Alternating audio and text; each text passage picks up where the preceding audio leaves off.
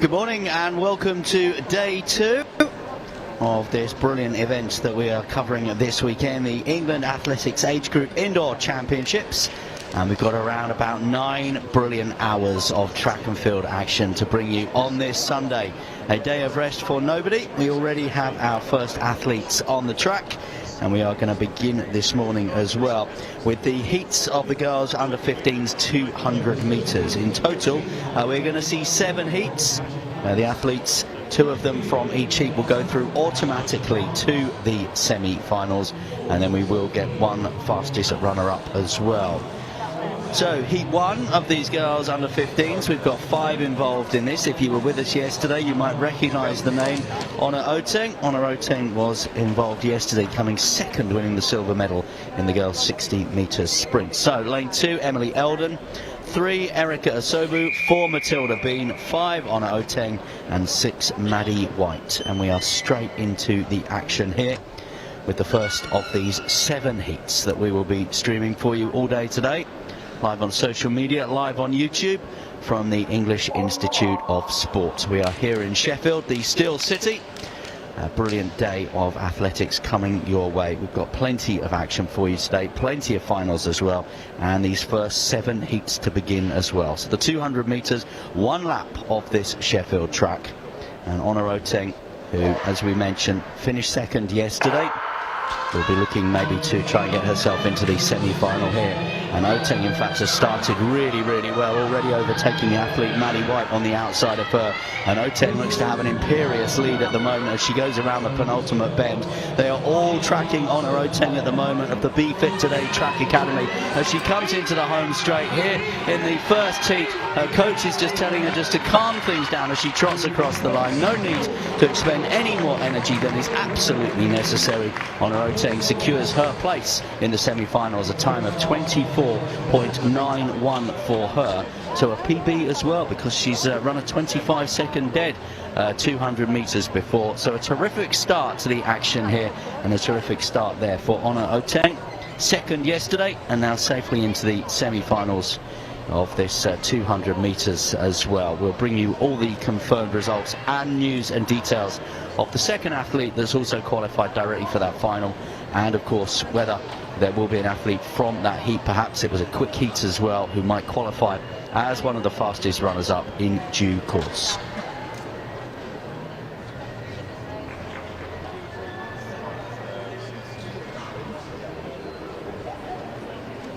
So plenty of action on the track. We'll try and keep across everything we can on the field as well. Just to mark your card, this morning we've got boys under 15s and under 17 shot put final. We've got high jump finals and long jump finals and pole vault finals later on as well.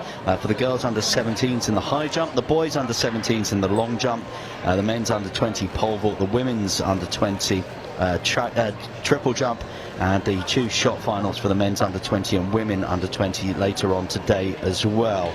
So we've got heats this morning, under 15s and under 17s for these 200 metres. First final on track will be at around about 12 minutes to 12. That will be the final of the girls 800 metres. But we are all set for this second heat of 7 in the girls under 15s 200 metres. In lane 2, Soraya Mills. 3, Evan Cope. 4, Emily Webb. 5, Anu Jaiola. And 6, Maisie Whitbread. Again, some of these names, if you were with us yesterday for these 60 metres, might be familiar to you. Some of these sprinters doubling up, as you would imagine, across the 60 metres and the 200 metres. Just to update you, Honor Oteng, as we said, that PB qualifying for the semi-finals. It was Matilda Bean, also with a PB of 26.31 in the first heat, and Matilda Bean also qualifies for those semi-finals as well. Emily Eldon, courtesy of her time of 26.83, will now play the waiting game to see if she goes through as the fastest runner-up from heat 1, but plenty more heats to come. As we said, 7 of them in total. Heat number 2 is going to be underway in a couple of moments' time. So it's Mills on the inside, then Cope, Webb, Jaiola and Whitbread on the outside.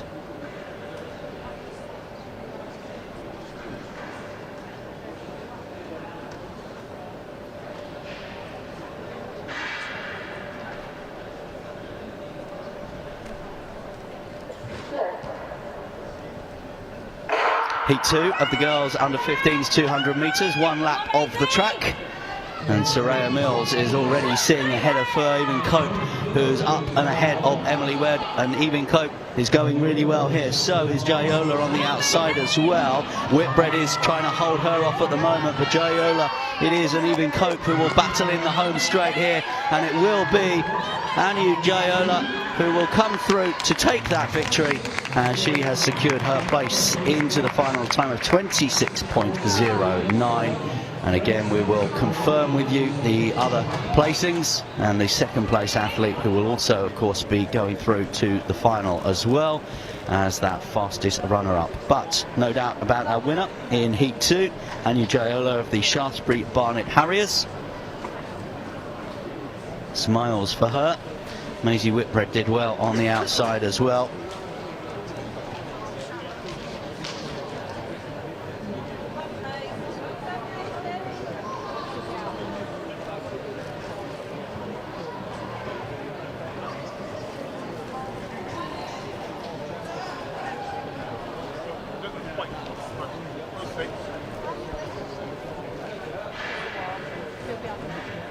So 2 excellent heats on the track as our shot putters go through some of their final warm-ups. We've got some pole vaulters out in the field as well, warming up too, as our track athletes are getting ready for Heat 3 of these 200 metres.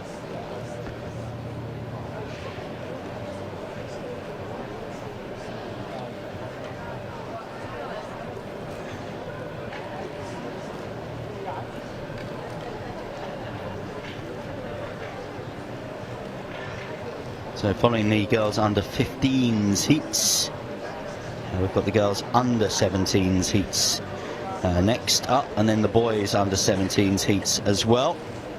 Then we get into the women and the men and the under 20s heats, 200 metres. Yeah, it was Anu Jayola in a PB of 26.08. Joining her in the semi-final from Corby Athletics Club, as we said, Maisie Whitbread on the outside as well, just got up ahead of Even Cope. Even Cope also running a PB, the Birchfield Harrier, but her time, 27.05, will not be enough to see her going through to the semi-finals. Heat number 3 then, again, names you might be familiar with if you were with us yesterday, including Joy Lorinda of the Woodford Green Athletics Club with Essex Ladies, Maddie Jackson, Terry Destiny Crosdale, KK Omidiji and Emma Kerger as well. These are the 5 athletes in this 3rd heat. And if you were to have a little look at the times, you would look certainly at lane 4, Surrey Destiny Crosdale, Croydon Harrier, PB of 25.68. Interesting as well, in the first 2 heats today we've seen personal best for the 2 winners, so obviously everyone bringing their A game to these English Championships.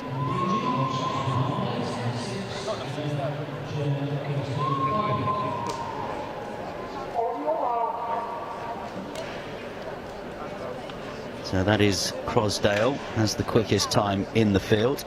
Lorinda on the inside, Jackson outside of her, Crosdale in the middle with Omidiji and Kijer on the outside in lane number 6.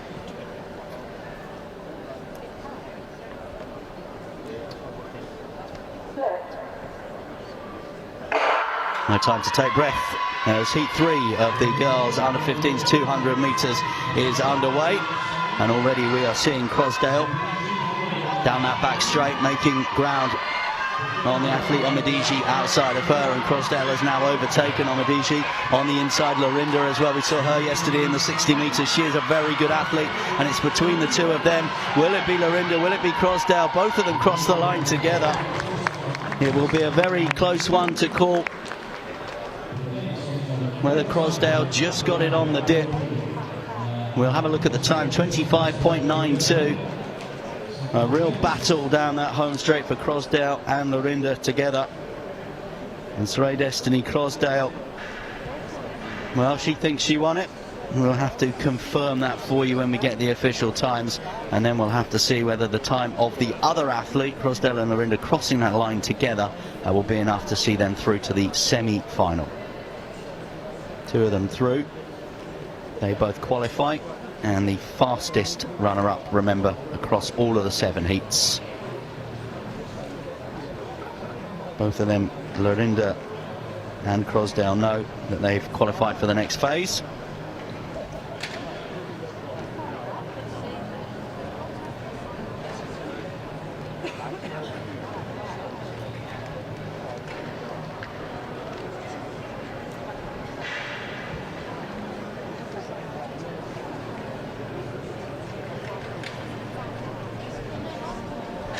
Crowd filling up here at the English Institute of Sport. There was a terrific crowd yesterday in.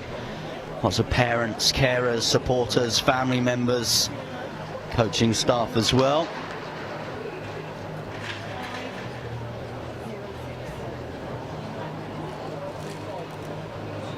So just to confirm, it was Sir Destiny Crosdale that won that previous heat and qualifies. Joella Rinder also through with a personal best time, and Emma Courgier, who was in the outside lane, finished 3rd. Her personal best time sees her into the semi-finals as it stands. But let's move on to heat 4. Noelle Carr in lane 2, April Richardson in 3, Mia Johnson in 4, Anna May Wright in 5, Freya Howells in 6. Pick of the bunch is Mia Johnson in lane 4 from the West Cheshire Athletics Club. Her personal best is 25.75. She's the only one in this field to have gone sub 26 seconds. Not a lot to choose between Anna May Wright, 26.42 her PB, and Noelle Carr of the famous Blackheath and Bromley Harriers Club, 26.61 her PB.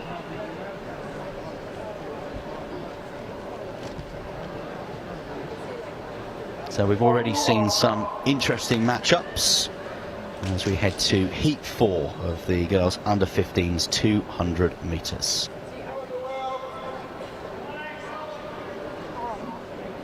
A few shouts from the spectators cheering on their athlete.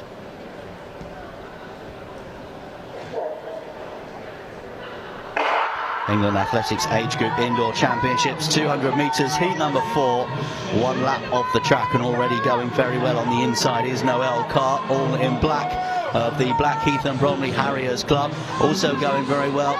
Just outside of her at the moment is Mia Johnson, and coming into that home straight at the moment it is going to be Mia Johnson who looks to be leading them home, and it will be Mia Johnson of the West Cheshire Club that dips across the line, 25.63. Also joining her in the final will be Anna Wright of the Taunton Athletics Club, who finished 2nd in that one, the first 2 to go through by Wright to the semi-finals, and the next best athlete across all of the heats, they will have to wait and see.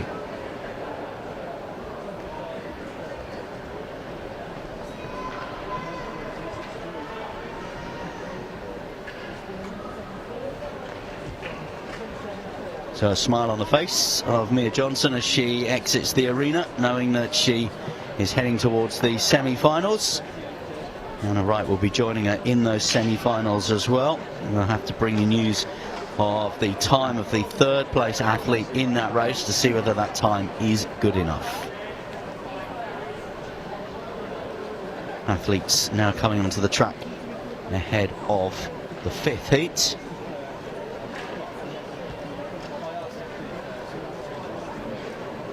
Couple of names that you might recall from yesterday. Daisy Mullet's in this one on the outside, lane 6. Daisy came 3rd in the long jump yesterday, the girls under 15's long jump.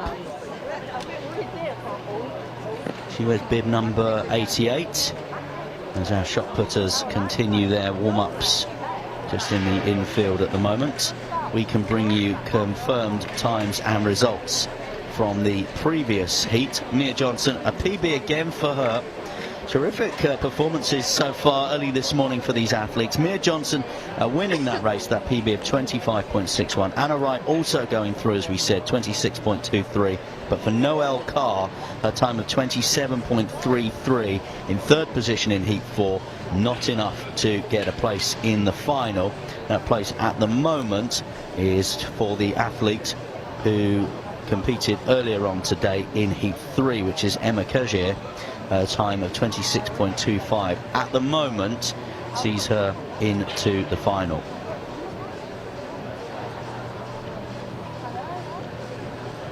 but we still have heat 5, 6 and 7, so plenty to come still on this track.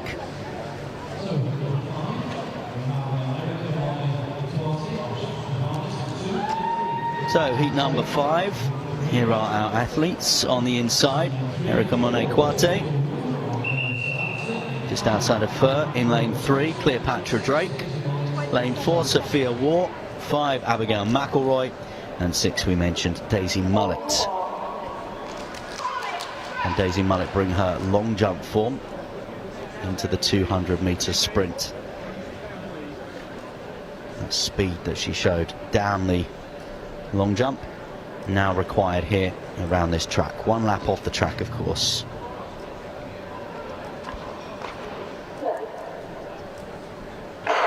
Heat 5 of the girls under 15's 200 metres.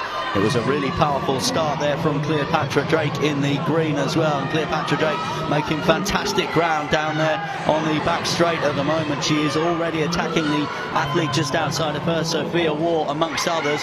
And let's have a look here as they come into the home straight. It is going to be Cleopatra Drake who looks to be crossing the line first.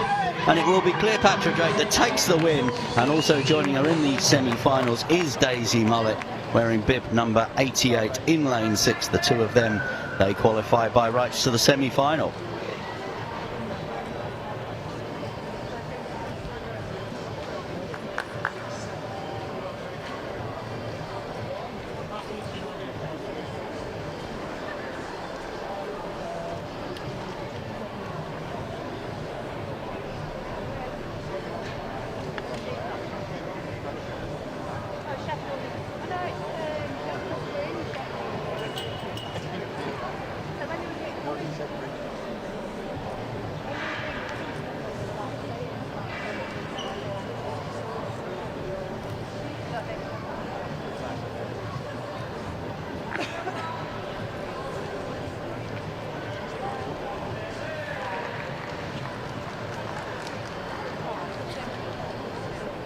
So we've seen an explosive start to the day already in these girls under 15's 200-metre heats.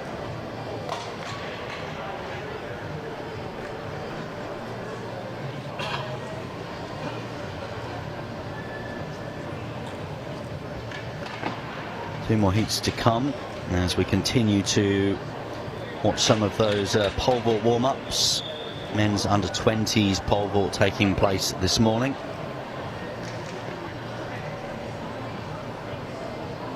Also seen the boys under 17s long jump taking place in the field as well.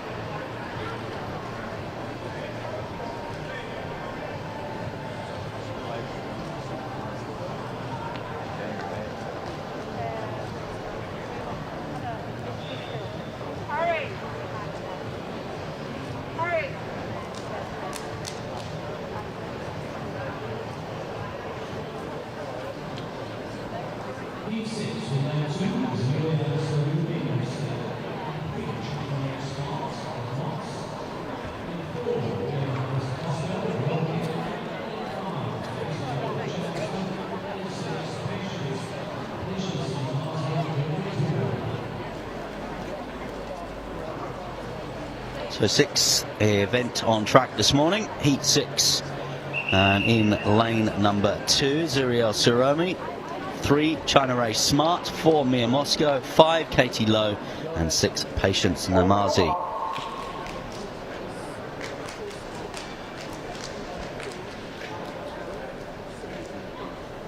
Interesting as well just to spot some of these girls opting to start with the blocks. Some opting not to.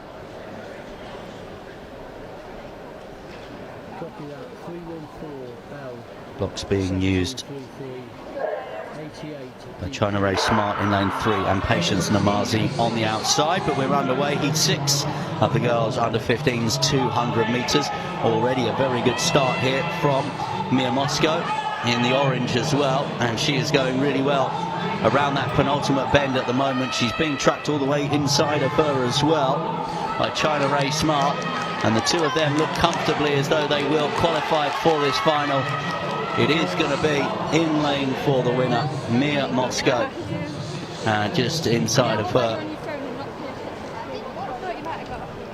the other athlete qualifying directly for the semi-final here.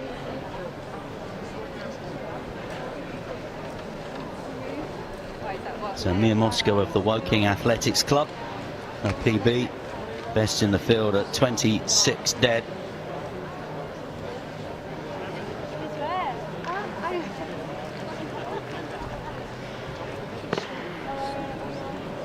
From the previous heat we saw Cleopatra Drake qualify, with Abigail McElroy also qualifying for the semi-final. Erica Monet Coate, her time in third position, 27.38. That one not good enough to get her into the final, but the story there is that Daisy Mullet is a DQ. Now, she did actually cross the line in second, but she's been disqualified, and that means that Abigail McElroy of the Chelmsford Athletics Club from the previous heat will go through to that semi-final. So we haven't yet got the times on heat 6 for you, but we do know that Mia Moscow of the Woking Athletics Club has qualified by rights for the semi-final. First two to go through.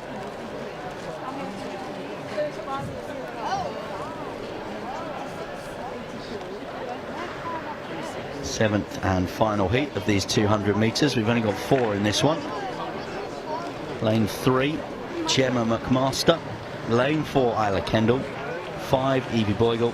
And in lane 6, Bethany Stadden on the outside.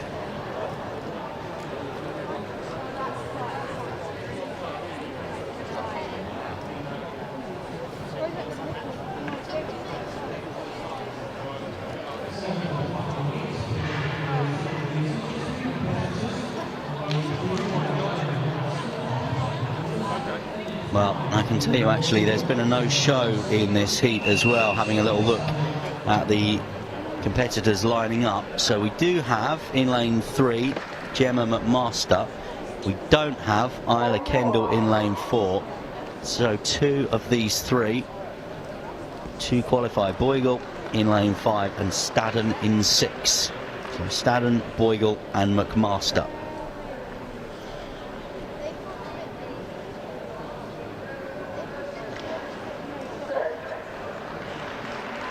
Seventh and final heat of the girls under 15 200 metres. 2 from 3 will qualify for the semi-finals. Boigle makes a terrific start down that back straight. She's already past Stadden at the moment. She's being chased down by McMaster though around that penultimate bend, but it looks as if it will be between the two of those, and on the inside it's Gemma McMaster who is chasing down Bethany Stadden here. But the win is going to be Evie Boigle. Evie Boigle with the win, Gemma McMaster second, and Bethany Stadden on the outside. We'll have to wait and see whether her time will be enough to see her through to the semi-finals. A time of 26.05.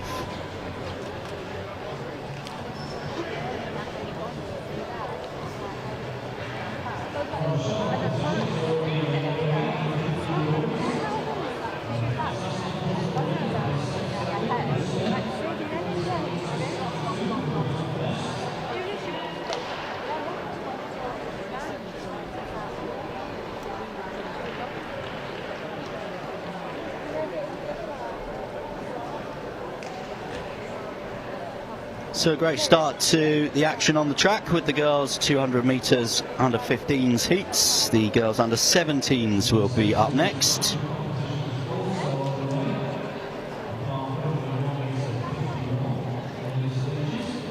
So Evie Boigle we know has qualified. Gemma McMaster also qualified for the semi-finals. Bethany Stadden's time 27.21 in that 7th heat, not enough to put her through. In the previous heat we saw Mia Moscow qualify with a time of 26.40. Joining her in the semi-finals will be China Ray Smart, time of 26.79.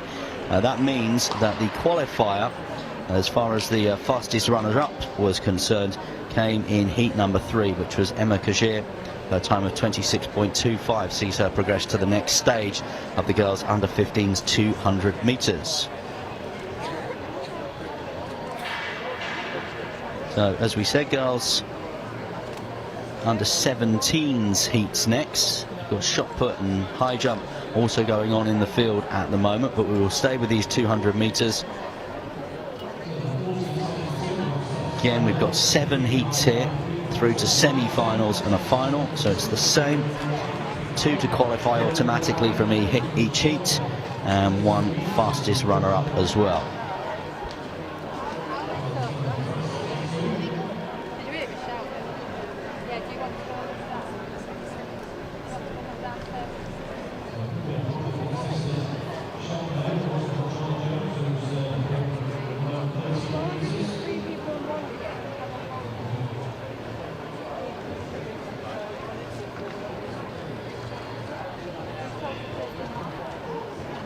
So lots going on here at the English Institute of Sport. We've seen the 7 heats.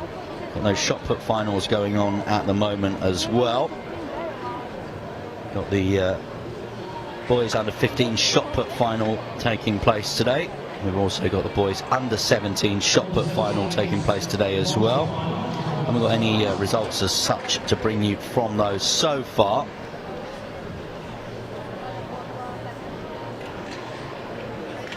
We are also seeing the girls under-17s high jump, where Chelsea Clark leads the way with a leap of 1:56 at the moment. Lisa Chivers 1:51, Emily Archer, Fiona Adler all on 1:51 as well, but a lot of people still to go in terms of that first round jump. Back to the track. So a lot of quick times in the girls under-15s.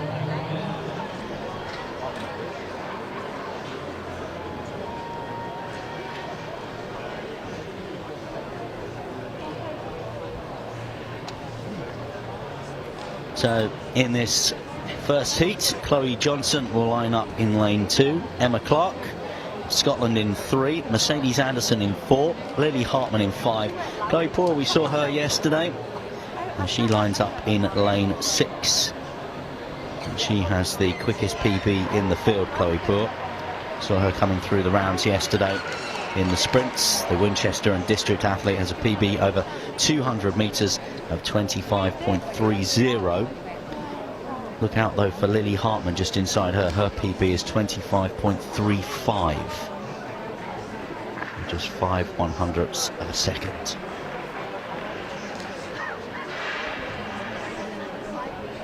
Yesterday some of our timing had to go down to the 1,000th of a second. Notably, of course, in the men's under-20s, where Teddy Wilson in the 60-metre sprint beat Matthew Smart by 0.002 seconds. Took a long time. I think Smart and us, to be honest, for a long time thought that he had won it, but the title was given to Teddy Wilson.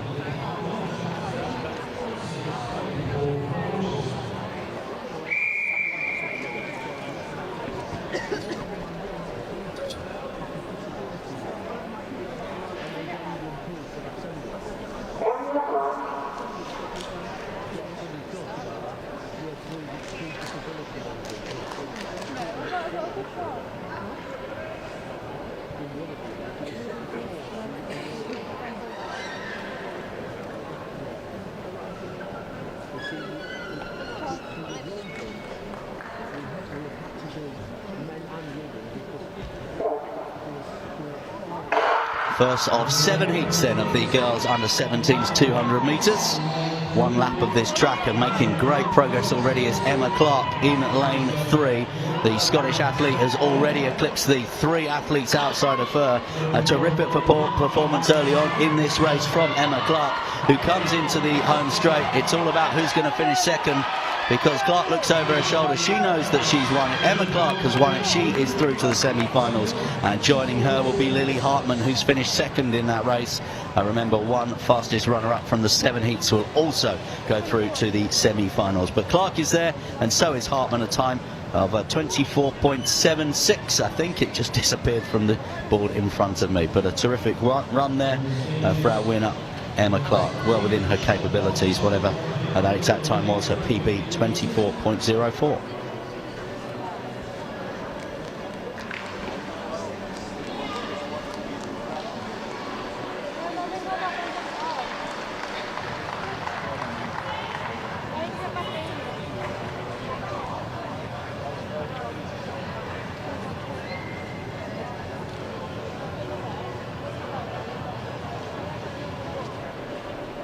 So heat number 2 of the girls under 17s 200 metres on track next.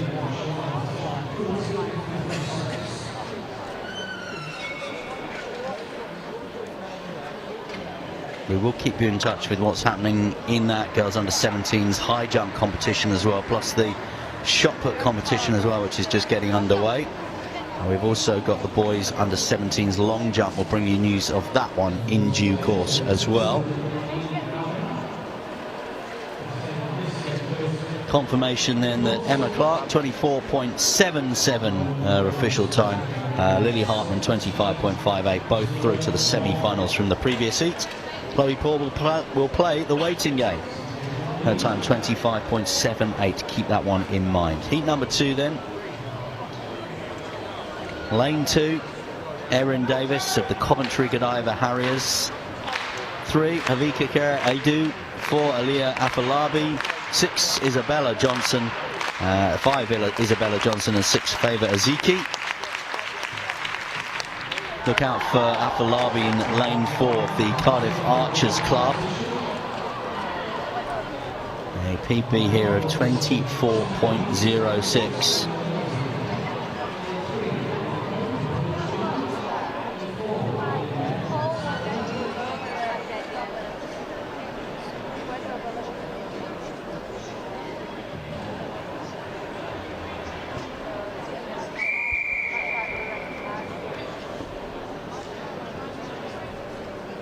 So Davis on the inside, Kayer Edu, Afolabi, Johnson and Aziki.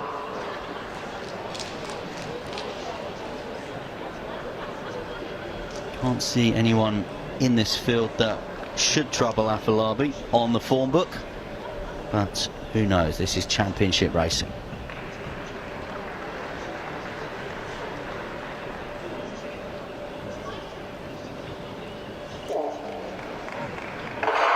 Heat 2 of the girls under 17s 200 metres, and already Aliyah Afolabi is up on the athlete outside of her, which is Isabella Johnson, making some terrific progress down that back straight as well. Johnson is struggling to stay with her on the outside at the moment, but it's Afolabi, and just inside of her Kaya Adu, who are making all the running here. Afolabi is now under a little bit of pressure though as she canters towards that finish line. She needs to put a bit of a burst in, and she does put a bit of a burst in, and joining her in that final, Isabella Johnson recovered very well under some real pressure from Favour Aziki. The 3 of those all gunning for the line together. Afolabi and Johnson it is that have secured their places in the semi-final.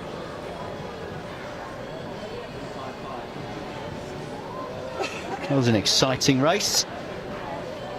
Afolabi looks as though she had it sewn up, whether she just eased up a little bit too soon, but she was aware of what was coming behind her. She was able just to put the foot down to ensure that she got across the line, won the race in the end, got herself into that top 2 and secured her place in the semi-finals whilst the drama was unfolding behind her.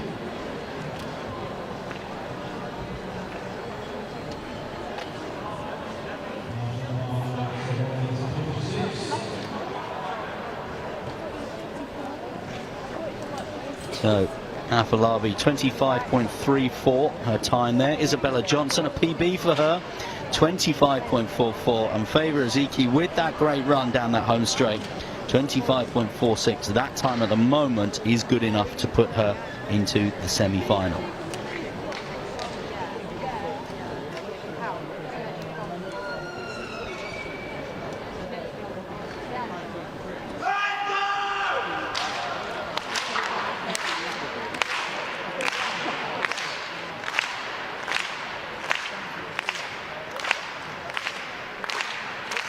Well, good atmosphere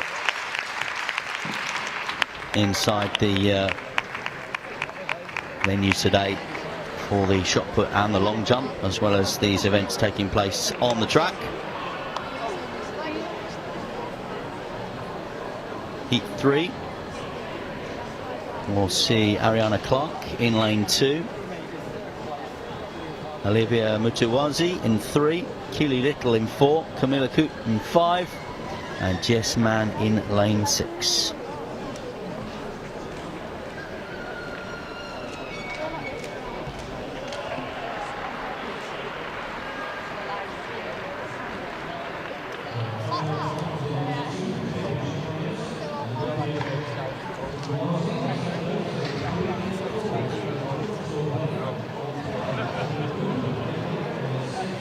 So again, look for the athlete here in lane 4 from Torbay, Keely Little, PB of 24.18.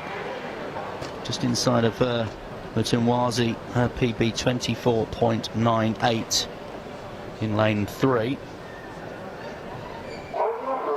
So Keely Little is in the yellow vest. There's Jess Mann on the outside from the Warriors Club. PB for her 26 dead.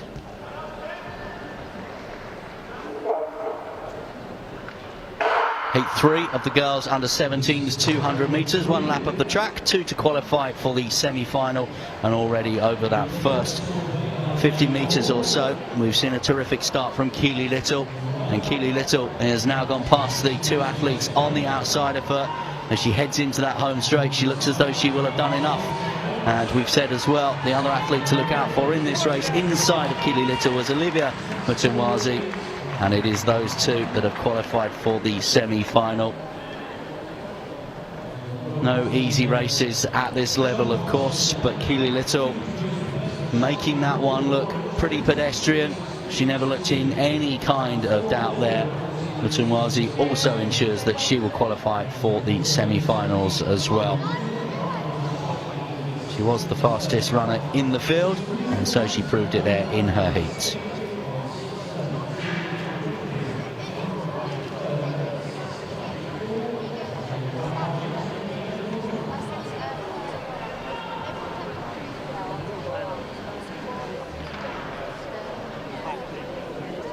Time of 24.84 for Keely Little. Mutunwazi's time 25.53. Jess Mann came in third, time of 26.08, but that is not enough to secure her a place in the semi-finals. Favour Aziki from Heat 2 currently has that slot as the fastest runner-up, but still plenty more heats to come. We're heading towards Heat 4 in a moment. Pole vault warm-ups continue here at the English Institute of Sport.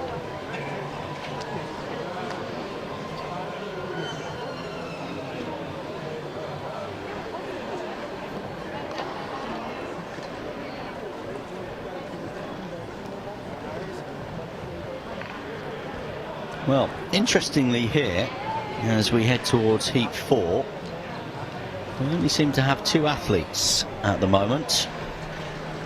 So it looks like Isabella Davis and Stephanie Smith will be going head-to-head. Remember, 2 qualify from each heat for the semi-finals. So they don't need to expend too much energy here, either of these 2, to ensure that they progress to the next stage of the competition.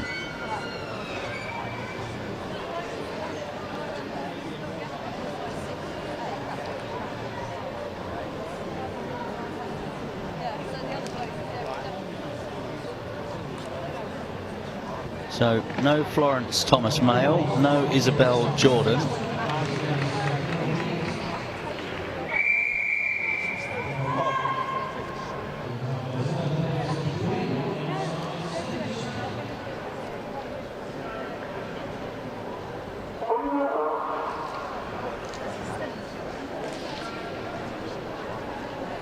Well, both know they are heading through to the semi-final.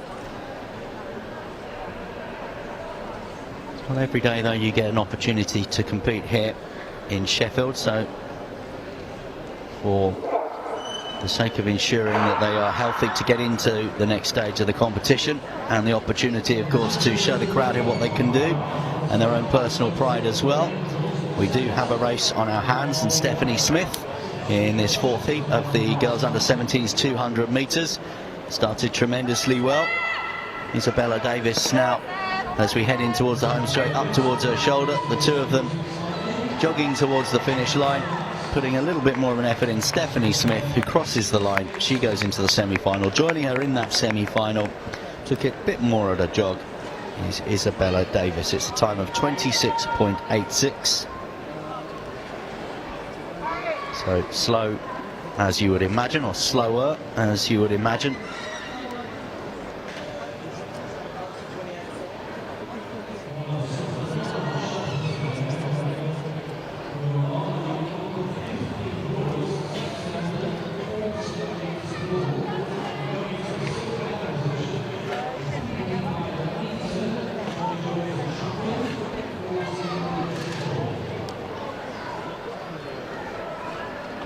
So we head towards heat 5 of these girls 200 metres.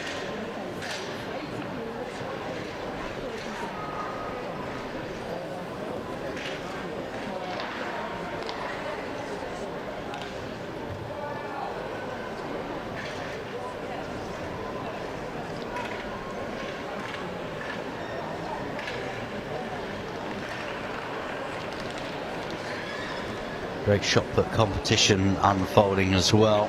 We'll have details on that one for you shortly. Under 15 and under 17 boys shot put competition at the moment.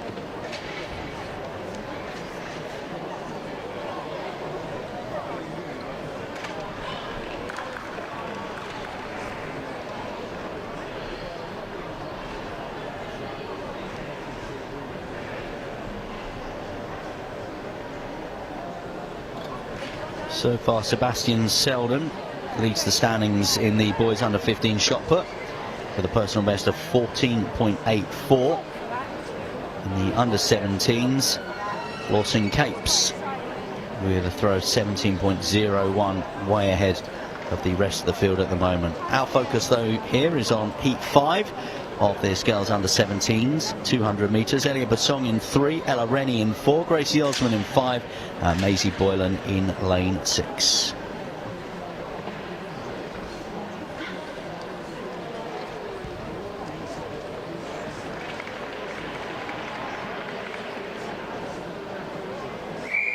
Just to recap what we know from the previous heat, Stephanie Smith and Isabella Davis both qualifying, as there was only 2 in that. So in this one, the one to watch out for maybe is Ella Rennie in lane 4. She's the Herne Hill Harrier with a PB of 24.41. So Basong, Rennie, Osman and Boylan.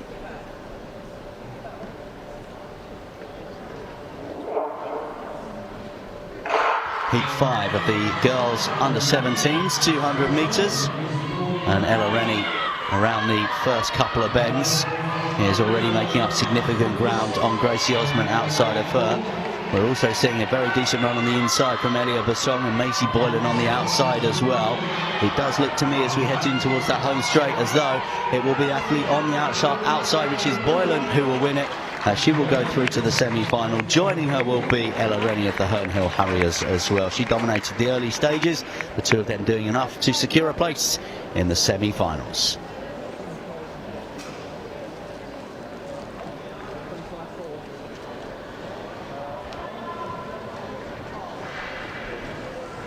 Well, it is very much indoor athletics season at the moment. Saw the historic, famous Milrose Games taking place in America overnight. A terrific win in the mile for Georgia Bell, the Olympic bronze medalist. There's a story there for each and every competitor here.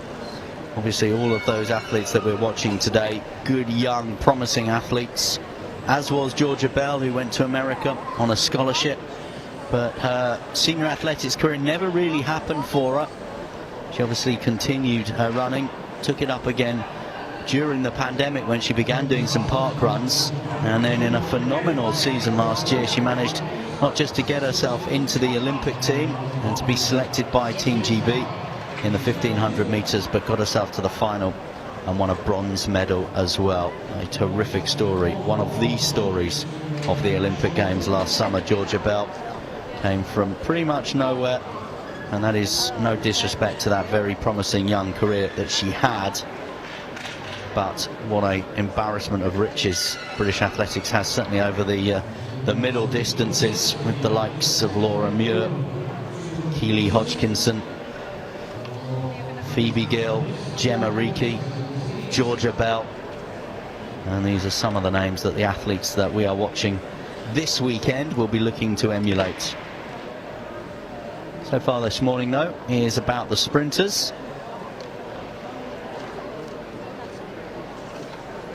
So these 200 metre runners that we're watching will be looking up to the likes of Daryl Neater, an Olympic finalist over 200 metres, Dina Asher Smith, a former world champion over 200 metres as well.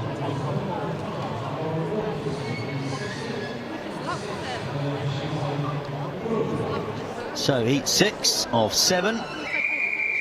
Kayla McKenzie in lane 3. Whitney of 4 in lane 4. Lauren Wilkinson in 5. Kaya Ashiti in 6. Look out for a 4 of the Middlesbrough club. Her PB is 24.50. She's in lane 4. She's wearing the navy blue shorts and the lighter blue vest. Bib number 344, Whitney of 4.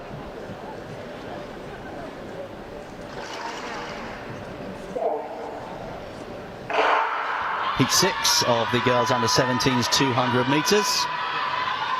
And a great start, really powerful start there from Lauren Wilkinson from the League City club. Lauren Wilkinson is up down that back straight, head of Ashiti at the moment, but she's being chased here by Whitney of 4. But a great start from Lauren Wilkinson, but now her 4 shows what she's all about around that final bend and into the home straight. It is the 2 of them that look as though they will qualify for the semi-finals. Neck and neck, they do qualify for the semi-finals. Whitney of 4 of Middlesbrough wins it. Lauren Wilkinson of Leeds is second. Both of those through a time of 25.53 for Whitney of 4, so well within her capabilities. They will both be in the semi-finals of this girls 200 metres at the under 17 level.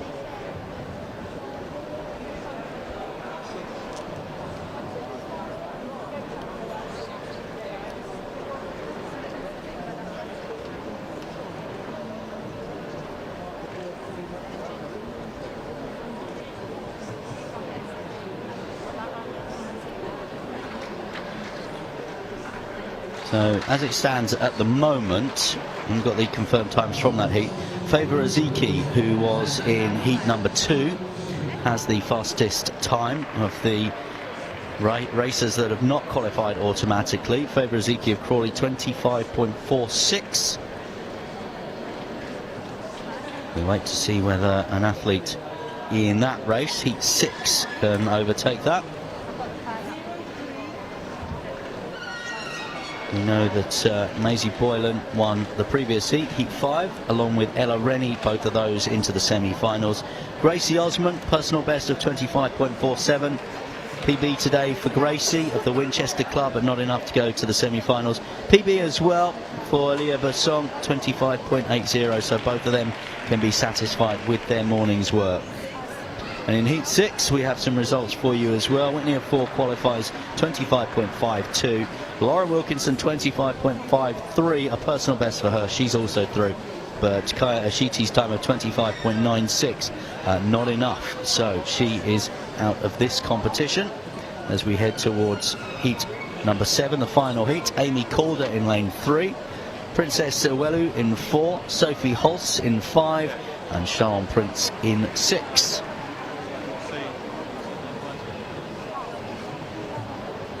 So fastest in the field is Princess Siwello of the Bolton United Harriers and Athletics Club. Her PB 24.77. Look out though, just outside of her for Sophie Holst of the Cannock and Stafford Club. Her PB 24.86.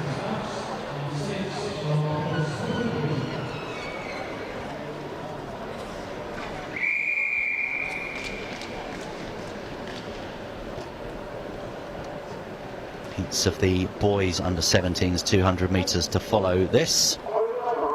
So we've got the full field of 4 here. Prince on the outside, Holst, Uwelu and Calder. Amy Calder from the Glasgow School of Sport.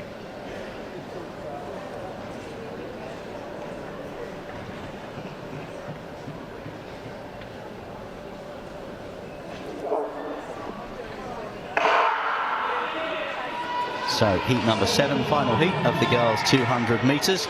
An explosive start here from Sophie Holst, who's already got 3 or 4 yards past Prince on the outside of her. She's being chased down by Uwelu on the inside, and we'll see as they head in towards this home straight.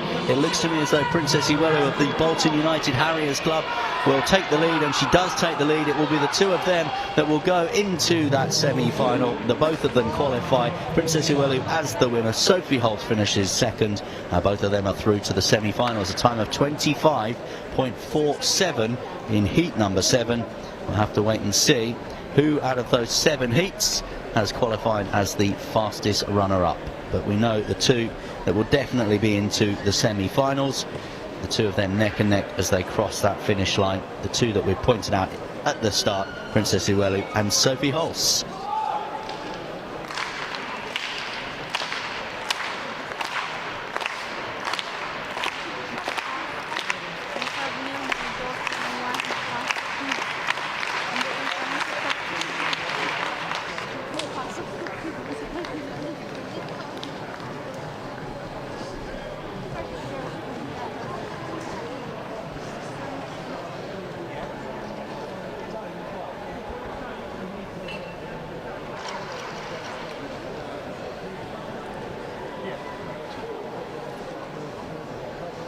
Just run through some of the results from the earlier heats. Remember the top 2 going through. We still haven't got the confirmed times for that 7th and final heat. So head of that one, Favour Aziki, who finished 3rd in heat number 2.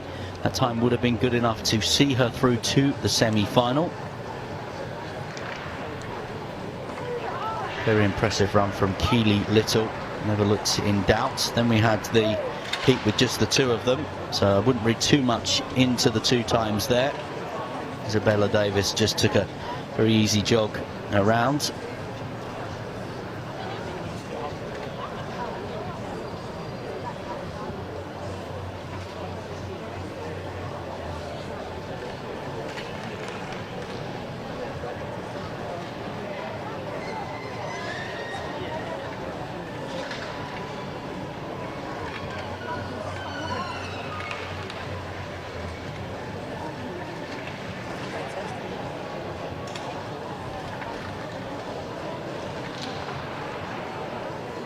So boys under 17's 200 metres will be next up on track. We do have the results from that final heat, by the way. Just to let you know that Shalon Prince, who finished 3rd, she will not qualify for the semi-finals. Her time 26.33, not quite good enough. So let's move to the boys under 17s and the heats here. Just to bring you up to date then, again here we do have 6 heats and then semi-finals and a final. So the top 2 go through, and it will be 3 fastest qualifiers from those 6 heats. So in lane 2, Isaac Uzo Egbu, 3 Luca Glyde Jones, 4 Abraham Adedayo, 5 Max Evans and 6 Excel Iwiwu.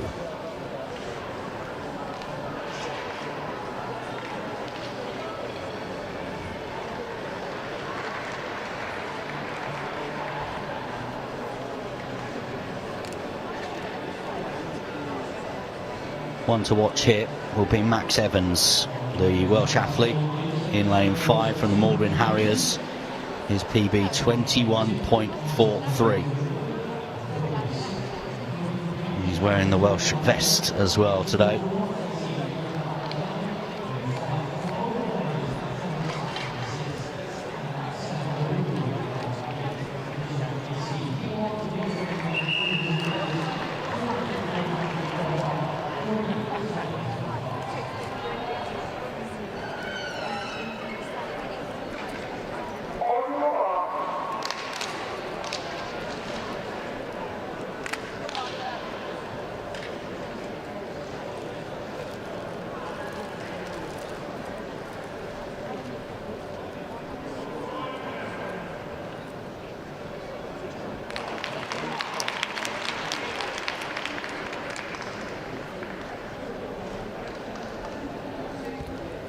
So Lloyd Uzo-Egbu on the inside. Glyde Jones, Adedayo, Evans and Iwiwu.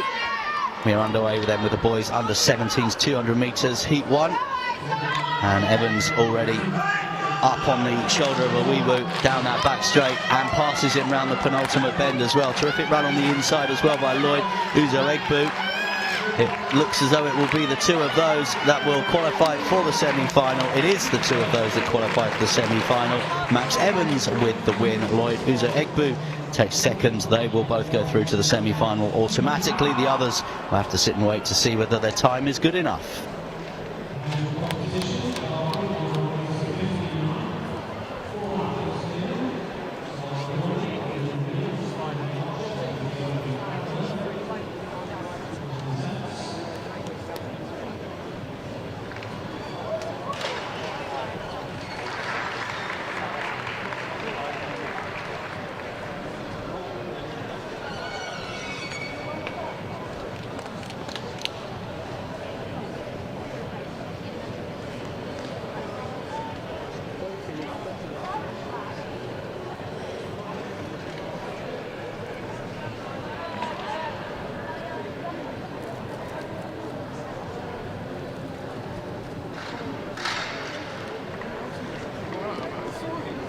This is the Girls Under-17s high jump competition, which is also taking place at the moment. I can tell you in the lead is Scarlett Grundy of the Wirral Athletics Club. A leap of 1:59 at the moment. She's gone clear at 1:51, 1:56 and 1:59. Amina Williams also clear at 1:59. She did have a failure at 1:56 though. Emily Archer also has cleared 1:59. She had a failure at 1:59 but went over at her second attempt.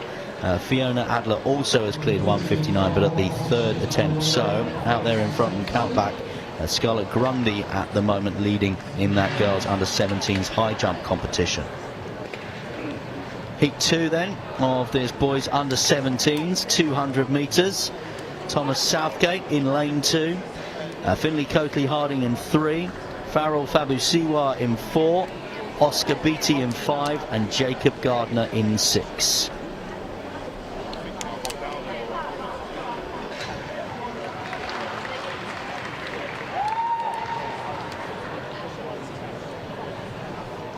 Farrell Fabusiwa we saw, of course, in the final, the Under-17s final yesterday. A terrific performance from him, a time of 6.82 for the Croydon Harrier.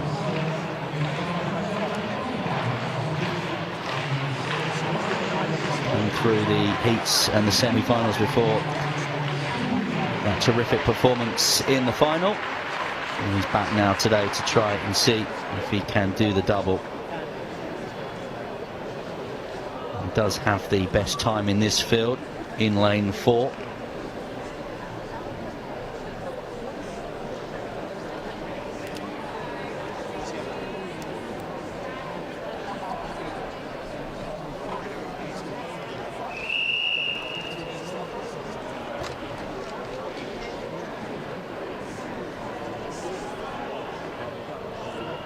So Fabusiwa has the red sleeve, the white headband, the red socks as well. He's definitely the one to watch.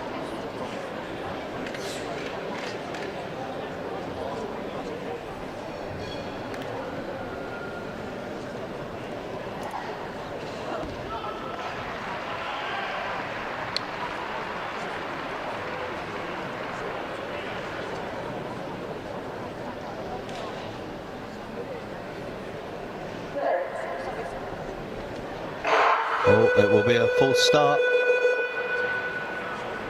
And it looks to me as though Finley Coakley Harding is the responsible party there. He had a significant wobble in the blocks. Knows as well, he knew straight away. We will await, obviously, the decision of the officials. Inevitably, we did see some full starts yesterday in the 60-metre sprints. Such a high-pressured race, that one. You have to get it right. And it is a DQ for Finley Coakley Harding.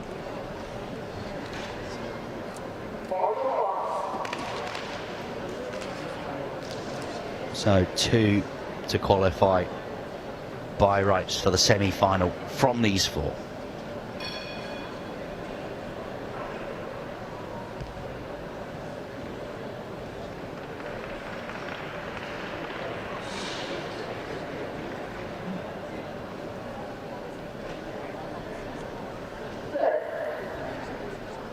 One lap of the track in the Boys Under-17s 200 metres, Heat 2. And keep your eye on Farrell Fabusiwa down that back straight already, moving his arms and moving his legs in absolute rhythm. And passes the 2 athletes on his outside as well. It will all be about who can finish second and secure their place in the semi-finals, because there is no doubt about the winner. That is Fabusiwa, who's able to walk across the line. It looks like Oscar Beattie will be joining him in that semi-final as well, as the athlete that finishes second. Terrific performance from Farrell Fabusiwa, the Croydon Harrier. There was just nobody in that race that could keep pace with Fabusiwa. Great performance in the 60-metre sprint yesterday, looking to do a double today. He's there into the semi-finals.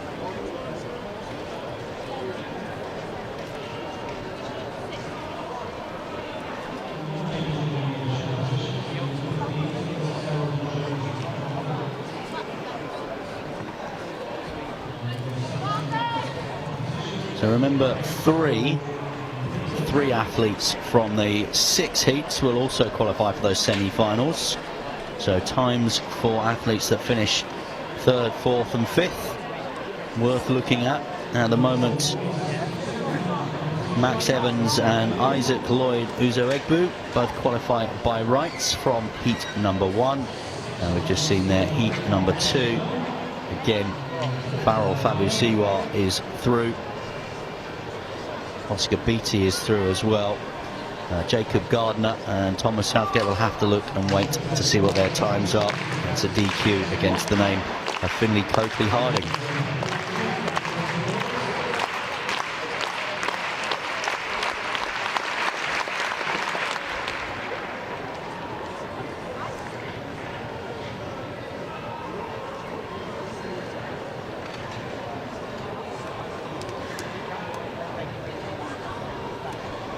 So next up on track will be this 3rd heat.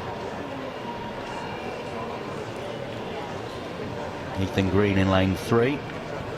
Oluwatobi Ogundiko in 4. Joel Ige in 5. And Harry Simpson in 6.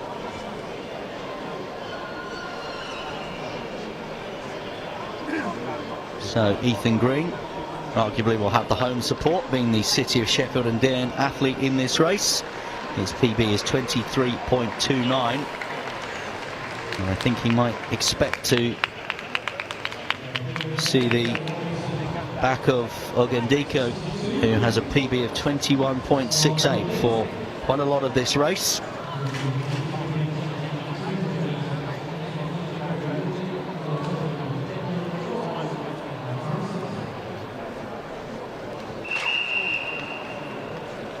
So Ogundiko has the best PB in the field, in lane 4.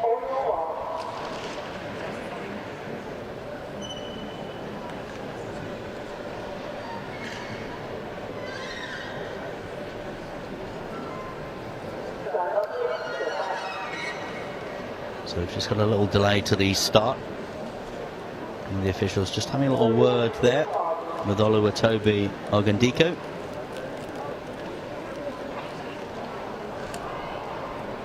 No DQs this time. A tall, physically imposing figure on the track. Ogundiko in the white vest in the middle of the field.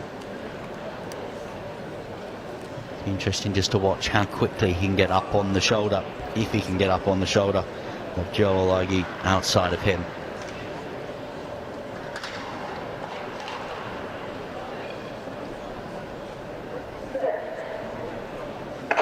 3rd heat then of the boys under 17s, 200 metres.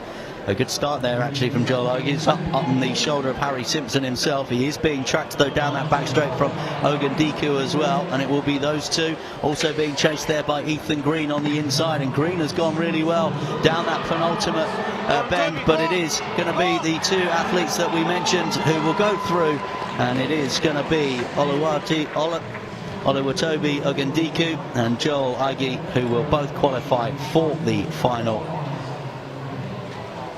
The semi-final, I should say. The other athletes will just need to wait and see what their times are in the 6 heats of this Boys 200.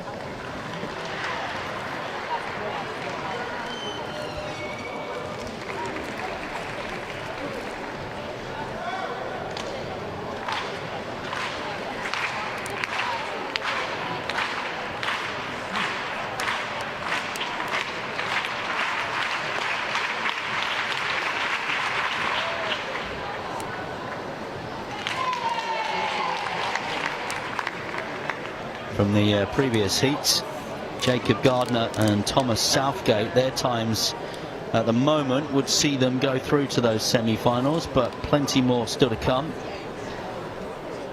Haven't got results yet from that 3rd heat, with Oluwatobi Ogundiko and Joel Ige neck and neck on the line. They both know that they are there.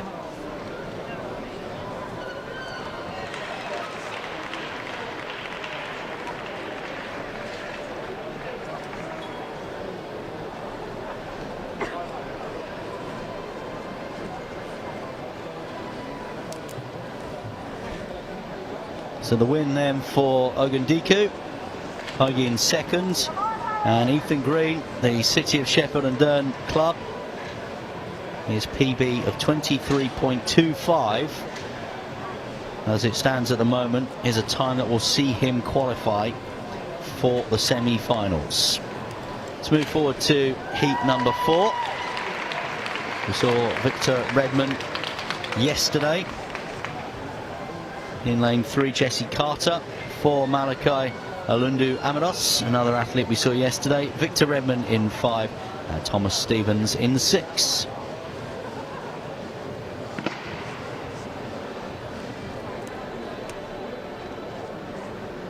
Redmond finished 6th in the final of the 60 metres, boys under 17 60 metres.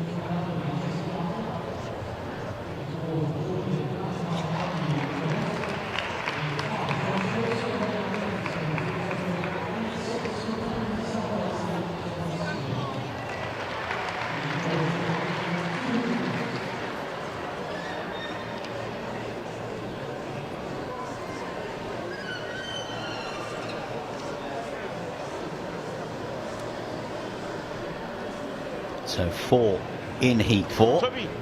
Carter on the inside from the Banbury Harriers Club. Alundu Amados from the Croydon Harriers Club. Redmond from the Folkestone Running and Athletics Club. And Stevens from the Cannock and Stafford Club in the Midlands. He is on the outside in the green. Best time in the field, Alundu Amados. A PB of 21.99.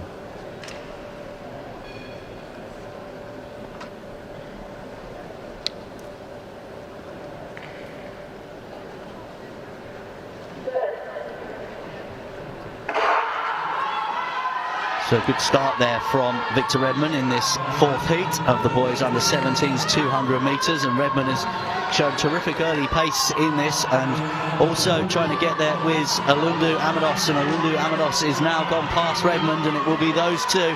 Redmond's had a couple of looks over his shoulder. He knows he's done enough to secure his place in the semi-final.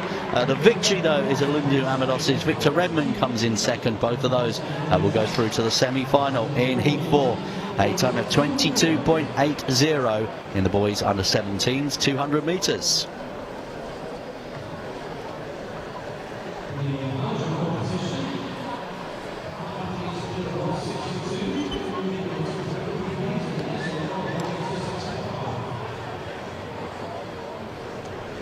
So 2 more heats still to come.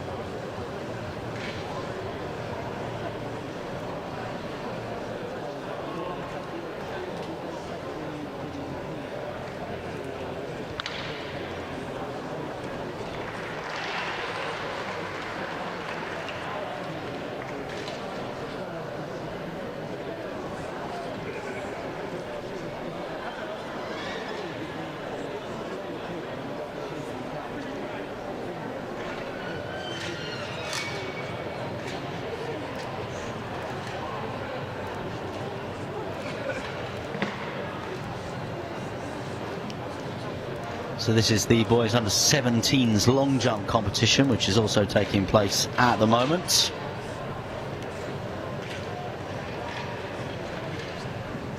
It's a straight final, incidentally. Leading the way, Daniel Emigbo, a jump of 6.74. Harry Wickers, his jump of 6.71 in that long jump. His PB sees him in 2nd position at the moment.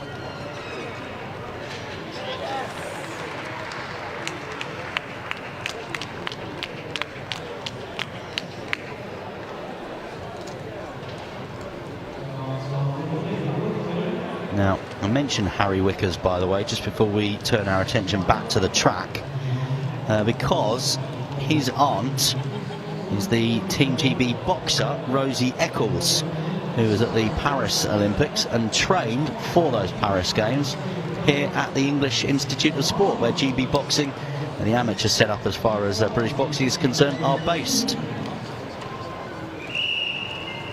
And Rosie sent me a message yesterday telling me all about her nephew. Said he didn't have a good day yesterday. Long jump today. He's been doing heptathlon for a while, so he's just here practicing some single events. He's long jumping this morning.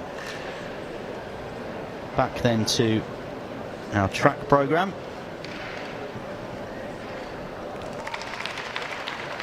And this next heat now. Heat number 5. Benjamin Weil in lane 3, Michael Alexander in 4, Xavier Breathwaite in 5, and Ross Priestley on the outside in lane 6. And we will have to go again at the start of this race.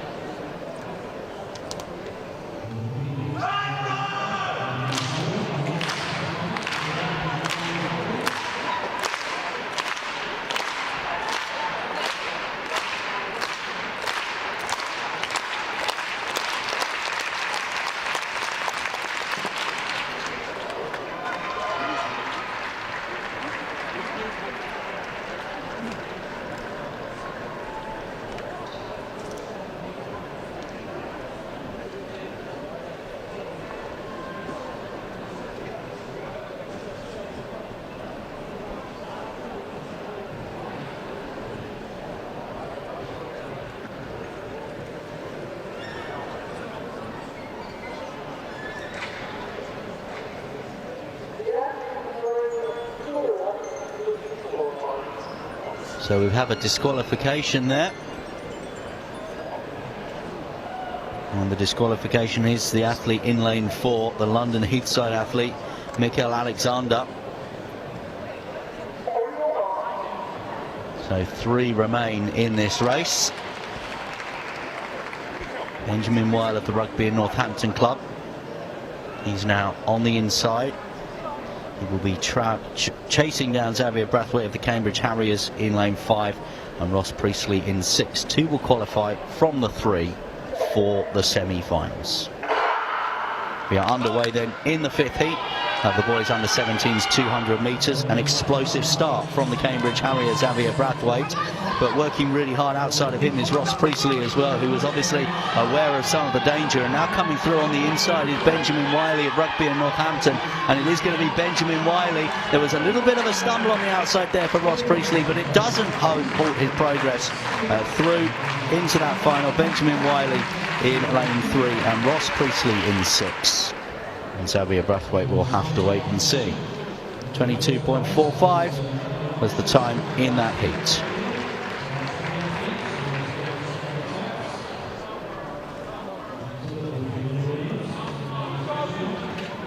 Just to let you know that the time Jesse Carter posted in the previous heat, 23.79 in finishing 3rd, not enough to see him go through as one of those 3 fastest runners-up. We have one more heat. And the waiting game still on, of course. One of those qualifiers as it stands, Luca Glyde-Jones from the Cambridge Harriers, who finished 3rd in heat 1. Into heat 2, Jacob Gardner, who finished 3rd in that one, a PB of 23.41. That time good enough as it stands to see him into the final, or the semi-finals I should say. And Xavier Brathwaite, that time that he's just posted there is a PB 23.31, and that PB time, well, as it stands, sees him with a place in the semis. So 4 more athletes to come in the 6th and final heat of these boys 200 metres.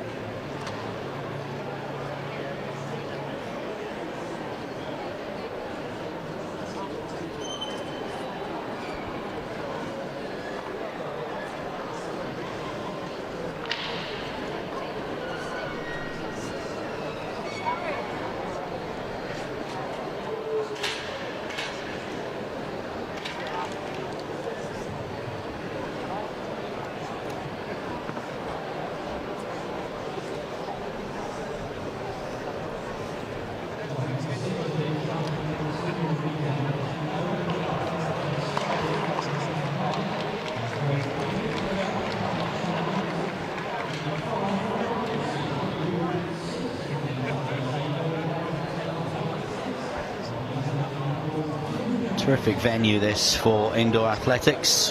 Has hosted British Indoor Championships before. Those British Indoor Championships coming up in a couple of weekends' time. They're going to be in Birmingham this year. Qualification places for the European and the World Indoor Championships up for grabs in this indoor season.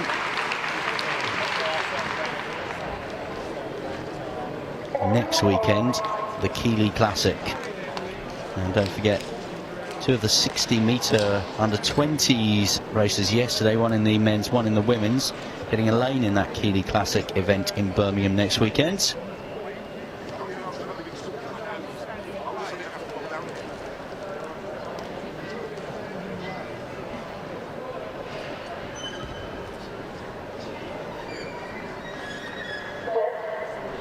So on the track, in lane 3, Ethan Harvey, 4 is Charlie Williamson, 5 Henry Booth, and 6 is Morgan Downs. 6th and final heat then of the boys under 17s 200 metres.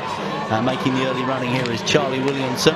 Around that penultimate bend, Williamson with the white sleeve is really putting the afterburners on here. It's a powerful performance from him. Williamson knows that he's got a place in the semi-final. Also joining him there will be Morgan Downs in the familiar blue and yellow of the Leeds City Athletics Club. Those two qualify for the semis. A time of 22.55 in heat number 6 and the victory. Member of the Be Fit Today Track Academy, Charlie Williamson's PB. Head of today, 22.47.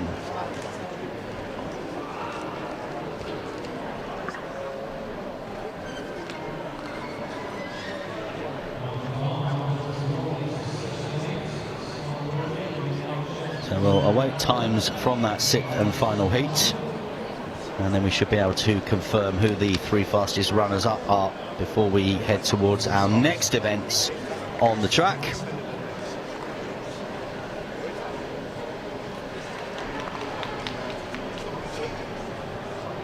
The next event on the track will be the women's under-20s 200 metres. We have 5 heats here. And from those 5 heats, 2 will go through into the semi-finals, and it will be 5, the 5 next fastest out of those heats who will qualify.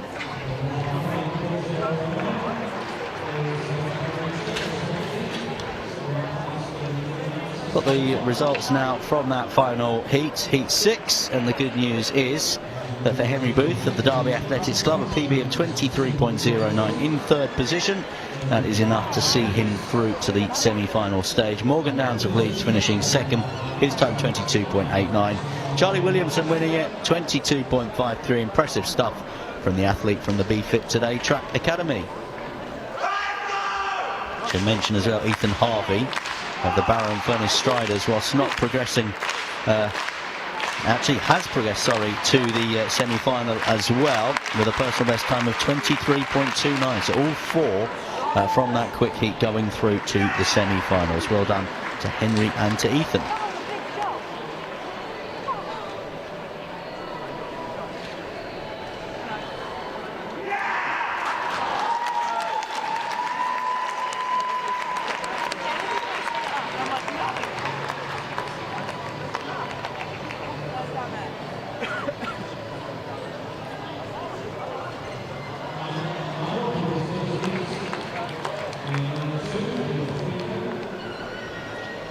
So first heat then of the women's under-20s 200 metres.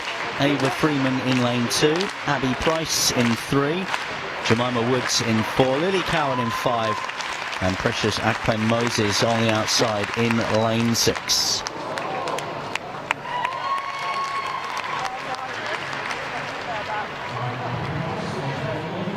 Great atmosphere inside the English Institute of Sport, enjoying a terrific long jump competition as well at the moment. You'll just see a little bit of that just there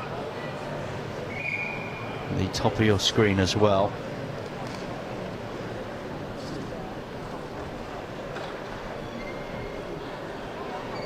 So look out here for Precious Akpen Moses in the all black of the Birchfield Harriers. On the outside in lane 6, her PB's 24.13. on PBs. The only challenger will be coming from the inside. That is Ava Freeman in lane 2 in the yellow vest and the black shorts.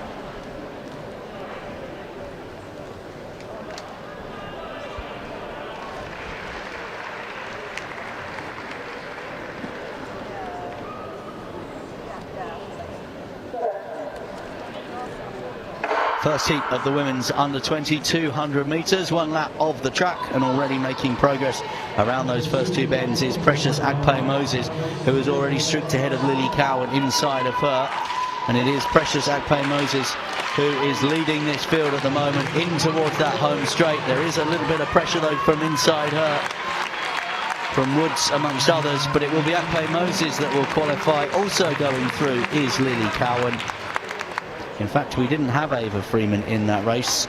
Abby Price was in lane 3 in the yellow, and Jemima Woods in 4, those 2 trailing in just behind. They will have to wait and see if they are one of the 5 quickest who don't qualify by rights. But Agpe-Moses is there into the semi-finals, and so is Lily Cowan.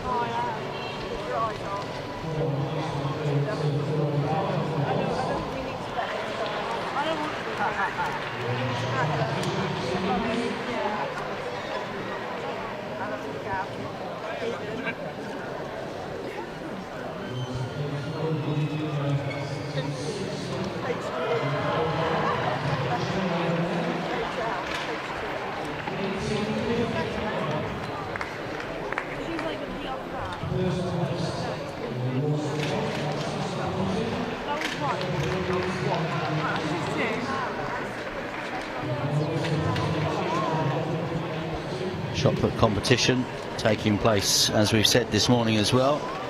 Shot put are straight finals.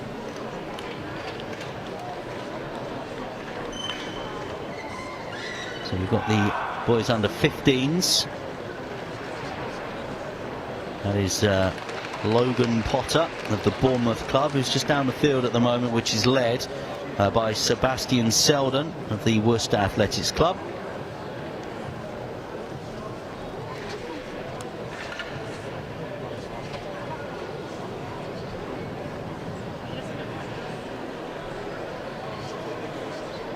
So Precious Agpe-Moses qualified from the first heat. Lily Cowan in second also qualifies. First heat, of course, which means Jemima Woods and Abby Price both there as it stands, because 5 others will go through from the 6 heats, but plenty to come. A PB though for Jemima Woods, so good moment for her, good day for her, the Team Bath athlete. We'll wait and see whether she's done enough to get into the semi-final. We will move on to the second heat. In lane 2, Adana Mazimwosu, 3 Lucy Boys, 4 Hannah Folvey, 5 Elisa Watson, and 6 Millie Webb. Not a lot to choose between these athletes as far as PBs are concerned. Hannah Folvey of the Watford Harriers, the only one to have gone sub 25 seconds. Her PB 24.44.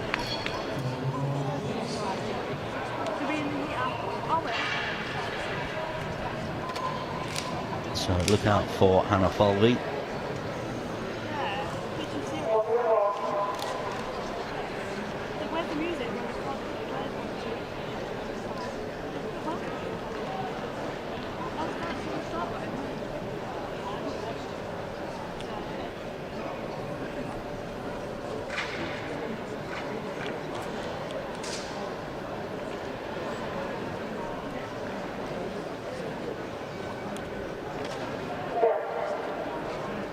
Second heat of the women's 200 metres, under 20s. And Hannah Folvey across the back straight, along the back straight, going really well here, chasing down Asa Watson outside of her. And Falvey it is as she enters into this home straight now, who just has a narrow advantage. There's still a lot in this race, and in fact it looks as though the win will come from the outside. It will be Millie Webb who wins it, and she will qualify, and Falvey will go through to the semi-finals. Best time in the field on paper, but she will qualify for those semi-finals courtesy of finishing second in that heat. But congratulations to Cardiff Athletics. Millie Webb, PB of 25.23. She's less than that. It's gone down. 25.03 is the time given to her with the initial timing here. So congratulations to Millie Webb into the semi-final.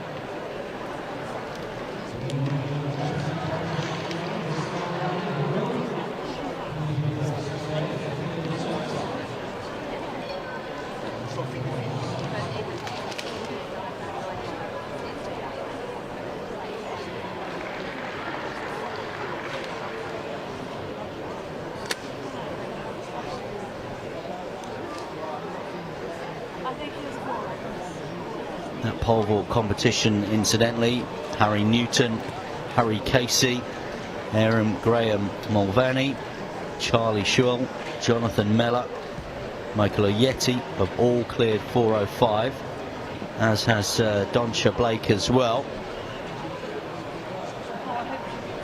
Blake has cleared that 405 at the second time of asking from the Biggleswade Athletics Club. So he is just down the field at the moment, but the others all in a bit of a battle.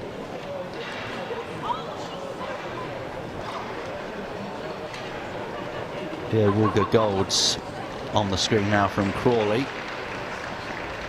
And over. Yes. Yeah, all right.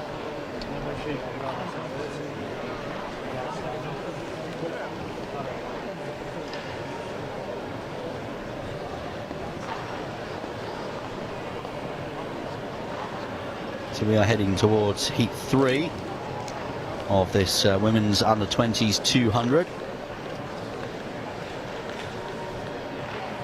Michaela Bray-Alloy in lane 2, Millie Schofield in 3, Eleanor Hartley in 4, Isla Swindlehurst in 5, and Sherry Ofuoma.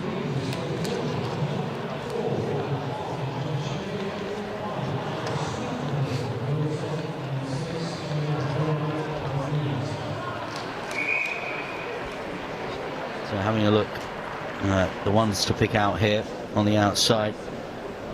Ofuoma of the Bolton United Harriers Club, her PB 24.52. Bray-Alloy on the inside has also gone sub 25 seconds, a PB of 24.97.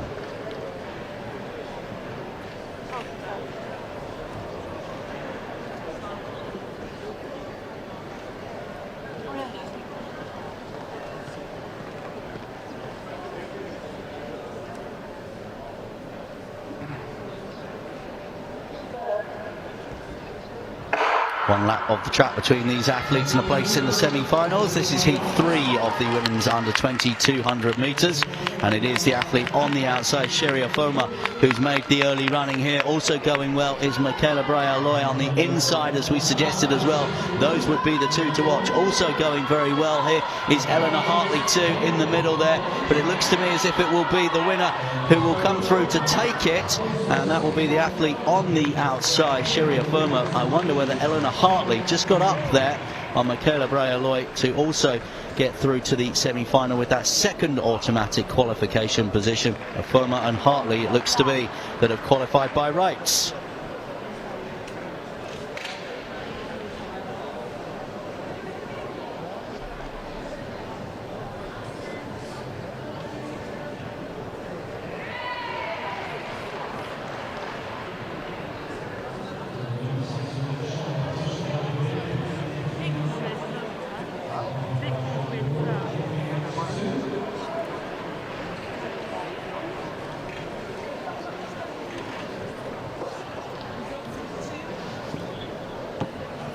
We can just update you on the final results from Heat 2, which Millie Webb won, PB of 25.01, and Afabi of the Watford Harriers also qualifying by rights, 25.34 in second place.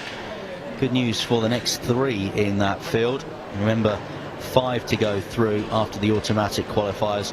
Watson Boys and Mazin Wosu, their times enough as it stands at the moment to see them through that knocks Abby Price out of the reckoning from the first heat. But we do still have plenty more to come, because we have results now from that third heat, and Michaela Bray Alloy finishing third in that one, but her time 25.51 should see her into the semi-finals. Millie Schofield's time 25.62 also means that she's got an opportunity to go through. A former won it, 25.35 was her time. Eleanor Hartley of the City of Sheffield and Dean Clump did get up to finish second, a time of 25.48. And actually what that means is that Mazin Wosu now isn't going to be competing in that semi-final, because her time in Heat 2 now not good enough to see her through. As we said, Abby Price already knew that for her in Heat 1, her time was not going to be good enough either. So Heat 4, we've got 5 in total here. Heat 4, in lane 3, Sophie Lisk. In lane 4, Emily Lucas. 5, we saw her yesterday, Jessica Mantle. And 6, Matilda Perry. 2 from the 4 to go through automatically. Emily Lucas of the Aldershot Farnham District Club is the only athlete in this field ahead of today to have run sub 25 seconds.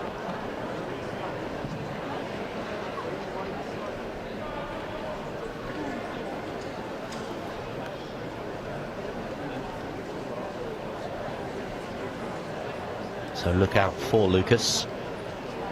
She's in lane 4, red and green vest.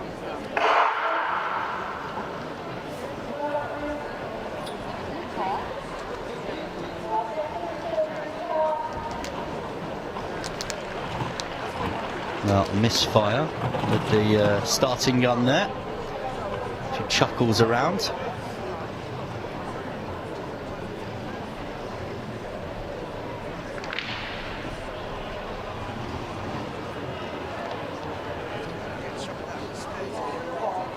And the athletes called to their marks again. Again, a couple of nervy moments.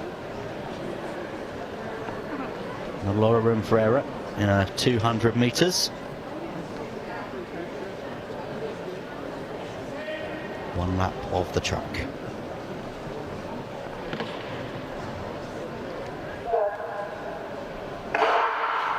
And we are underway this time in the 4th heat of these women's under 20 200 metres. A terrific start there from Jessica Mantle. Jessica Mantle putting real pressure on Matilda Perry just outside of her, and Emily Lucas trying to put some pressure of her own very much on Jessica Mantle at the moment. And it is going to be Lucas that comes into this home straight in the lead, and it will be the athlete in lane 4, Emily Lucas, that will qualify by right, and joining her in the semi-finals. I think Jessica Mantle just on the dip, getting there ahead of Matilda Perry. Perry will have to see what the time is for that heat. The time for the winner, 25 seconds dead. And Emily Lucas goes through to the semi-finals.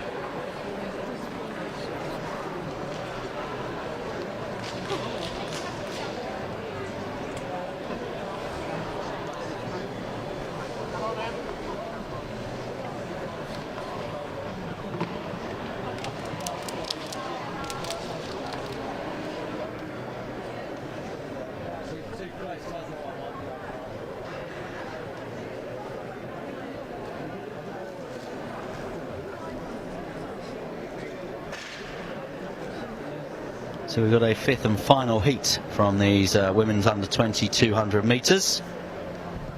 We've got 4 more athletes.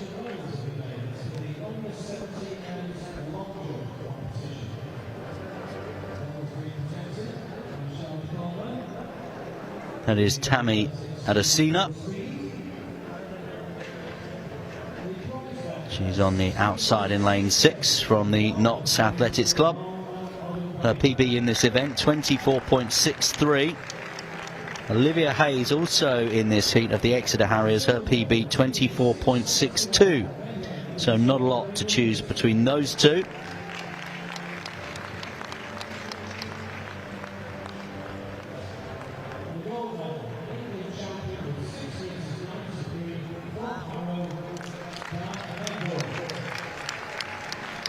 So heat 5 Mia Wainwright in lane 3, Olivia Hayes in 4, Ella Hutton in 5, and Tammy Adesina in lane 6.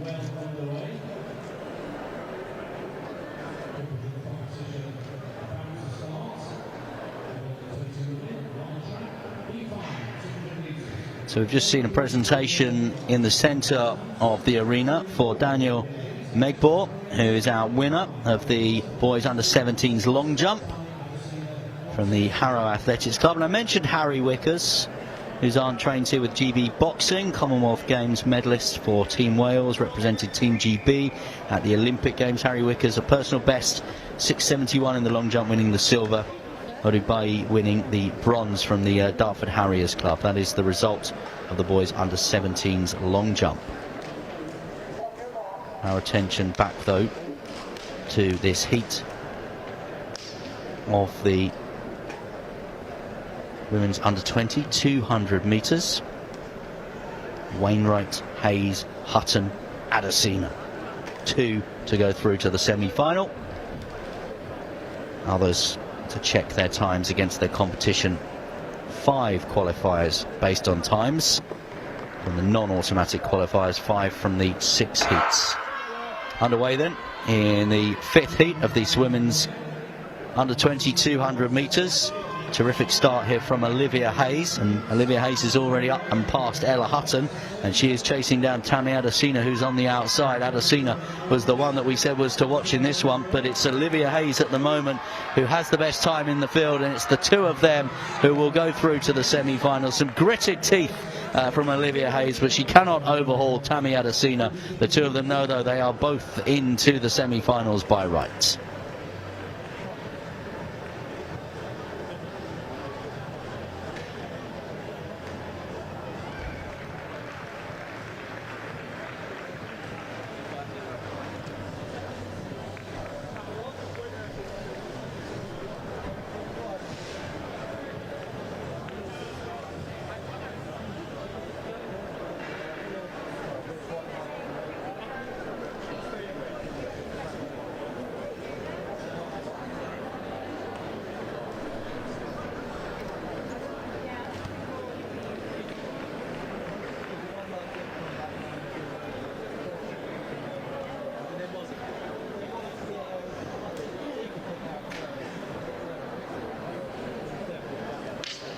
So 5 heats of the women's Under-20 200 metres complete.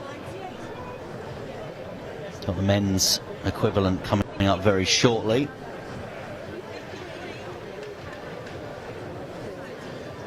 In heat 4, Emily Lucas, Matilda Perry qualifying.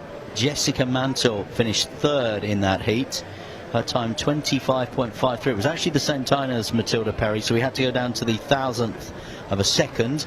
So 25.525 for Mantle, 25.523 for Perry. It might be incidental because Mantle, as it stands, will also have a place in the semi-finals as well from heat 4. Don't yet have the results, the full results from heat 5, but we know that Adesina and we know that Hayes are through.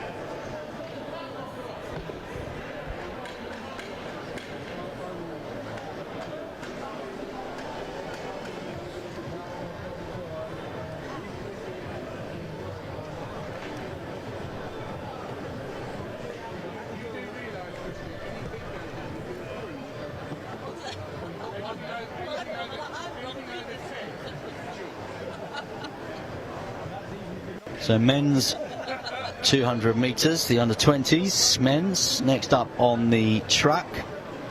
6 heats in total for that one.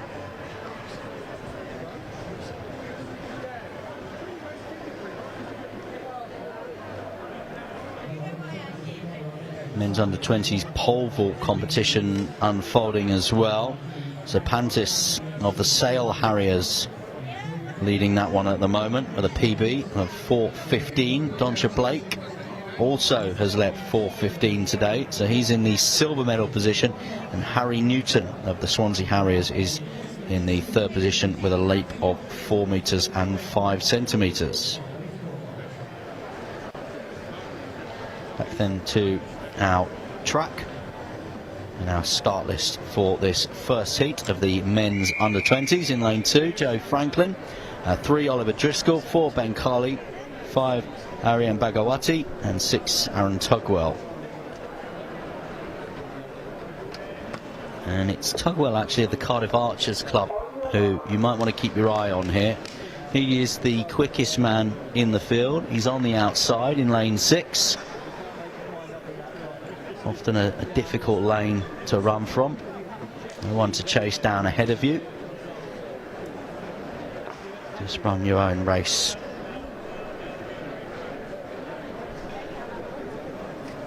Franklin and Driscoll in lanes 2 and 3 have both got PBs of 22.19. Heat 1 of the men's under 2200 metres, and it is Aaron Tugwell of the Cardiff Archers that already has made up a little bit of ground on the athletes inside of him. Oliver Driscoll is going well too. Oliver Driscoll has already passed Ben Carley outside of him, and it looks to me as if it will be the athlete on the outside who's going to win this one. It is Aaron Tugwell who's going to win it, and it is going to be Oliver Driscoll who joins him in that semi-final. The two of those qualify automatically. Aaron Tugwell in lane 6 winning the race. Oliver Driscoll coming second from the Blackheath and Bromley Harriers.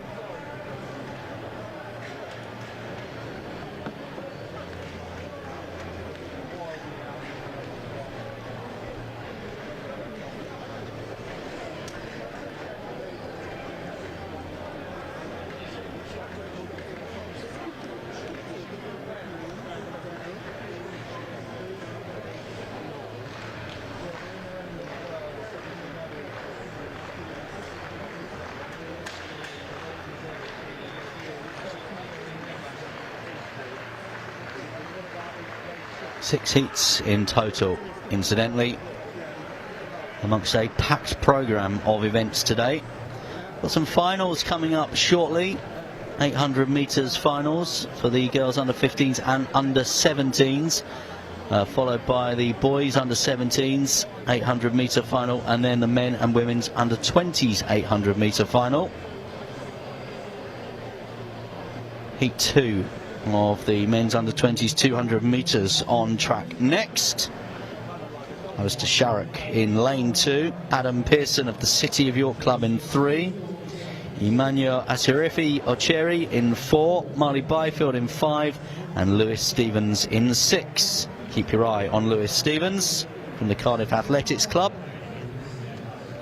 Got some terrific Welsh representation, terrific Welsh athletes putting in some great performances here across the weekend.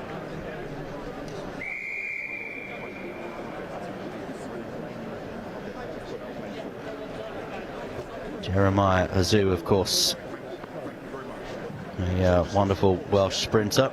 Olivia Breen as well in the para disciplines.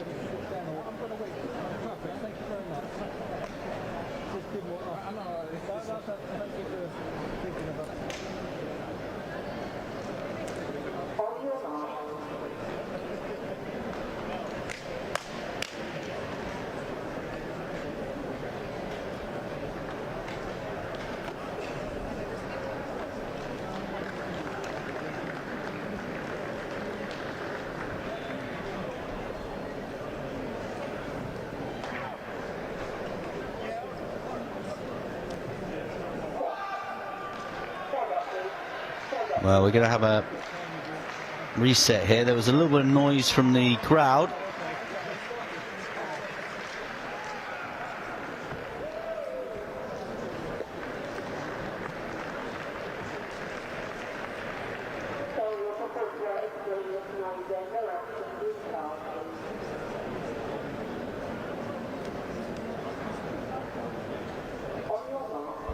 They get called to their marks for the second time of asking.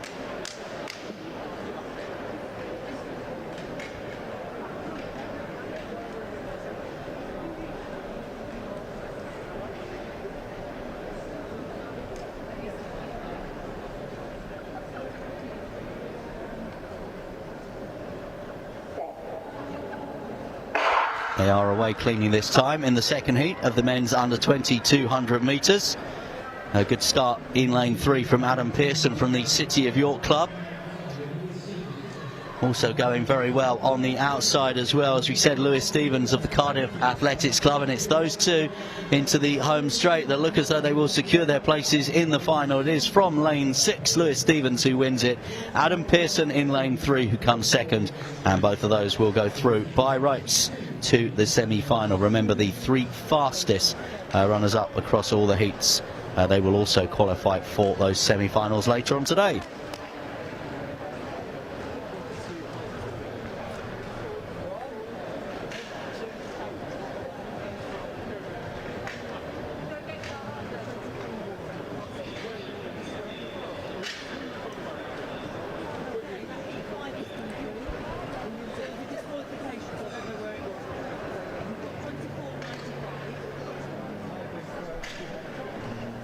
Now, we do finally have some official results from the final heat of the women's under 20s 200 metres, and the reason this has taken some time is there has been here for Tammy Adesina of the Notts Athletics Club. So although she crossed the line first, she will not go forward to the semi-final. So the heat is awarded to Olivia Hayes, who has qualified. Ella Hutton then is elevated and also qualifies automatically. Mia Wainwright's time in third at 26.40, not enough to make her one of the 5 fastest runners-up. So a little bit of a shock there for Adesina, who was a DQ in that event, but she will take no further part in the 200 metres for women. Back with the men's 200 metres now, and we're into the third heat. In lane 2, Jonathan Hooper. 3, Samuel Wright. 4, Harrison Nash. 5, Scott Harris. And 6, Charles Unsworth.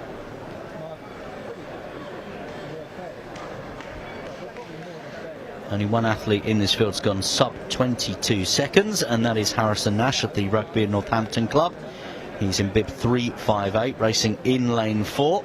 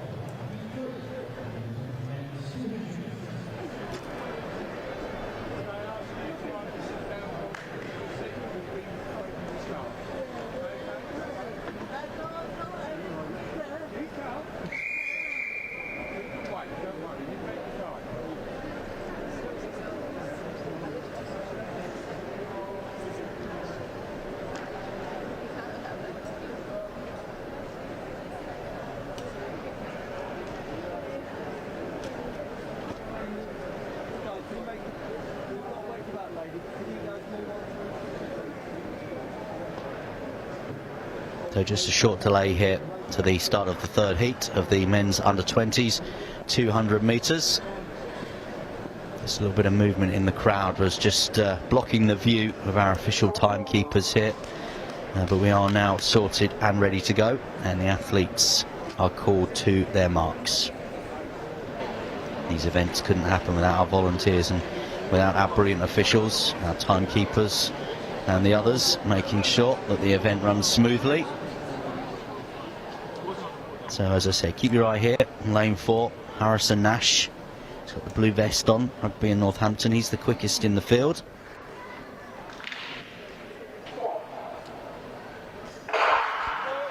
And we are underway. Third heat then of the men's 200 metres, under 20s, and Harrison Nash already is making a little bit of ground up on Scott Harris outside of him. Not a lot though to choose between them. Also going well on the outside is Charles Unsworth. Unsworth under a little bit of pressure here though from Nash, but it is going to be Unsworth who is going to take the victory. He will be into the semi-final. He will be joined in that semi-final by Harrison Nash. Unsworth of the Blackburn Harriers Club goes through as the winner, a time of 21.84, just outside his PB. Harrison Nash also joins him in the next stage, the semi-finals.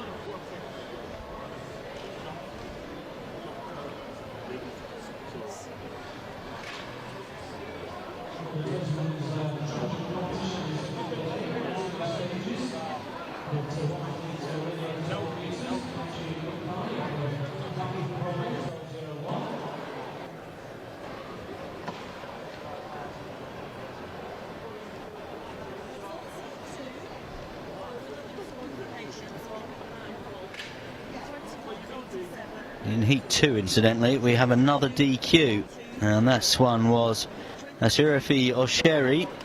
So, I can tell you Lewis Stevens won it, as we know, time of 21.87, and Adam Pearson, the City of York club, they both qualify for the semi-finals, as we said. Marley Byfield and Alistair Sharrett at the moment will have to sit and wait. They have 2 of the 3 berths in the semi-finals, courtesy of their times finishing 3rd and 4th in that heat.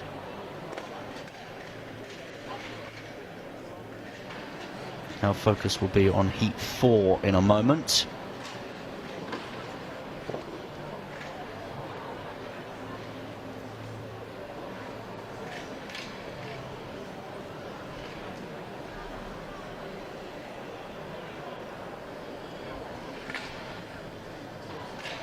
Also got the long jump competition going on there in the infield as well. A lot of the athletes from that long jump competition coming across and speaking to their support team and their coaches, just down below where we are. But Heat 4 of the men's under 20 200 metres, Alex White in 2, Freddie Steele in 3, Sam Lawson in 4, Raphael Grant in 5, and James Gill in 6.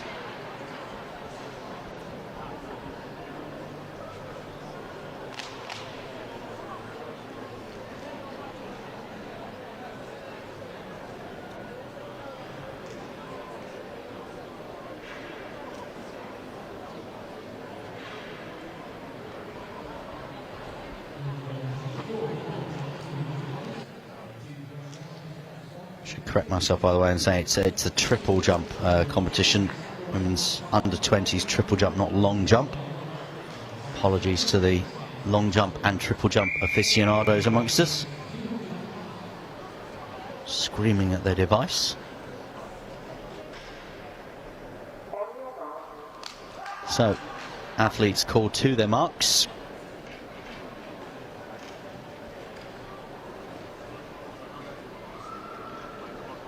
Raphael Grant has the best time in the field from Epsom.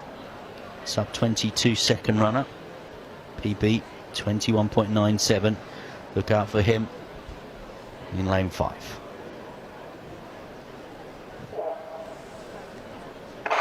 Fourth heat of the men's under 20 200 metres underway. 1 lap of the track, of course. And going really well in the early stages, Alex White right on the inside. Also going well is Raphael Grant, as we said. But also putting a little bit of pressure on him is Sam Lawson on the inside of him. And it is Lawson and the runner on the outside, James Gill. And it will be James Gill that's going to take this one and secures a place in that semi-final. And joining him will be Raphael Grant as well. Good run from the outside there by James Gill. His PB 21.68 from the Invicta East Kent Club, 21.97 our time here. Raphael Grant inside of him, PB of 21.97. The two of them both go through to the semi-final.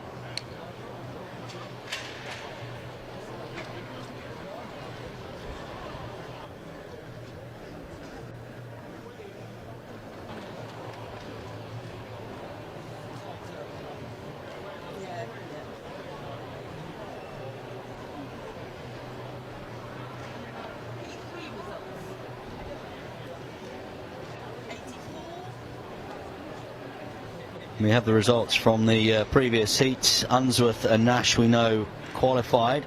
Remember the three next best times from those not in the top two across all of the heats going through to the semi-finals. At the moment, Scott Harris, who was in that heat, and Samuel Wright, also in that heat. Both of those are sitting in the hot seats at the moment, ready and waiting for a place in the semi-finals. Scott Harris, time of 22.50, a personal best for him. 6 heats in total. Don't have the confirmed times from all of the athletes yet in heat 4.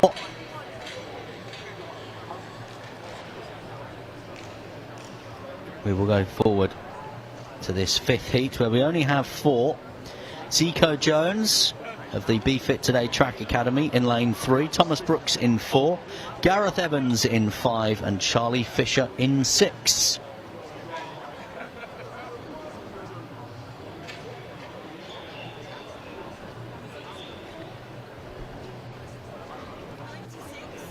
We do now have the results as we wait for the start of Heat 5. I can tell you that Sam Lawson's PB time of 22.35, finishing 3rd in that previous heat, should see him, as it stands at the moment, into the semi-finals. Gill, as we know, and Grant qualified by rights.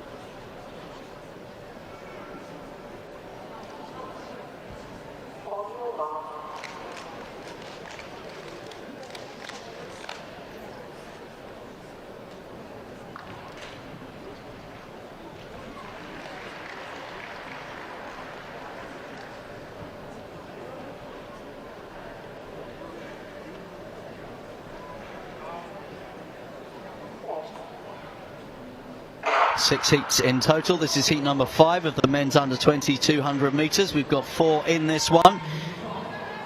Making a terrific start from the Leeds City Club is Gareth Evans, and Evans is already up and past Charlie Fisher outside of him. Also going very well is Zico Jones on the inside. Zico Jones of the Be Fit Today Track Academy, the Welsh athlete, has time to have a little look over his shoulder. He knows he's qualified for that semi-final. Joining him in that semi-final from Leeds will be Gareth Evans as well. Evans just dipping on the line just to get ahead of Thomas Brooks and Charlie Fisher.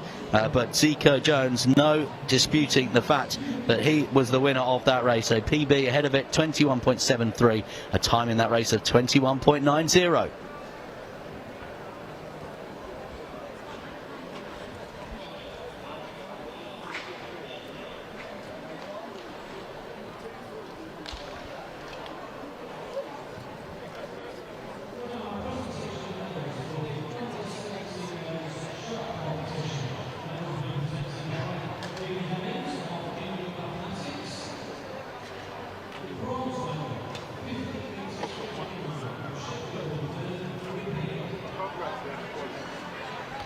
A couple of presentations taking place at the moment from some of those earlier field events. Congratulations to Harry Beard of the City of Sheffield and Dean Club, winning the bronze medal in the shot put, the men's under 17 shot put. Charlie Broad winning the silver medal and a PB throw of 15.82 from the City of Norwich. And Lawson Capes winning the gold medal from the Peterborough and Neem Valley Club, a personal best of 18.59, so far and away the best performance in the field from Lawson Capes.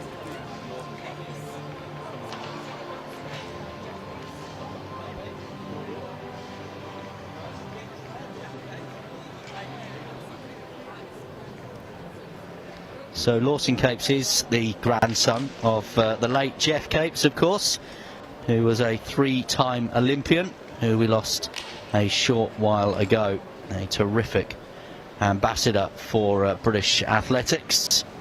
Commonwealth Games, of course, Olympic Games, and known for his exploits as a strongman as well. And a real big celebrity back in his day, Jeff Capes.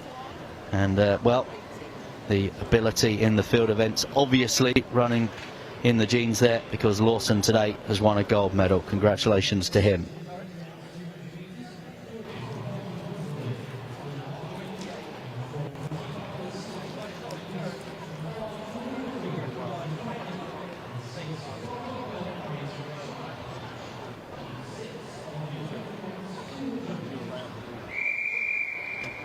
So back on the track, 6th and final heat of these men's 200 metres under 20s.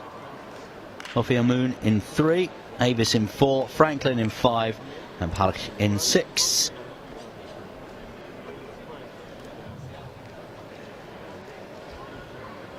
So only 4 in this, 2 to qualify automatically. Keep your eye on Franklin and Avis in the middle. Both of those have gone sub 22.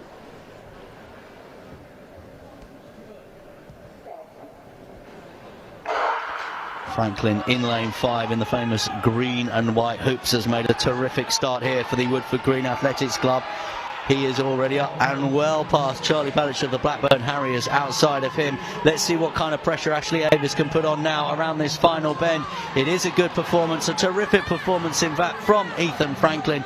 He crosses the line, he is the winner, he knows he's into the semi-final, and joining in there from Team Bath will be Ashley Avis as well. It's a time of 21.56, so a quick time as well, lowers his PB that was 21.80 ahead of this one. Congratulations to Ethan Franklin and Ashley Avis, both into the semi-final.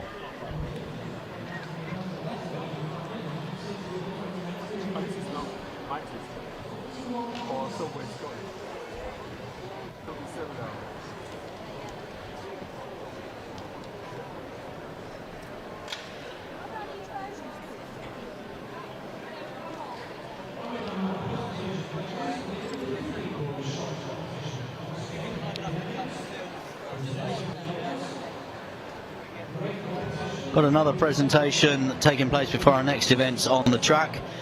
We should mention this one is the Boys Under 17 shot put, or the Under 15s shot put.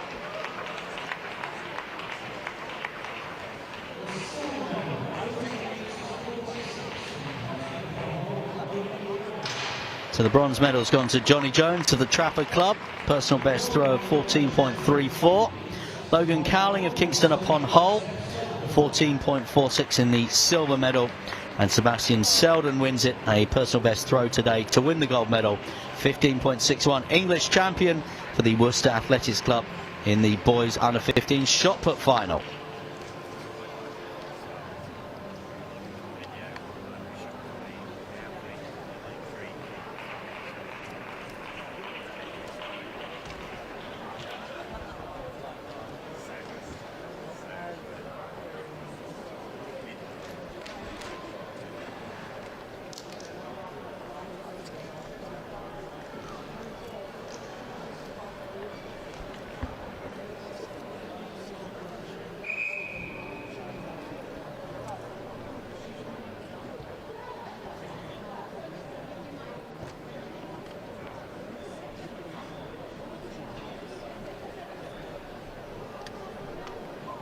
So next up on track, girls under 15s final of the 800 metres here. So it's Owen in lane 1, Booth in 2, Rochester in 3, Hare in 4, Beddoe in 5, and Mullet in 6. 4 laps of the track for the girls under 15s 800 metres. I can tell you, making a good start here on the inside is Mariana Owen. As they break, also going well is the athlete wearing bib 535, Weakensaw Valley's Maisie Mullet. And Maisie Mullet is tracked here by Isabel Beddoe of the Warriors, wearing the pink shorts. Was very impressive in qualifying for this final yesterday. So they go through after the first lap, and it is Mullet who leads Beddoe at the moment, but everyone's still very much in contention. I can tell you as well, we're going to get an extra race here with just one competitor. It was a competitor that was DQ'd earlier on for a false start. We understand that the judges, the officials, have decided that that was a mistake, and so they will get the opportunity now to run in some kind of time trial for a place in the next stage of the competition. Halfway through, meanwhile, of this girls' final in the 800 metres, and still leading it is Maisie Mullet, trapped by Isabel Beddoe. Mullet has just extended her advantage here as she heads down that back straight. She has 5 or 6 metres on the others. Beddoe looking very comfortable though in the silver medal position, but Mullet just moving through the gears here. The Reek and Saw Valley athlete, PB 2:14.35 ahead of this one, and she is, if anything, extending her lead here as she takes the belt. So it's Mullet and it's Beddoe, and they're making a move here into the bronze medal position. Is Clara Booth wearing the cap? It doesn't look at this stage as though anyone will be able to catch Maisie Mullet. Isabel Beddoe has held that silver medal position for the entirety of the race. Clara Booth it is, looking to try and make a move, who's in 3rd position at the moment, but no one seems as though they have the legs to take on Maisie Mullet here. And Maisie Mullet, who has led this race from start to finish, is going to win this final of the 800 metres. She is the champion.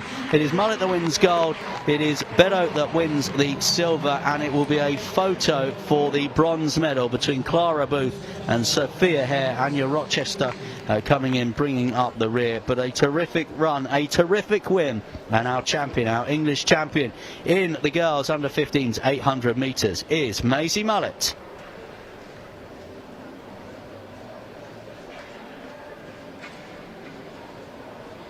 Well, she's literally left her rivals with nothing else to give. She's the only one on her feet. Isabel Beddoe picks herself up now to smile as she knows she has won the silver medal.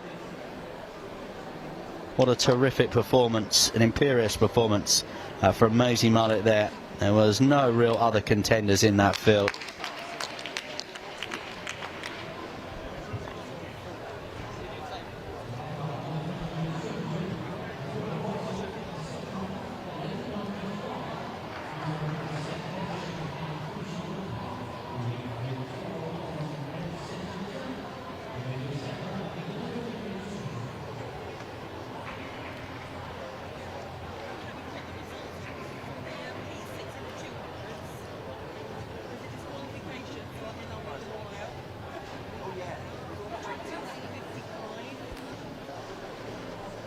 I can tell you as well, if you were with us a few moments ago watching the men's 200 metres heat 6, you'll have seen, or you would have thought you'd have seen, Ashley Avis qualify for that one, but it's come up now as a disqualification for the Team Bath athlete. So Ethan Franklin is through with a personal best, and Adam Ofemon is also now elevated to go through. His personal best time 22.38, so he qualifies for the semi-finals in the 200 metres.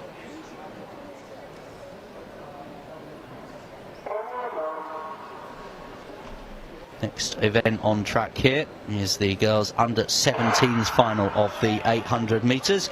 In lane 1, Layla Roden, 2, Lois Codling, 3, Molly Grant, 4, Elsa Norris, 5, Kitty Sargent, and 6, Bella Taylor.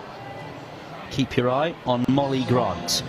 In lane 3, wearing bib 563, Molly Grant, the Lincoln Wellington athlete, has a PB of 2:08.54, 2:08.54. Bella Taylor as well is the other one to look out for, the St Edmund Pacers. She is in bib 557 from the St Edmund Pacers. Her time 2:09.50. And as we go through after the first lap, it is Bella Taylor who is leading at the moment. But plenty of running in this race, of course. But Taylor in the striped vest, keeping it going at the front, taking the other girls along with her at the moment. Being tracked here as we enter the home straight by the Halifax Harriers' Kitty Sargent. Also in contention there is Molly Grant from the Lincoln Wellington club that we highlighted as well. Grant is just up on the shoulder here of Sargent, but still with a 5 or 6 metre advantage now. It is Bella Taylor down that back straight.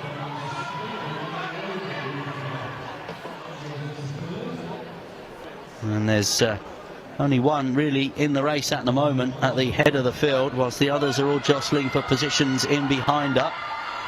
So leading this one is Bella Taylor as we're going to take the bell, but they are working very hard behind her at the moment and moving through the gears and going very well from Rotherham is Layla Roden, who moves into third position at the moment, and she's on the shoulder of the athlete just in front of her. What have they got left though?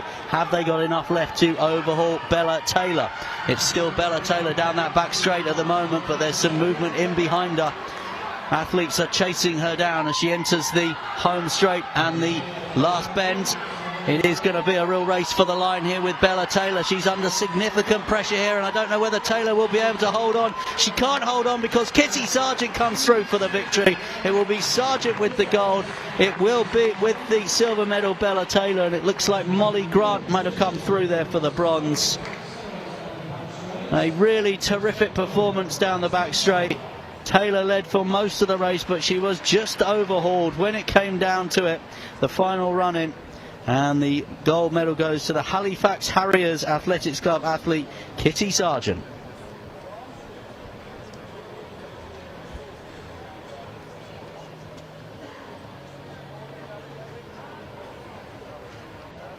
Terrific run in that 800 metres final.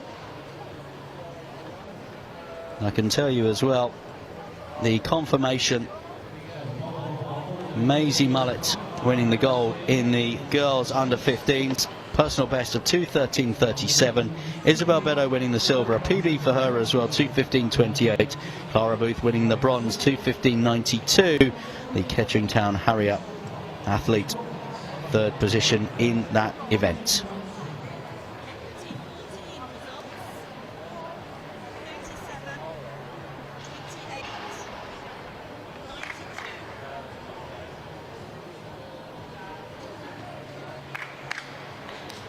Congratulations as well in that previous final to Sophia Hare, who finished fourth with a PB, 2:15.93. We'll have the full results shortly on the under 17s final that we just saw there. Brilliant win though for Kitty Sargent before the boys take centre stage, and it's the boys under 17s who are first up for their 800 metres final. In lane 1, Harry Klein, 2 Dylan Evans, 3 Charlie Chambers, 4 Callum Pearson, 5 Evan Grime and 6 Magnus Riddell.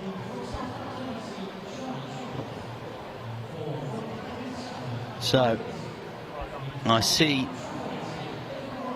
Evan Grime in this lineup, and I can't see anybody else that will come close to the athlete wearing bib 553.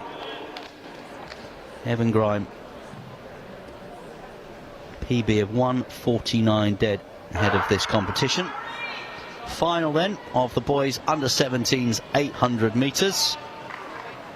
They will run in lanes just around the first couple of bends, then they will break, and Evan Grime will take up a position just at the front of the field, and it's a position where I think we expect him to stay for the duration of this race. But let's see what the others can do in behind Evan Grime at the moment. You've also got there, just tracking all of his progress, in lane 3 Charlie Chambers and 6 Magnus Riddell. Chambers from the Southampton club and the red and white stripes, Riddell from the Tyndale Harriers club, but still down the back straight for the second time at the moment. No doubting who our leader is, the Trafford AC athlete, as he enters the home straight for the second time of asking. Evan Grime still being tracked by the same pair that were just in behind him last time. Callum Pearson, it is, in fourth at the moment in the green vest. He's the only other one in contention as it stands for the medals. Grime, if anything, is just trying to extend his lead though as he heads towards the bell very shortly. Trying to do some work now and trying to make up that gap is Riddell. Riddell from the Tyndale Harriers club is working very hard, but Grime looks in total control as he takes the bell there. It will take a massive effort from Magnus Riddell to try and overhaul this gap as Evan Grime goes down that back straight for the final time. He's being tracked here by Magnus Riddell and Charlie Chambers as well. These three have been in the top three for the duration of this race, and ever since the break, right after the first couple of bends, Evan Grime, it was that Zayd had a look across and over his shoulder, but he knows that he's comfortable and he will take that title. Evan Grime wins it. Magnus Riddell wins the silver medal, and in third place, Charlie Chambers wins the bronze.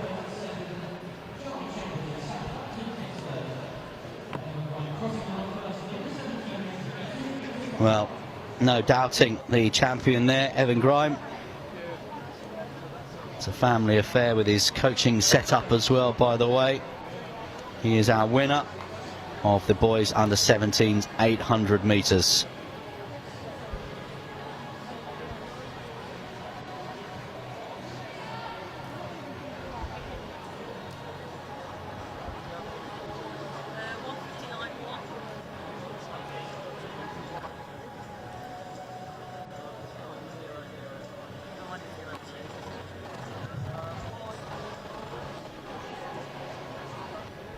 For the record, Kitty Sargent, she won the girls under 17s 800 metres final and a personal best time of 2:10.17. Bella Taylor winning the silver 2:10.53. The bronze went to Molly Grant, 2:12.33 for her from the Lincoln Wellington Athletics Club.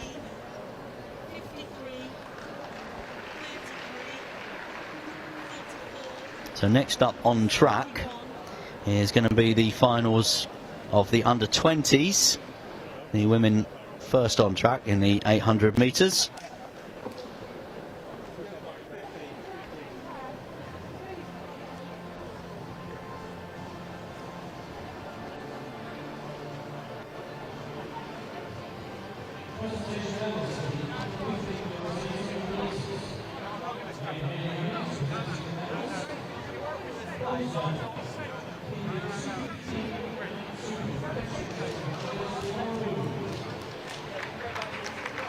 Presentations taking place in the infield at the moment.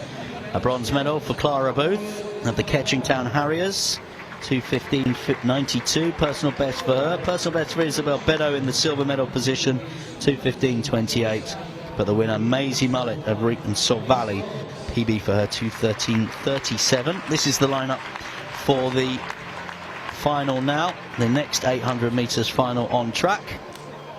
This is the women's under 20s final. So in lane 1, Sophie Robertson Dover, 2 Kira Devereaux, 3 Maya Mayers Ingram, 4 Sarah Smith, 5 Shakira King and 6 Jessica Locke. Keep your eye on Shakira King. She has a significant advantage over her rivals as far as the PBs are concerned. She's in lane 5. There she is, wearing bib 598. So the final of the women's 800 metres under 20s, and already Shakira King is up and past Jessica Lark on the outside of her. As they break, she already has decent advantage. Lark of the West Cheshire Club just tucks in behind though, as they take this first lap, with 4 laps of the track of course to go. And leading the race as we expected, Shakira King with Jessica Lark in second. In third position at the moment is Maya Mayers Ingram. And they queue up behind Mayers Ingram, but at the front of the field, Shakira King, under no pressure as it stands at the moment, working very hard just to try and keep with her as best that she can, Jessica Lark. But Shakira King's PB is 2:01.61, Lark's PB 2:06.21 ahead of this weekend, so it would take some significant improvement on that if she was to try and get up and head off the racer at the front, which is Shakira King at the halfway stage. Has a good healthy advantage over her competitors at the moment. Maya Mayers Ingram still in the bronze medal position right now. The field has been strung out as Mayers Ingram now begins to make a bit of a move on the athlete in front of her, which is Jessica Lark, and Mayers Ingram moves into that silver medal position, although Lark doesn't want to give it up too easily. But as we take the belt, I think we are seeing our champion here, Shakira King. Unless something dramatic happens over this final lap, she will win the title. She will be the women's under 20 800 metre champion here in Sheffield. It's a terrific run from the front for Shakira King as she rounds the penultimate bend. It's all about the medal placings in behind her at the moment. It's going to be a win, a processional win as well for Shakira King. There is no one in this field that's been able to get close to her. She puts her head down. It's her against the clock. 2:04.36. She wins the gold medal. Jessica Lark recovers to win the silver, and to win the bronze is Sarah Smith of the Kendall Amateur Athletics Club. But what a performance for Shakira King from the Reconsaw Valley. 2:04.36. She is our champion of the women's under-20s 800 metres.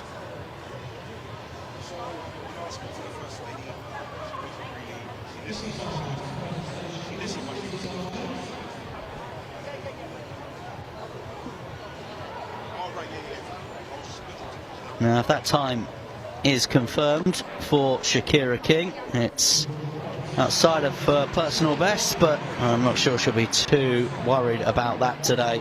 She's come for the title, she's come for the gold medal, and that is what she has won, and that is what she will be taking home.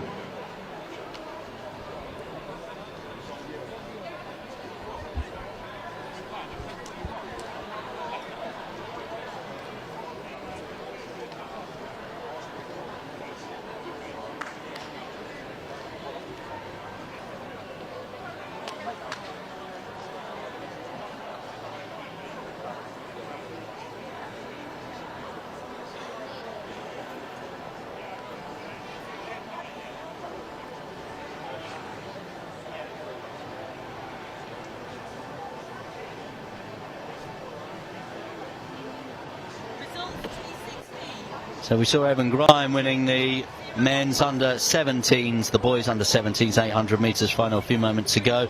Congratulations to Magnus Riddell, silver medal for him and a PB of 1:53.48. PB as well for Charlie Chambers of the Southampton Athletics Club. He won the bronze medal courtesy of his third place finish. But Evan Grime, his time 1:53.06, secures him the gold medal and the title, heading back to the Trafford Athletics Club.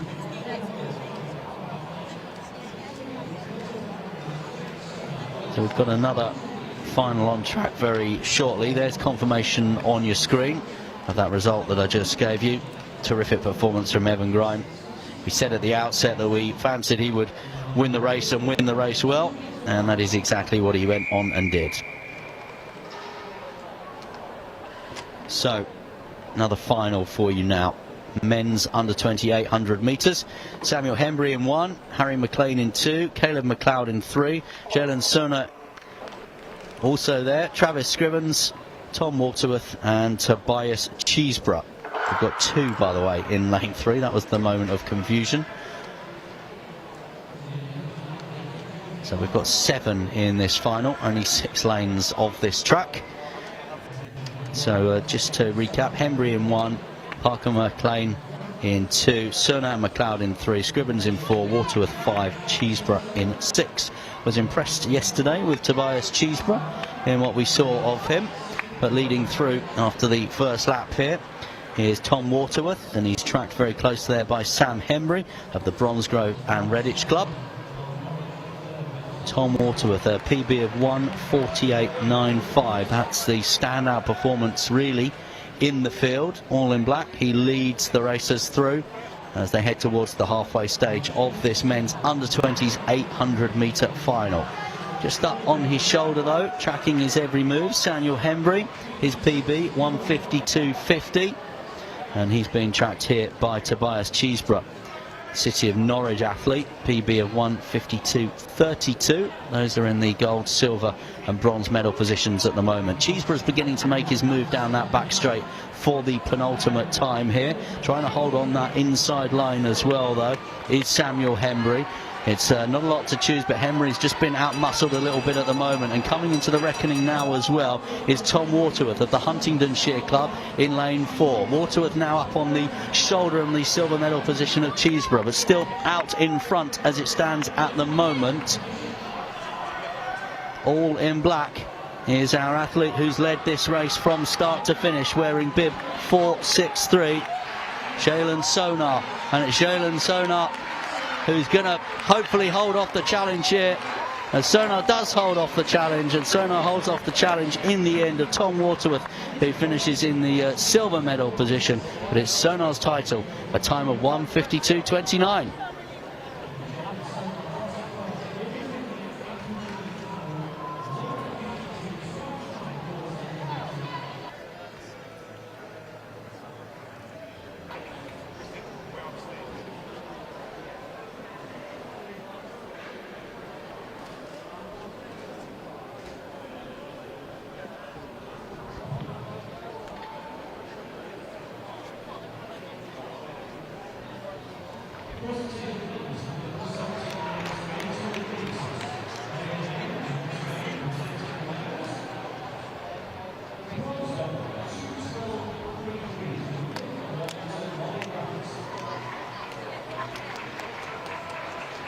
So a victory for Gel and Sonar there.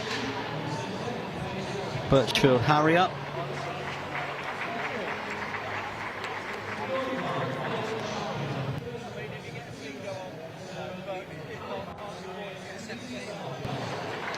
Just bring you up to date with the results from the previous race as well. Shakira King, championship record time 2:04.34, holding off Jessica Lark 2:08.52 for the silver medal, and Sarah Smith it was that came through to win the bronze, 2:09.88.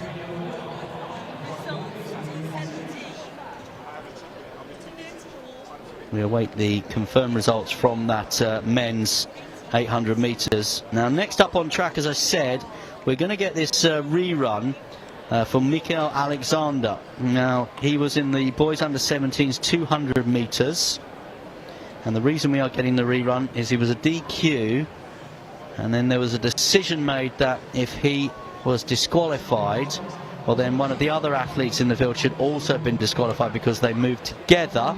So the decision has been made to give him essentially a time trial to see if he could get himself a place into the semi-finals. So it's an added race into the programme.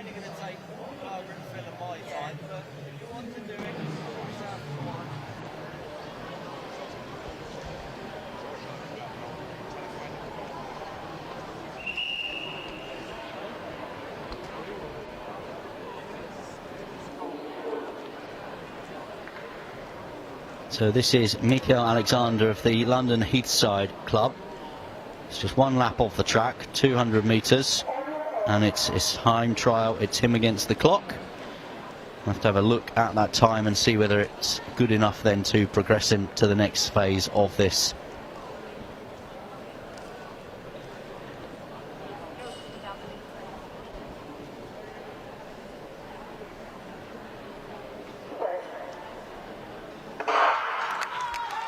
So Alexander is roared on by an enthusiastic crowd. It must be very difficult in the circumstances when you know that there's nobody else in the race and it is just literally you against the clock.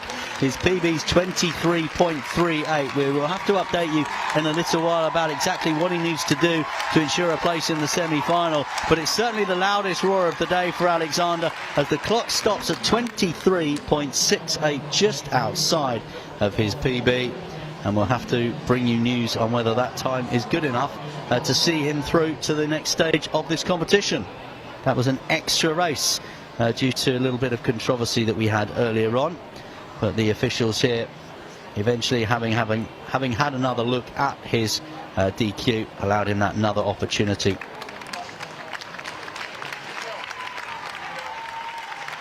Just to update you as well on the previous race, the men's under 2800 metres, Sonar, as we know, won the gold medal, 1:52.27. Cheeseborough won the silver, Tobias Cheeseborough, 1:52.42. Season's best time for him, just edging out actually Tom Waterworth, who was given the bronze, 1:52.44. Sam Hembry finishing fourth in that race. Another PB in there as well for Travis Scribbens, who finished fifth in the time of 1:53.96.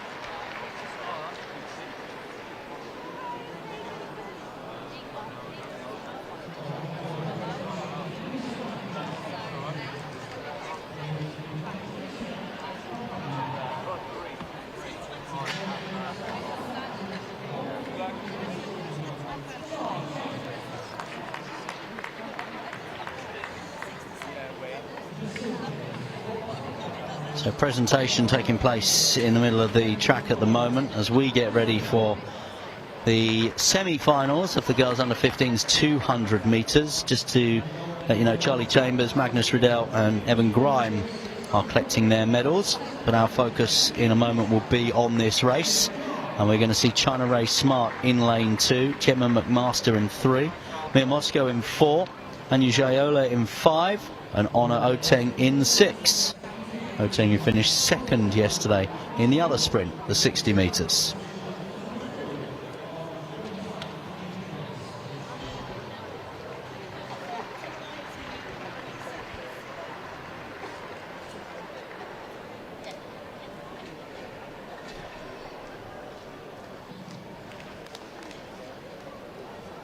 So we've got 3 semi-finals here for the girls under 15 semi-finals.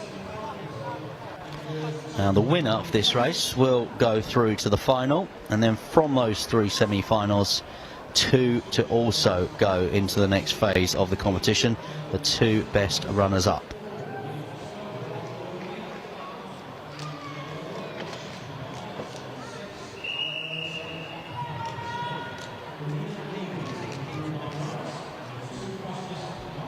So keep your eye here from the 5 in this field on Honor Oteng.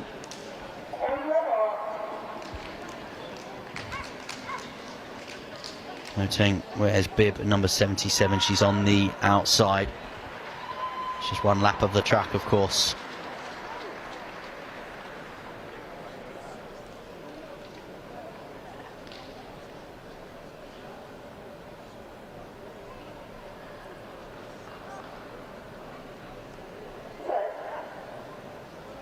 First of 3 semi-finals then for the girls under 15s, over 200 metres. Honor Oteng doing tremendous work on the outside. Mia Moscow as well, we've seen her today. She's done really well to try and get up on the shoulder of Jayola, a 2. But it looks like Honor Oteng, as we head into the final bend and the home straight, is the athlete to beat, and no one is going to get close to her. She is able just to canter across the line. It is going to be a victory and a place in the final for Oteng, Jayola and others who will have to wait and see. The time for Oteng, 24.71. Her PB ahead of this weekend, 24.89. She is in really good form and she's running very, very fast.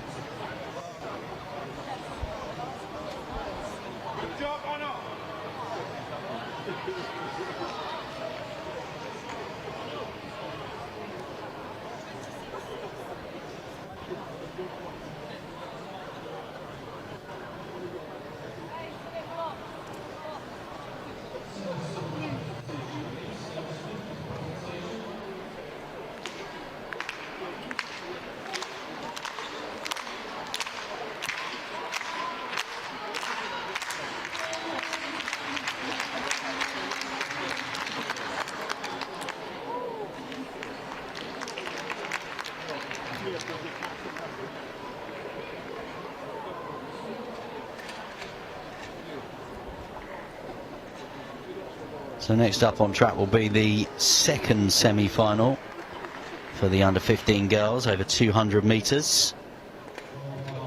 Abigail McElroy in lane 2, Joy Lorinda in 3, 4 Maisie Whitbread, 5 Cleopatra Drake and 6 Mia Johnson. Not a lot to choose between any of these athletes, by the way, as far as PBs are concerned.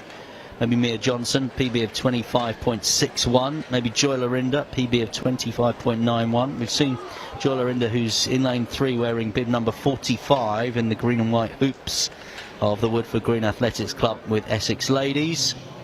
She's in good form this weekend. We saw her yesterday. We've seen her obviously earlier on today as well.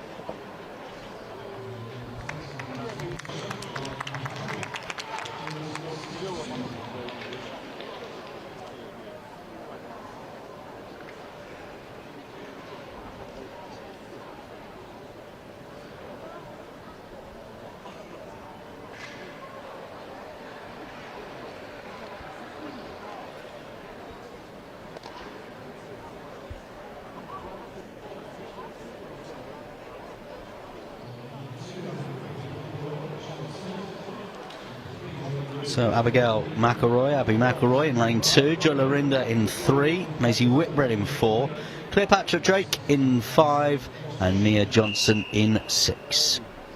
Seeing Cleopatra Drake this weekend as well.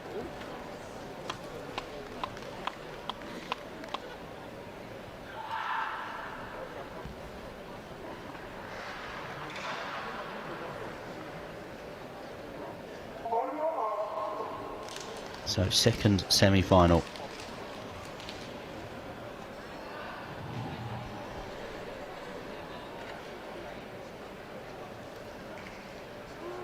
Johnson on the outside, maybe the one to beat.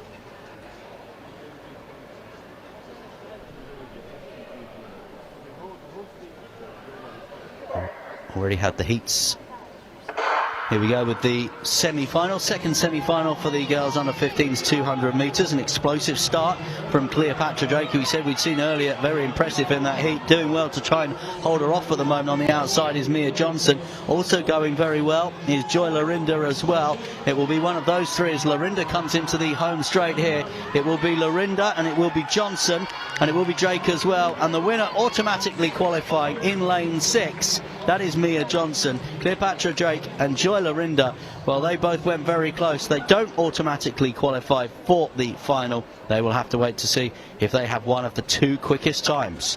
But through by rights from West Cheshire, Mia Johnson, time of 25.43, lowers her personal best from the start of this weekend.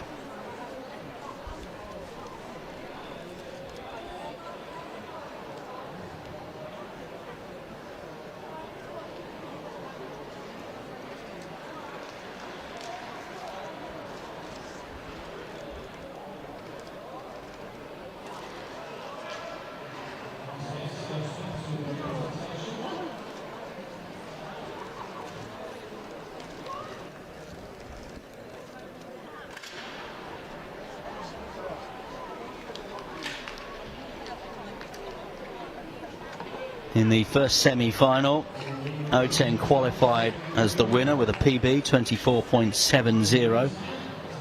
Jayola and Moscow, their times 25.73, a PB for Jayola and 26.20 for Moscow. Those 2 times, well, in the first semi-final, not going to be good enough, because in that second semi-final we've just seen a quicker run. And that means that Cleopatra Drake, her PB of 25.56 and Jo Lorinda's PB 25.63 elevates them. They both have places in the final as it stands, with one more semi-final to go though. And here's the lineup of that third semi-final. Emma Kajir, who's here because she was the fastest runner-up through the heats. She lines up with Matilda Bean in 3. Anna May Wright in 4, Saray Destiny Crosdale in 5, and Evie Boigle in 6.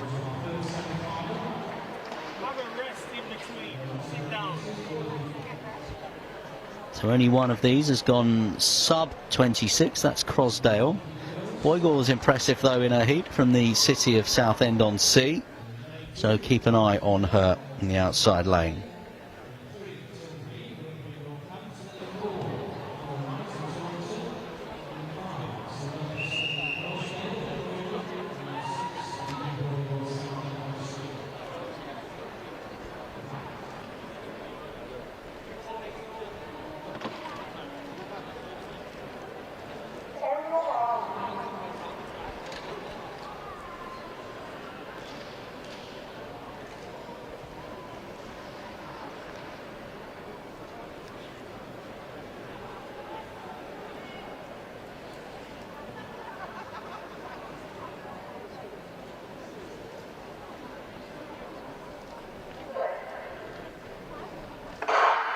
Girls under 15s 200 metres, third semi-final. Making a really good start is Evie Boigle out there on the outside, but she's being tracked down that back straight by Saray Destiny Crosdale as well. And Crossdale is making up a little bit of ground on the athlete outside of her now as they head in towards this home straight. We will see just exactly how far Crossdale is in the lead, and she's in the lead by a couple of metres, so she will qualify by Wright. Boygall will finish second in the race, and Anna Wright will finish third. They will need to wait, Boygall and Wright, about their times. They will need to wait to see whether they are quick enough. The winner's time 25.90, a place in the final for Surrey Destiny Crossdale.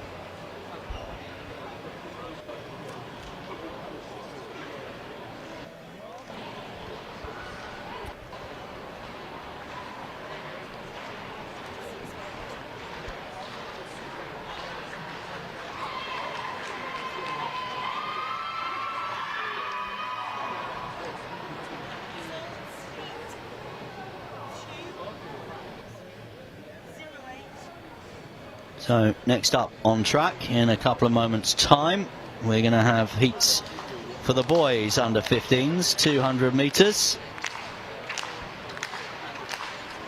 Meanwhile, we've got this triple jump competition, women's under 20s triple jump.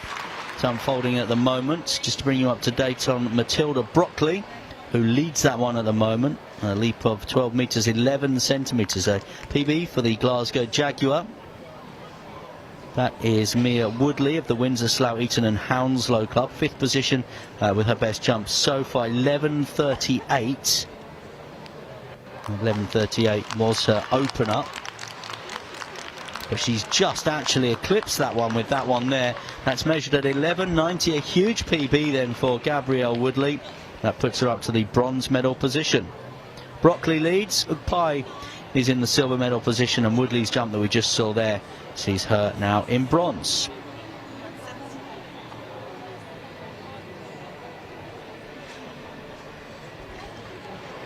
So, boys under 15s, 200 metres.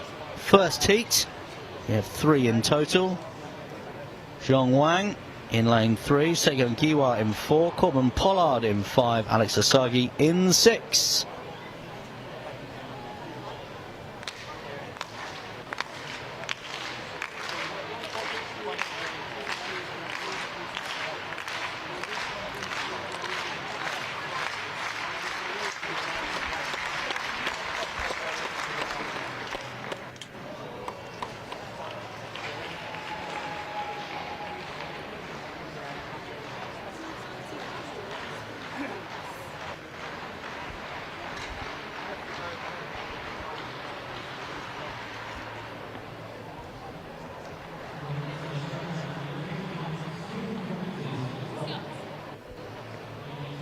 From that previous girls 200 metres semi-final, we saw Surrey Destiny Crossdale qualify.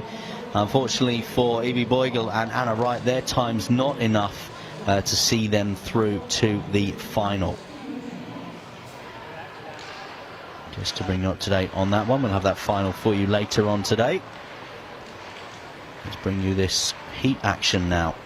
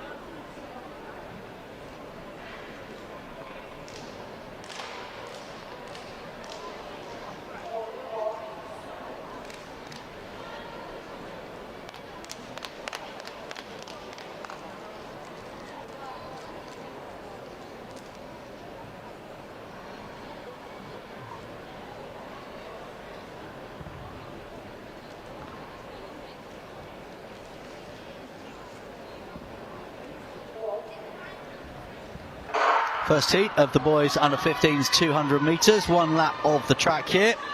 Got 4 in contention: Wang, Giwa, Pollard and Asagi. Asagi's time is the best in the field, and it's Alex Asagi on the outside wearing bib number 34, who's under significant pressure here from all of the racers inside of him, but Asagi's able to hold off that pressure and he will cross the line. Well, I think just ahead of Corbin Pollard. And Sagan Giwa, he just eased up. We know, though, that it was only the winner who's guaranteed to go through. Alex Asaki, time of 23.72. He is hoping he didn't ease up too much there, because Pollard was coming fast.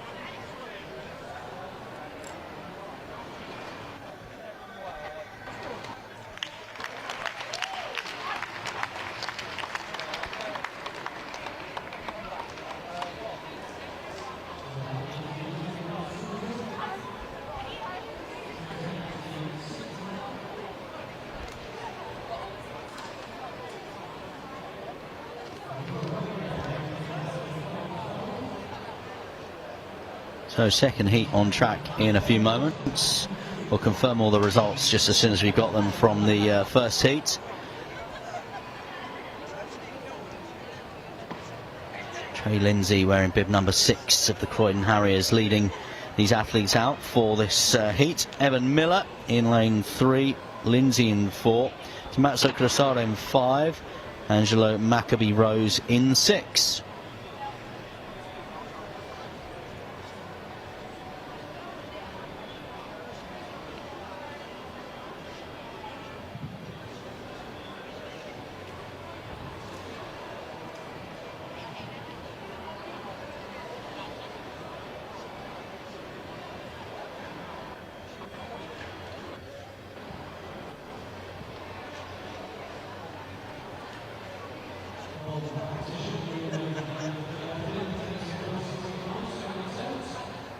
So we still don't have the confirmed results from the previous heat just yet.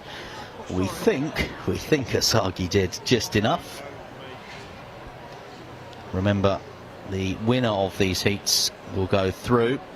It will be straight through to a final from the 3 heats. Winner of the 3 heats all going through, and then the 2 fastest runners-up will also take their place in the final later on today.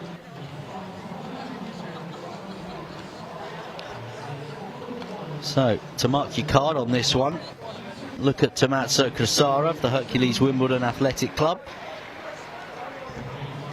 His PB's 23.95, but outside of him is the quickest racer in the field. That's Angelo Maccabee Rose of the Croydon Harriers. His PB 23.13.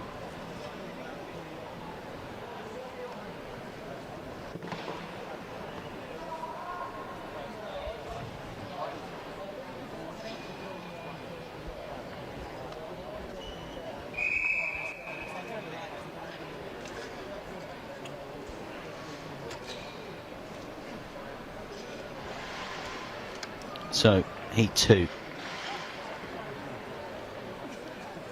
I can confirm, by the way, 2/100ths of a second. Asagi did win the previous heat ahead of Pollard. You are in 3rd. Let's concentrate on this one now, though. Lane 3, Evan Miller, the Leeds City Club. 4, Trey Lindsay of Croydon Harriers. 5, Tomatsu Crosaro of Hercules Wimbledon. And 6, Angelo Maccabee Rose of the Croydon Harriers.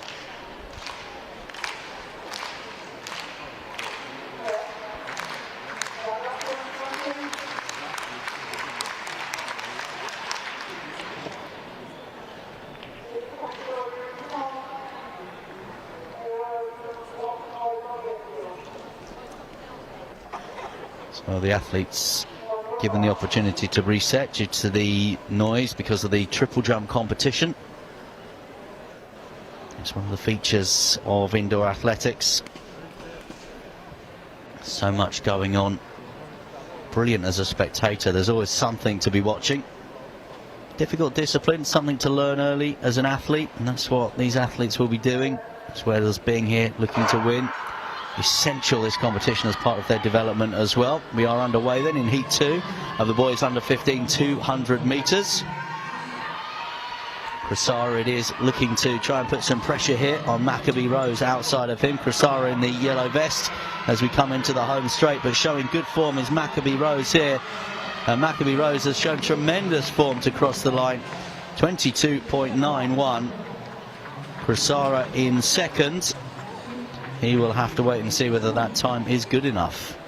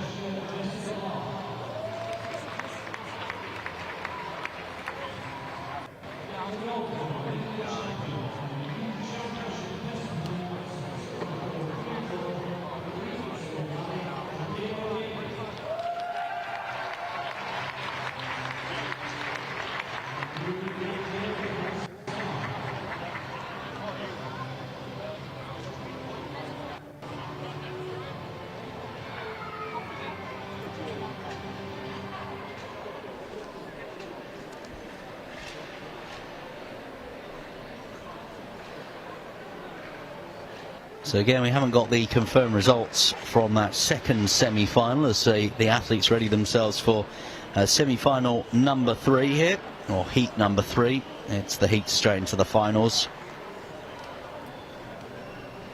So 4 in the field here. In lane 3, Cameron Kennedy. 4, Jacob Barnes. 5, Charles Riley. And 6, Benjamin Jackson. And Jackson, PB 23.57 from the Wakefield District Club. A West Yorkshireman. Inside him, Charles Riley, a South Yorkshireman from the City of Sheffield and Dean Club. His PB 23.82.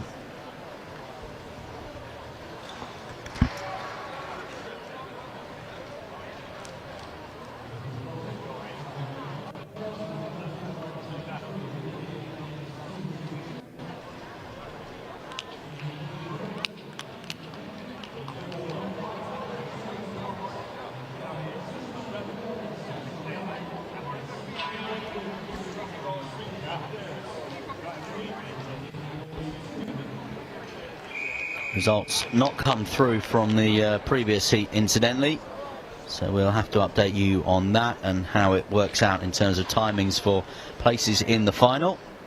Remember, just the winner of this race to qualify automatically.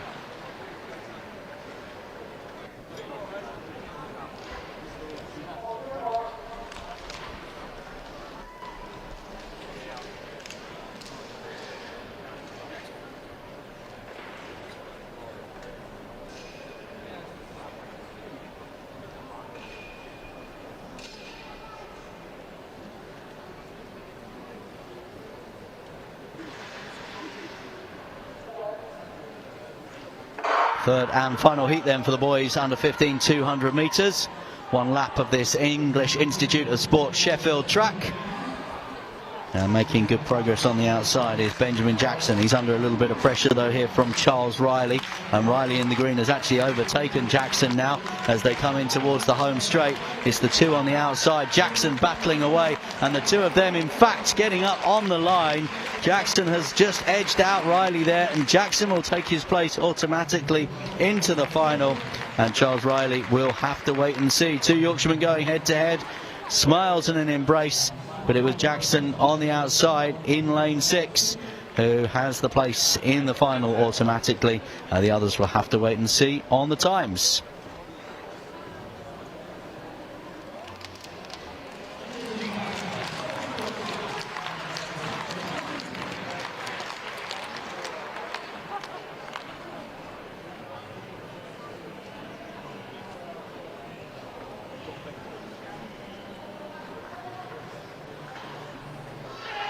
Confirmation in the previous heat, by the way. Maccabee Rose qualifies in Cressara's time of 23.55. We don't have the confirmed times yet from that third heat, but Cressara's time should, or as it stands, see him into the final as well. Corbin Pollard is the other one in the jeopardy seat, if you like.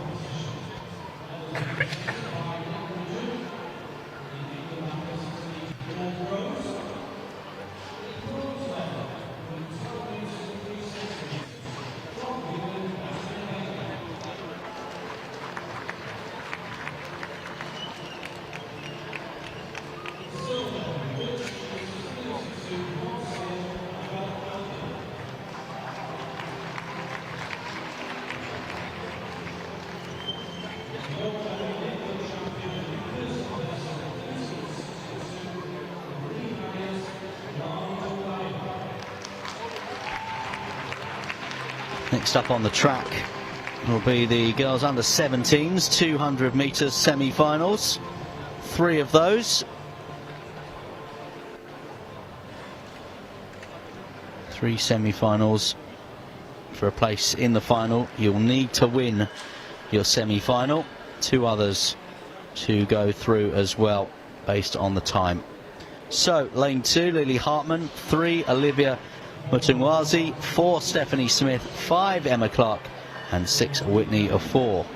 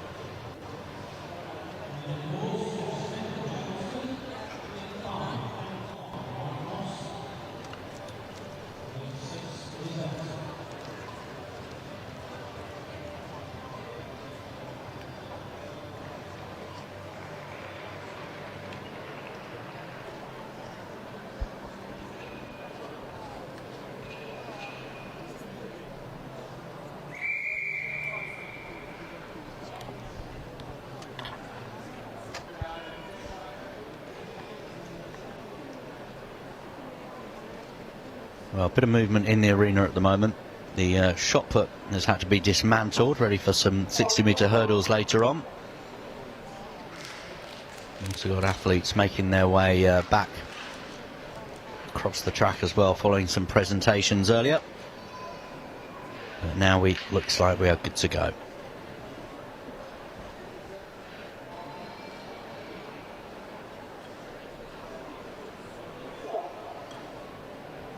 First semi-final then of the girls under 17s 200 metres, and a terrific start there, you have to say, from Olivia Mutumwazi. Mutumwazi has already gone past Stephanie Smith outside of her. Emma Clark on the outside, also looking very good at the moment, and making really good tracks around the inside is Lily Hartman as well. But on the outside, it looks as though the winner will be the athlete in lane 5, which is Emma Clark. Emma Clark is going to take that one, and she secures her place into the final. One to go through by right.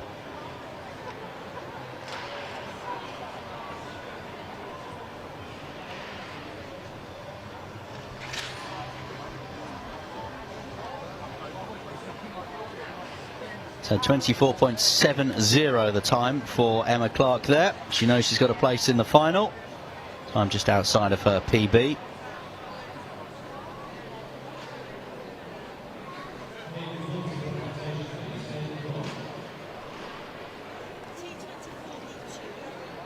So we've got 5 athletes coming out. We had did not start in the previous one, which was 04 of Middlesbrough, Whitney 04. But we've got all 5 in this one.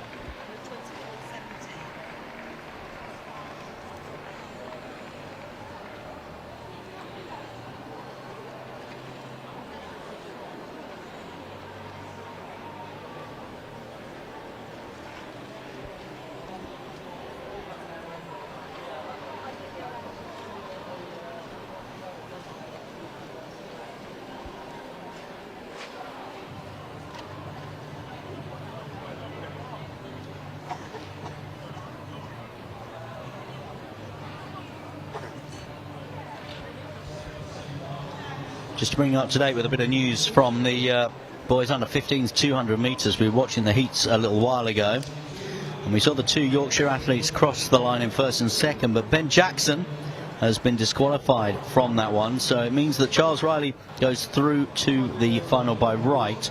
Cameron Kennedy upgraded now to second, but his time, although a personal best of 23.84, not good enough to get a place in that final. So that's just a bit of news from the boys under 15s, the heat there. We're concentrating now though on the semi-finals here for the girls under 17s. Isabella Davis in 2, Ella Rennie in 3, Lauren Wilkinson in 4, Princess Iwelu in 5, and Keely Little in 6. Keely Little looked excellent in her heat.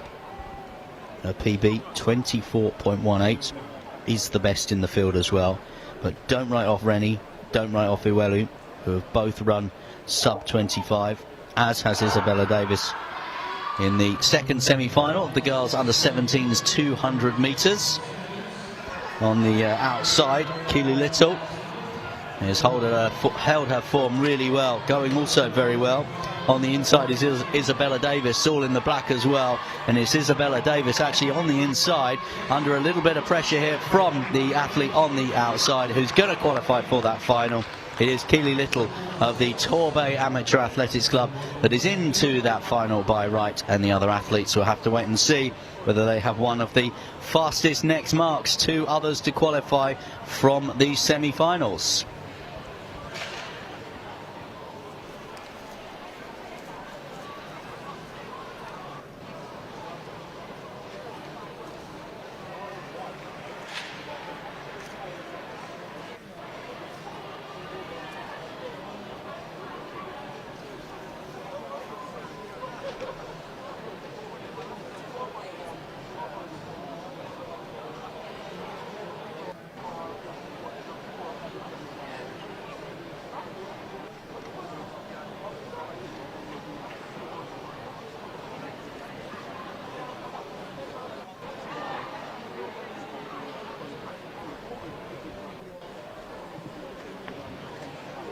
Confirmation from the first semi-final, the win in the time of 24.70 for Emma Clark, the young Scots girl. Hartman and Mutunwanzi will have to wait and see what their times are, whether they will be good enough. Mutunwanzi 25.30, Lily Hartman from Chelmsford 25.61. And in fact, as the results have come through from the second semi-final, both of those drop out of the reckoning because Princess Iwelu and Isabella Davis, their times eclipse those of the ones in the first semi-final, and they now sit in the hot seats, as it were, with a place in the final up for grabs if they can stay there, dependent on how fast these girls go in this third and final semi-final.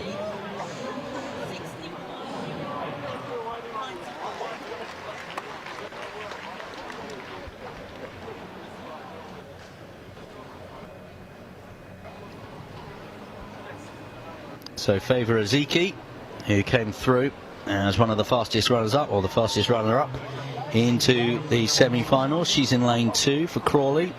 Isabella Johnson in 3, Sophie Holt in 4, Maisie Boylan in 5, Aliyah Afolabi in 6. Afolabi of the Cardiff Archers Club, PB header this weekend of 24.06.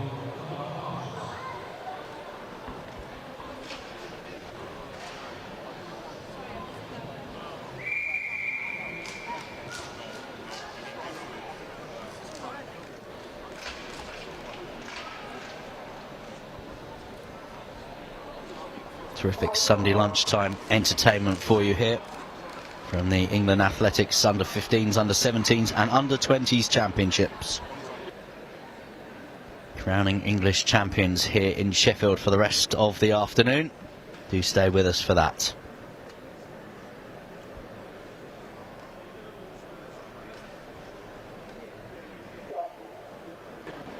Place in the final of the girls under 17s 200 metres up for grabs here. Only the first athlete across the line will be guaranteed that place in the final here. And at the halfway stage, I can tell you that Johnson, tracked by Aziki, going really well. And Aziki on the inside will not get there though, because on the outside here, we did say Afolabi was the one to watch, and she has proved that by winning that and securing her place in the final. Maisie Boylan coming in second. She will have to wait and see whether her time is good enough. Time of 24.55 for the Cardiff Archer. Maisie Boylan from Great Yarmouth and District will have to just sit and wait for a few moments. But Aliyah Afolabi had the best time in the field as far as the PBs were concerned, and she showed her class there on the track as well. She's in the final later on today of the girls under 17s 200 metres.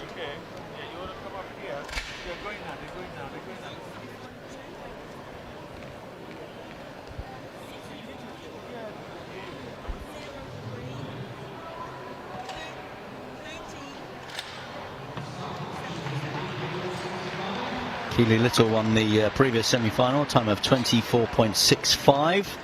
I remember Princess Iwelu and Isabella Davis were sitting and waiting about whether their times would be enough. Boylan it is who will also be keeping a very keen eye on the clock for that one. So we've got boys semi-finals coming up next. Under 17s, 3 semi-finals over 200 metres.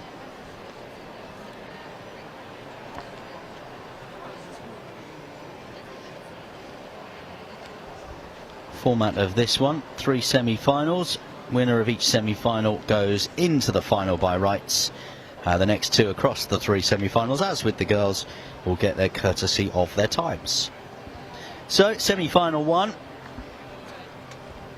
Lane 2, Henry Booth. 3, Ross Priestley. 4, Victor Redmond. 5, Ben Whale. And 6, Joel Ige.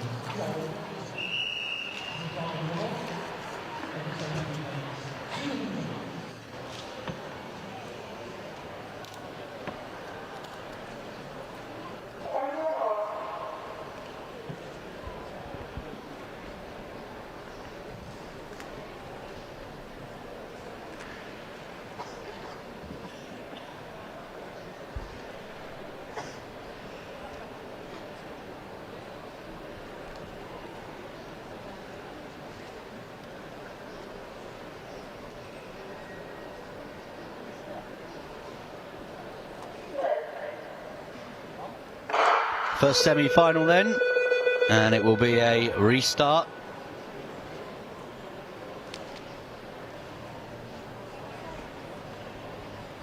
Wait to see what the officials' ruling is on that one.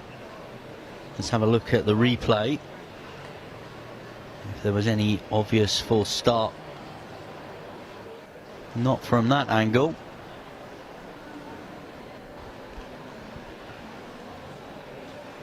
Officials will be having a look at it though.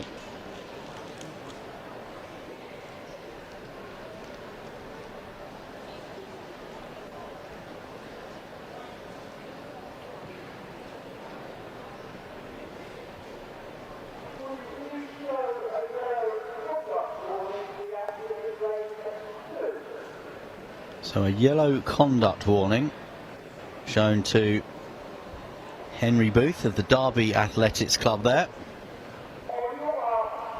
but no DQ. So interestingly, Booth is the only one without using the starting blocks. So just a reminder, Booth on the inside, Priestley, Redmond, Weil and Iggy.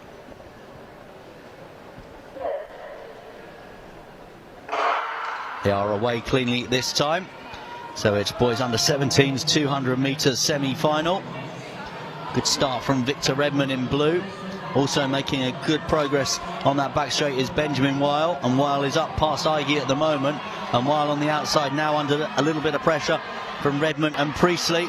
But it's going to be a victory and a place in that final for the athlete wearing bib number 138, which is Ben Wiley. Benjamin Wiley of the Rugby and Northampton Club secures his place into the final of the boys under 17s 200 metres.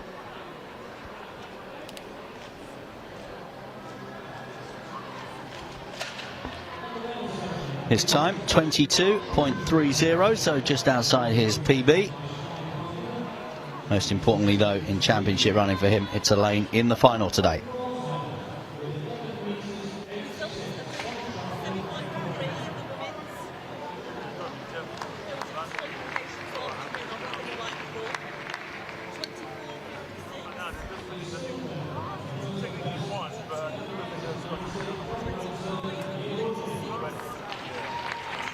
Now we have another bit of news for you and another disqualification. And this one has come in the third semi-final of the girls under 17s 200 metres. So we know that Aliyah Afolabi won the race and qualified for the final. But for Maisie Boylan, who was waiting to see whether her time would be good enough, it's a DQ for her. The Great Yarmouth and District athlete disqualified. So Favour Ezeki was promoted to the silver medal, the second position, 25.82 her time, but it's not good enough to see her through to the final.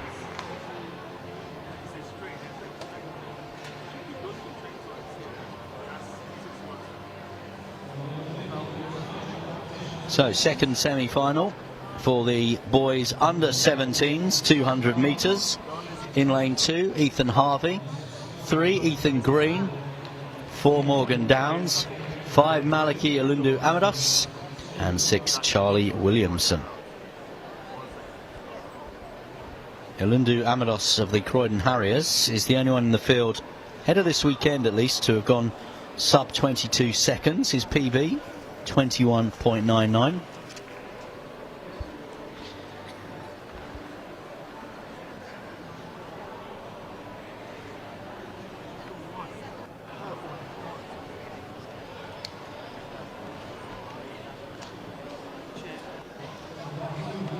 Another one with her on there on the wall by herself. Now, yeah, of course.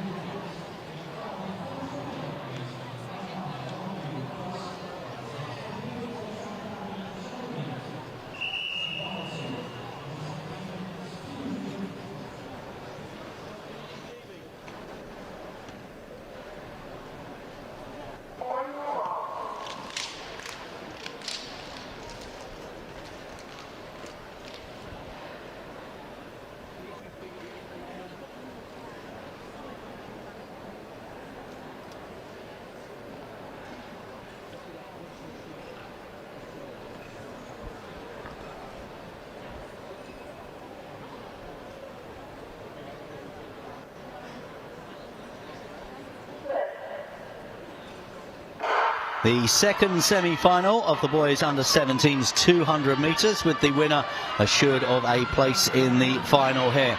And not a lot to choose between any of these athletes as they go down that back straight. Although you have to say that Alundu Amados is the one to watch, and it is him that is putting some pressure on the athlete Williamson outside of him. But it is going to be Williamson that's going to hold his form and cross the line.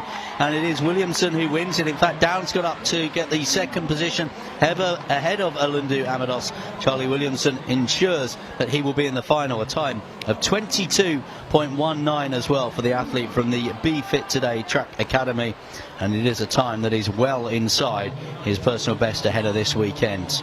He knows he's in the final and he's happy with it too.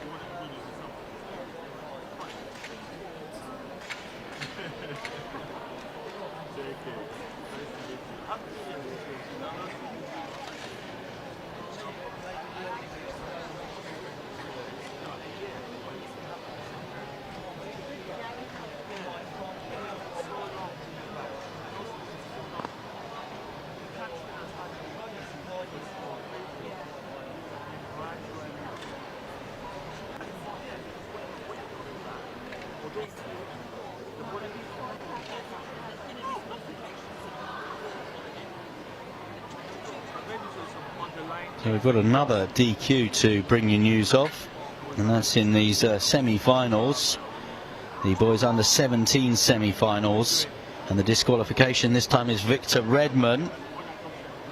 So we know that Benjamin Weil went through, qualified with his time of 22.29 into the final courtesy of his victory. Ross Priestley in the second position, a PB for him 22.60. That was a time that, as it stands, will also see him go through to the final. Charlie Williamson winning the second semi-final, PB for him 22.20. Morgan Downs' time at the moment will also see him go through to the final, but we do have this third semi-final still to come. Here we go, lane 2, Xavier Brathwaite. Lane 3, Isaac Lloyd Uzoegbu. 4, Oscar Beattie. 5, Farrell Fabusiwa. And 6, Max Evans. So Max Evans of the Maldwyn Harriers, the young Welshman, who looked excellent in his heat. PB of 21.43. Fabusiwa also excellent. His PB is 21.48. So maybe keep your eyes on lanes 5 and 6.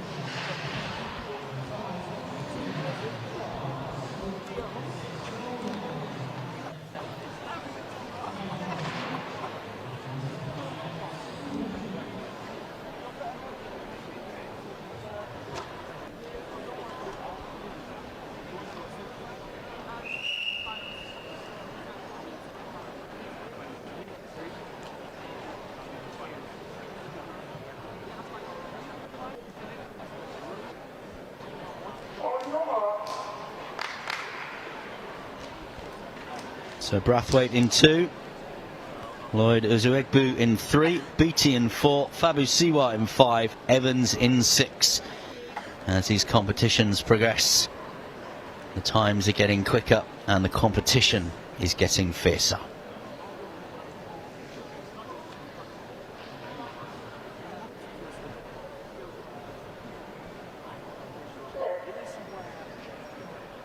The third and final semi-final then of the boys under 17's 200 metres here in Sheffield. A terrific start by Fabusiwa of the Croydon Harriers, up on the shoulder of Max Evans. Evans having to react on the outside as well, but Fabusiwa has just got a couple of yards on the athlete outside of him, and Fabusiwa into the home straight. Looks as though he will secure his place by rights into the final. He does. Evans comes through in second. He will have to see what his time is. Fabusiwa's time was 21.52. He is into the final, just outside his personal best, incidentally, that time in this semi.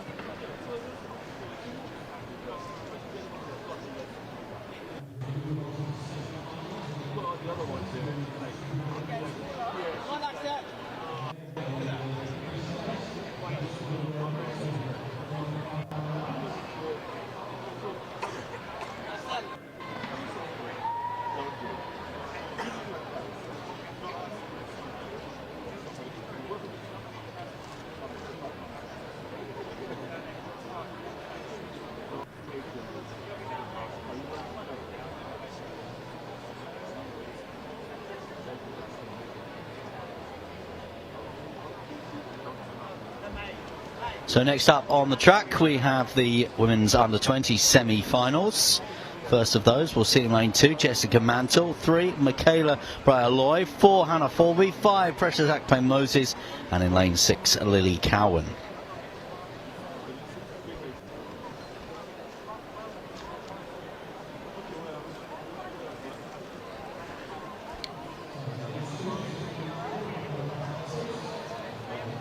So we have 3 semi-finals. The winner of each will go through to the final, and then, as we're becoming used to now, the next 2 fastest across those 3 semi-finals will also take their place in the final later on this afternoon here in Sheffield.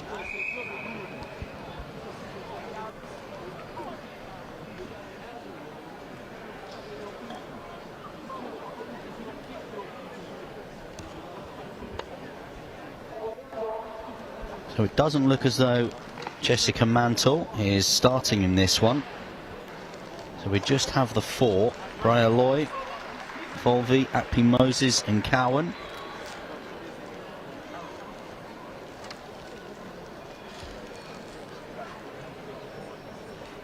Akpe Moses, perhaps the one to watch, the Birchfield Harrier, all in black. Semi-final of the women's under-20 200 metres. And Akpe Moses is already in the first bend up and around and past Lily Cowan. Akpe Moses being chased here by the Watford Harrier Hannah Folby. But it looks like Akpe Moses has enough on the rest of this field. It just condenses a little bit into the home straight. But it is going to be a win and a place in the final for the Birchfield Harrier. Precious Akpe Moses. Time on the clock here in the arena, 24.45. That may get rounded down slightly, but it's a good showing for Precious Akpe Moses to secure her place on the start line in the final to race for this title.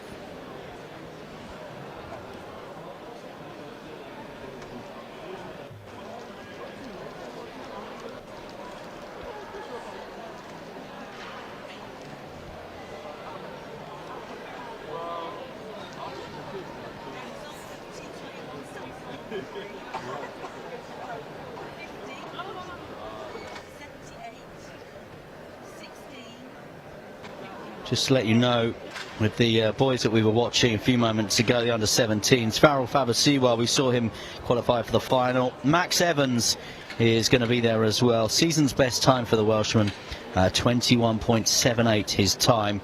Not good enough, unfortunately, for Oscar Beattie, who finished 3rd with a time of 23.16. He will not progress.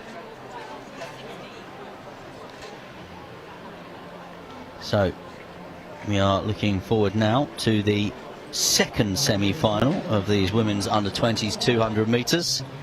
Must confess, at times this afternoon it's hard to keep up, these races coming thick and fast, but it's, yes it is, the second semi-final. He double checks his piece of paper. Women's under-20 200 metres. Lining up in this one, lane 2 Millie Schofield of the Blackburn Harriers, 3 Eleanor Hartley, a Sheffield runner here in Sheffield. Elisa Watson in 4, another Sheffield runner. Olivia Hayes in 5 has made the long trip from Exeter. And in lane 6, Sherry Ofoma of the Bolton United Harriers Athletics Club.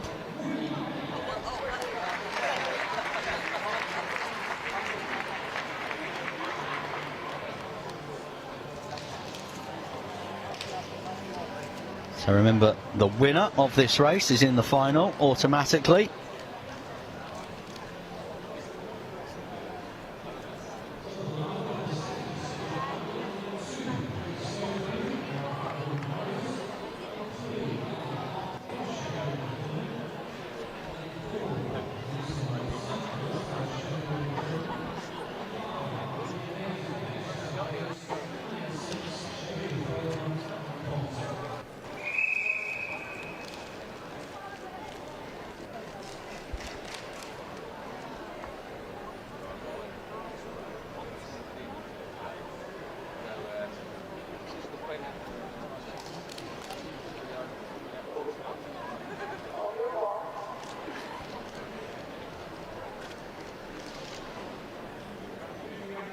One to look out for in this race. On the outside, Sherry Ufuoma, PB 24.52. Inside her, Olivia Hayes has a PB of 24.62. They're the only two in the field to have gone sub 25 seconds for this 200 metres. Second semi-final then of the women's under 20 200 metres. And already in the early stages, Hayes is looking to chase down Ofuma. The Exeter Harrier looking to try and take on the Bolton United Harrier here. And it's those two on the outside who are showing the good early promise as they head towards the final bend in this race. And it is going to be Olivia Hayes, a PB of 24.62. Can she hold off the challenge outside of her? Yes, she can. It's a time of 24.78 for Olivia Hayes. And she is into the final. Sherry Ofuma finished second in that race, and she will have to wait and see whether her time is good enough to proceed to the final. It's Olivia Hayes, though, who has the lane in the final and the opportunity to become the English champion.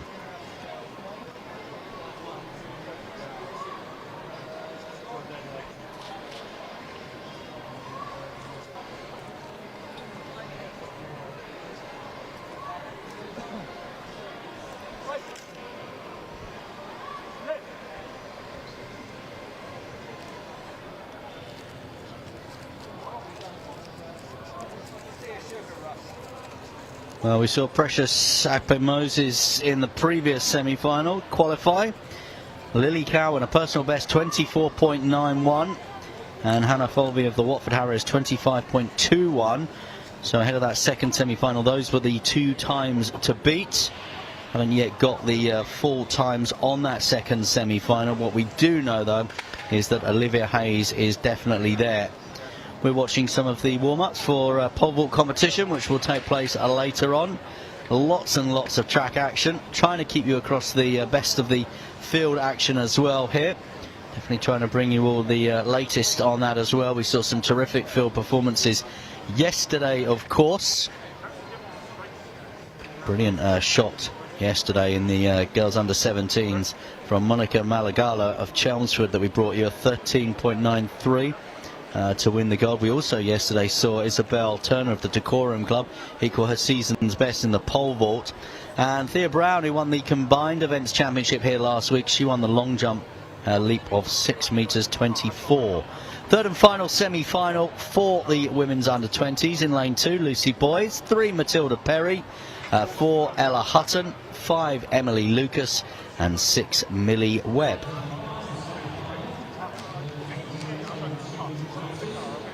So Afuma's time in the previous semi-final, incidentally, that is enough to overhaul Hannah Folby. So Folby will not take a place in the final. Akpe-Moses definitely will as the winner. Lily Cowan will wait and see because the winners go through automatically. The next two fastest after the 3 winners will also get a place in the final. And Ofuma of the Bolton United Harriers, her run of 25.04, just behind Olivia Hayes. That one was enough. Third semi-final then. Lucy Boys in 2, Matilda Perry in 3, Ella Hutton in 4, Emily Lucas in 5, Millie Webb in 6. Look out for Emily Lucas. Her PB 24.54. She's in lane 5 from the Aldershot Farnham District Club. She's got the long black socks on, if you are looking to try and spot her. Don't write anyone off, though. It's a very tough one to call. Millie Webb, her PB 25.01 on the outside from the Cardiff Athletics Club.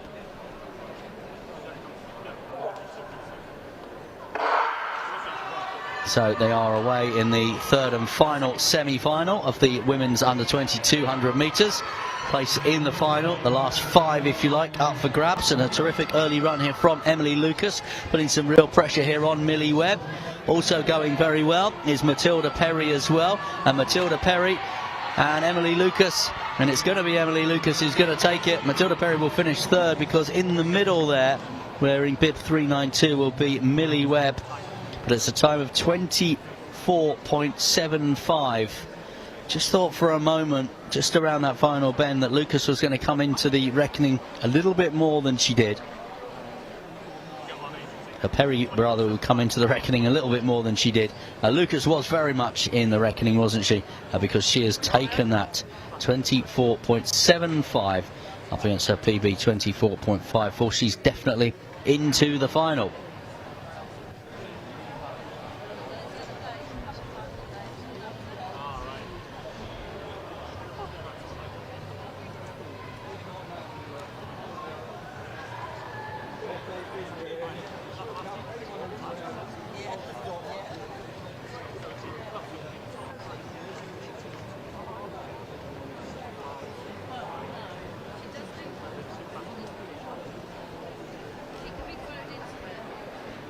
So we've got men's under-20 semi-finals coming up next. 3 of those. Same drill. Winner of each one will go through by rights. Then we will have 2 fastest runners-up from those 3 semi-finals as well. They'll be off in a couple of moments' time. We'll get the results of that women's under-20 semi-final, that last semi-final, for you momentarily. And then we'll be able to confirm the lineup for the final for you as well, based on those runners-up spots.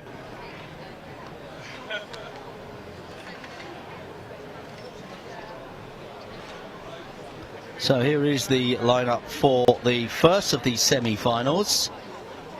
Lane 2, Thomas Brooks. 3, Oliver Driscoll. 4, Raphael Grant. 5, Aaron Tugwell. 6, Ethan Franklin.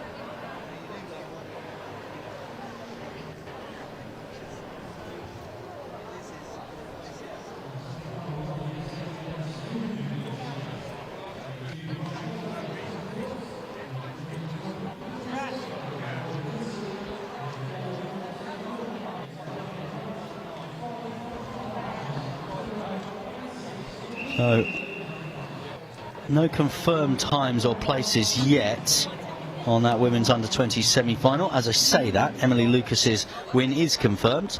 Well, we knew that, 24.74. What we didn't know was that Millie Webb, with a PB of 24.88, has also qualified for the final as one of the fastest runners-up. Let's concentrate now on this men's race. Their semi-finals, we've got 3 of them. Place in the final up for grabs.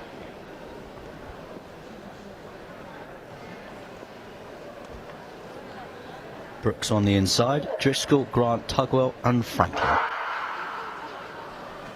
So it's the first of the men's under-20 semi-finals, 200 metres, 1 lap around the track. And already showing well here is Aaron Tugwell of the Cardiff Archers, putting some pressure on Franklin outside of him. Also going well on the inside at the moment is Oliver Driscoll, but it is the runners again on the outside, and it is going to be Ethan Franklin who qualifies with a certain amount of ease into the final. Following him home, Aaron Tugwell of the Cardiff Archers. Will have to wait and see whether his time is enough. It's a great time as well, 21.29 that for Ethan Franklin. His fastest is PB ahead of today, 21.55. So he will be delighted, not just with the lane in the final, but the time as well.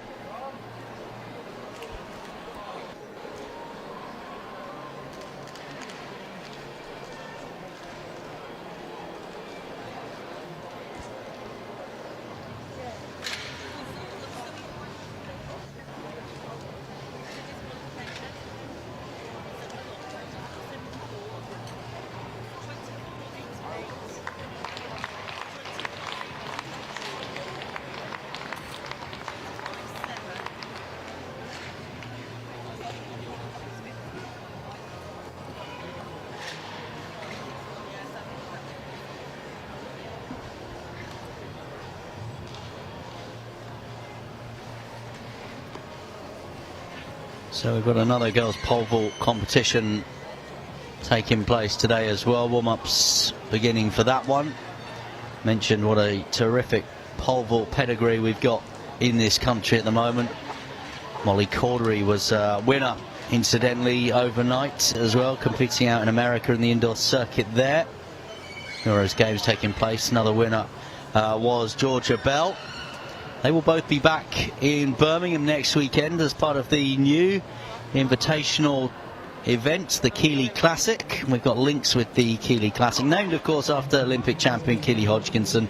She's going incidentally for an indoor world record next week in Birmingham at the Utilita Arena there. She's going for the 800 metres indoor record that incidentally was set on the day that she was born. History in the making there next weekend for Keeley Hodgkinson.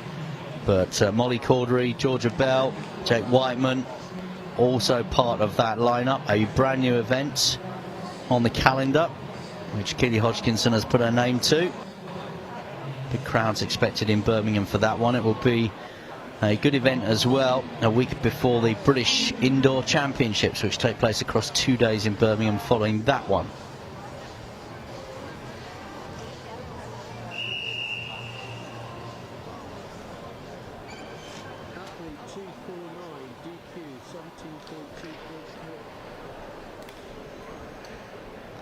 The links with the Keeley Classic, by the way. Two of our runners, one in the men's under 20, one in the women's under 20, from the 60-metre sprint yesterday, will have a lane in the Keeley Classic, courtesy of their performance here this weekend in Sheffield. Right, here we go then. Lane 2, Sam Lawson. 3, Adam O'Feynman. 4, Adam Pearson. 5, Charles Unsworth. And 6, James Gill. Look at Gill and Unsworth. Both of them have PBs of 21.68. Both of them on the outside. We are away then in the second semi-final of the men's under 20 200 metres. It's a good powerful start from Charles Unsworth in the blue vest as well. He's up on the shoulder on the penultimate bend towards James Gill, the Blackburn Harrier, looking to try and hold his form around that final bend as well, and he is now coming under severe pressure as well. It's going to be right on the line for the two of them. It looks like Unsworth just got there ahead of Gill, but the two of them really racing each other down that home stretch. A time of 21.65. They will have to be separated by the photo finish, but it looks to me as though the Blackburn Harrier, Unsworth, got there just ahead of Gill from the Invicta East Kent Club, who will have to wait and see whether his time is good enough for a place in the final.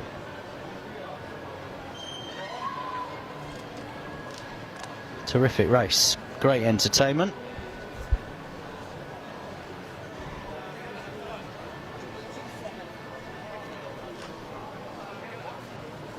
In the first semi-final, we know Aaron Tugwell won it.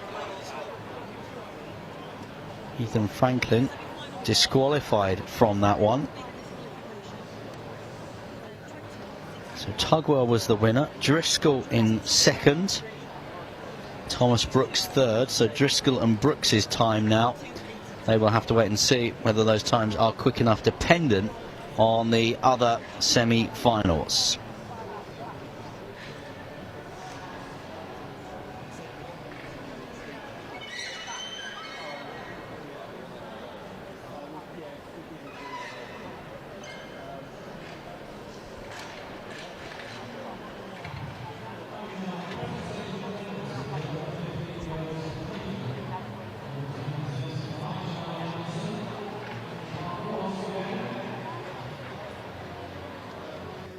Sort of boys long jump competition taking place in the field at the moment.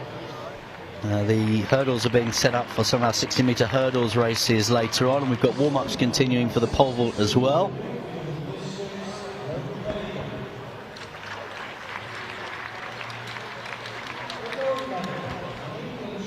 So Unsworth, time of 21.63, a PB. That's enough for the previous semi-finals to secure a place in the final. Gill, 21.64, so just 1/100th outside, again a PB for the athlete from the Invicta East Kent Club. And for Adam Pearson of the City of York Club in third, Both Gill and Pearson, as it stands at the moment ahead of this third semi-final, have places in the final based on those times. Talking of this third semi-final, there's the lineup. Scott Harris in lane 2, Gareth Evans in 3, Harrison Nash in 4, Zico Jones in 5 and Lewis Stevens in 6.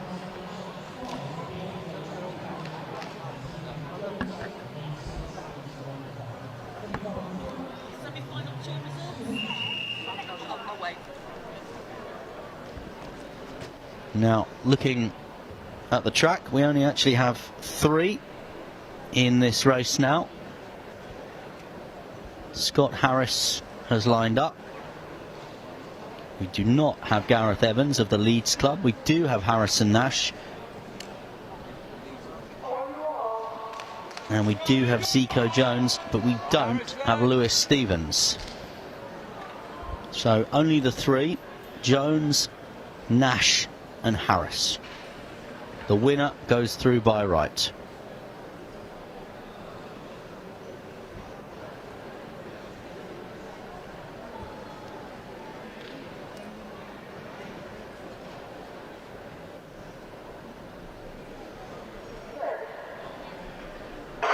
Third semi-final of the men's under-20s 200 metres. Zico Jones, the Welshman of the Be Fit Today Track Academy, goes out very fast. Difficult to tell with just the 3 athletes who is making up ground on each other here, but Zico Jones is showing tremendous form around that final bend and into this home straight as well, and it is a wonderful performance for Zico Jones, the young Welshman, wearing bib 362, securing his place in the final. Time of 21.63, so inside his PB ahead of today of 21.73 as well. And Zico Jones, well, look very composed, very calm, very confident there, and knows he has a lane in the final to go for the championship.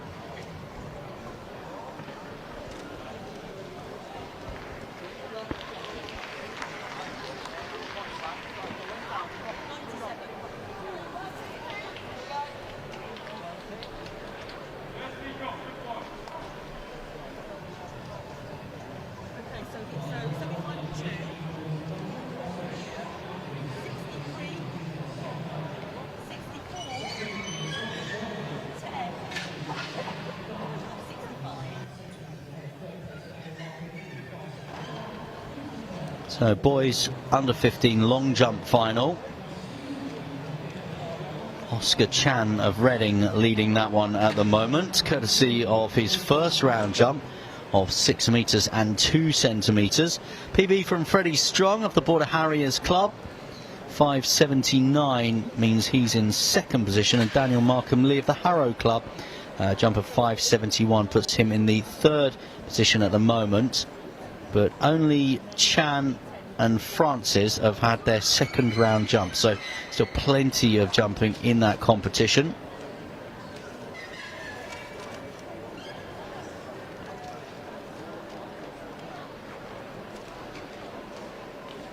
Tyler Reynolds of the Woodford Green Athletics Club with Essex Ladies on the runway at the moment.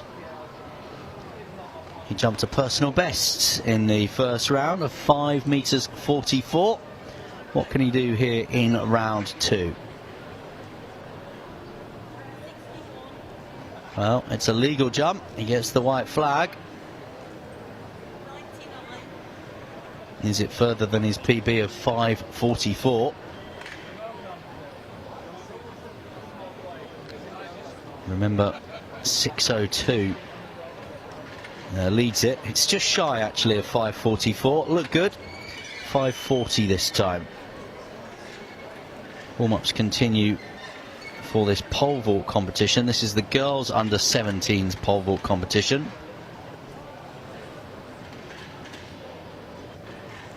So having a look at that start list: Alice Bird, Tamsin Osborne, Liliana Oriwell Sykes, Imogen Taylor, Alice Johnston, Lana Knight, Lexi Trott, Elsa Pawson, Daisy Roberts, Phoebe Scott, Emily Wilson, Beth Boys, Claudia Berry, Ava Hayes, Winnie Symes, Sophia McCart and Luna Corrie.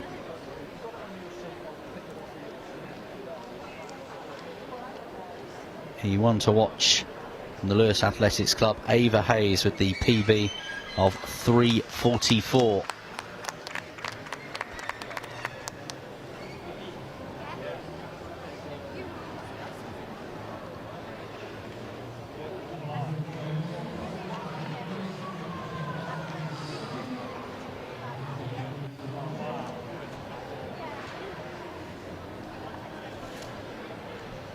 Next up on the track, we've got some finals for you.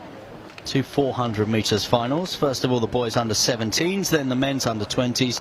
Then we've got a final of the 300 metres, the girls under 17s 300 metres. Then we get into some hurdles heats for you. We do have the finals of the 200 metres still to bring you later on, followed by the hurdles finals. And then as we head towards the close of our programme today, we will have some finals for the 1500 metres as well. All of that still to come. So let's bring you the start list for the boys under 17s 400 metres final. Shadwan Brian Gray in lane 1. Zach Reynolds in 2. Lucas Cameron in 3. Archie Spicer in 4. Matthew Earl in 5, and Elijah Olale in lane 6.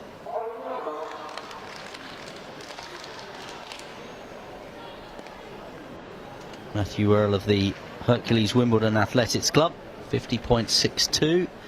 Has looked good coming through the heats and the semi-finals. Ahead of this weekend, had the quickest time in the field, but not by a lot. Elijah Olale, a PB of 50.67 just outside of him. Lucas Cameron's PB is 50.74.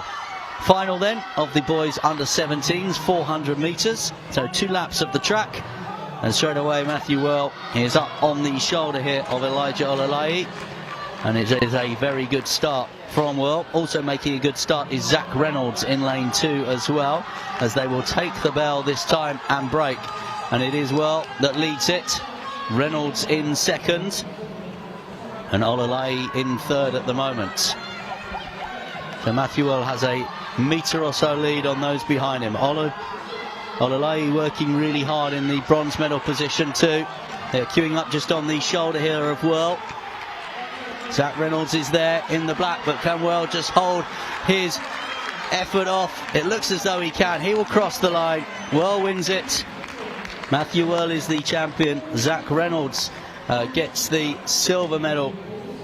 We'll just have to count back and double check as well who has won the bronze for you, but no doubt that the man from Hercules Wimbledon Athletics Club in a time of 49.99 as well, so has gone sub 50 seconds there in that final. He is your English champion.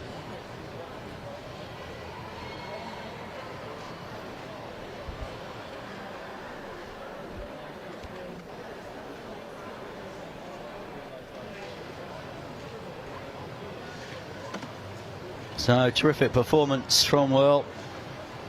There were 2 or 3 that round the last 150 metres or so were trying to get involved, but Earl was very strong, had the power and the poise to hold them off. He has looked like one of the standout athletes of the weekend, it has to be said.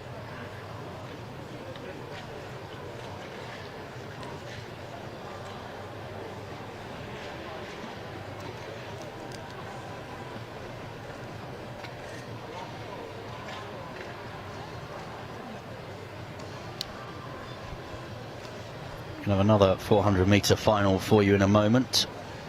Men's under 20s this one.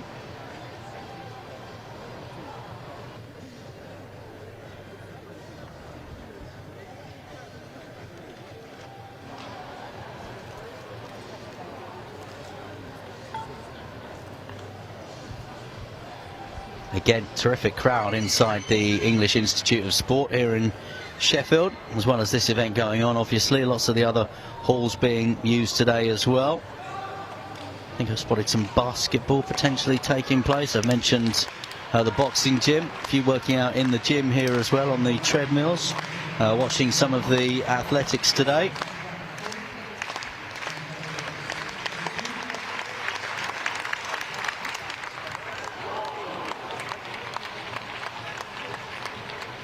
Well, an unusual technique there in the long jump, it has to be said. It's a legal jump, just a little bit different from perhaps what the textbooks would suggest you should do.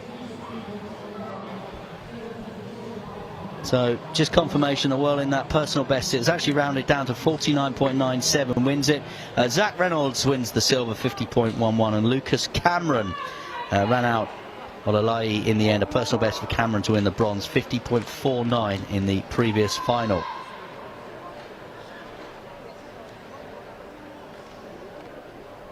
So final now of the men's under-20s 400 metres.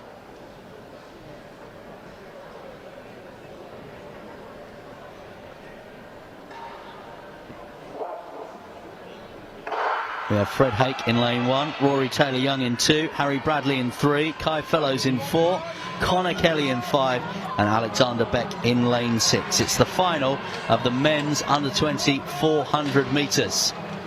And a good early performance and good early showing from Connor Kelly. And it is Connor Kelly at the break, wearing bib number 470 of the Hercules Wimbledon Athletics Club. Looking to do the double Hercules Wimbledon over 400 metres, who is leading it at the moment. He has a 2 or 3 metre advantage over the runners in just behind him at the moment. Connor Kelly with a PB of 46.97, showing good shape around this final bend. I'm not sure anyone will catch him here. Connor Kelly it is who's going to win the gold medal. It's Connor Kelly who is the champion, and the silver medal goes to Alexander Beck. And a photo finish for third as well between Harry Bradley and Kai Fellows as well. But no doubt in the winner, 46.78 is the time. It's another title as well for the Hercules Wimbledon Athletics Club. And it looks as though it will be a personal best time for Connor Kelly as well, because he's gone under his PB ahead of this weekend of 46.97. He is the English champion.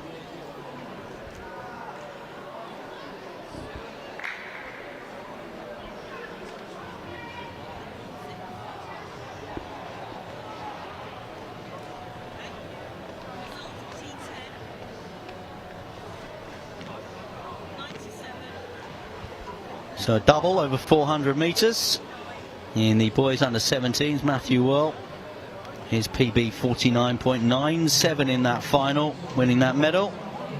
And now we've just seen there in the men's under 20s final, Connor Kelly also winning.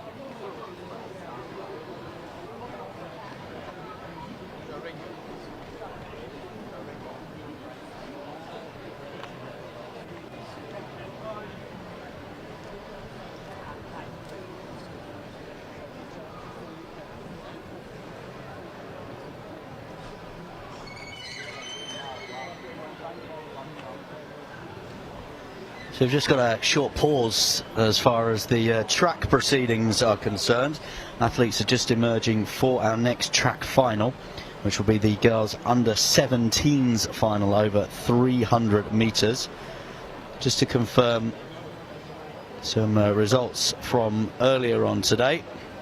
Connor Kelly won the last race on the track. That was the men's under-20 400 metres. Seeing a interesting boys long jump final at the moment as well. Just to bring you up to date with that one, Oscar Chan. His first round jump of 6 metres and 2 centimetres. That one is still leading the way. Daniel Markham Lee of the Harrow Athletics Club, his second round jump of 5 metres 95, a personal best for him. Means he's in the silver medal position at the moment. Freddie Strong, he's just jumped 5.93, a PB for him. He is in the bronze medal position at the moment. Confirmed results, incidentally, from that men's under-20s 400 metre final. We know that Connor Kelly won it in a PB, 46.80 the official time. This on the screen as the result from the one earlier as well, showing the double for Hercules Wimbledon. Alexander Bett winning the silver medal and Kai Fellows winning the bronze.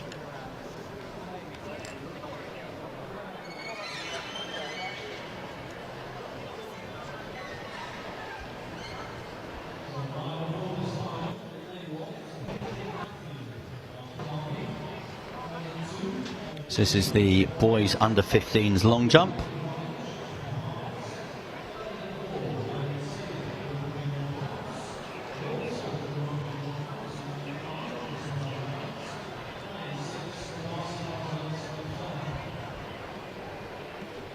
They're just having a pause as well at the moment. The pole vaulters are getting ready over on the far side. We'll also see our starters in the 300 metres over on that far side as well. And then we'll get some hurdles heats for you.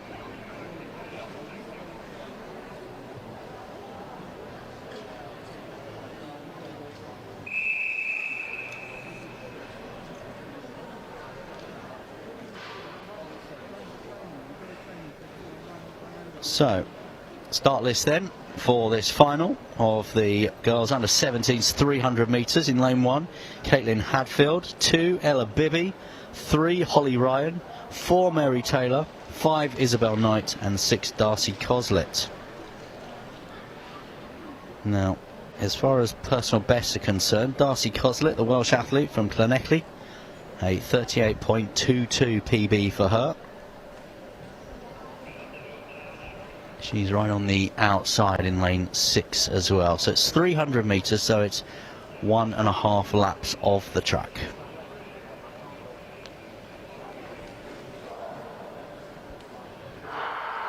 And they are away in the final of the girls under 17s 300 metres. Coslet coming under immediate pressure from Isabel Knight. Coslet trying to hold her form here as they take the bell with a lap to go. It's Coslet in lane 6 with Knight in lane 5, right on her shoulder at the moment. The others trying to get on terms, but it's those two on the outside that are really battling away. And Coslet is doing her utmost. She's got half a metre or so now on the break ahead of Knight, and Knight has just lost a metre or two there. And you have to wonder whether that is enough for Darcy Coslet, whether she can hold this form and hold her pace into the finish here. It is going to be a victory. She is going to be the champion. Darcy Coslet wins it. The other medals will go to Isabel Knight, and also finishing very strongly was Holly Ryan. But a time of 38.71, your English champion over 300 metres from Wales is Darcy Coslet.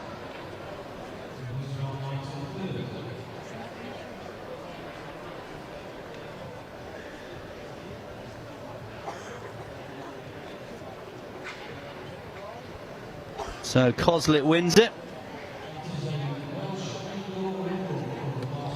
And it's just been announced in the arena as well, a Welsh indoor record for the young athlete from the Llanelli Athletics Club.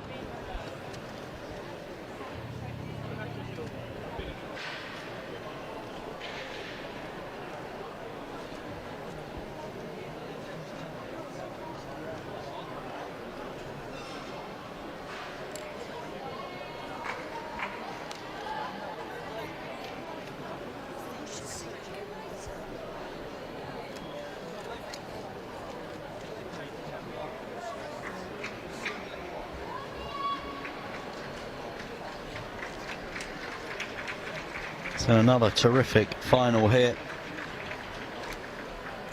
as the pole vaulters over on the far side starting their competition as well. It's the girls under 17 pole vault.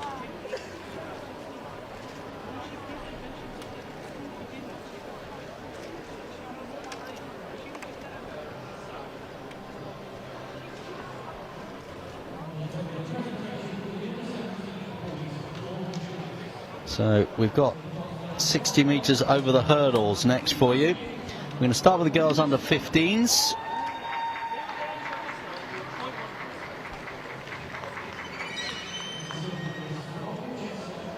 Lane number 1, Mia Heptonstall. Lane 2, Ruby May Phelps. 3, Vida Pascaline Pericard. 4, Mia Broadhurst. 5, Neve Connolly. 6, Chloe Pallett. 7, Olivia Coote. And 8, Olivia Jones.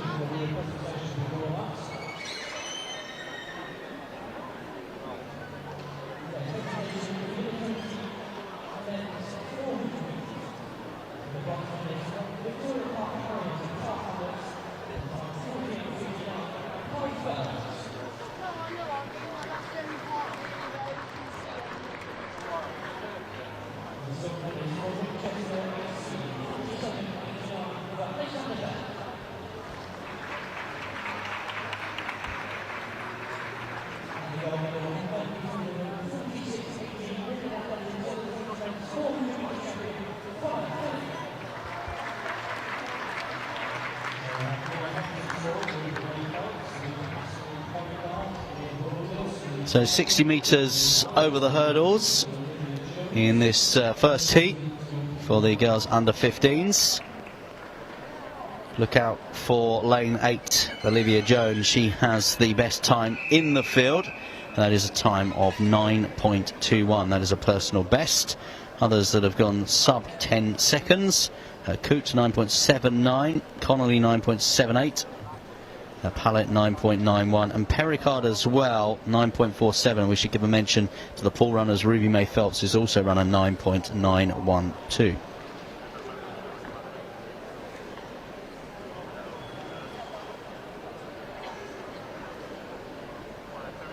So 60 metres, 5 barriers to clear. Lots that can go right, plenty that can go wrong in a 60 metre hurdles. Technical event again. You need to get your stride pattern right. If that starts to go wrong, if you clip a hurdle, you hit a hurdle, run through a hurdle, it can put you out for the rest of the race. So the first heat of this girls 60 metres hurdles, and showing the early form here on this near side is Olivia Jones, and she is going to win that heat as well from lane 8. Olivia Jones of the East Cheshire Harriers and Thameside Athletics Club. She is the winner.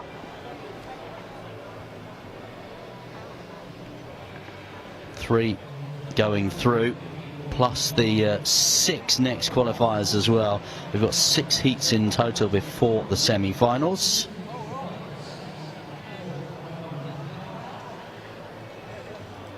Well, she was the quickest in the field as well. Let's have a look here from this angle, because we'll get a perfect view of it from our camera here of her technique as well over the 5 barriers. You can see she was very fluent across them. A little stumble there just into the final barrier, but it wasn't enough to put her off.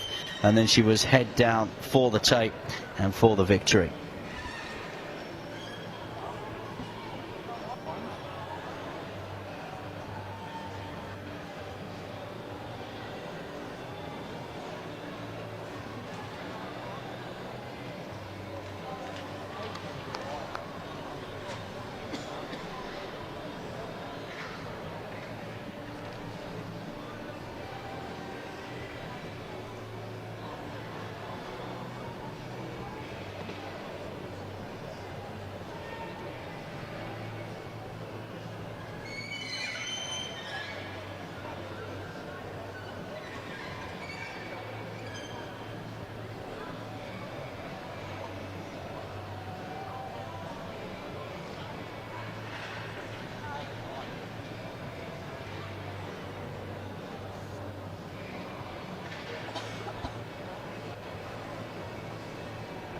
Heat 2 of this girls under 15 60 metres hurdles. Daisy Rose Agostinho in lane 1, Jennifer Mardle in 2, Scarlett Ashford in 3, Madison Wright in 4, Alicia Thomas in 5, Juliet Callow in 6, 7 will be Abigail Redpath, and 8 Ava Hessian.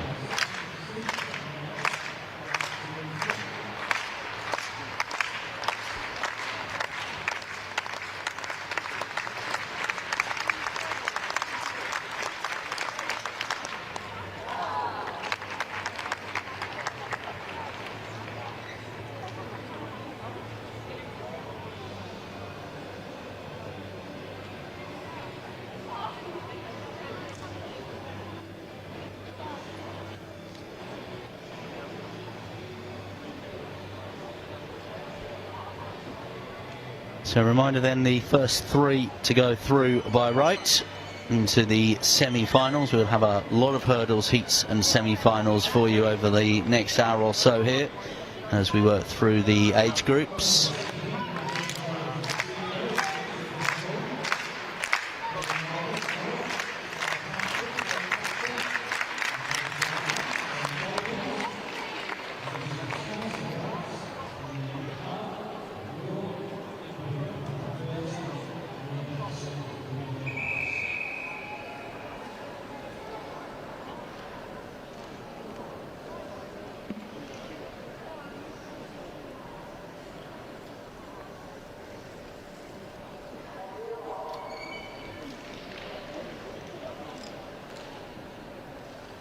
So heat number 2 of the 60 metre hurdles for the under 15 girls. 3 to qualify for the semi-finals. 5 barriers again.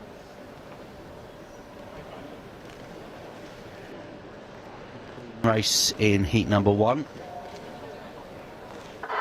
And they are away cleanly. Well, they're not away cleanly this time.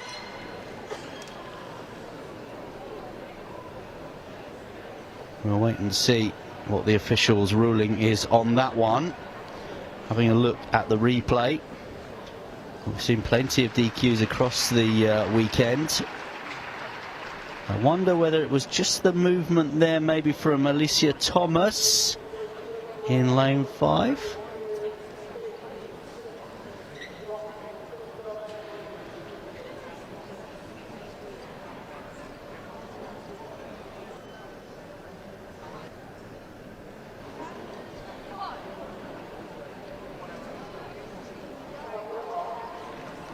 Well, no DQs.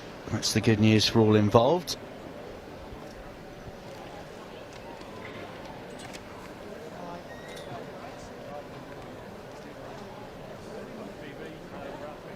So Agostinho in 1, Mardle 2, Ashford 3, Wright 4, Thomas 5, Callow 6, Redpath 7, Hessian in 8.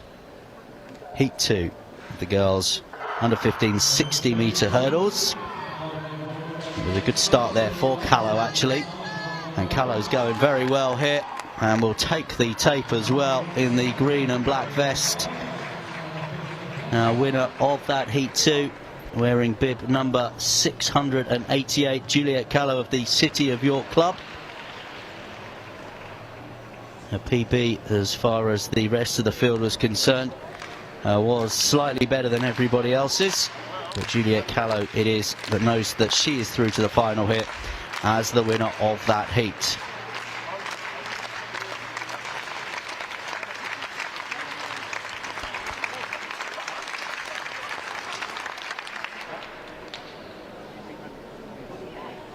In heat number 1, we saw Olivia Jones win it.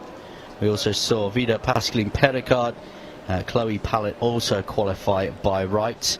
We will of course have 6 coming through into the semi-finals courtesy of their fastest time. Heat number 2, we know who our winner was there, and that was Juliet Callow from York.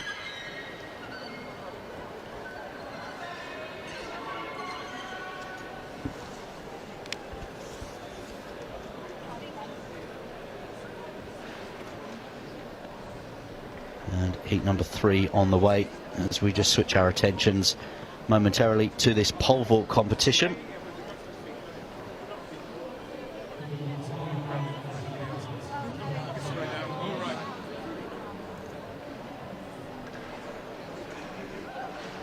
A little bit of time to spare in between each of these heats.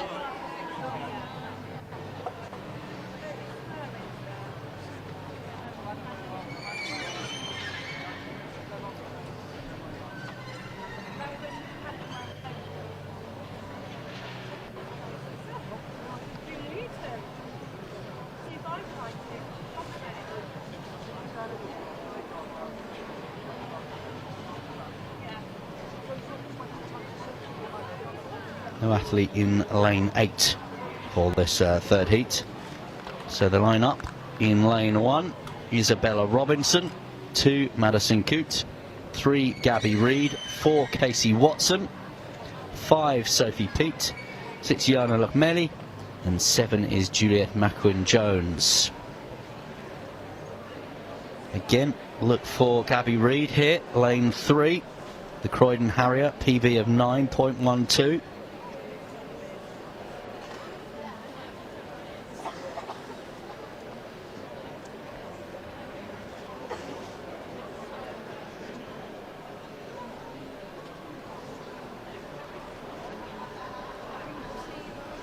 Other athletes in this field that have got sub 10 seconds. Isabella Robinson in lane 1, 9.89 her PB.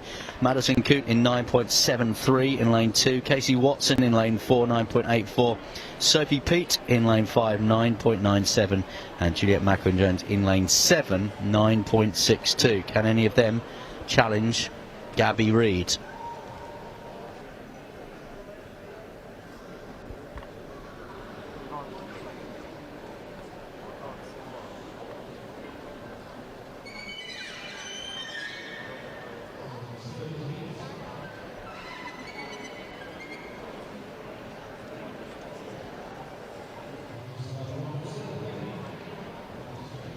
Well, Madison Coote just having a little bit of an issue there with her blocks, but hopefully she's happy now in lane 2.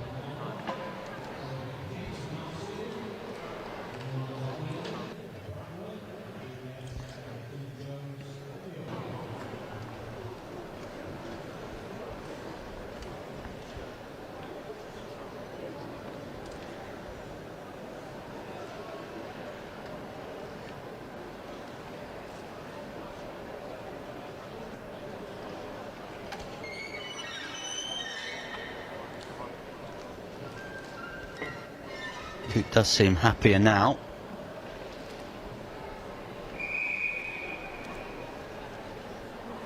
The delay, you'll just spot there in the bottom of your picture a number of the field athletes just coming into the arena as well, just to prepare and begin their warm-ups for their events later on. The athletes here are being called now to their marks. So this is the third heat of the girls under 15 60-metre hurdles. Robinson, Coote, Reed, Watson, Pete, O'Malley and Mackwin Jones.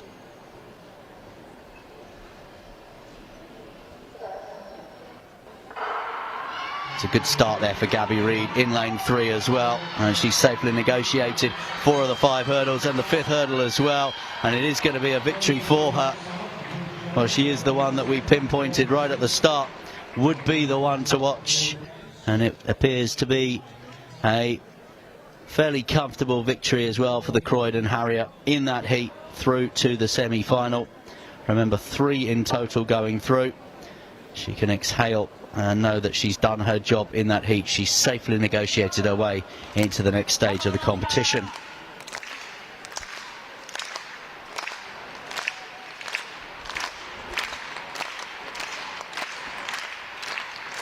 Well, it never really looked in doubt here. You'll see Gabby Reed in lane 3 there. She was the first to the first hurdle, getting good technique, got her stride pattern absolutely spot on, and they got her head down to the line as well, having negotiated the 5 hurdles.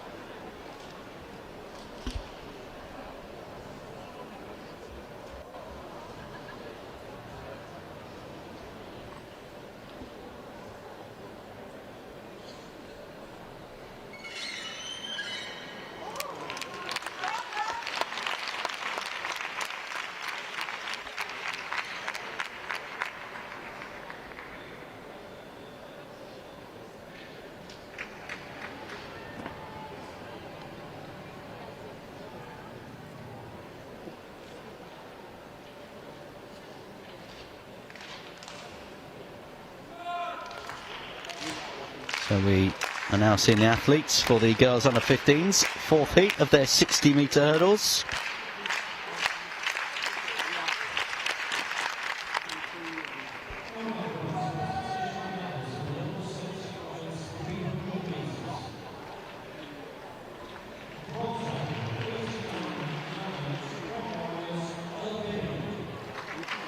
So ones to watch in this race. In lane 3 again, Talia Junaid Evans, Dartford Harrier, her PB 9.08. So she is the quickest in the field to date.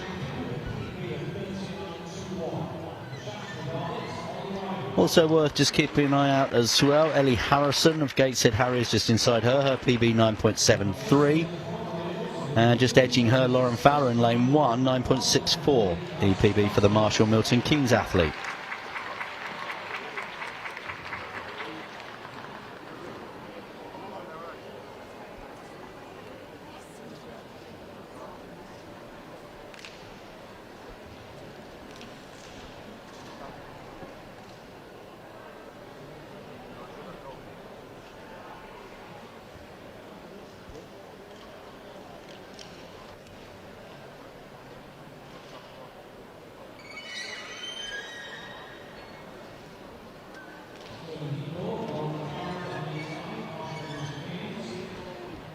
So Lauren Fowler in lane 1, Ellie Harrison in 2, Talia Junaid Evans in 3, Shindara Ayo Adeyemo in 4, Chris Kinsey in 5, Darcy Ridgway in 6, and Summer Johnson in lane 7.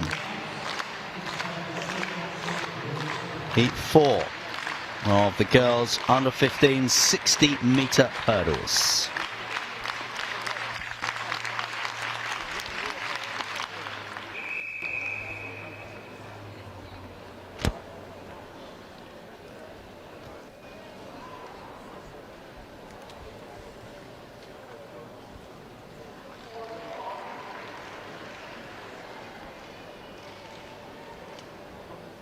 The first 3 in this race will qualify automatically. A number of fastest runner-up places up for grabs as well.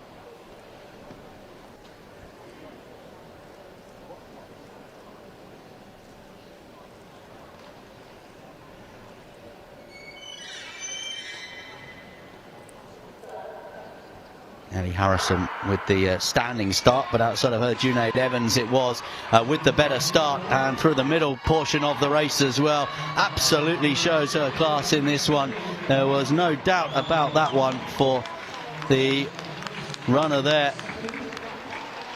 Harrison it was who finished second, but Talia Junaid Evans, big grin on her face. She knows she's into the semi-final. Great win for her. Time of 9.15 as well, so just outside of her PB. Harrison smiles too, because she has also gone through, I think, because she finished second with the top 3 all to qualify for the semi-final.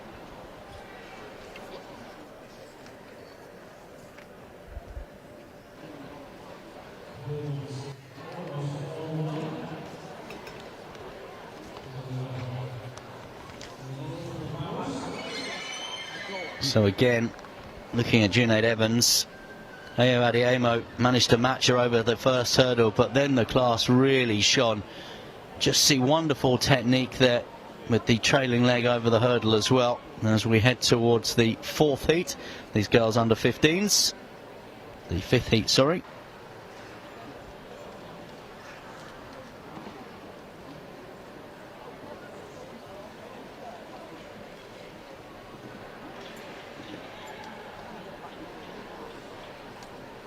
So, lane 1, Elizabeth McKenn. 2, Imogen Bine. 3, Ava Brooms. 4, Isabella Moulton. 5, Darcy Benson. 6, Imogen Veshy. And 7, Chloe Alam.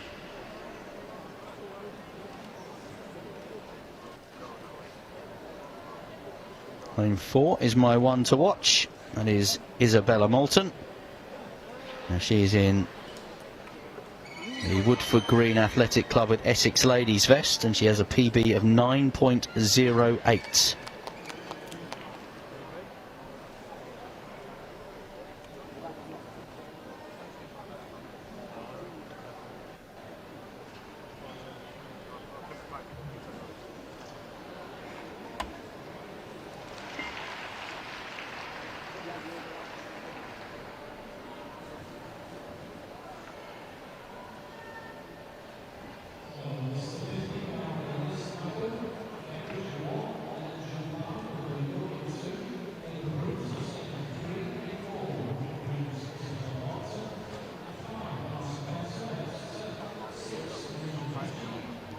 Others to watch here. Brooms has a PB of 9.64 in lane 3. McKenn in lane 1, a PB of 9.87. Benson in 5, a PB 9.88. Vecchi as well, one to watch, a PB of 9.72 in lane 6.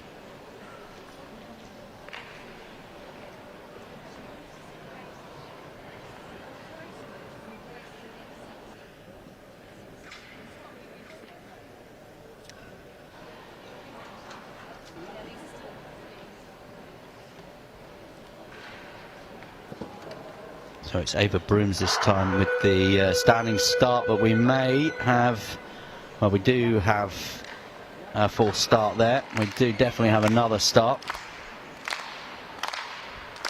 Wait to see what the officials decree on this one and who moved first.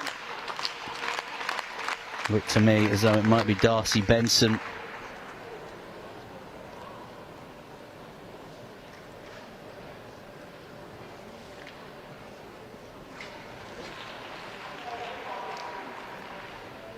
Warning for Darcy Benson there. Alan closest to us, all in black. Vecchi, Benson, Moulton, Brooms, Bine and McKenn.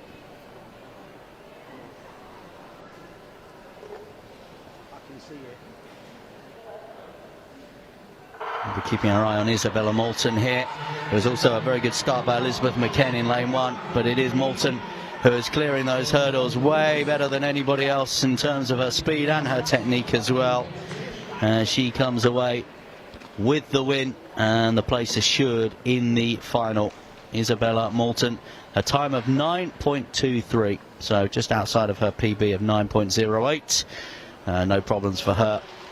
She was a cut above the rest there. And remember, 3 to qualify for the semi-finals.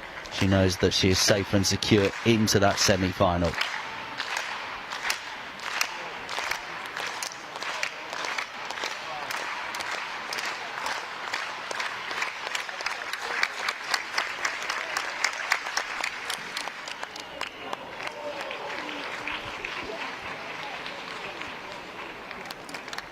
So we're seeing 5 heats of the 6 in the girls under 15 hurdles.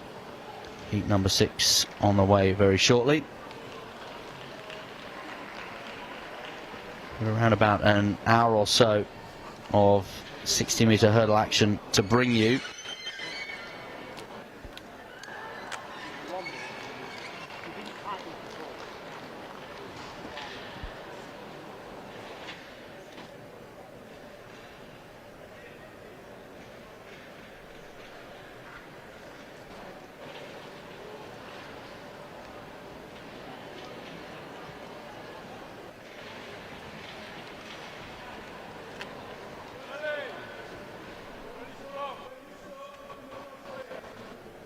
So 7 athletes in the field in this final heat. Line number 1, Sophie Clark. 2, Isabella Patterson. 3, Evie Abbott. 4, Sophie Turasian. 5, Matilda Murray. 6, Mia Gligorowski. And 7 is Jess Seddon. 3 really to pick out here that you think on times historically will be in with the chance of reaching the next stage. Isabella Patterson, her PB 9.66. She's in lane 2. Also look out for Jess Seddon of the Trafford Athletics Club, PB of 9.70, closest to us. And also look out over on the far side in lane 1, Sophie Clark, her PB of 9.88 from the Windsor, Slough, Eton and Hounslow Athletics Club.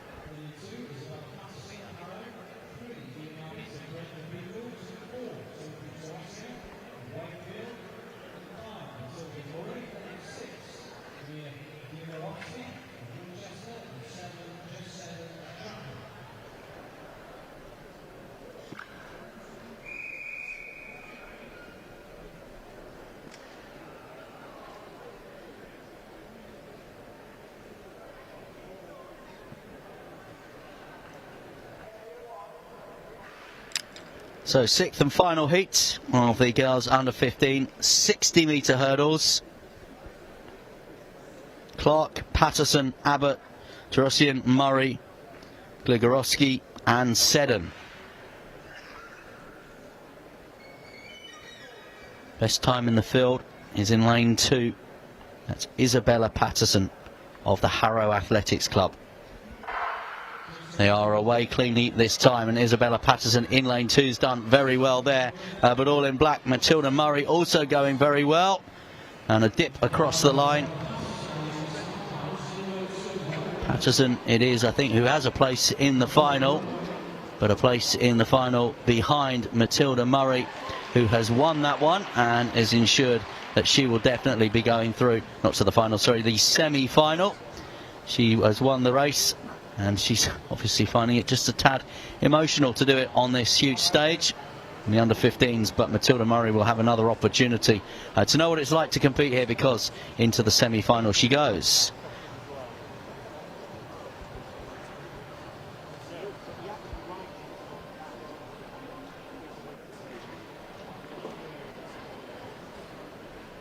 Again, another opportunity just to see Matilda Murray here. PB of 9.06 did make her one of the standouts in the field. Wasn't the quickest out the start, actually. If you'll just notice there, she just dropped her shoulder a little bit, but once she got into her running, there was nothing anyone could do to match her. That is why you saw Patterson, I think, take the lead initially, but then it was very much Murray's race. So that is the conclusion of the 6 heats of the 60-metre hurdles for the under 15 girls.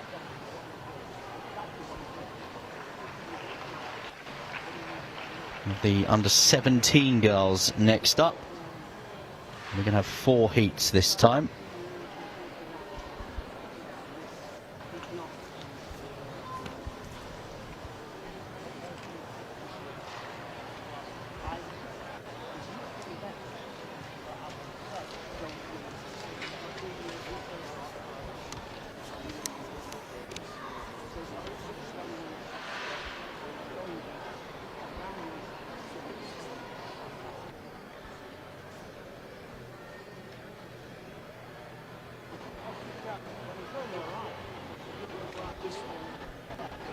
So heat one of the girls under 17 60-metre hurdles.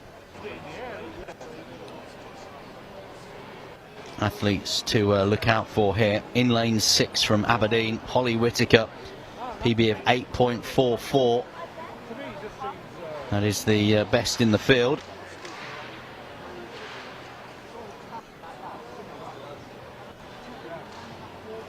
To me, it's an unusual jump. Yeah, rather than what you see most of the boys do. It's a long run as well. Seeing some of the results now from the under 15s. I remember the top 3 all qualifying by right into the semi-finals. Also have a number of fastest runners up also qualifying into those semi-finals as well.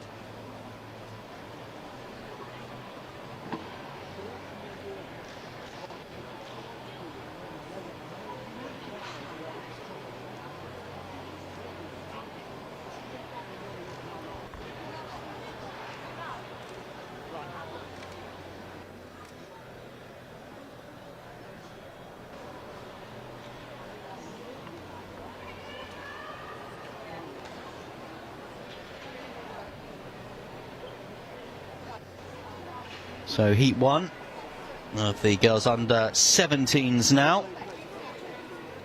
3 again to go through by right. We'll have 4 fastest runners up. So Evie Elliott in lane 1, Lucy Gilbertson in 2, Katie Pang in 3, Zoe Dolan in 4, Molly Mills in 5, Holly Whittaker in 6, Olivia Crawford in lane 7, and Darcy Nichols in lane 8. So Holly Whittaker of Aberdeen, her PB 8.44 is the standout in the field. Look out as well either side of her for Molly Mills in lane 5, Sale Harrier with a PB of 8.82, and Olivia Crawford, another Northwest athlete from the Warrington Athletics Club, her PB 8.82. So Mills, Whittaker and Crawford, perhaps the ones to watch.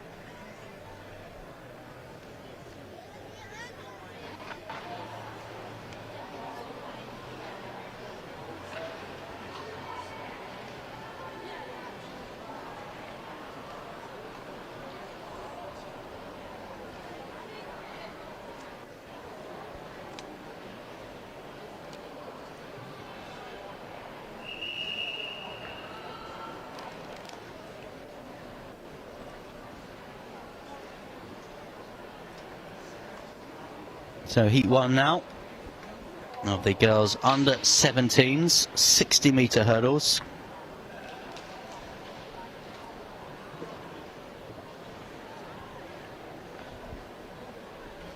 Three of these athletes will automatically win a place through to that semi-final. The form book would suggest lanes 5, 6 and 7 are the ones to watch. But we'll have to wait and see for you. It was a good start actually by Holly Whittaker in lane 6, and it is Holly Whittaker who's leading it, with Crawford trying to get there as well. Whittaker does win it, Crawford is in second and Mills is in third. Those 3 will go through to the final, semi-final. It's a time of 8.58 for the winner.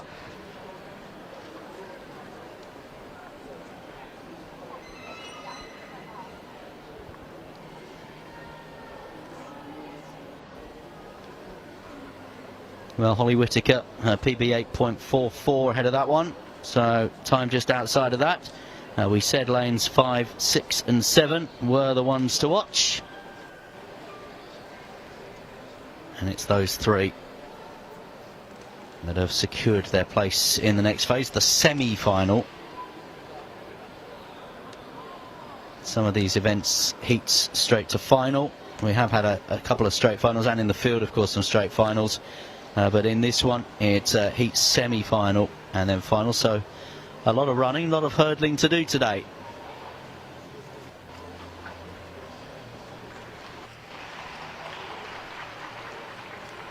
Four heats in total. As we see Whittaker there, dipping as she crossed the line.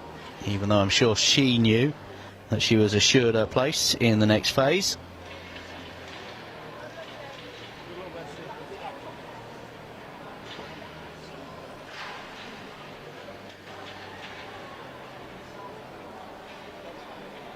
So in this next heat, we've got a couple of sub-9 second runners, 3 in fact. Again, look at lanes 5, 6 and 7. Izzy Ray, who's run a PB from Bracknell of 8.48. Milana Thorpe in lane 6, her PB 8.95. Ava Placide of Cardiff, the Welsh athlete, in lane 7, her PB 8.79.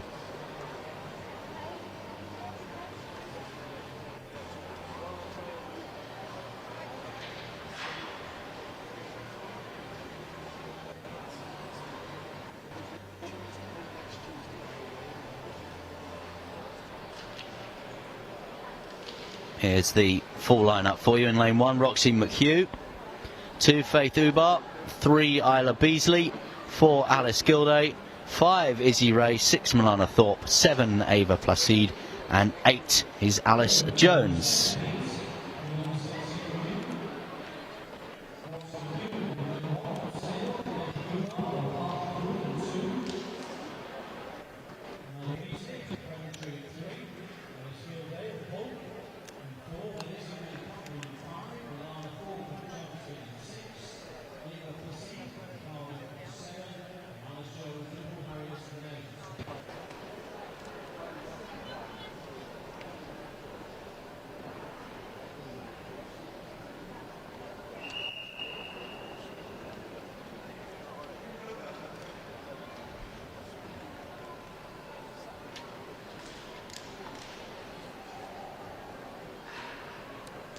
So heat 2 of the girls under 17 60-metre hurdles.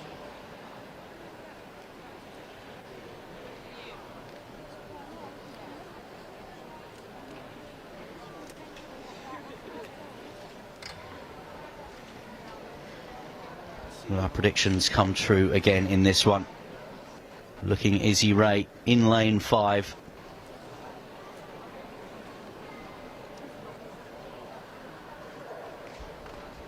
Wearing the yellow vest, Izzy Ray. It will be another start. Ray met the hurdle quicker than anybody else, and it will now need to be picked up again.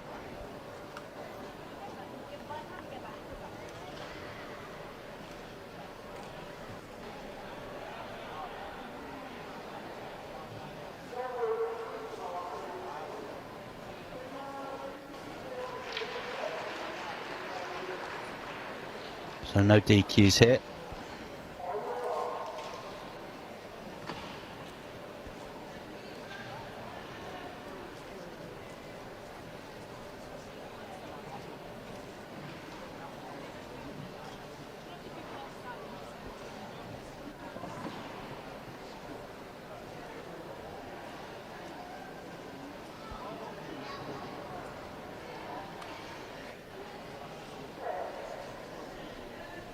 Clean this time in this heat, and it is a terrific start from Izzy Ray. Terrific technique as well, and she is just able to slow down as she crosses that line, because she knows that her place in the final is totally and utterly assured with that one. No real danger there for Izzy Ray of the Bracknell Athletics Club. She knows she's into the semi-final. She knows that there was no one else in that race to get close to her. We'll wait and see and bring you news on the others that have qualified for the next stage as well, the other semi-finalists here. But Izzy Ray shows real good form there. Not put off by the delay to the start either. Have another look at Izzy Ray in action here. I mean, right from the off, to be honest. She was the first one to that hurdle. She just clipped the top of the third hurdle, but it didn't seem to put her off, and she knew once she cleared that final hurdle that she was there. She was in the final, or in the semi-final, and now she goes off to get prepared for that semi-final as well.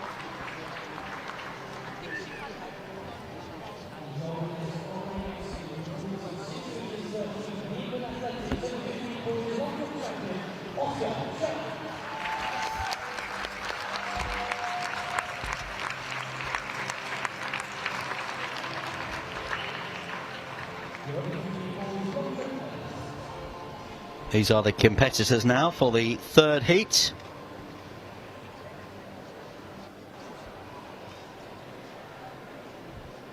Look out for Grace McCollin in lane 4 and Tiana Origbeson in lane 5. Both of those have gone sub 9 seconds. McCollin 8.63 her PB.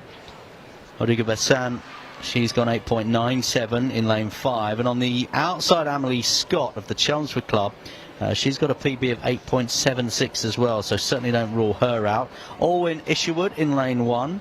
Lauren Hewitt in 2, Rebecca Johnson in 3, Grace McCollin in 4, Tiano Origa-Bazan in 5, 6 is Chelsea Clark, 7 Tess Heppel, and in lane 8 Amelie Scott.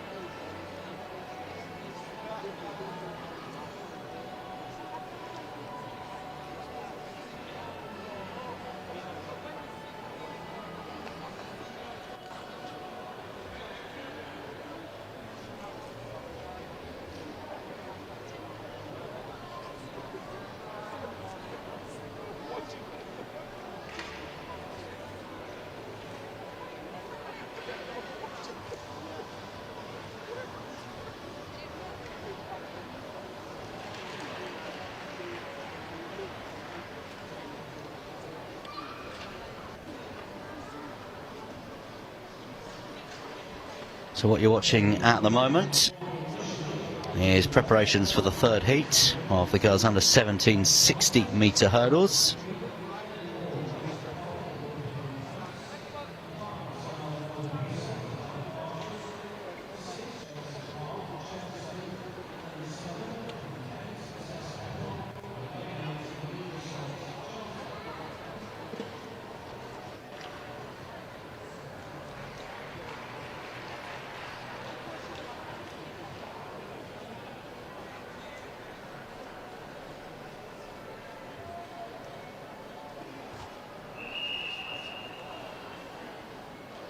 So again here, the ones to watch, as we said, lane 8, Scott on the outside.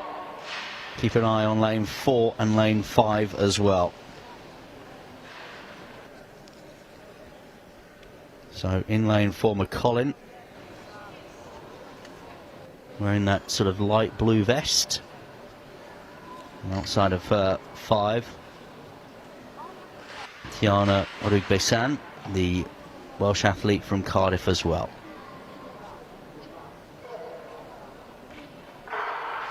And they are away cleanly this time, and in fact it is McCollin who rose first here, and a good performance as well. But it is the athlete Amelie Scott who's also going to get up. McCollin will be into the semi-final. Amelie Scott closest to us as well. Terrific performance from her. It's a time of 8.67 as well, so it's faster than she's run before. 8.76 was her PB, so she can afford to grin and enjoy that moment, because Amelie Scott not just a place in the semi-finals, but a very quick time for her as well.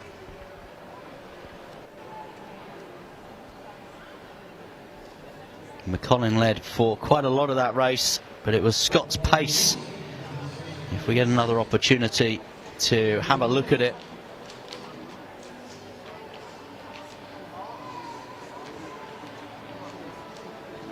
Taking across here to the pole vault as well, which is taking place at the moment, before we see our athletes for heat 4 of that 60 metres hurdles.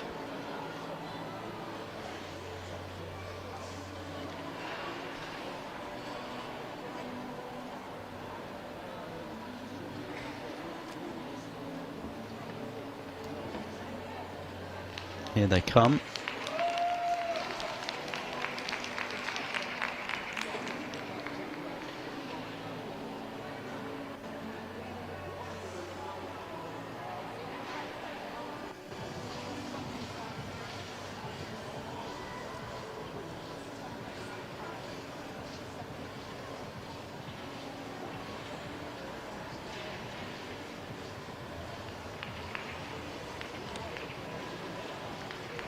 So in this race, have a look for the athletes in lane 6, which is Maya Hewitt-Mills of the Hercules Wimbledon Athletics Club. She'll be there in the yellow vest.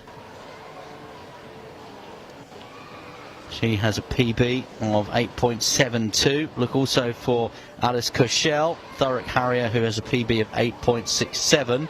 Let's run through the full lineup for you. Lucy Duckett in lane 1, Alice Platt in 2, Kezia Tarsi of Bristol and West Athletics Club in 3, Abigail Huntley in 4, Grace Amayuwu in 5, Maya Hewitt-Mills in 6, Alice Cochelle in 7, and then Caris Francis in 8.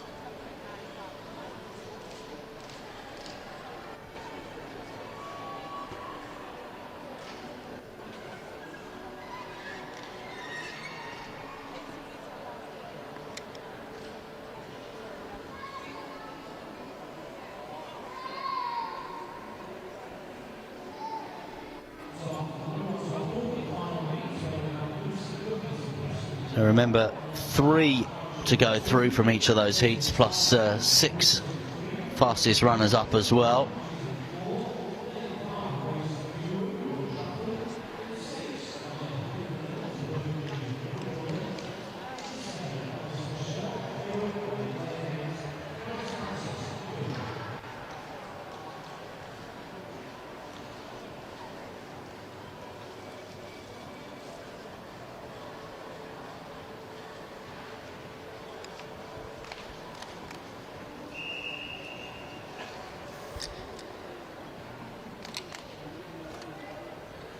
So we're looking potentially at lane 6 and 7 here.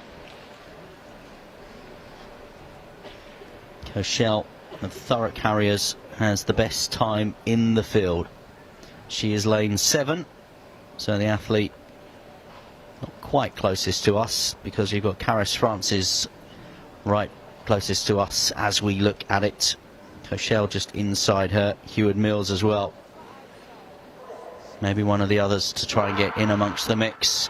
They are away first time as well, and it is Hewitt-Mills actually and Cochelle, the two of those who are looking to lead it. It's going to be Hewitt-Mills who's going to win it. Cochelle is going to take the second place. We'll have to wait and see. I think it might have been Amuwu who finished third and will also secure her place into the semi-final.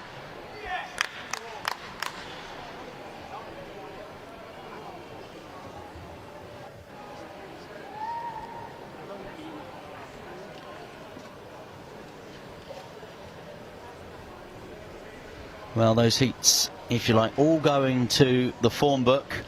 As we have another look at it here, we said that the athletes in lane 6 and 7 were the two to watch, and they were the two to watch. Caris Francis clipped a couple of hurdles, rather took her out of the equation. Hewitt-Mills it was then taking the tape, and a place in the semi-final secure for her.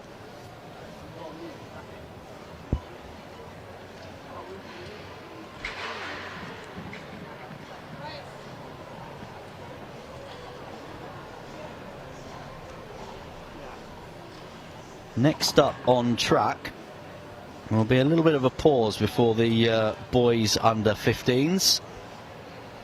They will have their heats of their 60-metre hurdles.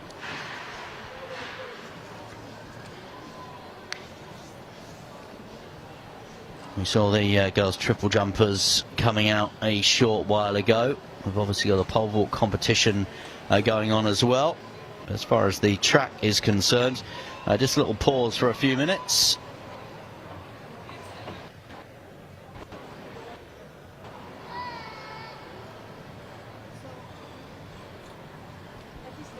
Plenty more action still to bring you. As I said, hurdles will dominate things on the track for the next hour or so, and beyond that actually, as we head in towards semi-finals. Before that, we've got some finals of the 200 metres as well to bring you.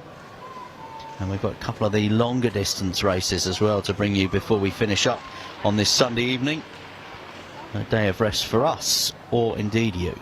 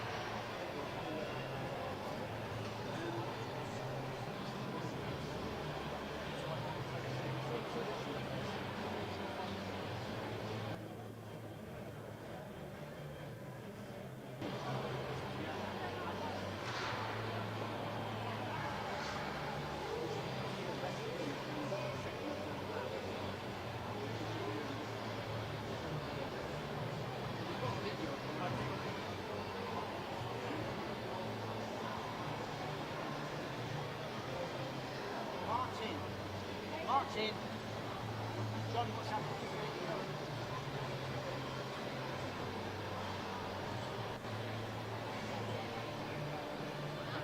worry, we're not looking at the song.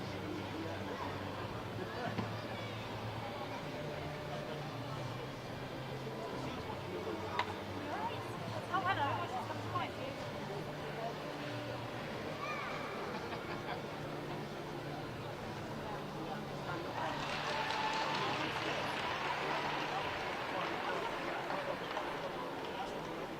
Heavy!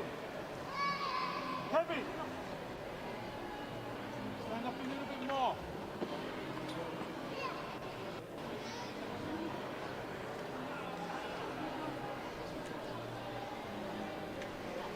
So we're watching some of the action here in the field from the Girls Under-17's triple jump final.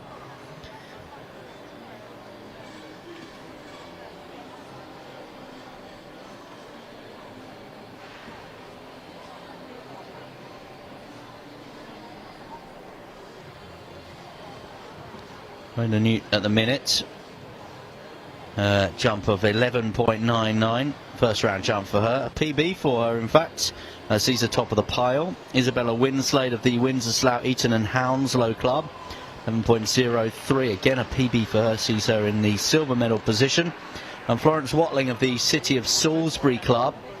Her PB of 10.89. 10 metres 89 centimetres. And that sees her at the moment in the bronze medal position.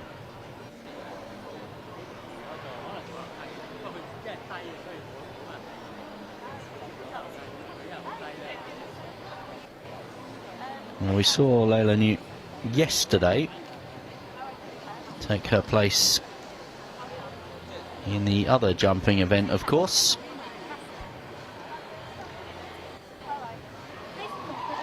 Bronze medal in the long jump.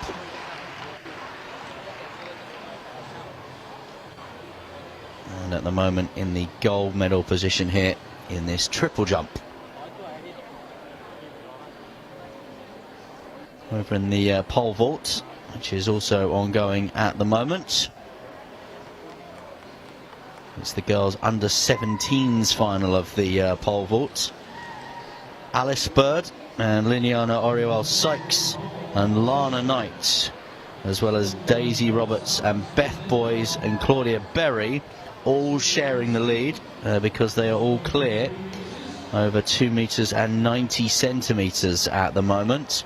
Also clearing 290, Tamsin Osborne, but at the second attempt. Winnie Symes has cleared 290 as well. Personal best for her at the second attempt. And at the third attempt, clearing 290, Luna Corrie. Again, a personal best for her, also clearing 290. Lexi Trott of the Winchester Club. So we've got 10 over 2 metres 90 centimetres. Trott has cleared that at the third time of asking as well. So it is building up to be a pretty exciting pole vault competition, you have to say, in the girls under 17s. 10 all over that height at the moment. Bird passed at 2.55 in the lead, cleared 2.75, cleared 2.90. Liliana Oriol Sykes passed 2.55 and 2.75, as did Lana Knight. Both over 2.90 though. Daisy Roberts passed 2.55, cleared 2.75 and 2.90. Beth Boys just going up in increments at the minute, cleared 2.55, 2.75 and now 2.90. We've got Claudia Berry going for 3 metres.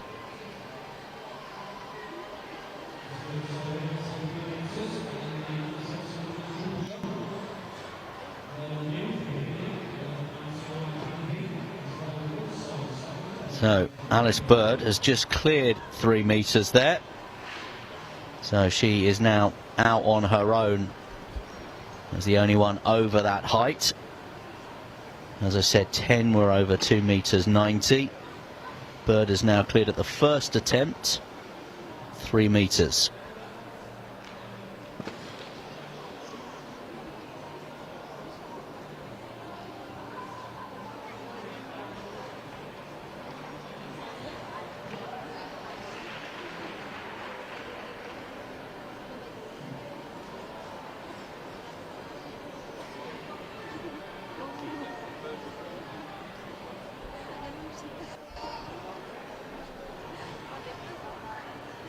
Some other warm-ups happening in the long jump as well. Two of those taking place side by side. And we've actually just seen, shouldn't laugh, but he's all right. We've just seen one of the officials, that long jump takeoff board, take a tumble off his chair. It was like something out of an old school sitcom for a moment. But he's fine. Wonder what some of these junior athletes think about this proposed plan to remove the long jump board with a takeoff zone, so that you would measure from where you took off to where you land. You wouldn't have to hit the mark, as it were. Something that John Ridgen, the chief executive at World Athletics, suggested on a podcast, the Anything But Footy podcast, the Olympic Paralympic podcast, last year, as the backing of the president of World Athletics, Seb Coe. It was all about innovation, of course. They did some research, and they said at the last World Championships, so many of the long jumps were marked as no jumps, because obviously, well, in old money, putting your foot over the plasticine, it's lasers and things now, of course, in the major championships. And so now discussion to replace that long jump board with that takeoff zone. Not sure the athletes, certainly the athletes I've spoken to about it, were that enamoured by the idea. Certainly not Jasmine Sawyers, the European indoor champion, formerly studied in the city of Sheffield, of course, and now bouncing back from a really nasty injury, which meant that she missed the Olympics last year. But she is now, it seems, very much on the comeback trail, with lots to aim for this year. Indoor season perhaps coming a little bit too soon for Jasmine Sawyers, perhaps targeting that World Outdoor Championships later on in the year.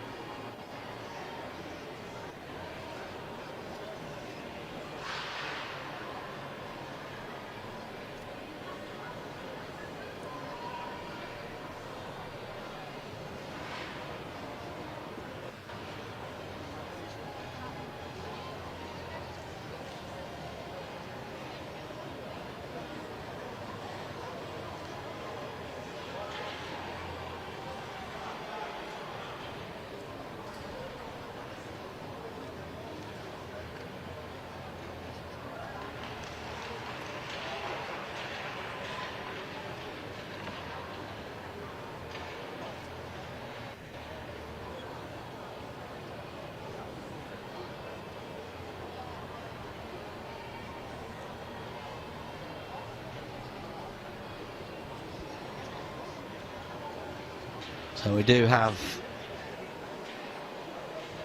some of our athletes now for the first heat of this boys under 15 60-metre hurdles.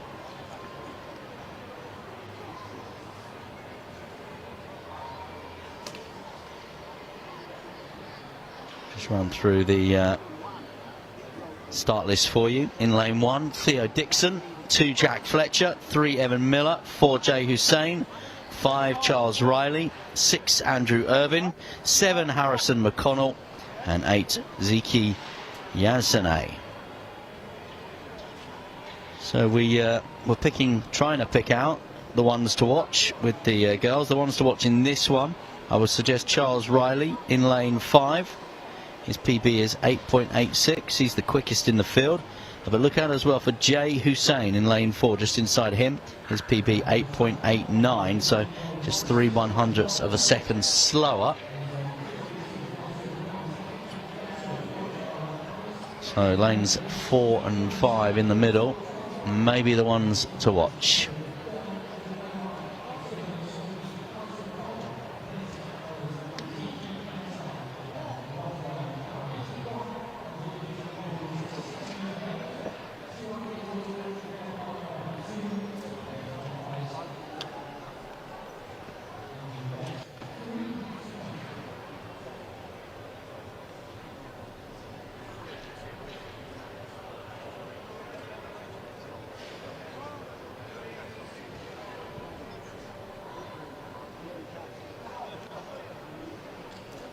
So look out for Jay Hussein in lane 4. He's got the white vest with the green hoops there. Bib 644. Also Charles Riley, that blue and green vest. City of Sheffield and Derns, they'll have some home support as well.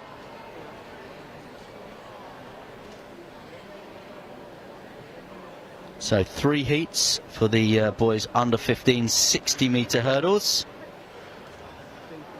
2 to qualify straight into a final here, so no semi-finals. That was confusing me with the girls. Semi-finals and finals. Straight into the final here. The next 2 fastest runners will also get a place in that final.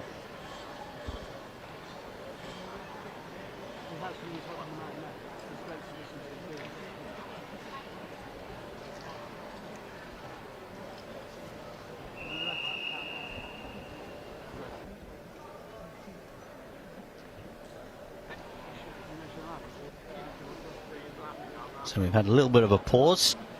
The track action back with us now. Good opportunity there to have caught up with some of the other field action that was going on. So it's Dixon in 1, Fletcher 2, Miller 3, Hussein 4, Riley 5, Irvin 6, McConnell 7, and Jensen up in lane 8.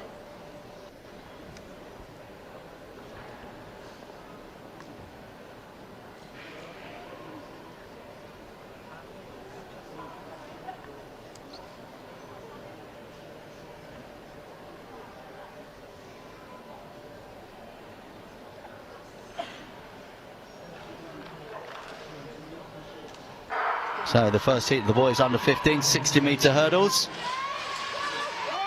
and going really well is Jay Hussein, and Hussein it is that crosses the line first. Riley and Irvin as well, trying to get in amongst it. Remember, the first 2 qualify by right to that final. And Jay Hussein of the Wirral Athletics Club, he knows that he is definitely there, secure into the final.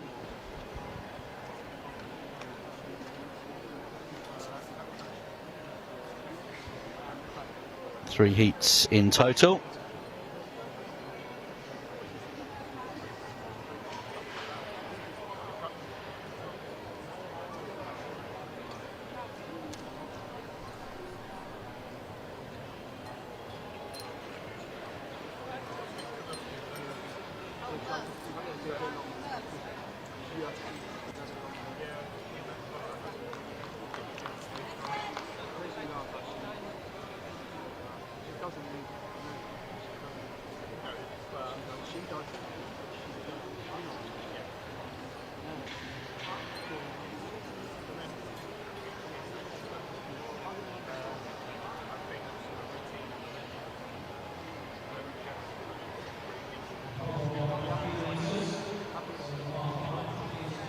So we've got 5 over 3 metres in this pole vault competition at the moment.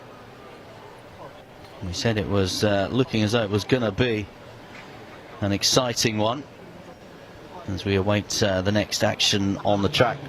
Just a chance to drop in there.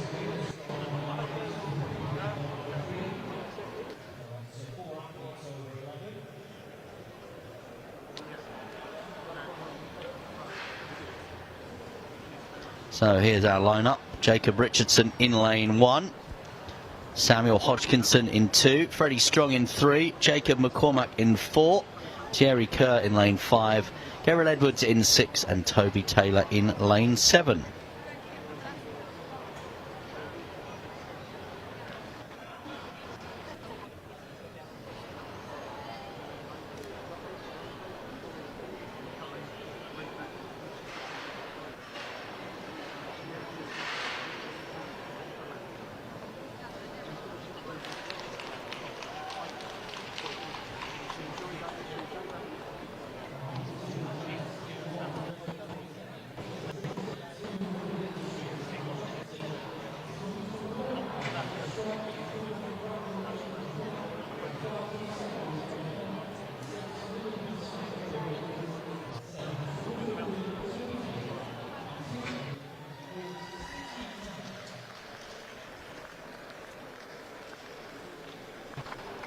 That's Sam Hodgkinson, Wigan athlete.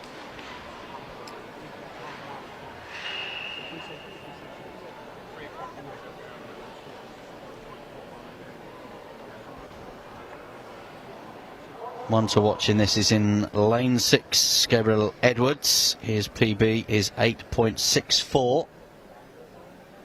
He's got the luminous yellow spikes on, if you like.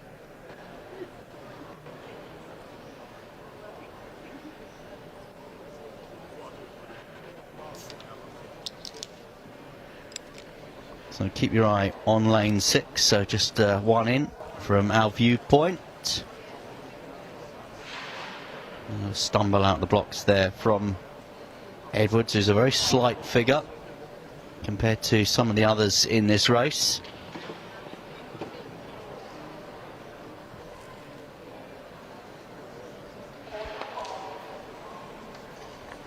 Look at the difference physically, Hodgkinson and Strong. But as we've mentioned, haven't we, so much of this event is about technique.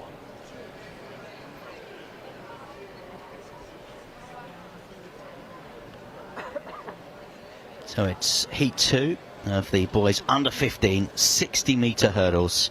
Richardson, Hodgkinson, Strong, McCormack, Kerr, Edwards and Taylor, and they are away this time, and it is actually Kerr just inside of Edwards who has gone in this, and it's going to be over on this near side in lane 7. Toby Taylor of the Woodford Green Athletics Club. Gabriel Edwards, who we said was one of the big favourites, clattered into a hurdle, was unable to finish, and that means that Toby Taylor it is that has secured his place into the final automatically by winning that race. We'll need to check the other times for you. I can tell you in the previous heat we saw Theo Dixon coming through. Amongst the others, Jack Fletcher, Evan Miller, Jay Hussein, Charles Riley, Andrew Irvin, Harrison O'Connell and Ziki Yansene. But the actual times haven't come up for any of those in the live results service yet.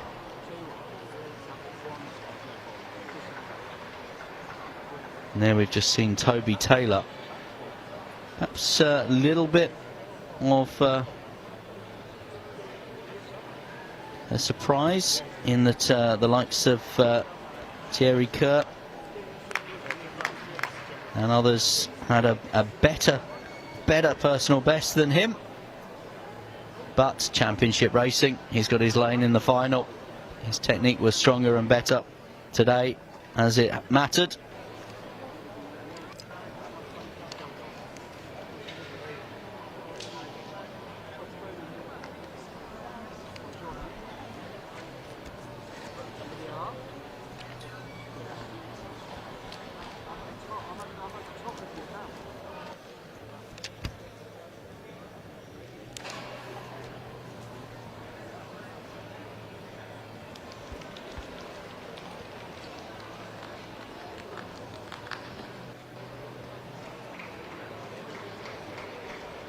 So here's our runners in the final heat here.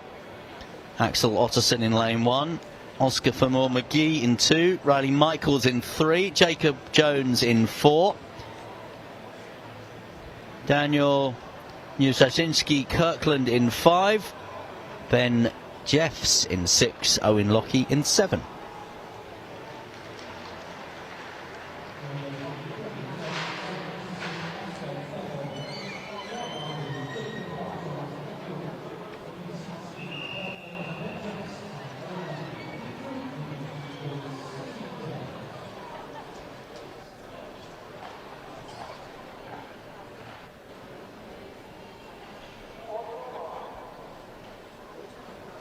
So heat 3 of the boys 60 metres hurdles.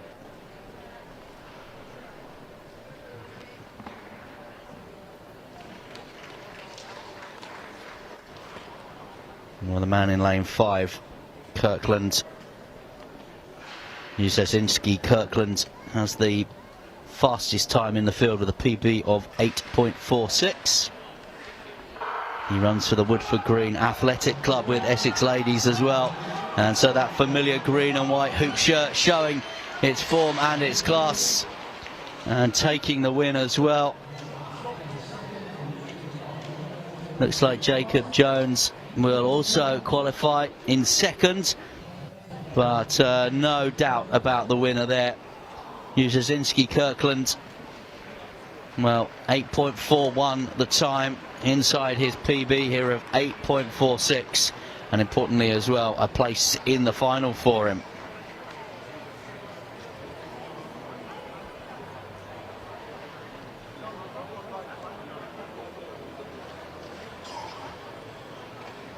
Tell you in the previous heat, Toby Taylor won that one, Thierry Kerr second. So both of those qualifying. Freddie Strong just waiting now to see, because his time of 9.39 should be enough to see him through. In the first hit we do have the confirmed times now. Jay Hussein, personal best of 8.73, and Charles Riley of the City of Sheffield and Dern Club also in 8.83, and we'll just have to wait and see who joins them then now as the fastest runners up. It's to return you to this interesting pole vault competition as well, which is taking place. It's the Girls Under-17s pole vault competition, and Alice Bird over 3 metres, cleared 275, 290 and 3 metres. But plenty still in contention. In fact, we've got 3 in that pole vault competition, all over 3 metres, without bringing the bar down yet. Liliana Oriwell Sykes and Daisy Roberts also in contention.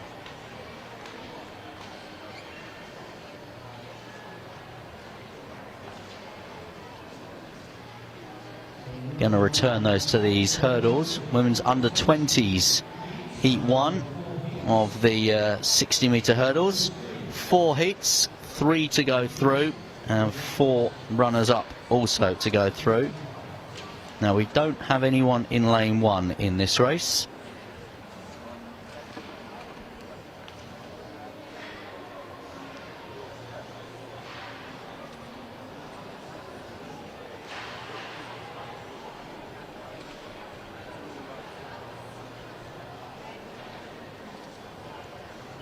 We do have in lane 2 Jasmine Hatch, 3 Mia Walker, 4 Ellen Roberts, 5 Jessica Bliss, 6 Thea Brown, multi-eventer, who won here in a pentathlon a week or so ago in the combined championships, and Alicia Wells in lane 7.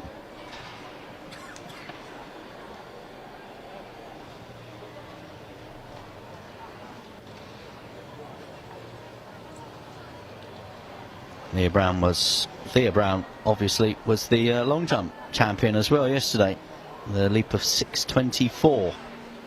So enjoying her athletics at the moment. She goes in lane 6 from the Sale Harriers, and she has the quickest time in the field actually.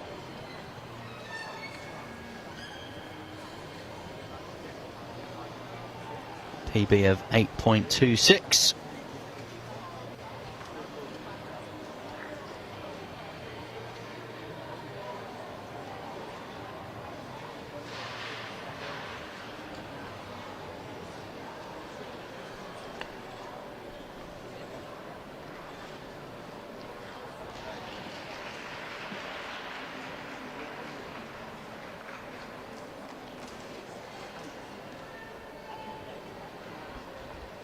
So can Thea Brown continue her good form across the weekend and her good form in this indoor season?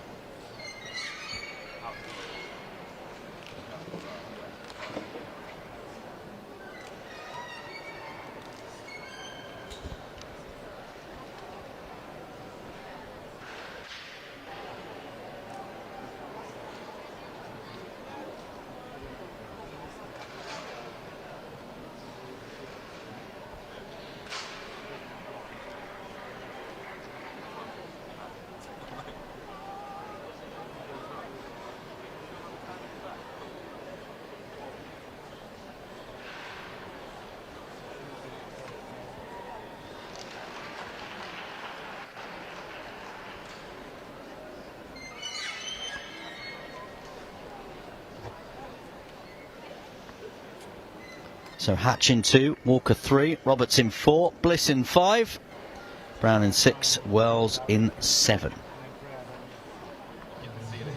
This is heat number 1 of the women's under 20 60-metre hurdles. Remember, 4 heats in total. And we've still got some semi-finals to come. This will be for a place in the semi-finals. First 3 to go through, and the next 4 fastest across the heats.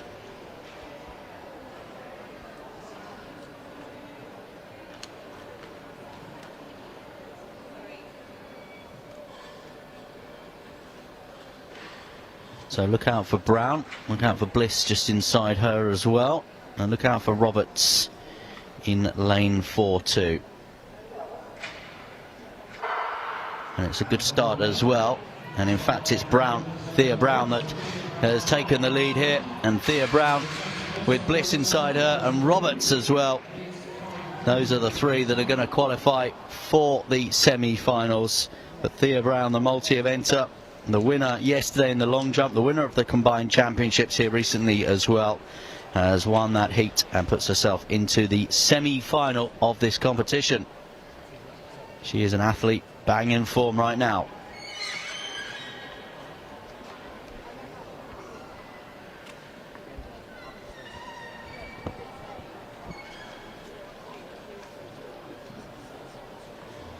Athletes arriving for heat number 2 now. Number 4 in total.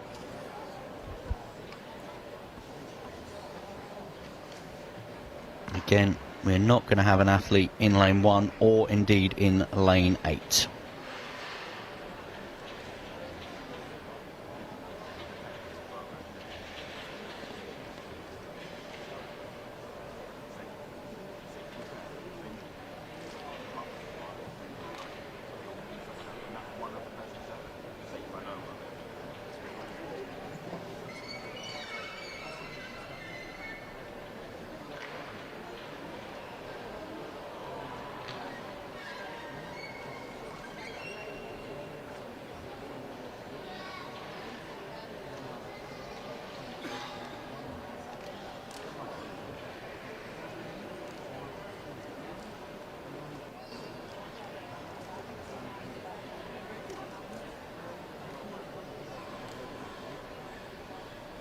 So just having a look at this field for you, pointing in the direction of the athlete closest to us, who's Leah Wagstaff there, just in your picture actually.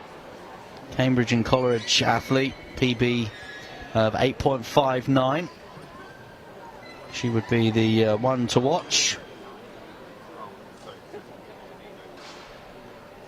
That's Olivia Tweddle just making her way back, the York athlete wearing 788.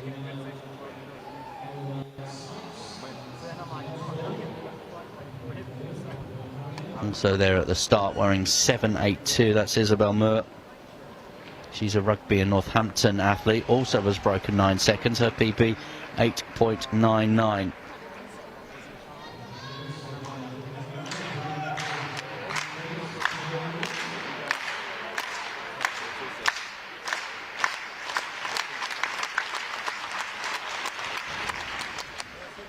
Always interested just to watch the body language of these athletes in these final few moments before they go off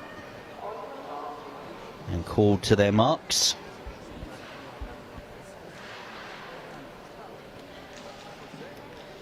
Well, will it be Leah Wagstaff with her PB of 8.59, Moore with her PB of 8.99 in lane 3. Look out for Amelie Rabbage as well in the white and black hoops in lane 4. Her PB from Tunbridge Athletics Club 8.92. And they are away with no issues at the start, and it is a good start from Leah Wagstaff on this near side as well, and it will be Wagstaff whose technique will and should take her through. It is going to be Wagstaff who has won that one and won it well, and will get a place in the next phase. Remember, Got semi-finals to come after this one.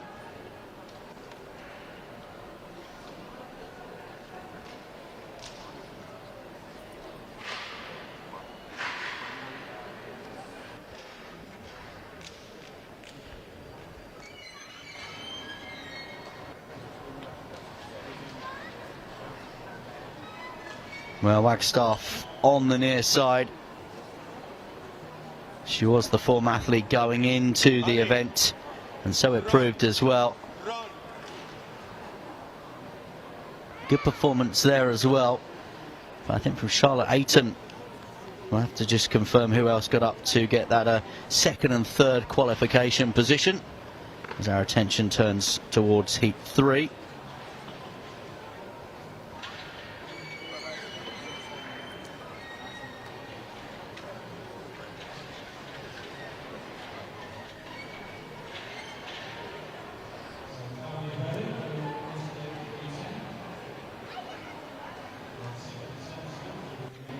Heat 3 then of the women's under-20s 60-metre hurdles.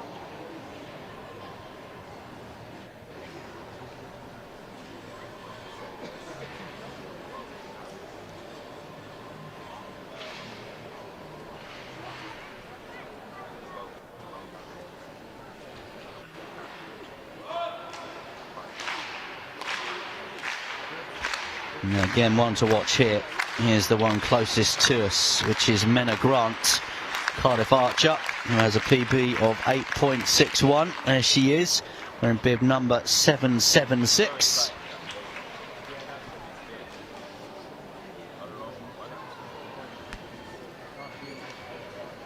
Another one to keep an eye on in lane 4 is Kira Jones, her PB 8.86.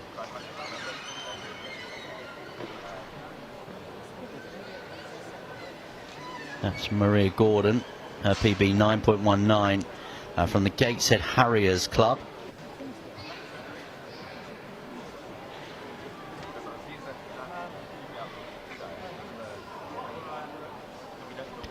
So Lily Gale in lane 2, Jessica Lord in 3, Kira Jones in 4, Maria Gordon in 5, Minnie Rolls Hooper in 6, and Menna Grant in lane 7. Heat 3 of the women's under-20s. I remember the top 3 in this race will go through automatically to the semi-final. The next 4 across all of the heats, and there are 4 heats in total. The next 4 fastest runners-up, they will take their place as well.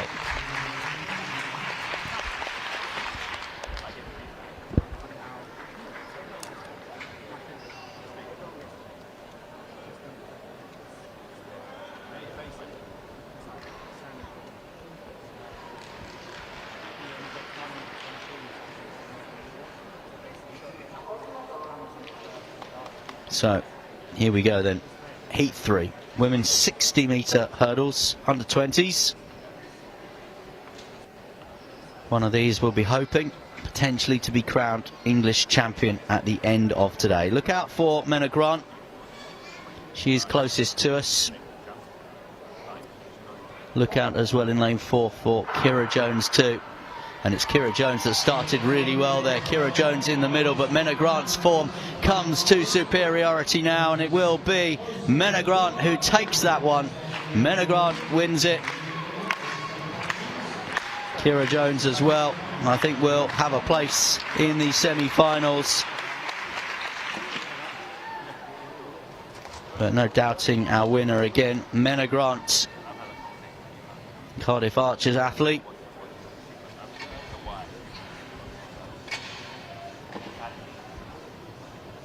Again, we'll get a terrific view of her from this angle, as she was closest to us on this near side as we watch on. It was a good start from Kira Jones. We just lost Jessica Lord in amongst it as well, but Menna Grant's superiority as the race wore on proved to be enough for her to secure her place in the semi-final as the winner.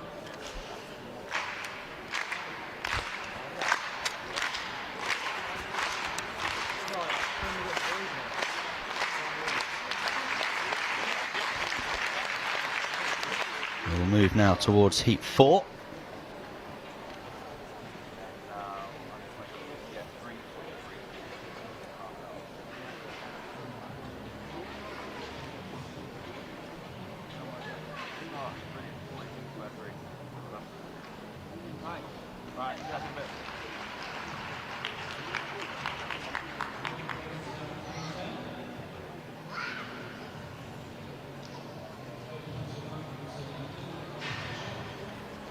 So this is the lineup for heat 4 of the women's under 20s. 60-metre hurdles in lane 2, Lily Noble. 3, Esme Pounder. 4, Sophie Catchpole. 5, Neve Eden. 6, Onachukwu Nadefo. And 7, Rosie Hickling.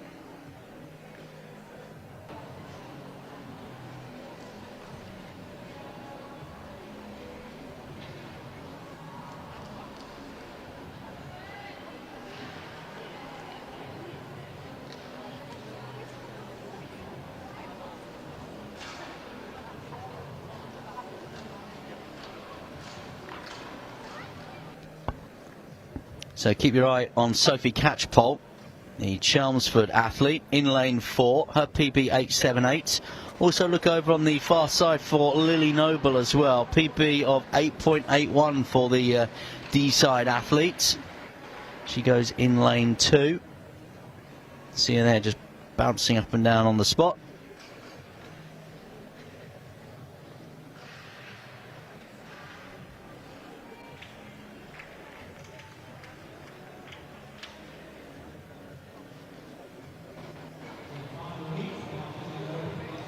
So heat 4 of 4 of this women's under 20 60-metre hurdles.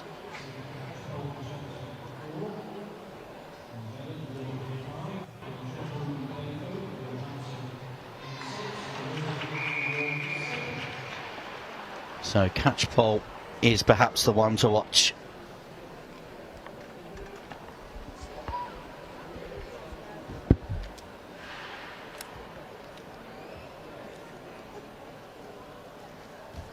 Catchpole's PB 8.78, athlete from Chelmsford Athletics Club, in the green vest and the black shorts.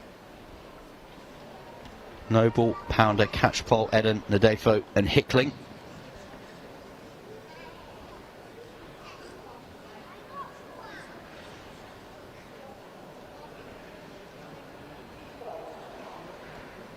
Final heat then of this women's 60 metres. A good start from Lily Noble. And it is Noble and Catchpole as well. Catchpole it is who's looking to try and get there. Catchpole and Hickling together with Noble as well. It looks as if it will be Catchpole and Hickling who will be the first two. And Noble, I think, might have got up for that third automatic position as well. I remember 4 others to qualify courtesy of their fastest runner-up times.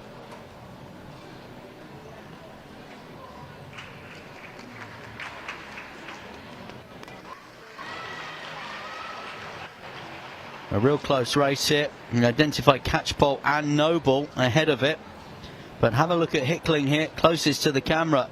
A really good sprint. I don't think she got there ahead of Catchpole in the end, but she went close.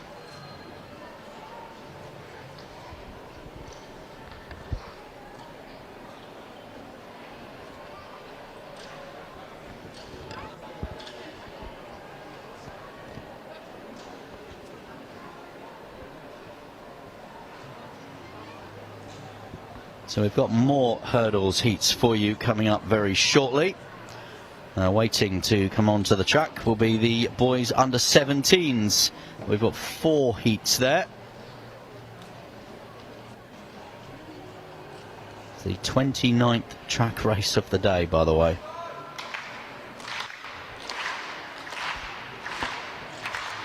And in this one, the first 3 go through from the 4 heats into the semi-finals.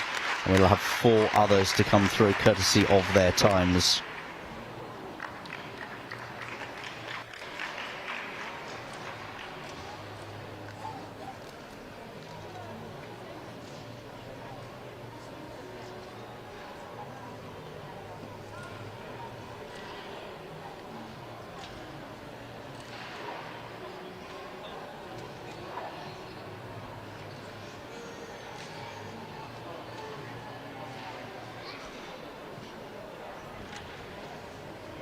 some of the results from earlier as well. Watched that race, of course, and we saw that one too. Remember, the first three in these races automatically qualifying.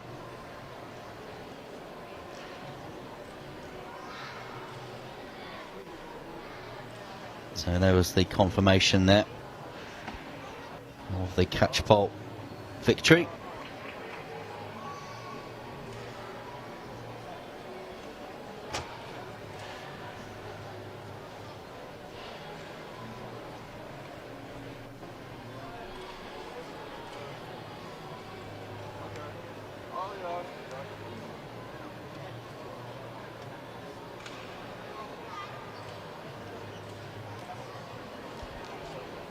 So again, we'll have a few minutes before the next race is on the track.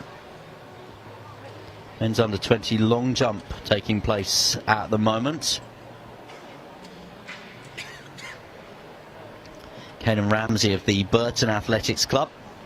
Jump of 6.98 means he's in the lead. His second round jump. Lewis White of Edinburgh, 6.83, a season's best for him in the second round. He's in the silver medal position, and Abraham Sharif of the Blackheath and Bromley Harriers jump in the second round of 6 metres 80. He's in the bronze medal position.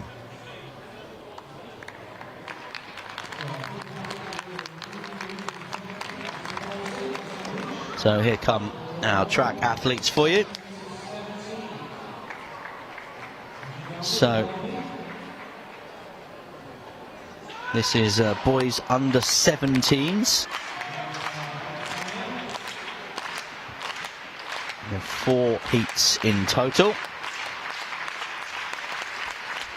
and they will go through to a semi-final before the final later on today.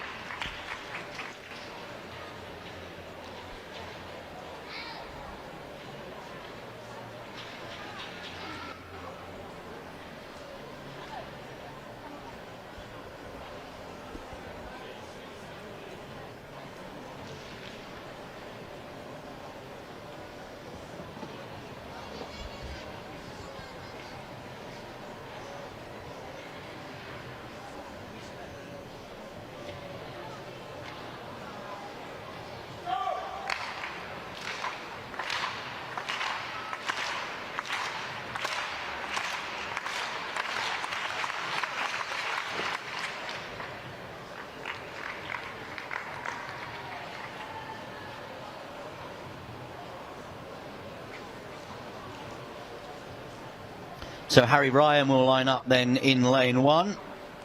Jaden Duratoye in 2. Marcus Fazakli in 3. Dan Webb in 4. Hans Namaju in 5. Ethan Ogilvie in 6. And Toby Thomas in 7.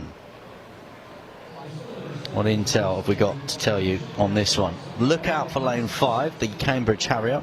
Hans Namaju is a PB. He's the only one in this field that's gone sub 8 seconds. PB of 7.98.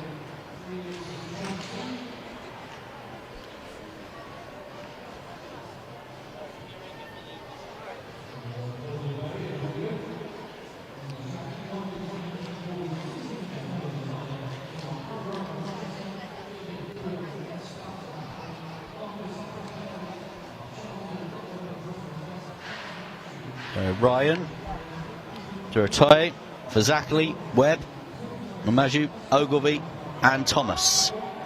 Winchester, the S Factor Academy, Chelmsford, Bristol and West, Cambridge, Dacorum and Stratford upon Avon athletics clubs all represented here.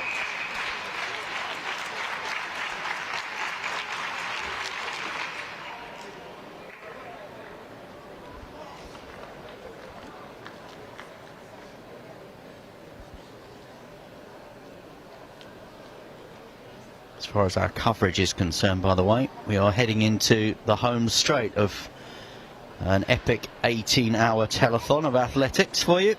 Track and field. Heading towards the climax over the next couple of hours here on this Sunday afternoon here in Sheffield.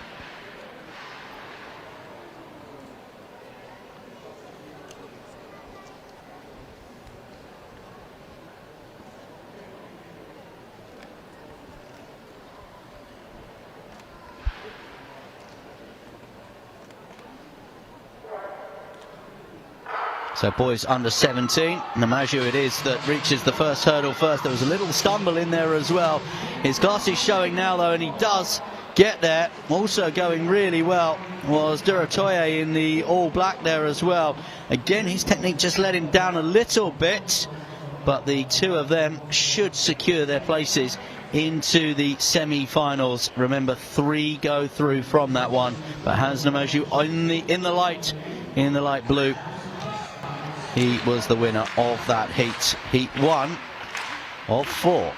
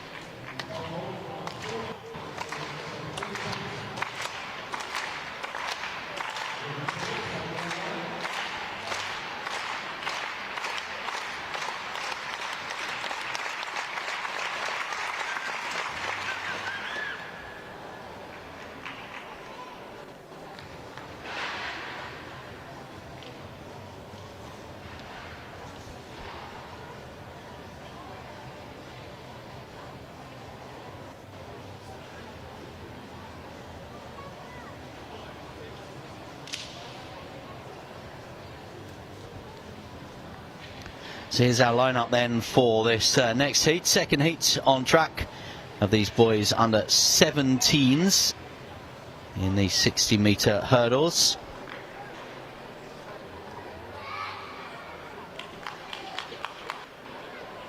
Certainly have a look out for the athlete in lane 3, Hugo Douglas Reeves from Darlington. His PB 8.10. See him there in the blue and white striped vest.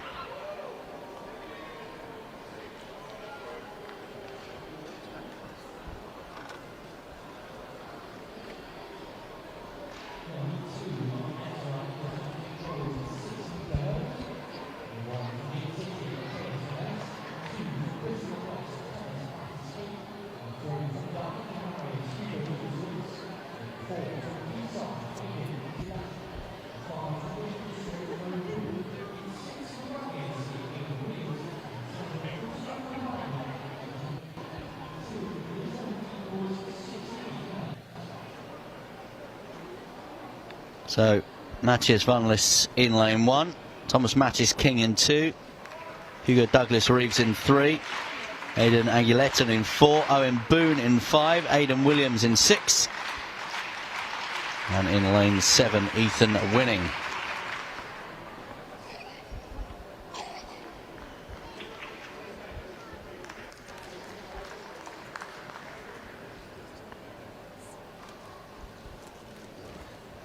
So boys under 17s, heat 2, 3 to qualify automatically for the semi-finals.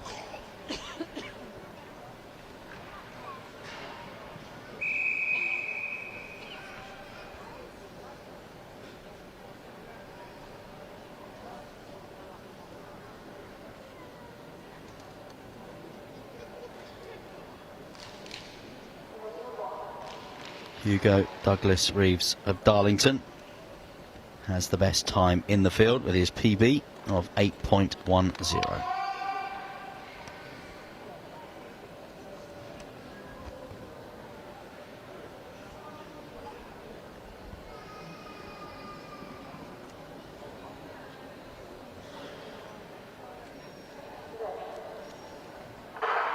Away cleanly. It was a good start from Mattis King, but outside of him Douglas Reeves made an even better start, and it is Douglas Reeves that's leading the field through here. He was tracked there by Anguletta as well.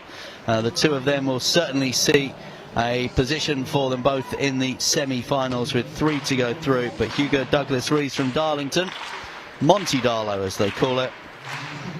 He ensures his place in the semi-final.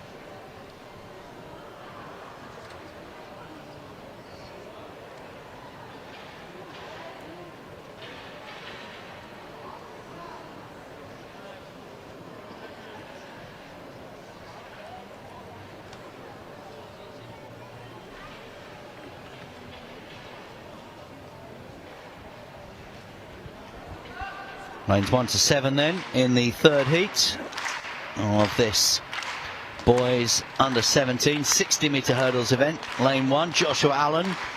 2, Akani Ogbonna. 3, Harry Chapman. 4, Harvey Beckles. 5, Edward Moore. 6, Malachy Callum. 7, Asher Escobar-Reina.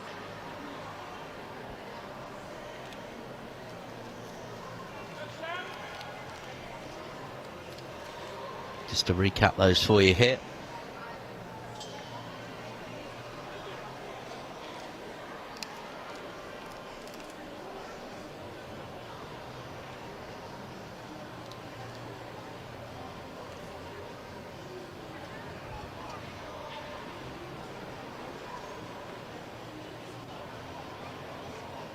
One to watch in the field probably would be Harvey Beckles, lane 4, City of Portsmouth athlete, PB of 8.18.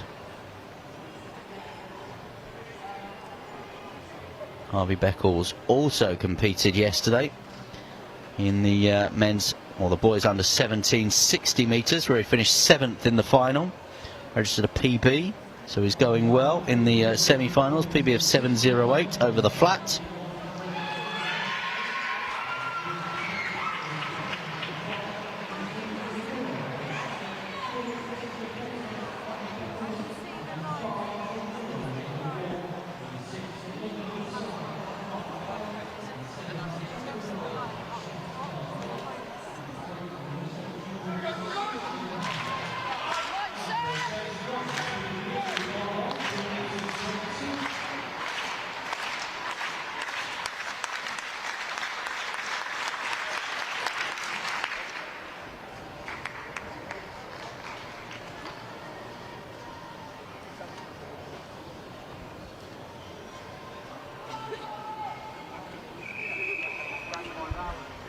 Now you'll recognise Harvey Beckles there with the white sleeve, just head down at the moment, just very focused on these last few moments of preparation. It's heat 3 of the boys under 17s 60-metre hurdles, with 3 to qualify automatically for the semi-finals.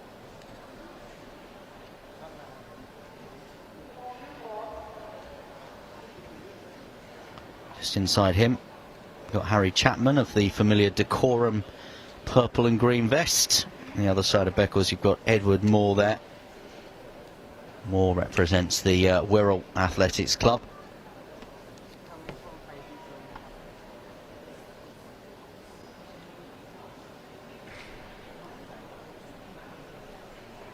Allen in 1, Ogbonna 2, Chapman 3, Beckles 4, Moore 5, Callum 6, Escobar-Reina in lane 7. And it was a good start for Beckles as well. Also making a good start was Ogbonna. Beckles now showing what he's all about. He does take the victory. He's able to celebrate a little bit as he crosses the line as well. A terrific win. Malachy Callum, I think, did well too in order to try and get one of those automatic places into the semi-final of this boys under 17 60-metre hurdles. But Harvey Beckles is definitely going to be there. Great performance for the City of Portsmouth athlete. Happy with it as well, as he acknowledges his support in the crowd.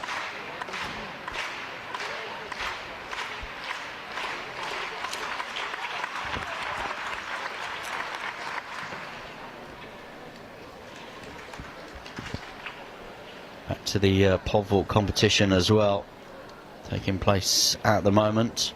Also on a live long jump and triple jump final too. It's the girls under 17s pole vault competition. Claudia Berry at the moment, who's over 320, shares the lead with Ava Hayes of the Lewis Club, also over at 320.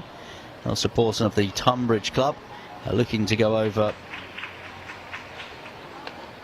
330 now.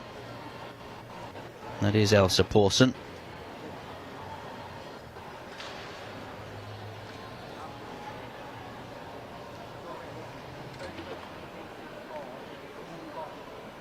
We await the fourth heat of our hurdles, our 60-metre hurdles.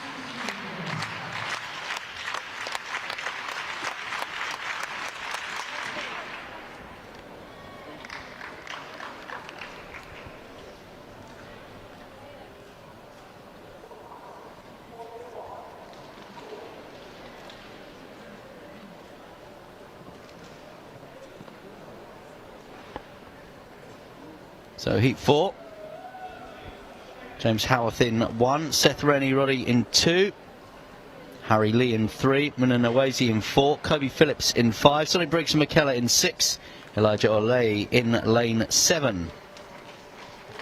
Have a look for Harry Lee with a PB of 8.23 in lane 3 in the yellow.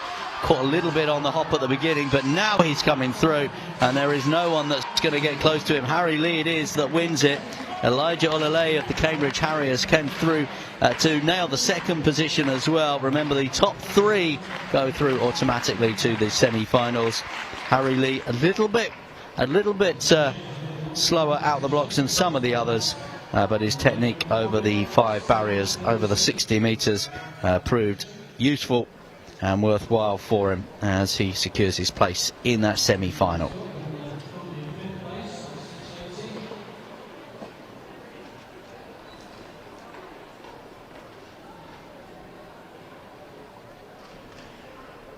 Well, I hope you like hurdles, because we've got 3 more heats to come before semi-finals and finals still to come.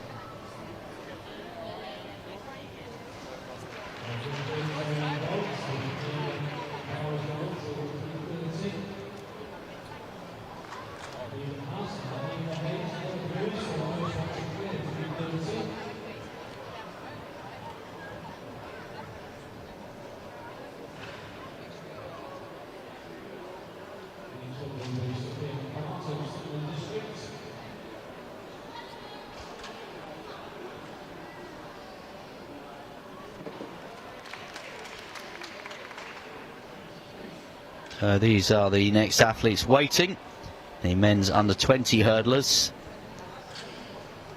We've got 3 heats, straight final. First 2 go through, plus 2 from the 3 heats will join them.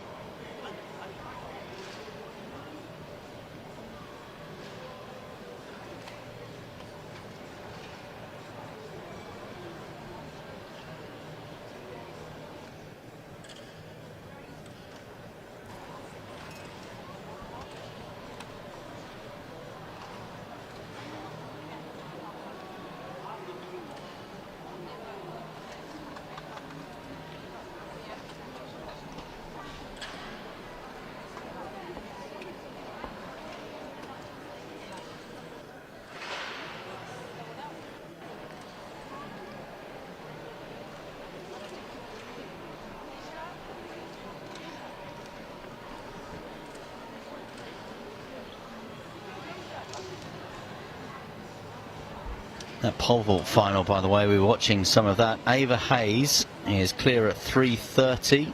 She passed all the way up to 3:20, but clear at 3:20 and 3:30. Only athlete over 3:30. Claudia Berry of the Wigan and District Club. She's had 1 failure at 3:30 at the moment. Elsa Pawson also has a failure at 3:30. She's of the Tunbridge Athletics Club.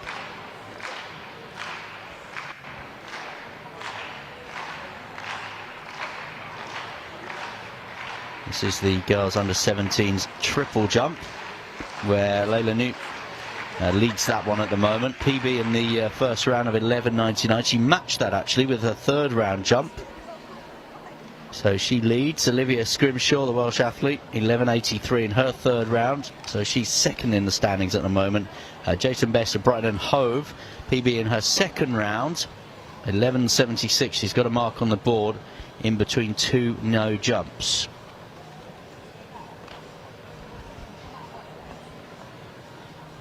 And as well as the girls under 17's triple jump final, we've got the men in action in the long jump at the minute. Lewis White of Scotland, a PB of 7 metres 17, 3rd round jump for him. That puts him in the lead there. Back to this pole vault competition though. There's a lot of cheers from over the other side of the arena from where we are for this pole vault competition. We said earlier that it was unfolding to be a very exciting looking contest. And so it's definitely proving to be. Can anyone overtake Ava Hayes, who leads at the moment?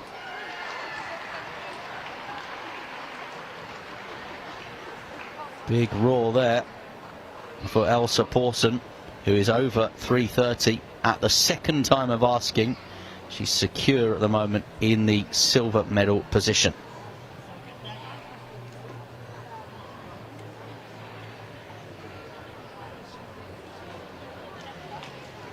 We are heading to more hurdles.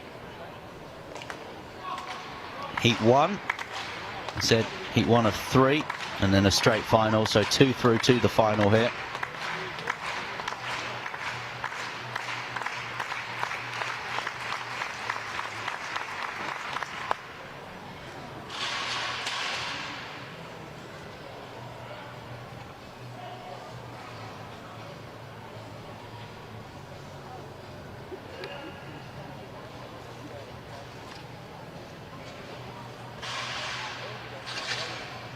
So ones to watch in this. In lane 3, Joshua Taylor of the Exeter Harriers, PB of 7.88. Toby Wright of 7.89, PB of the Taunton Athletics Club. He's in lane 4.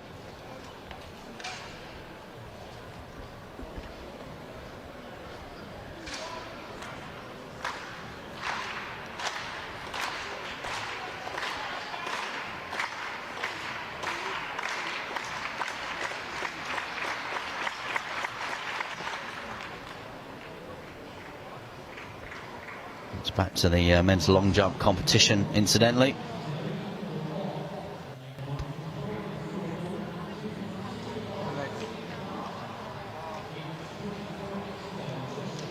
So, that is Toby Wright of the Taunton Athletics Club, 2nd fastest man in the field. Josh Taylor with the orange spikes.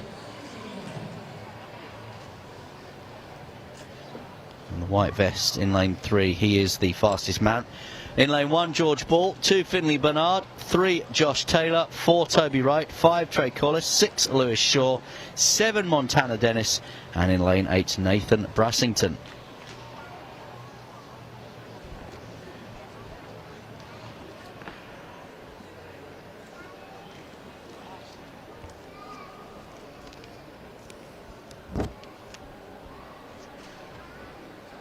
So keep your eye on the 2 white vests. Lane 3, Joshua Taylor. 4 is Toby Wright.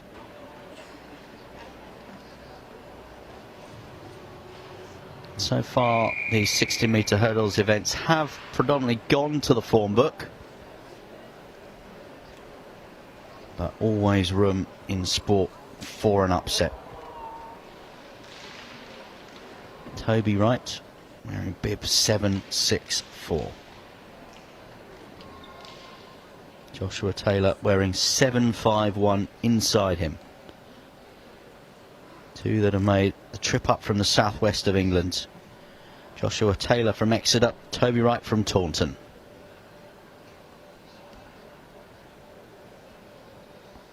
Ball, Bernard, Taylor, Wright, Corliss, Shaw, Dennis and Brassington. And they're away very quickly there with Taylor making a tremendous start. Taylor is being chased though by Wright, but it looks to be Taylor and Wright. And then also getting up there just inside Lewis Shaw, I think, in the red with the 3rd position. We'll have to wait and see whether that time is quick enough for him. But the 2 that we identified ahead of the race, Josh Taylor and Toby Wright, places in the final for those 2.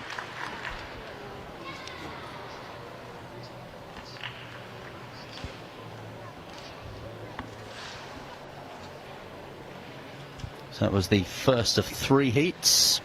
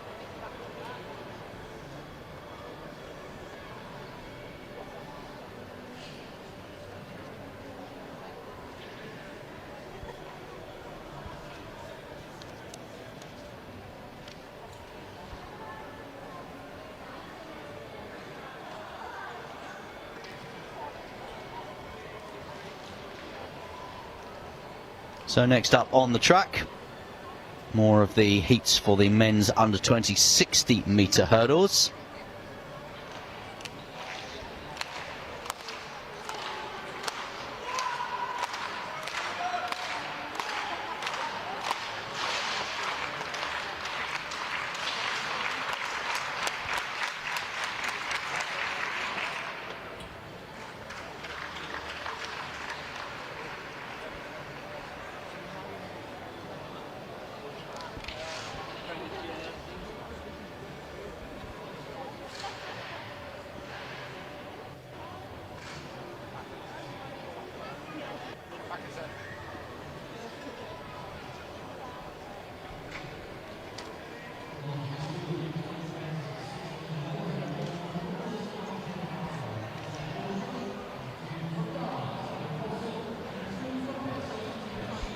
So in lane 1, Alex Eldridge, In 2, Sam Coulson.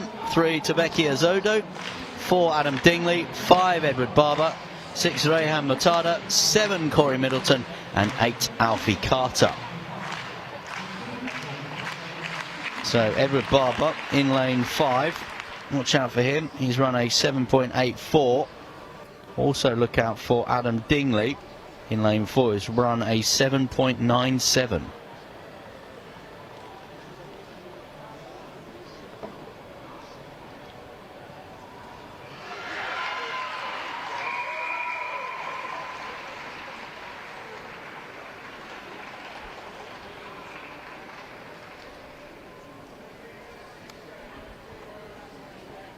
So heat 2 of 3, with 2 to qualify automatically. 2 fastest runners up as well in the men's under 20 60 metres hurdles. Eldridge in 1, Coulson, Azodu, Dingley, Barber, Mutada, Middleton and Carter. Those are your 1 to 8.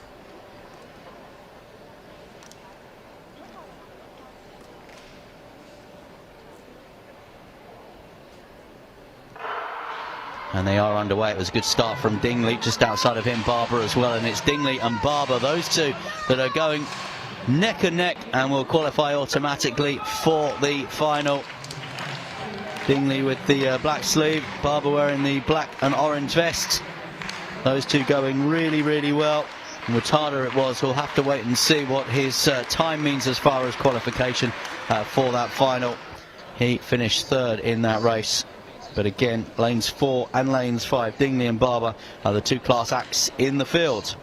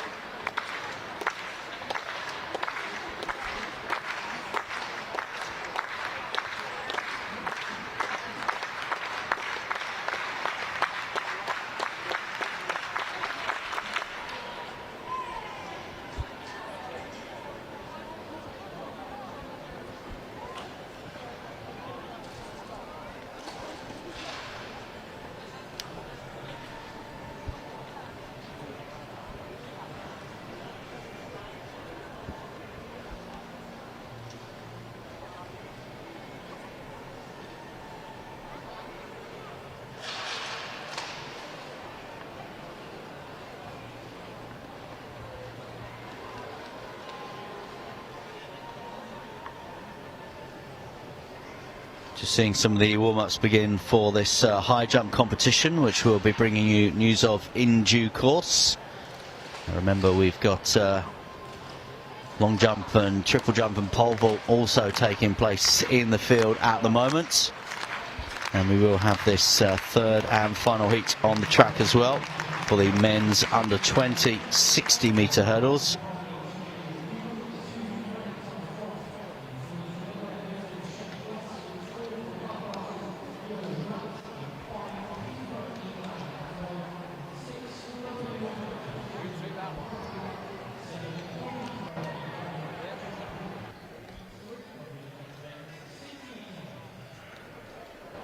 So that is Nadukwu, Chinadu Nadukwu of the Blackheath and Bromley Harriers club. He's in lane 1 in this heat. Look out for Grunt of the Cardiff Archers in lane 4, PB of 7.69. Only athlete in the field to have gone sub 8 seconds.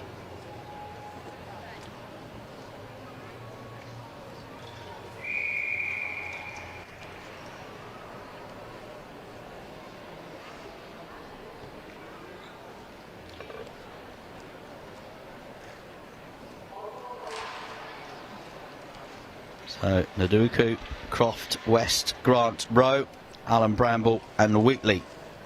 Lanes 1 to 7 in this race, with 2 to qualify automatically for the final. No semi-finals of this men's under 20 60-metre hurdles.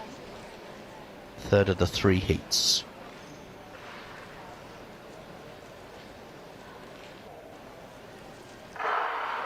And Grant has got away well and met that first hurdle very well. And Grant it is that is showing exactly what he's all about here. Takes that win very, very easily. Alan Bramble it was, I think, who got the second automatic qualification position as well. But no doubting who our winner was. A time of 7.61. And Grant of the Cardiff Harriers. Looks like that might be a PB for him too, so no wonder he's smiling. But most importantly, it's a place in the final.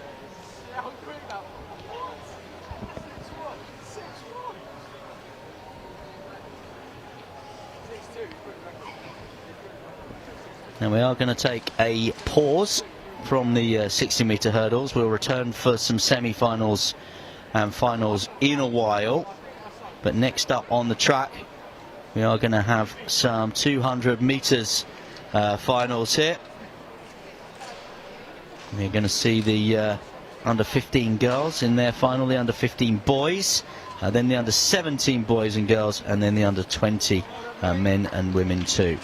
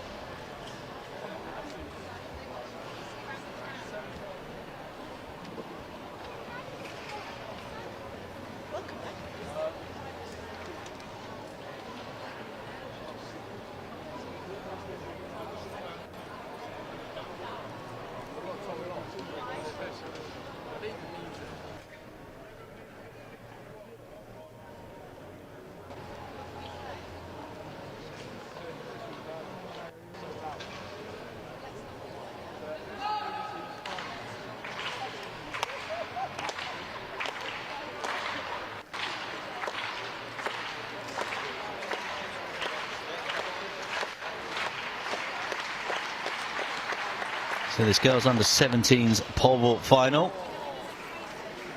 Still Ava Hayes out in front. She's cleared 340. Showing some really good form. 320, 330 and 340. Elsa Pawson has had 2 failures at 340. Claudia Berry, a PB for her at 330 and 1 failure at 340.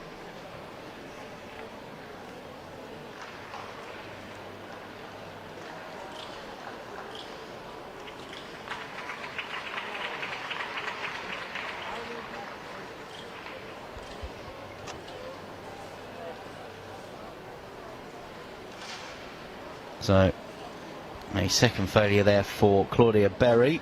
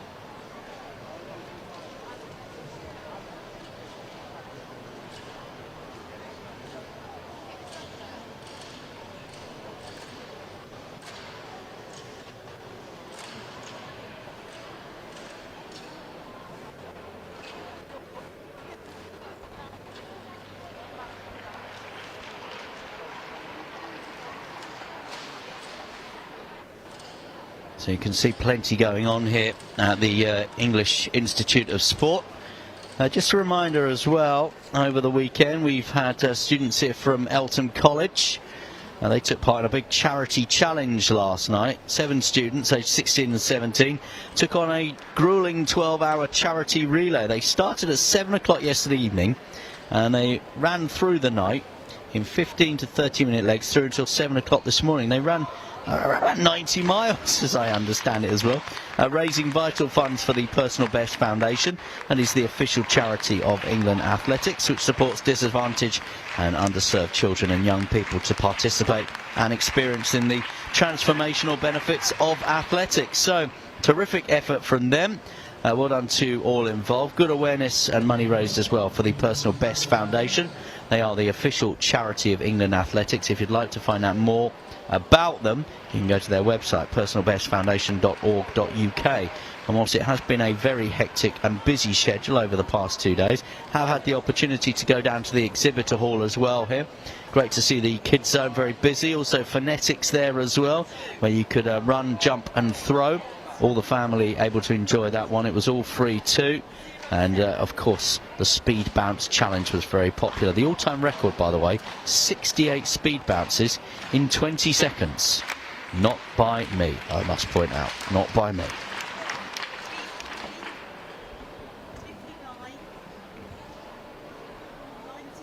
So we are going to get action back on the track in a few moments time. And we are going to have for you a final. It's going to be the girls under 15s final of the 200 metres. So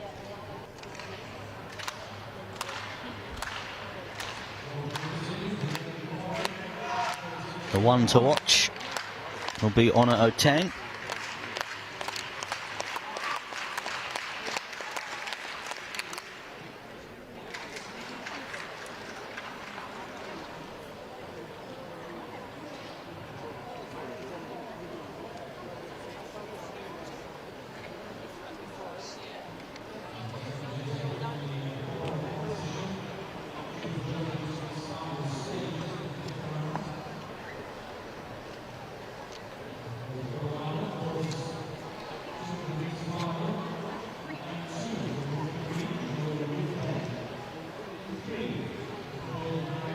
So I mentioned Honor Oteng, second in the 60 metres yesterday,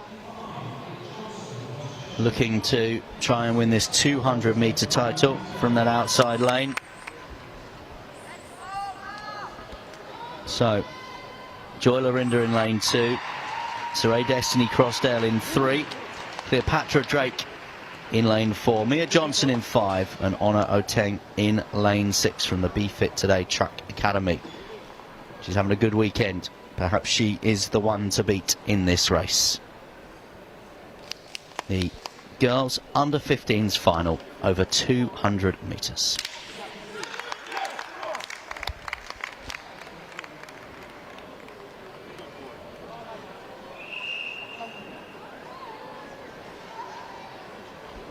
Well, plenty of other things going on inside the English Institute of Sport here in Sheffield, of course, as a lot of the field events are coming to their conclusion over the next hour or so. Got some 200 metre finals to bring you now, plus the conclusion of those hurdles events as well. But all eyes, all focus now on these girls in this final, aiming to become English champion. Girls under 15s English champion over 200 metres. Lorinda in 2, Crosdale in 3, Drake in 4, Johnson in 5, and Oteng in lane 6. Girls under 15s final over 200 metres, one lap of the track, and Oteng has gone off like an absolute rocket. Drake is chasing down the athlete outside of her, who is Mia Johnson. Mia Johnson is just trying to hold her form at the minute. Can Oteng hold on here? She's gone off tremendously well as she enters the home straight and around that final bend. Also coming well on the inside is Joy Lorinda, but it will be a victory for Honor Oteng. Oteng wins the gold medal. She is the champion. The silver medal goes to Mia Johnson as well. And what a terrific performance that one from the athlete from the Be Fit Today Track Academy. Honor Oteng, your champion over 200 metres. The girls under 15s winner in a time of 24.72.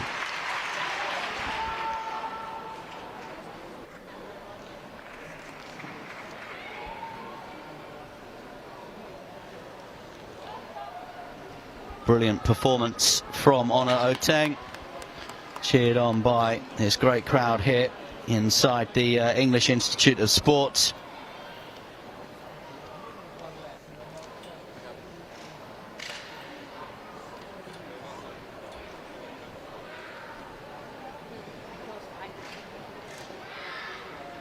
We'll have the confirmed times and results for you very shortly.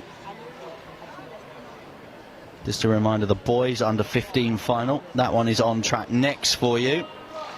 And again, a stellar looking lineup in this one. Now maybe the one to look out for again is that man there, Angelo Maccabee Rose. Will be in the outside lane, the Croydon Harrier. In lane 2, Corbin Pollard. 3, Tomatsu Krasada. 4, Alex Asagi.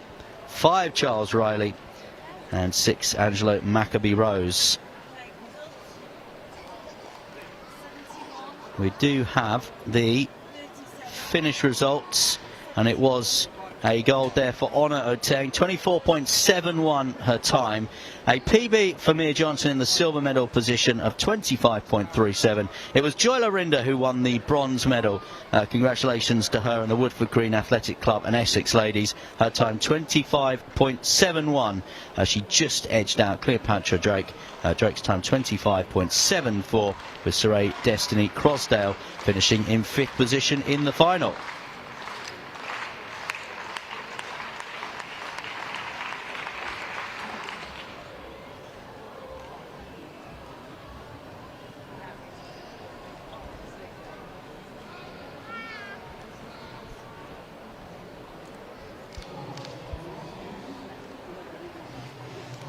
So a terrific 200 metres final there for the girls. What can the boys do here? We've seen some success over 400 metres. They did a double. That was the Hercules Wimbledon Athletics Club. They've got interest in this one as well with Tomatsu Krasada. Very familiar yellow vest. You'll spot him. And a bit of home interest in this one as well. Charles Riley. Is there such thing as a home advantage? A runner for the City of Sheffield and Dearn Athletics Club, racing here in the Steel City of Sheffield. This venue, the English Institute of Sport.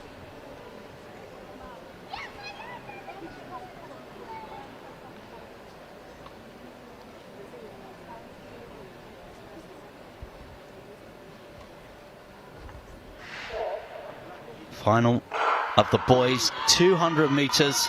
Under 15s, one lap of the track over 200 metres, and a terrific start from Alex Asagi. Asagi is already up on the shoulder and past Riley, and now he's looking to try and chase down Maccabee Rose as well. Alex Asagi of the Woodford Green Athletic Club comes into the home straight, and it looks as though it will be the title for Alex Asagi, but Maccabee Rose is trying to get there. Asagi wins it, Maccabee Rose wins the silver, and it looks like the bronze went to, in the end, Charles Riley of the City of Sheffield and Dearn Athletics Club. It was a tremendous battle down that home straight, but Asagi just held off the challenge of Maccabee Rose, and Alex Asagi is your champion in a time of 22.7 seconds in the boys 200 metres final.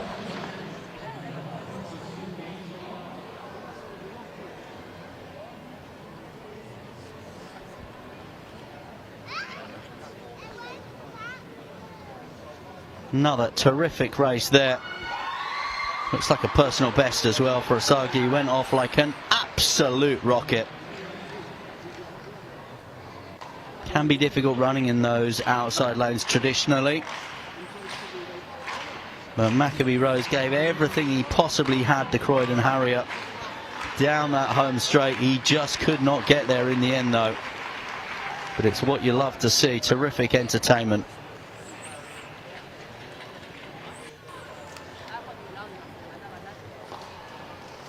Under 17s finals coming up next.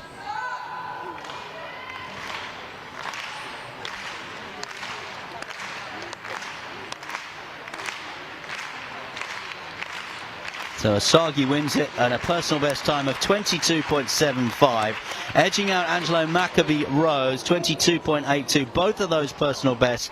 And yes, Charles Riley got the bronze, the City of Sheffield and Durn athlete, a time of 23.57. Your 1, 2, 3 in the boys under 15s 200 metre final. Up next on the track will be the girls under 17s.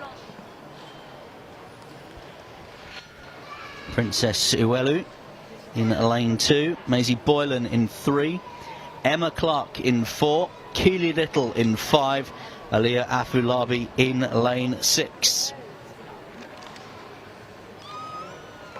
Now Aliyah Afolabi was a double winner at these championships last year. Won the 60 metres and the 200 metres. Cardiff archer. But Emma Clark and, you have to say, Keely Little have looked really, really impressive here as well.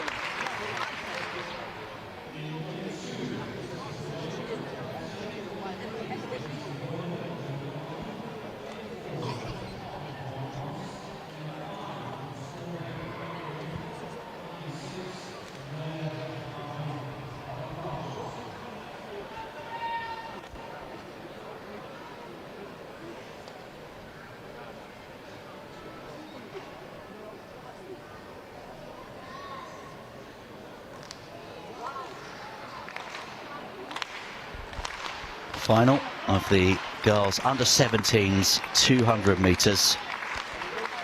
An English Championships title up for grabs. Princess Uelu in 2, Maisie Boylan in 3, Emma Clark in 4, Keely Little in 5, Aliyah Afolabi in 6.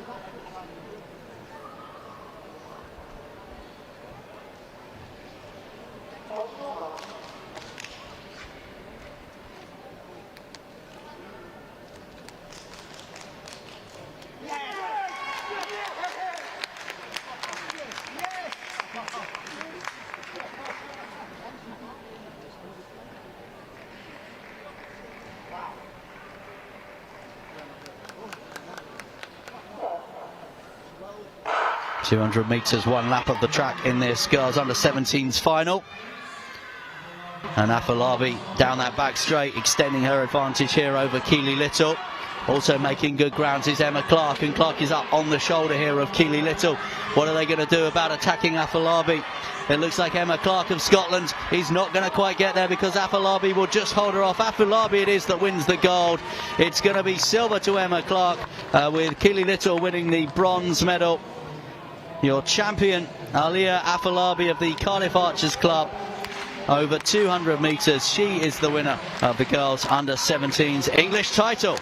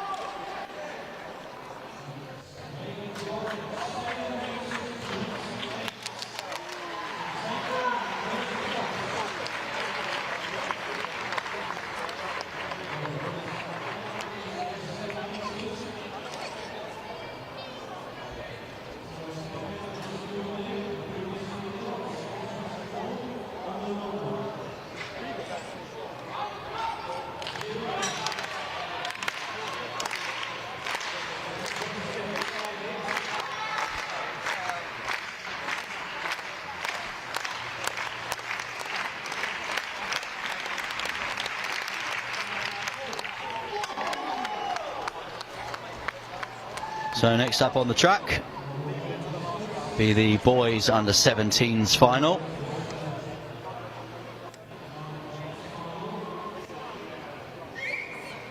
Still waiting for the official results, by the way, from the girls under 17s that we just watched. Hopefully there's nothing that needs looking at there.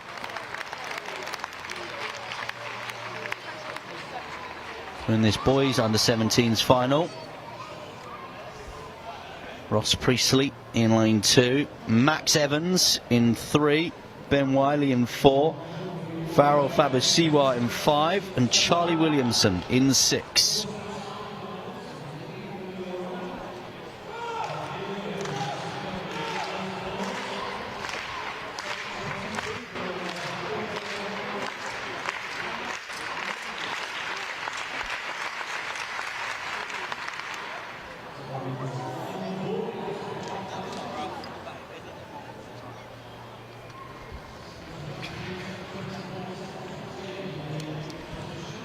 We really have been treated to some terrific track and field, and plenty more to come over the next couple of hours or so.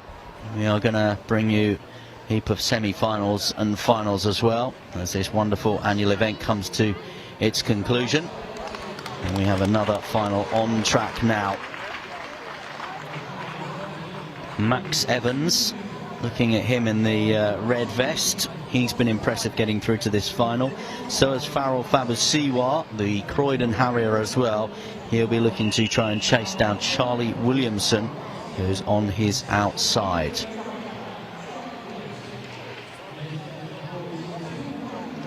Fabasiwa cuts a very relaxed character around the start, just been acknowledging some people in the crowd there.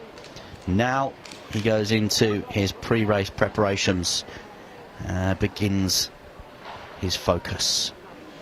This is the final of the Boys Under-17s 200 metres. Priestley in 2, Evans in 3, Weil in 4, Fabasiwa in 5, Williamson in 6.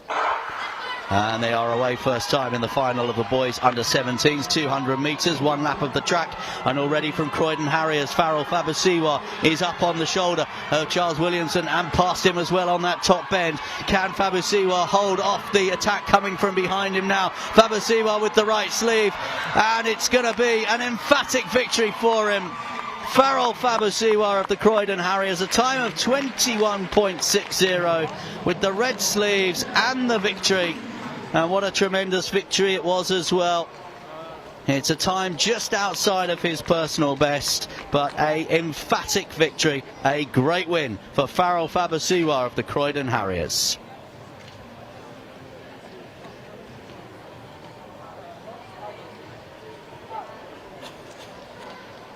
Nothing anyone could do to try and get close to Farrell Fabasiwa there. Just to update you on the times from the girls' final, Leah Afolabi, as we know, of the Cardiff Archers, won that. PB for her, 23.91. Emma Clark in silver, 24.32, and Keely Little in bronze, a time of 24.47.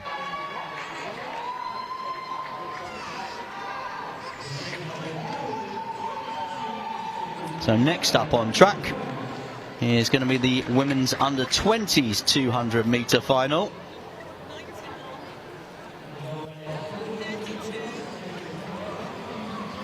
In this one, we've got in lane 2 Lily Cowan, 3 Millie Webb, 4 Olivia Hayes, 5 Emily Lucas, and 6 Precious Akpe Moses.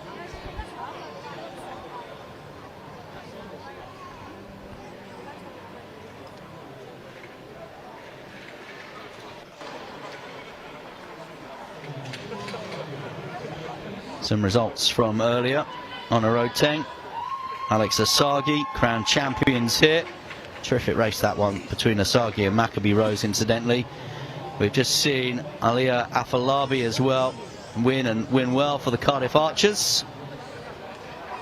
And a few moments ago, our latest champion has been crowned, English champion Farrell Fabasiwa.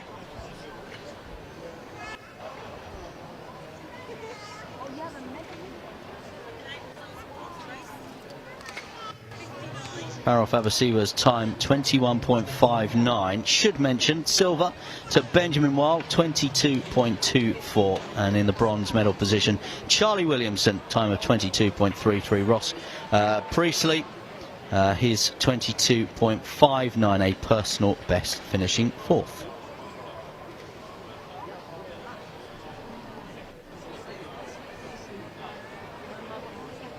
So we've got 5 athletes in this women's under-20s. Lily Cowan in 2, Millie Webb in 3, Olivia Hayes in 4, Emily Lucas in 5, and Precious Akpe Moses, all in black for the Birchfield Harriers in lane 6.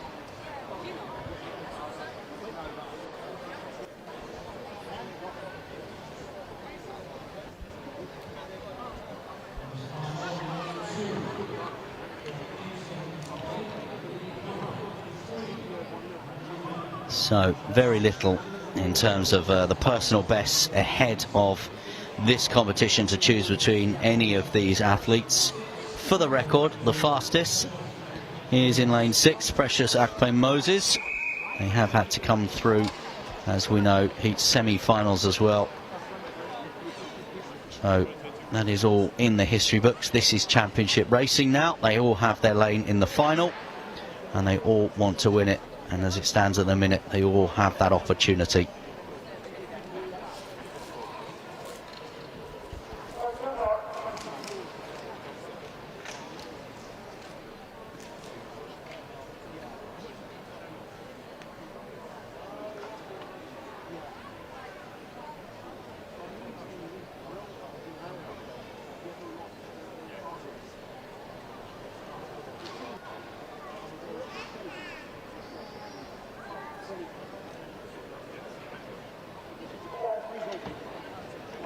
Final of the women's under-20s over 200 metres, then one lap of the English Institute of Sport Sheffield track. And leading off, Precious Akpe Moses of the Birchfield Harriers in the outside lane. She is going really well around that penultimate bend at the moment. The other 4 in the race just trying to get on terms with her as it closes up into this home straight. But it does look to be Akpe Moses who is the one to chase down. It's going to be Akpe Moses who wins the gold medal. Inside her, Emily Lucas wins the silver, and Olivia Hayes it is with the bronze medal, a time of 24.39. So just outside of her personal best, but that does not matter today. This is about championship running. This is about winning the final, and she has that gold medal to hang around her neck.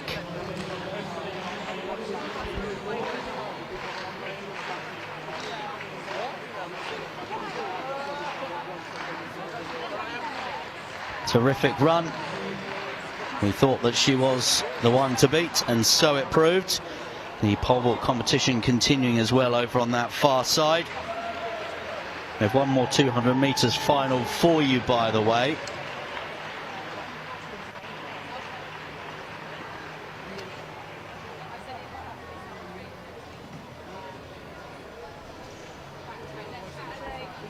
So Ava Hayes of the Lewis Athletics Club, 3 failures at 370, but a personal best jump of 3.60 metres, enough to secure the gold medal in that pole vault competition. Silver will go to Elsa Pawson, who cleared 330, couldn't get over 340. The bronze goes to Claudia Berry of the Wigan and District Club. Personal best for her, 330 at the 3rd time of asking, so on count back, she is the bronze medalist. Brilliant pole vault competition, in which we brought you highlights of this afternoon.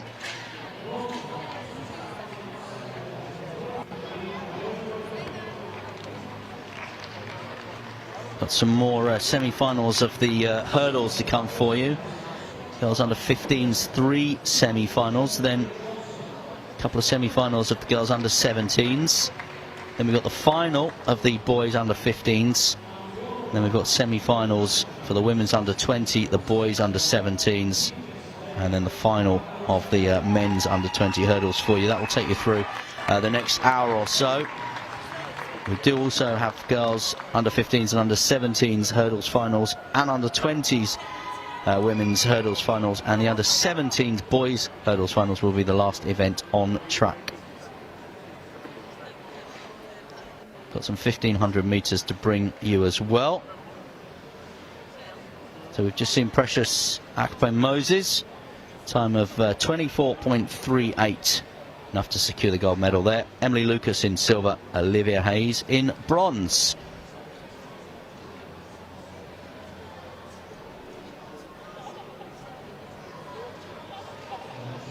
Now on the track, men's under 20s 200 metres final. In lane 2, Adam Pearson. 3, James Gill. 4, Charles Unsworth. 5, Aaron Tugwell. And 6, Zico Jones. And Zico Jones looked very, very good as he qualified for this final. Looking at their PBs, his PB 21.61, same as Aaron Tugwell. Charles Unsworth PB 21.63, and James Gill PB 21.64. So the 4 men in the field, just 3/100ths of a second, the difference between their personal best runs. That is how close this race could be. So you've got Pearson, Gill, Unsworth, Tugwell and Jones.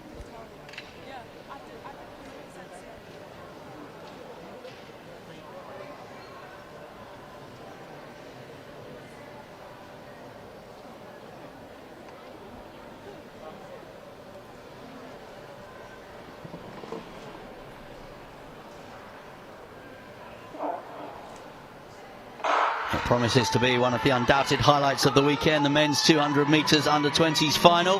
1 lap of the track and already making good progress. Tugwell trying to get up on Zico Jones at the moment. Tugwell is making good progress. Also on the inside, Pearson going well. Tugwell is overtaking Zico Jones here, but Zico Jones is responding to it. The 2 of them going head for head, and Jones and Tugwell right on the line. It will be very difficult to separate those 2.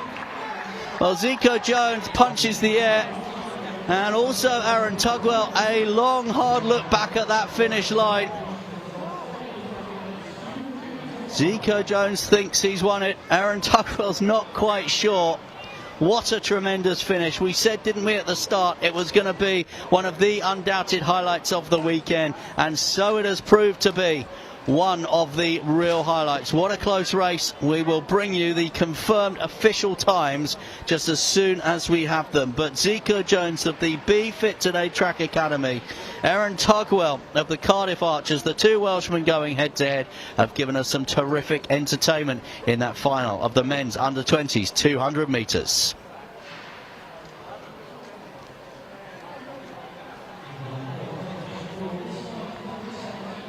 That one's going to go down to the thousandths of a second. Pretty certain about that. Very difficult with the naked eye to separate them. Looks as though Tugwell was going to take the title, and Zico Jones, having been overhauled around the penultimate bend, then found a little second wind and was able to recover, and recover enough potentially to become the champion.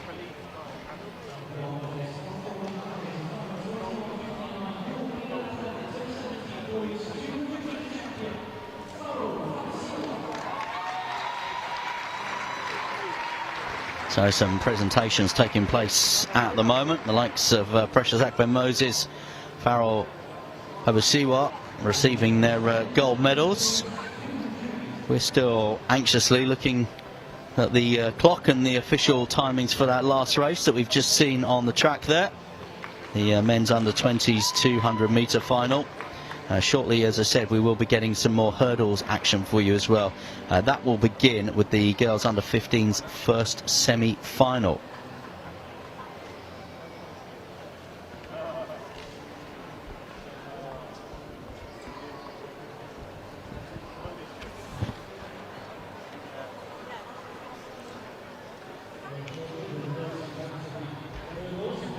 So timings have come through. Yep, Zico Jones, as we said, the winner of that race. Aaron Tugwell winning the silver, 21.58, the winning time from Zico Jones. Aaron Tugwell winning the silver, 21.59. Charles Unsworth it was with the bronze, a time of 21.94.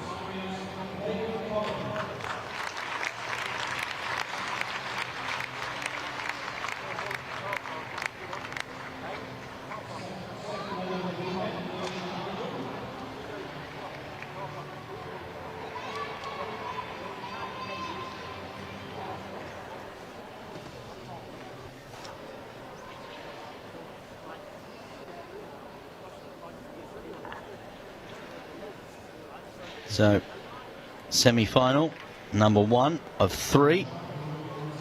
As we get confirmation of that really close race. We thought it was Zico Jones on the line, who held off the challenge of Aaron Tugwell. One for the absolute ages. Brilliant race to have witnessed.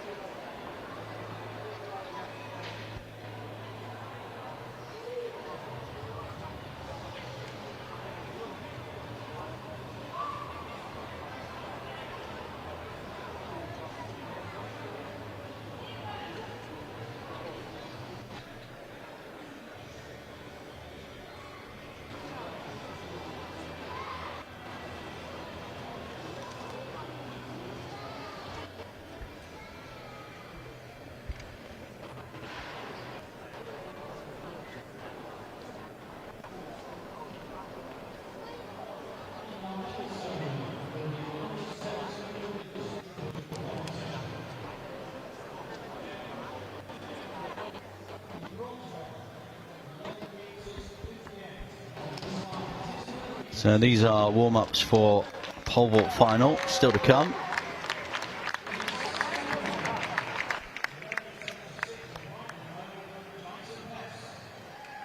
These are presentations for one of our earlier triple jump events.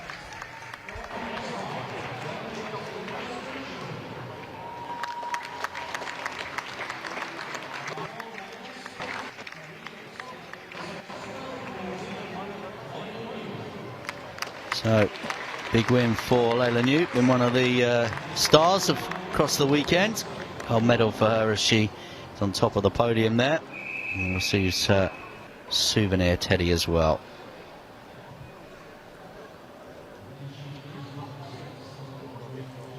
Now, focus on this race. Imogen Vecchi in lane 1, Grace Kinsey in 2, Ellie Harrison in 3, Jess Seddon in 4, Matilda Murray in 5, Olivia Jones in 6, Isabella Patterson in 7, Neve Connolly in lane 8.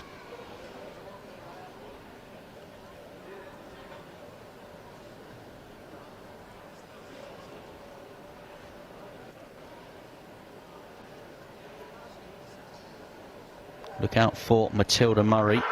She's all in black. And she reaches that first hurdle first. Remember, this is a semi-final, and it is Matilda Murray who is going to get there. Matilda Murray does really well. Also really well is Olivia Jones as well.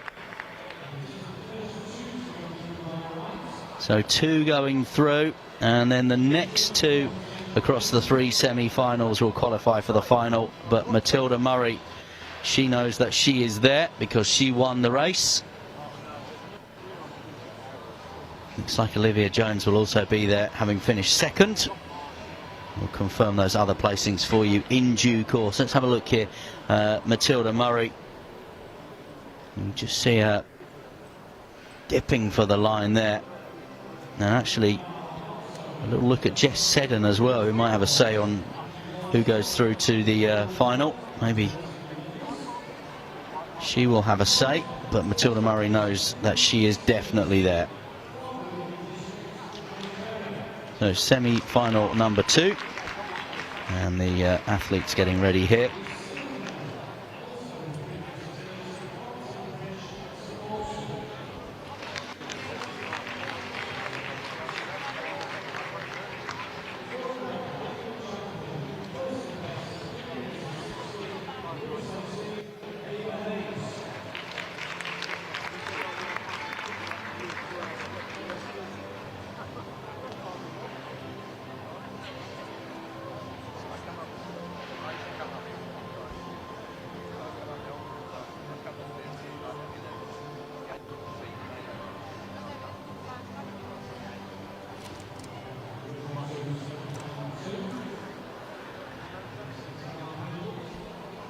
So in lane 1, in this second semi-final, Scarlett Ashford. In lane 2, Juliet McQueen-Jones. 3, Isabella Moulton.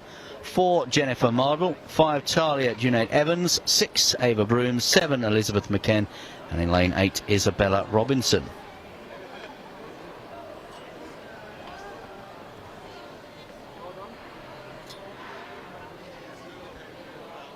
Keep your eye on lane 3, Isabella Moulton, and keep your eye on lane 5 as well, Talia Junaid Evans.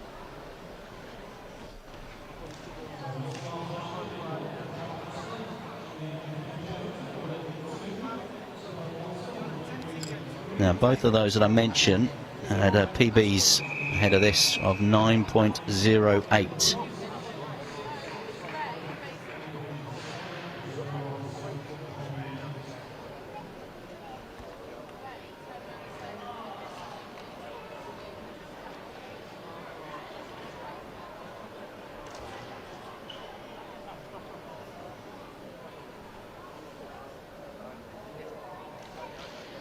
So semi-final number 2 of the girls under 15s 60-metre hurdles. 2 of these will secure their place into the final. 2 others will have to wait and see, dependent on the time.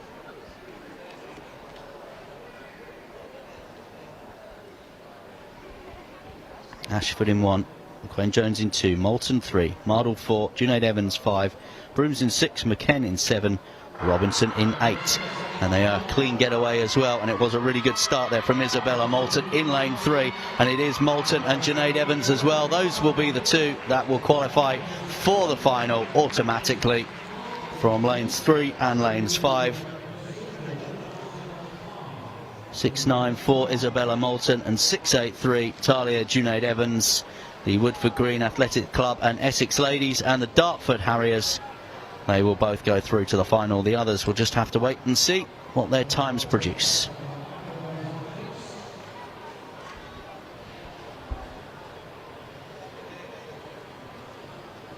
Still got a third semi-final to come. Not a lot to choose between these 2 in this semi-final as they headed towards the line.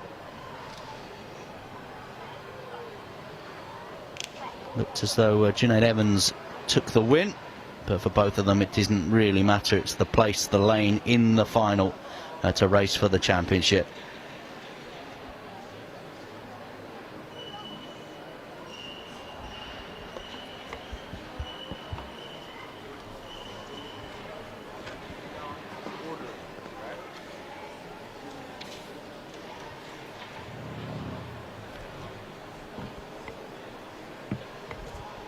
Third semi-final.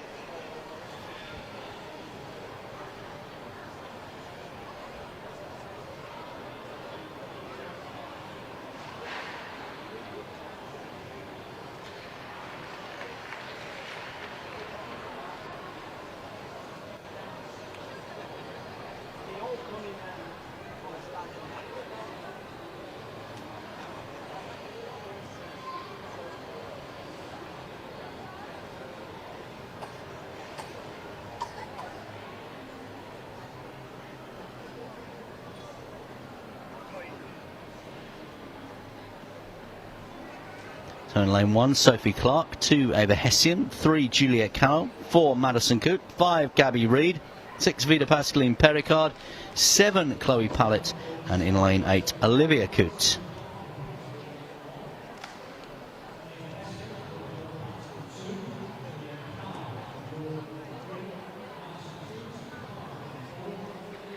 So 2 Cootes, 2 Cardiff athletes, 1 in 4, 1 in 8.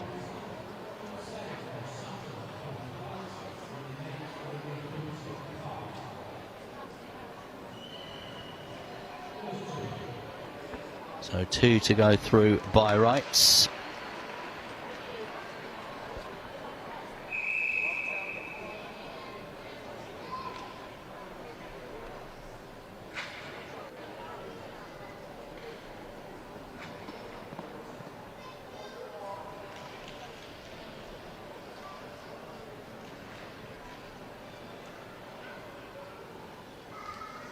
Keep your eye out here for Gabby Reid in lane 5, wearing the white and the black vest. Also keep your eye out here for Juliet Callow in lane 3 as well. She's wearing the green.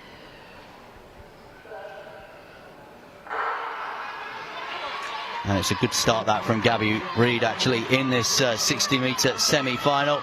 And it looks as though she will secure her place in the final. She does secure her place in the final. I wonder whether Perigard it was that got up as well in order to get the second automatic qualification position. Does look as though Vida Pascaline Perigard got there in behind Gabby Reid. Time of 9.18, so just outside of her PB, but a lane in the final and the chance to become an English champion later on today.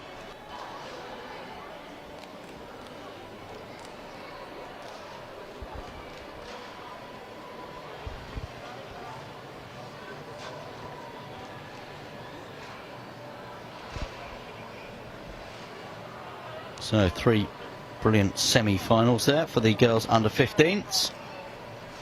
We are now going to have 2 semi-finals for the girls under 17s.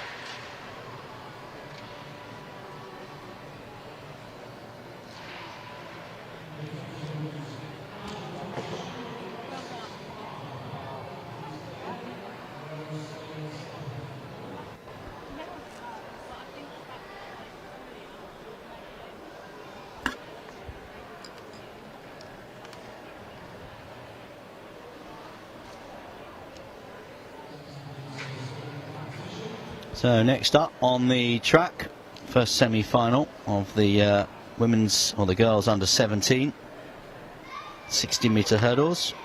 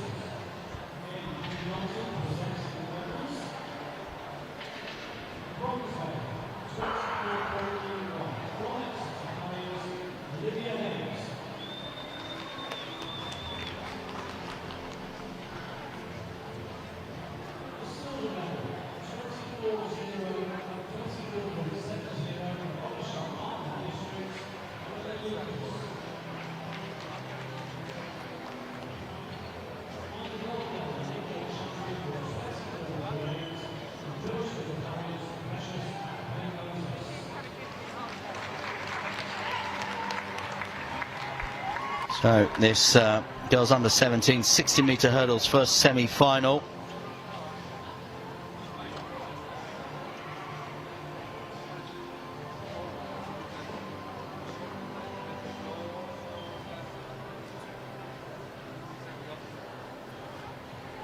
Keep your eye out for Holly Whittaker, third on the UK age group rankings over the hurdles in this event. She goes in lane 6. She has a PB as well of 8.44, so the best in this field, if you like.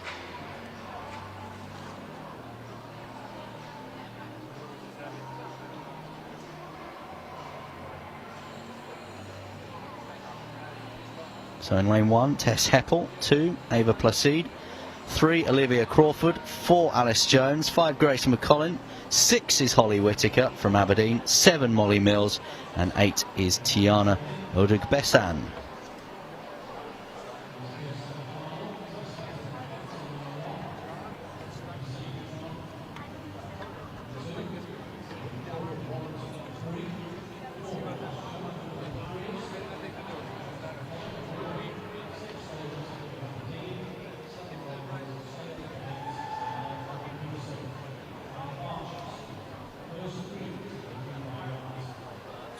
So this is the first semi-final. We've got 2 semi-finals. 3 from each of those will qualify, plus the next 2 fastest runners up as well.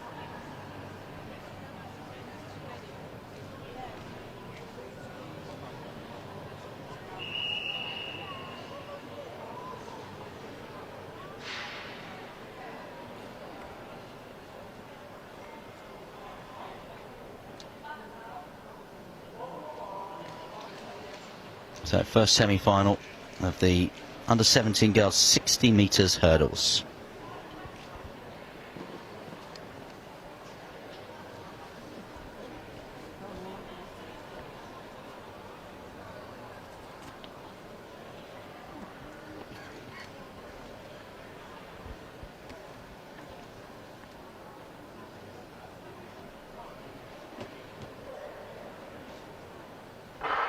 And they are away, and it was a good start actually for Holly Whittaker as well. Just inside of her, Grace McCollin also going well, but it is going to be Whittaker that takes it.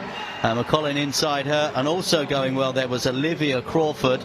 Those look like the 3 that will qualify automatically for the final. It was a time of 8.54 in the first of these 2 semi-finals for the girls under 17s over the 60-metre hurdles.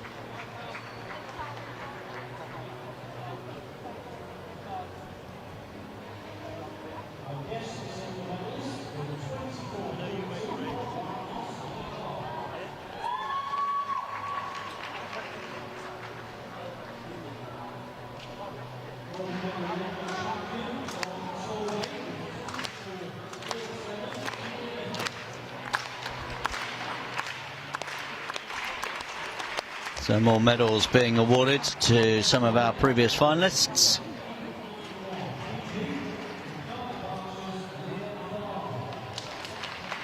Leah Afolabi taking that gold medal in a race that we saw a short while ago.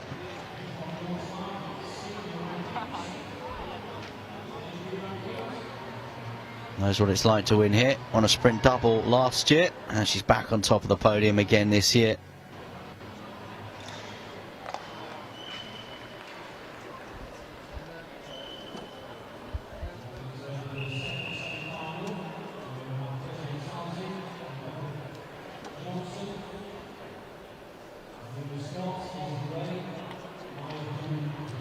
It looks as though we have a DNS here, a did not start, and that looks to be Alice Cochelle in lane 5 here. One to look out for maybe is Izzy Ray, who ran a time that was equal to the 6th best in her age group. She is in lane 4, so she's in the yellow vest.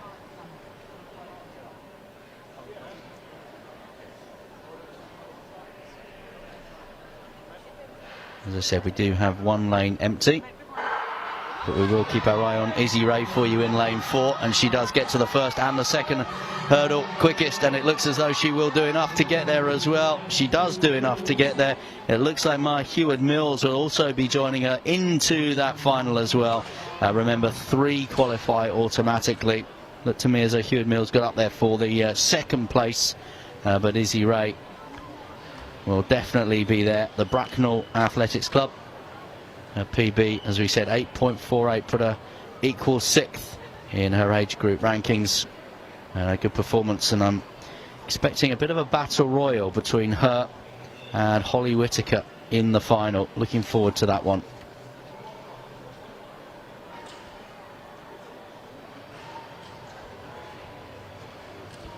So Holly Whittaker won the previous heat. So Grace McCollin and Olivia Crawford also automatically joining her in the final. Molly Mills and Ava Placide will be watching on to find out what the times were in that second semi-final, of which we don't have the exact times of the other placings just yet for you.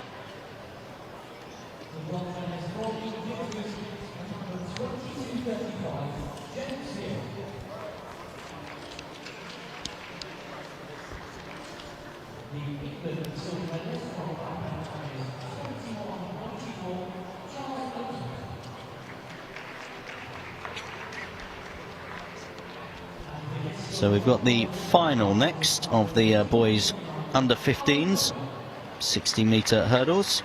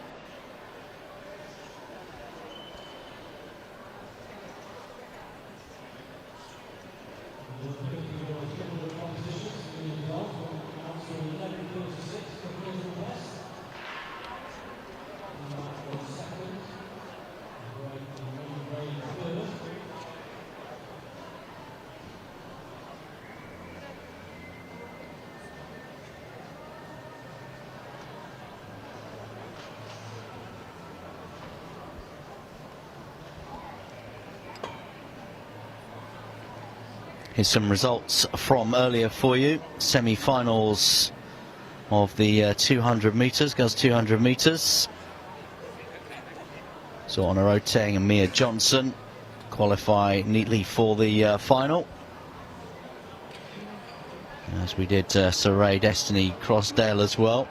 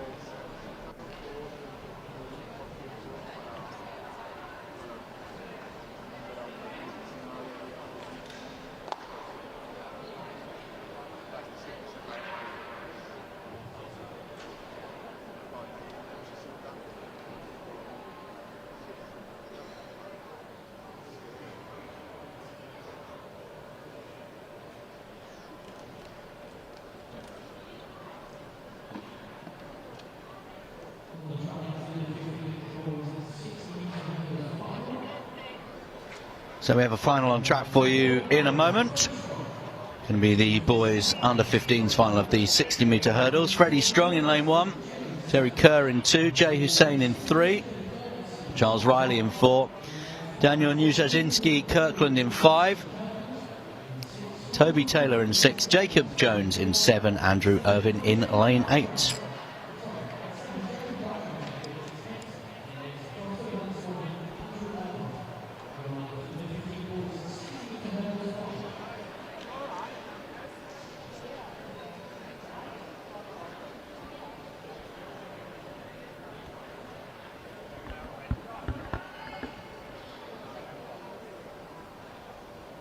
So 2 here to look out for from the Woodford Green Athletic Club with Essex Ladies, that familiar green and white vest. And Newjazinski Kirkland, the taller of the 2, in lane 5. Just inside of him, Charles Riley, who wears the City of Sheffield and Durn Athletics Club vest.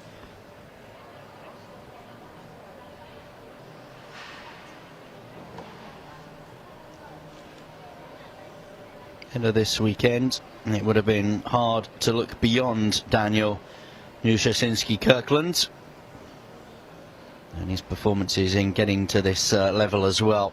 Getting to this final would suggest that he is the one to beat.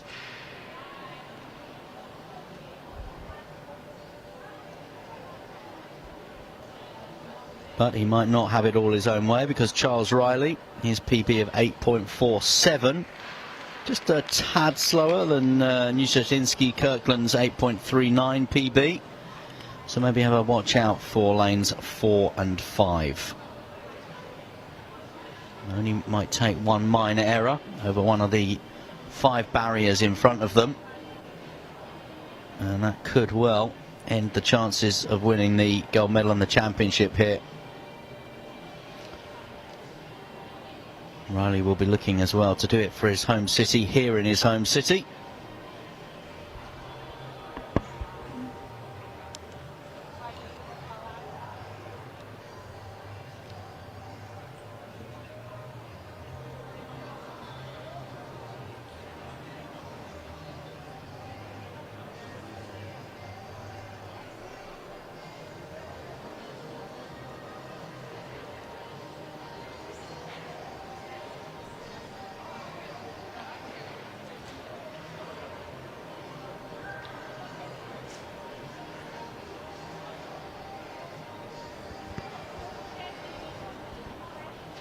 Well, the delay at the moment just to the start of this race, and it isn't actually due off just yet anyway, but we do have a high jump competition taking place as well. It's on the schedule for 5 o'clock, so still got a couple of minutes, and as I said, we do have that high jump competition as well, which is taking place, which of course is also happening in the centre of this arena.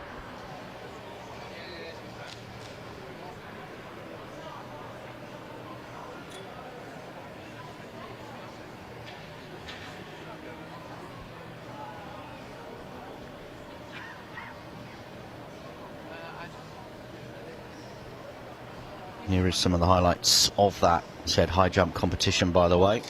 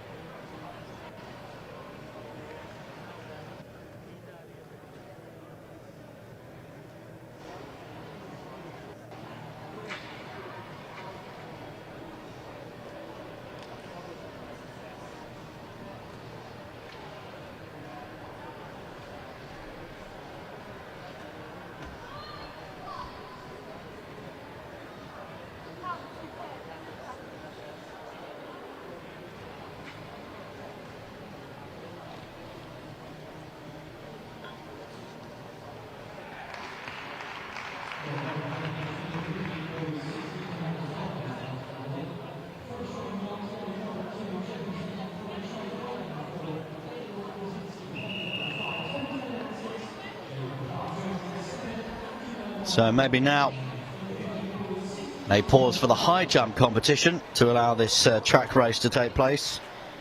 Freddie Strong in lane 1. He's of the Border Harriers Club. His PB 9.16. We are looking at Riley perhaps in 4. And Nojasinski Kirkland in 5. The final of the boys under 15s 60-metre hurdles. Who will be the English champion? It was a good start there by Charles Riley as well, but it is going to be Nojasinski Kirkland.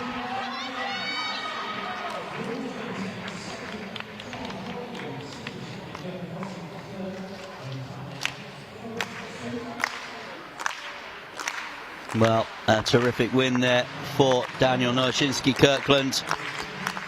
Charles Riley, I think, got the silver medal as well.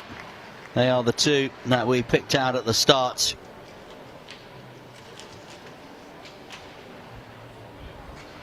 And the English champion will now allow a moment of reflection and maybe just a hint of the emotion as well as what it means to be the champion here, the English champion over 60 metres hurdles at the boys under 15 level.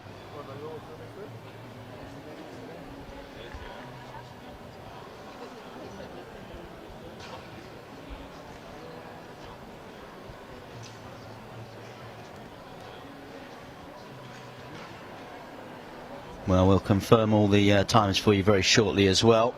There was a long wait for those guys as well there in order to finally get themselves into their race mode. A long wait for, well, probably one of the hot favourites there, Daniel Nojasinski Kirkland.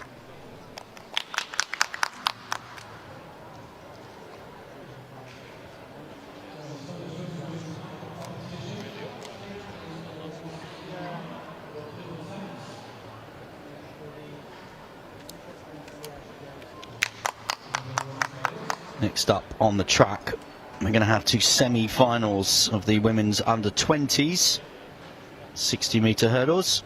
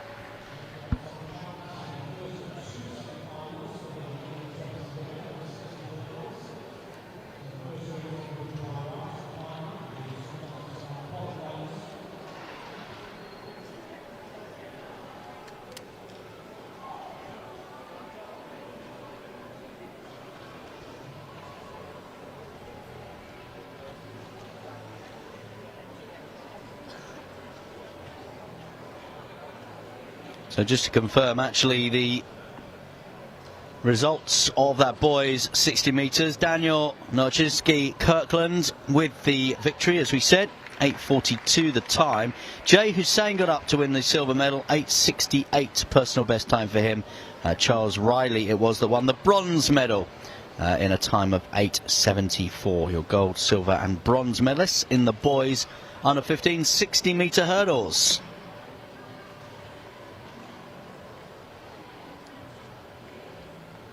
Next now on the track we've got some semi-finals. We'll have 2 semi-finals incidentally, so the first 3 will qualify plus the 2 fastest runners up from across those 2 semi-finals. In lane 1 then, Mia Walker, 2 Lily Noble, 3 Leah Wagstaff, 4 the multi-eventer who's having a great weekend, Thea Brown, 5 Jessica Bliss, 6 Charlotte Ayton, 7 Amelie Ravage and 8 Onachiro Nadefo.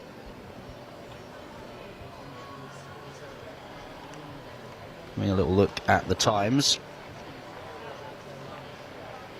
Thea Brown in lane 4, you would think Here's the former athlete, the Sale Harrier from Manchester, personal best of 8:26. We've mentioned, if you were with us earlier, that she won the Combined Events Championship here last month. She's also been a victor in the long jump here as well. Such a terrific history in this country of athletes in those combined events. Going back, of course, to the likes of Mary Peters, Denise Lewis, Jessica Ennis-Hill. This is her home city, of course. This is one of the places where she did a lot of her work. Katarina Johnson-Thompson, Kelly Southerton. Mustn't forget the terrific exploits of Kelly Southerton. Now taking on a very important role as well, working with British elite athletes and looking after their health and well-being.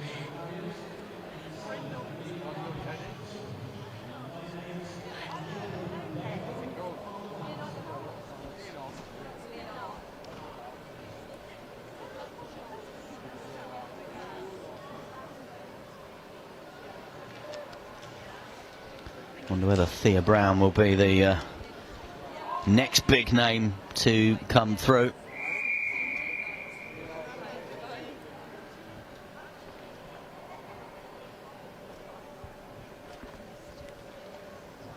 Well, you can see her here in lane 4, wearing that green and red. This is a semi-final, remember, so we're looking for the first 3 to reach the final.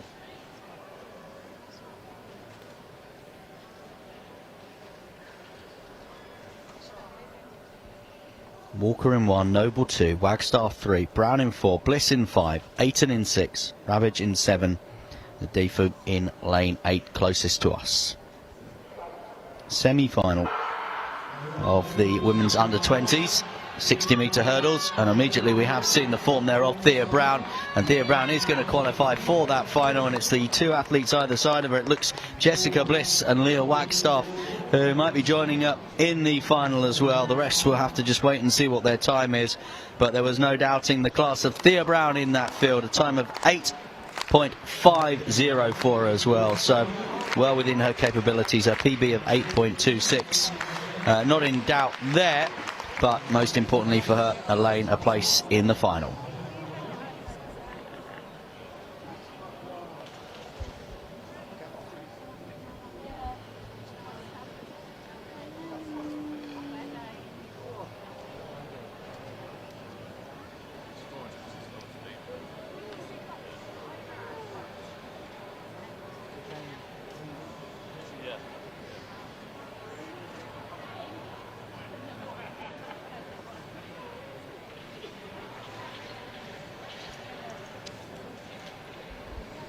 So the next semi-final up on track very shortly.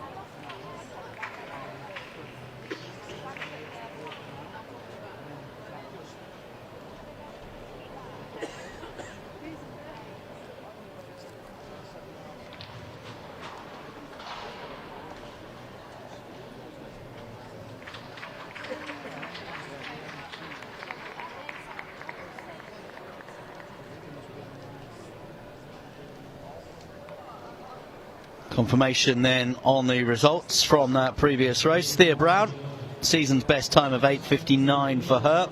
She qualifies with Leah Wagstaff and Jessica Bliss. Lily Noble on and Honor Chukwu Nadefo. We'll have to wait and see what how their time will be good enough up against the athletes in this next semi-final. Isabel Moore in 1, Ellen Roberts in 2, Rosie Hickling in 3, Kira Jones in 4, Menna Grant in 5, look out for her, 6 Sophie Catchpole, 7 Maria Gordon and 8 Lily Gale.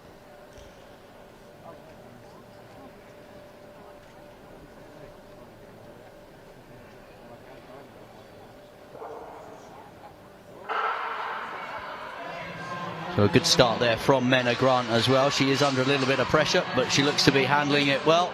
Menna Grant it is that is through by right. Outside of Menna Grant, it looks like Sophie Catchpole has also secured her place in the final. We'll have to bring you details on who the fastest runners-up are. Remember, the first 3 from the 2 semi-finals, they go through by right. The Cardiff archer, the Welsh athlete, Menna Grant is certainly there, and the Catchpole is there as well. And they will be joined, I'm pretty certain, by a couple of others, at least from that field. Certainly one more. And that final will come a little bit later on.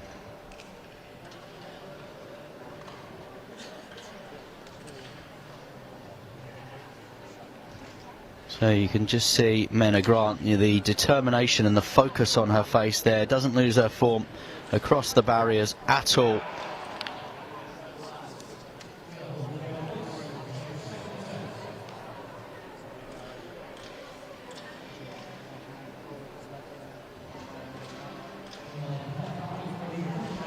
So next up, more hurdles action. Another couple of semi-finals for you. Boys under 17 semi-finals.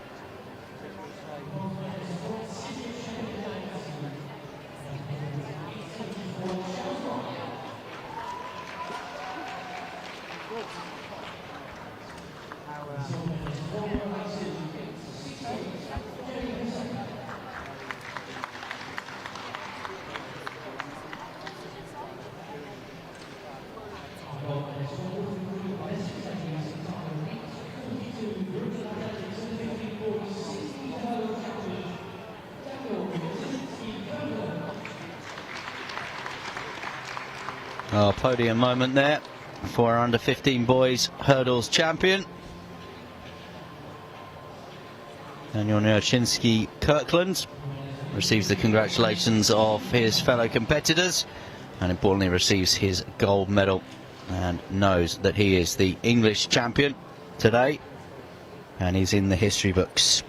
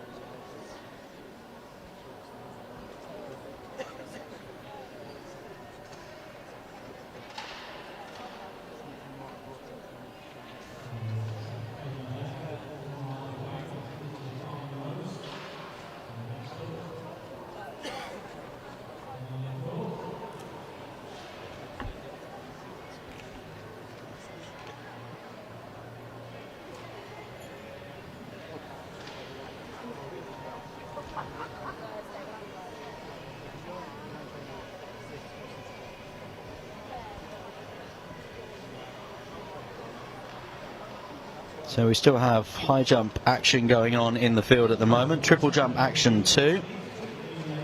In the women's under 20 high jump final. Carmen Rose it is of the Kingston AC and Polly Harriers in the lead with a leap of 169. 2 failures at 173. Dahlia Corp of the Decorum Athletics Club also cleared 169, but only after 1 failure. So on countback she's in the silver medal position, but again trying to clear 173. And Isla Payne in the bronze medal position at the moment, also attempting to clear 173 on countback on the fact that she had a failure at 165 and at 169 before clearing at her second attempt. She's in the bronze medal position. You're watching here the girls under 15s triple jump final as well. Serena Dill, her second round jump of 11 meters 36, a personal best for her. That has put her out in front at the moment. Ariana Fremantle of the Hercules Wimbledon Club in the silver medal position. Lily Gray in the bronze medal position at the moment. A PB in her third round jump of 10.56. That is Ariana Fremantle. But let's go back now to these hurdles. Semi-finals here. Moore, Duratoya, Anguleta, Namaju, Ogilvie, Lee, Ogbonna and Nwezi as well.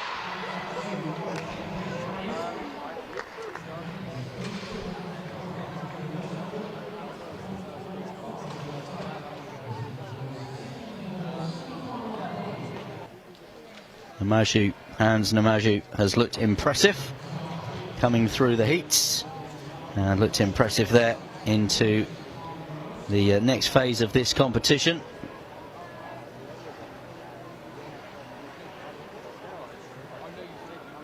Cambridge Harrier, there was two of them in the race. Ogbonna was the other one. I remember 3 qualified by right in these hurdles into that final, and Hans Namaju knows that he is there. Also, I think getting there is Harry Lee as well in the yellow.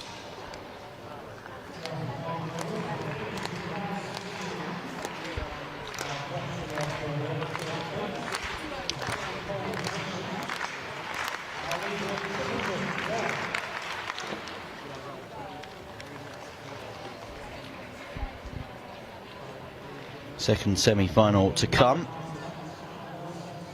We're just focusing there on the field events for a moment before that one.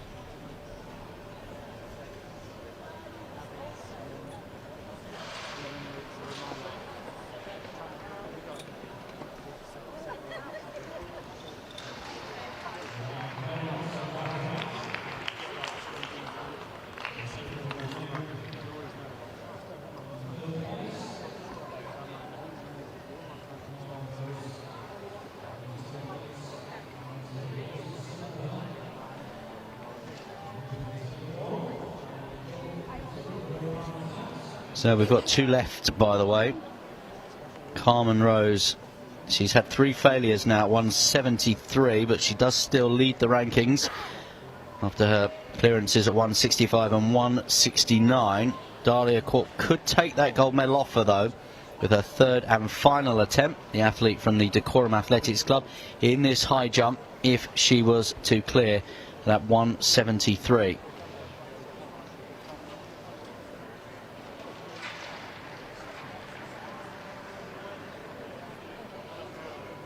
Meanwhile, back with the hurdles here.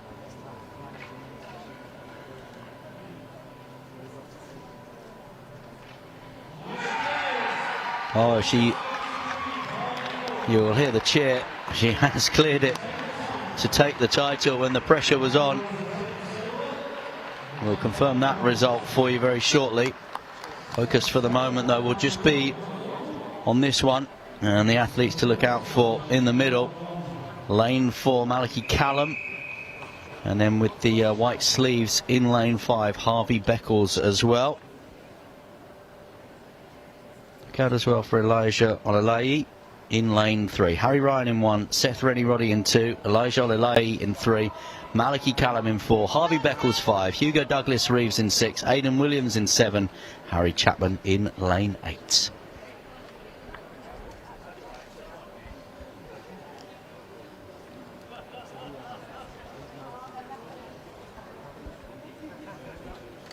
So this is a semi-final, second semi-final of the boys under 17 60-metre hurdles. First through to qualify for the final.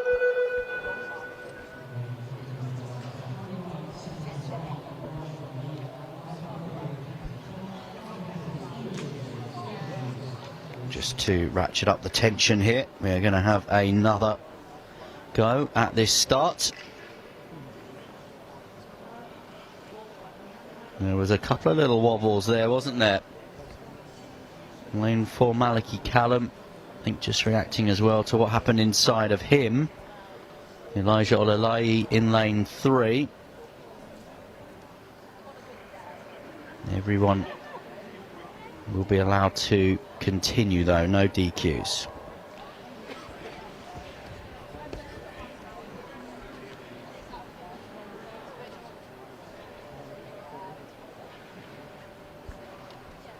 So back on the start line, Ryan in 1, Rennie Roddy in 2, Olalai in 3, Callum in 4, Beckles 5, Douglas Reeves in 6, and Williams in 7, Chapman in 8. And they are away this time, and it was a good start actually from Callum, but also outside of him, Harvey Beckles. This is Harvey Beckles, but he's under a bit of pressure here from Douglas Reeves. And on the line, Douglas Reeves just getting there ahead of Harvey Beckles. Maliki Callum perhaps got the 3rd place as well with the 3 to reach the final.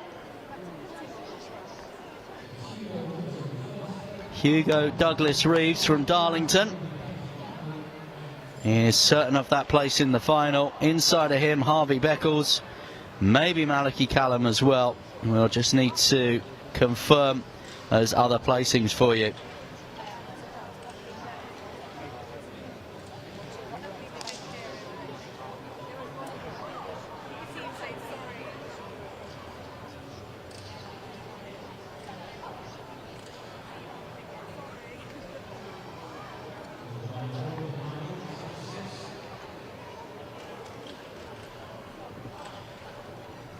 Women's under 20 high jump.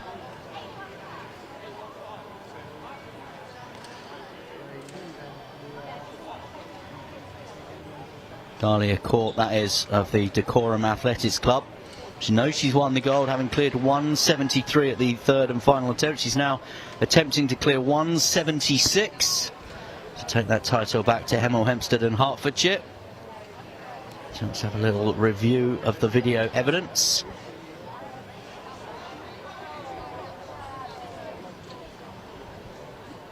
Keep you in touch with that one.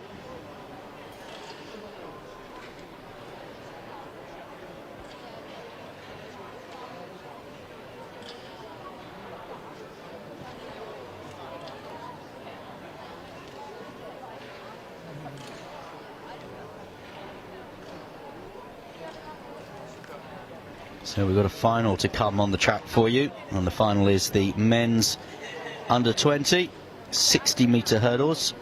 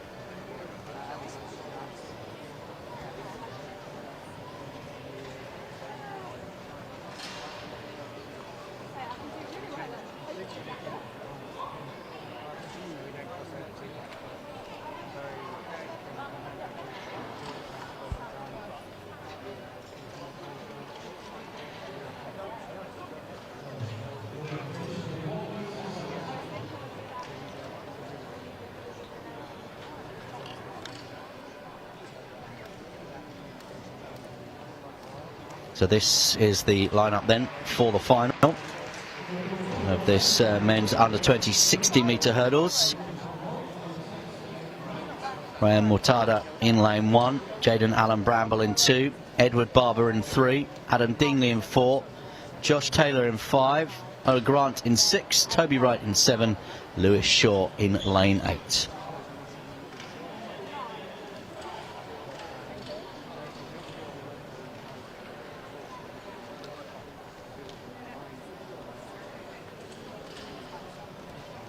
Is Edward Barber with the Marshall Milton Keynes Athletics Club, PB of 7.84. Look out for Grant though in lane 6, all in black. His PB is 7.59.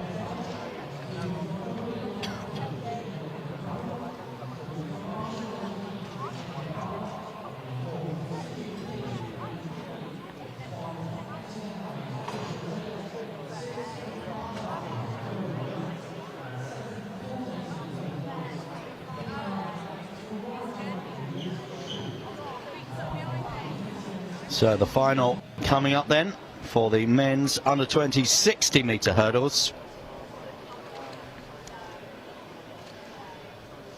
Mortada in 1, Alan Bramble 2, Barber 3, Dingley in 4, Taylor in 5, Grant in 6, Wright in 7, Shaw in 8.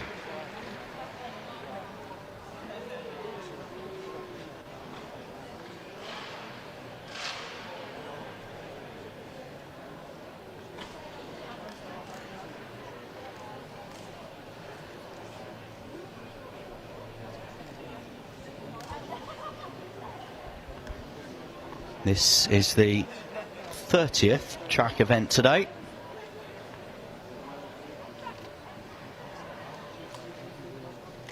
For reference,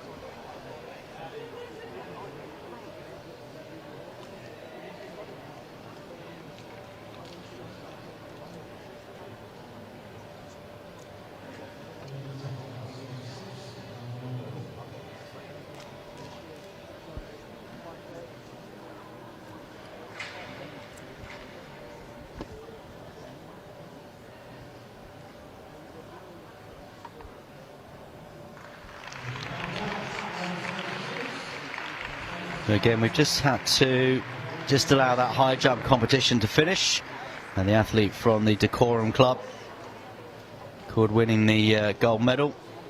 Had every right, of course, though, to try and attempt the next height as well. But with that competition now at a conclusion, the hurdles are being placed where they need to be.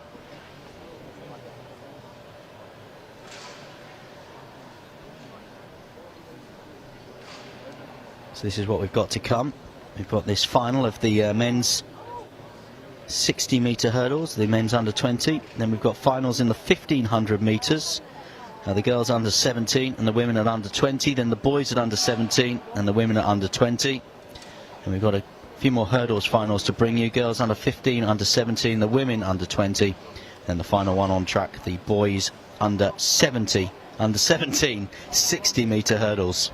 I had about 25 past 6 for you, so in around about 1 hour's time.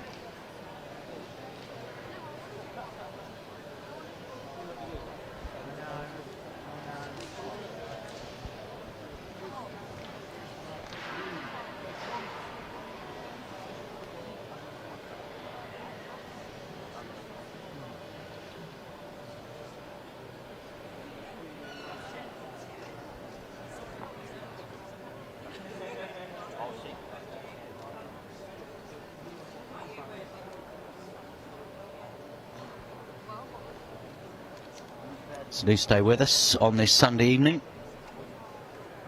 Plenty still to come your way.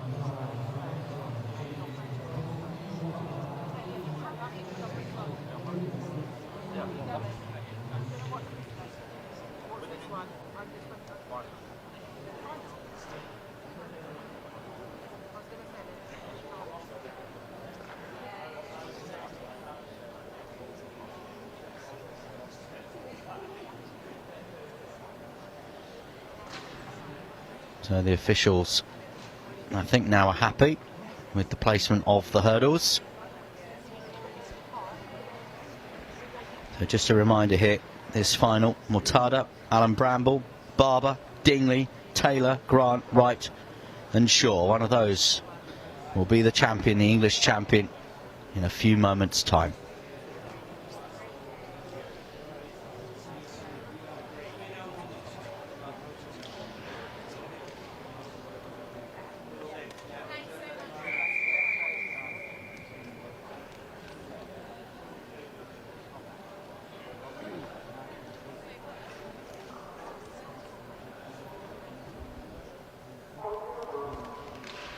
So these athletes have had an extraordinary long wait there. How has that ratcheted up the tension? How has that affected their mindset going into this race? Let's have a little look at who is last to settle on the blocks. Dingley in green and Taylor next to him all in the white. Taylor very purposefully just attaching and putting his spikes into his blocks now. Josh Taylor still not quite happy with something. What's harder in 1, Alan Bramble 2, Barber 3, Dingley 4, Taylor 5, Grant 6, Wright 7, Shaw 8. And it is a terrific start here as well from Grant, and it is going to be the victory for Grant as well. A time of 7:65 and a brilliant win for the Cardiff Archers athlete then, just outside of his PB, 7:59. But no doubting the victory, and that's what it is all about here. He is the men's under-20 English champion, Lolo Grant of the Cardiff Archers Club. He has taken the gold medal.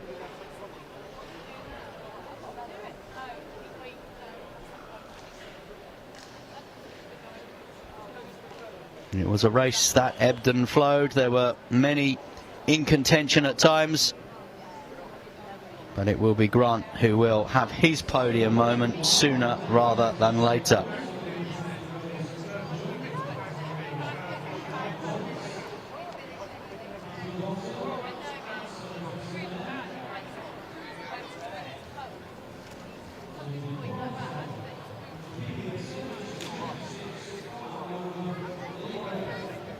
So Lily Gray picking up a bronze medal here for these presentations.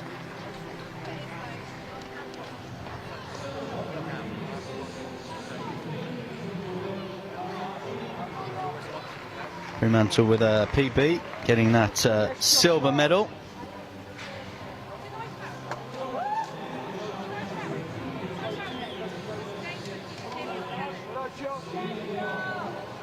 So Jill, it is with the gold medal, a PB for her as well, and she is top of the podium, and she is the English champion. Dropped her bare, but she's not a goalkeeper, so no worries.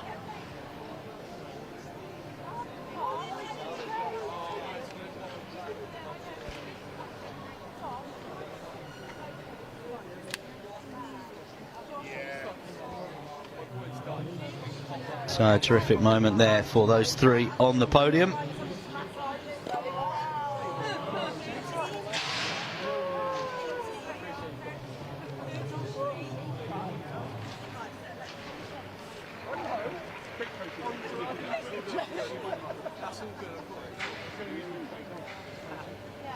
Next up on track, we are going to have three 1500 metres races, 4 1500 metres races actually. We're going to start with the girls under 17s, then the women's under 20, then the boys under 17s and the men's under 20 as well. Haven't got those confirmed results from the race we just watched. That was the final of the 60 metres hurdles. We know where the gold medal was going, of course. Lola Grant won that one. The silver is going to be for Josh Taylor, PB 7:71, and the bronze, Edward Barber, a PB of 7.80 of the Marshall Milton Keynes Athletics Club. So gold to Grant, silver to Taylor, and a bronze to Barber. I've run 2 good races, so I can't stand here and like good. I shall take the book instead.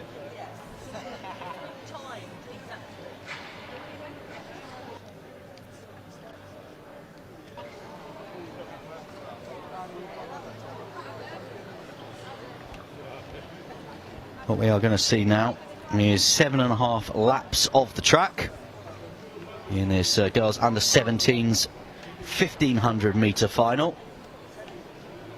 Isabella Harrison in lane 1, Olivia Steer in lane 2, Boho Turner in 3, Millie Ovens in 4, Olivia Morgan in 5, Bryony Boyce in 6, and Jasmine Christmas in 7.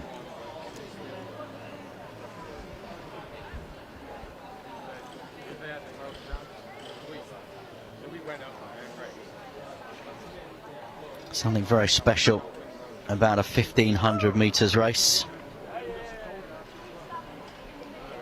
Always one of the highlights of every track meeting, at whatever level, at whatever competition.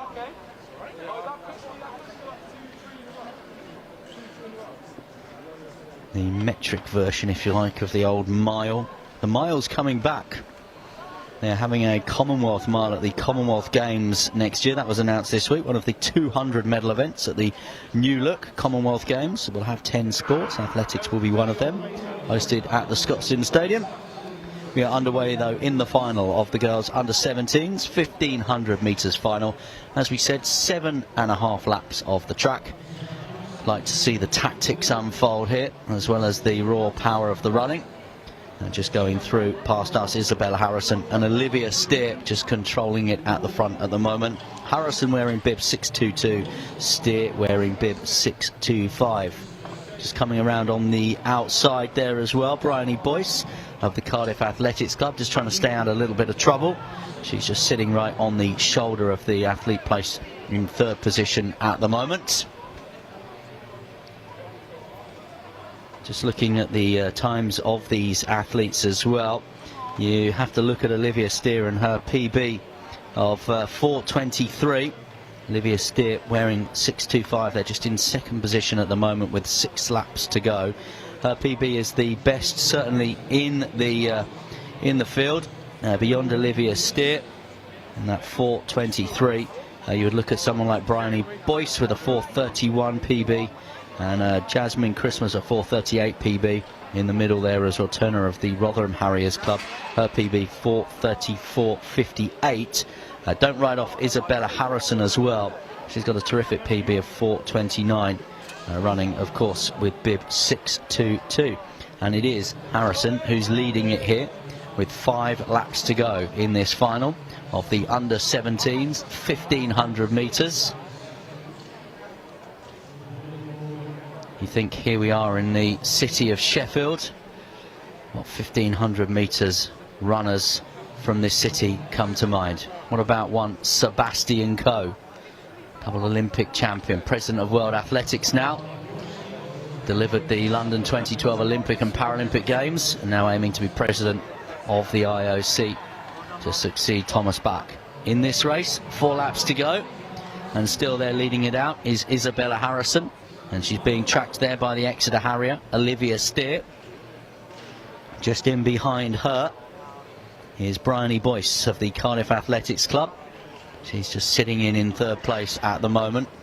We're just losing one of our runners off the back slightly. Still a long way to go, though, in this race. And we'll have 3 laps to go following the latest circuit of our track. 200 metre track, so 7.5 laps, as we said, and continuing just to control the race from the front at the moment is Olivia Steer. But there's a bit of a move coming forward as well now, and that is from Jasmine Christmas of the Cambridge and Coleridge Club. She just wants to let the 3 in front of her know that she is also very much in this race, and those 4 are just extending a lead of a metre or so just ahead of the runner in behind them. Steer at the moment has stayed out of trouble on that back straight now, and she continues just to lead the girls round in this Under-17s final.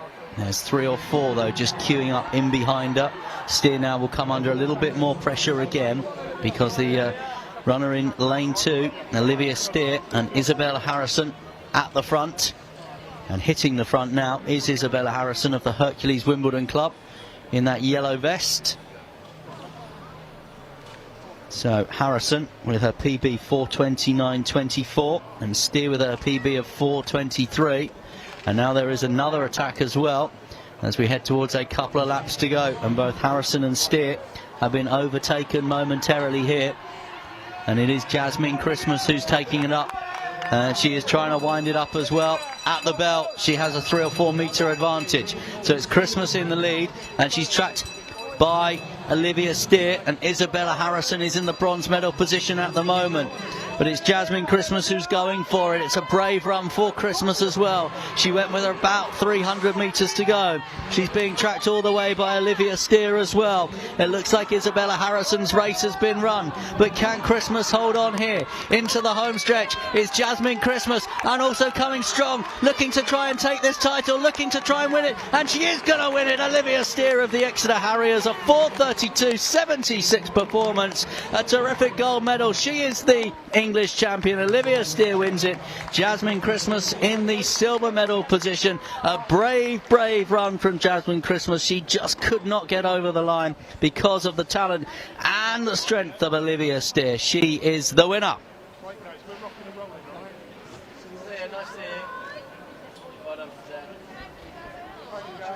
Well, brilliant race there, and credit, you have to say, to Jasmine Christmas, because on paper you look at some of those times and there were faster runners in that field, but she was the one that put a bet on herself. She went for it,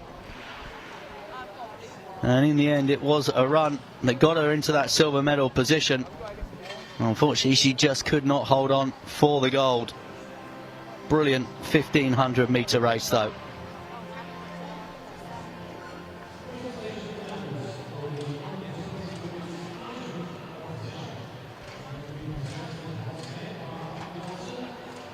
We mentioned earlier on Team GB's Georgia Bell, who won the Olympic bronze medal over 1500 metres.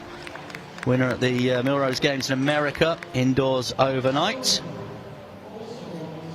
Sure, these young athletes will be looking at Georgia Bell's progress through this season and wondering what might be. If you missed it earlier, terrific story, Georgia Bell. Really promising youngster at these kind of age groups. Went out to America on a collegiate scholarship out there. Just didn't quite happen for her. Continued to run and cycle, actually, and take part in duathlons. Represented Great Britain in duathlons, actually, Georgia Bell. Got really back into running through the pandemic and the park runs. Then went back to see her old coach. She was coached by Jenny Meadows, Trevor Painter as well. Got back involved with that group, having seen her times come down during last year. Managed to force her way into that Olympic team. Got selected by Team GB. And Georgia Bell not only got selected, but got into the Olympic final. And had to give up a parallel career in cybersecurity, now to give full-time athletics a go after winning that bronze medal. It's always good to have something to fall back on, and Georgia Bell has a cybersecurity career to fall back on as well. So, got the next race on the track for you now. This is the women's under-20 1500 metres final. Only got 3 in this one, so Ray LaFay, Gabriella Brown and Ruby Vinton. Now LaFay wears bib 639, so she's just sitting in there in the back with the blue and the purple shorts. Leading it at the moment wearing 637 is Gabriella Brown. Ruby Vinton in the green wearing 638. So 7.5 laps of the track here at the English Institute of Sport. They've had a lot of waiting and watching of all the other events, these 1500 metre runners. And we have seen an awful amount of track and field over the weekend. Some excellent performances right across the disciplines as well. But I'm sure these 3 would have been very anxious to get their campaign underway. And it is now underway. And with 6 laps to go, just leading it through at the moment is Ruby Vinton of the Chelmsford Athletics Club. Gabrielle Brown of the Hallamshire Harriers, so a local athlete, just sits there in second at the moment. And Ray LaFay of Hastings, she sits there just in the bronze medal position at the moment. She actually has the best time in the field. The athlete just sitting in third, Ray LaFay, 4:29 PB for her. Ruby Vinton, PB's 4:33, and PB for Gabriella Brown, incidentally, is 4:41. We don't have the final results yet from the girls under 17's 1500 metres. We'll bring those to you very shortly, but with 5 laps to go in this one. These 3 are the centre of attention at the moment at this English Institute of Sport in Sheffield. We've still got a big crowd here, considering a lot of the events are done. We've still got some finals to come as well. And just making her move down that back straight at the moment. You will see, still leading it out is Ruby Vinton, but you will see the move there of Ray LaFay. And just off the back now is Gabriella Brown of the Hallamshire Harriers. And they will come through here with 4 laps to go. So 800 metres left in this race. And I'm just sensing here that Gabriella Brown is finding this pace just a little bit too good for her. And she is just beginning to drop off the back. And Ray LaFay of the Hastings Athletics Club looks in terrific form there. Just holding her stride pattern really nicely in behind Ruby Vinton here. And Ruby Vinton will be very aware that LaFay is right behind her, and credit to Brown as well. She's not allowed herself to slip too far behind in this lap here, and as we will have 3 to go. And now LaFay looks to make her move, and she, with 3 to go, takes the lead. So LaFay it is who's taking the lead, and Ruby Vinton, who's had a long stint on the front, will now just sit in on the shoulder. Gabriella Brown will just look to hang on as best she can. But LaFay seems to be motoring and going through the gears now on that back straight. And Ray LaFay of the Hastings Athletics Club, she has got 1 or 2 metres now on Ruby Vinton, and it is very much a head-to-head between these two at the moment. On paper, LaFay would look to have too much for Vinton, as we have 2 laps of the track, 400 metres to go. And really the race of Gabriella Brown, as far as these two in front are concerned, that is done. It's now just her against the clock in 3rd position. But still we have our 2 runners in front, and it is Ray LaFay who has a metre or so advantage here on Ruby Vinton as they go down that back straight for the penultimate time here at the English Institute of Sport in Sheffield. They're going to hear the bell as they come past us next time. And still very much in contention is Ruby Vinton. She is on the shoulder, sometimes the best place to be, as Ray LaFay looks to try and wind it up. Ruby Vinton it is that takes the lead at the bell, so it will be between these two now as to who will be named the women's under-20 1500 metres champion.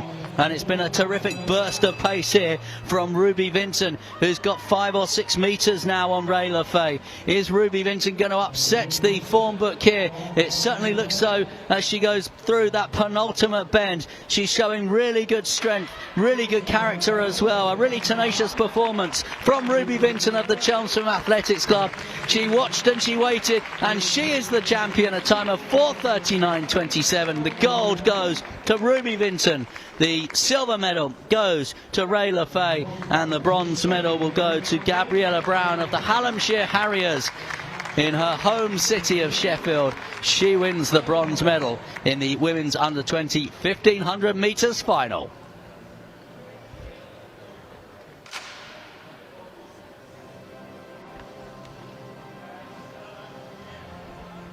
Well, on paper, Ray LaFay's PB of 4:29 had her marked out as being the one to beat in that race. But Ruby Vinton, great tactics, timed it perfectly. Her PB 4:33.10, of course, so she wasn't too far away. It was always going to boil down, I think, to a battle between those two. And that is where the gold and the silver medal went. Terrific race.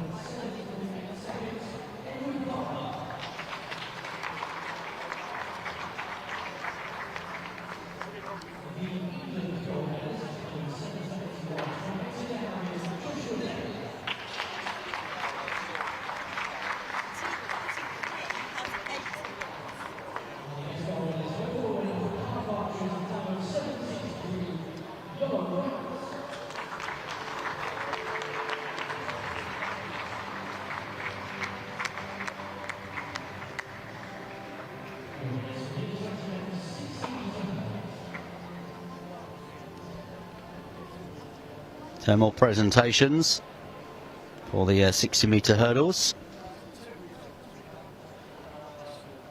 We've got another couple of 1500-metre finals to bring you shortly. Next one will be the men's under-17s 1500-metre final.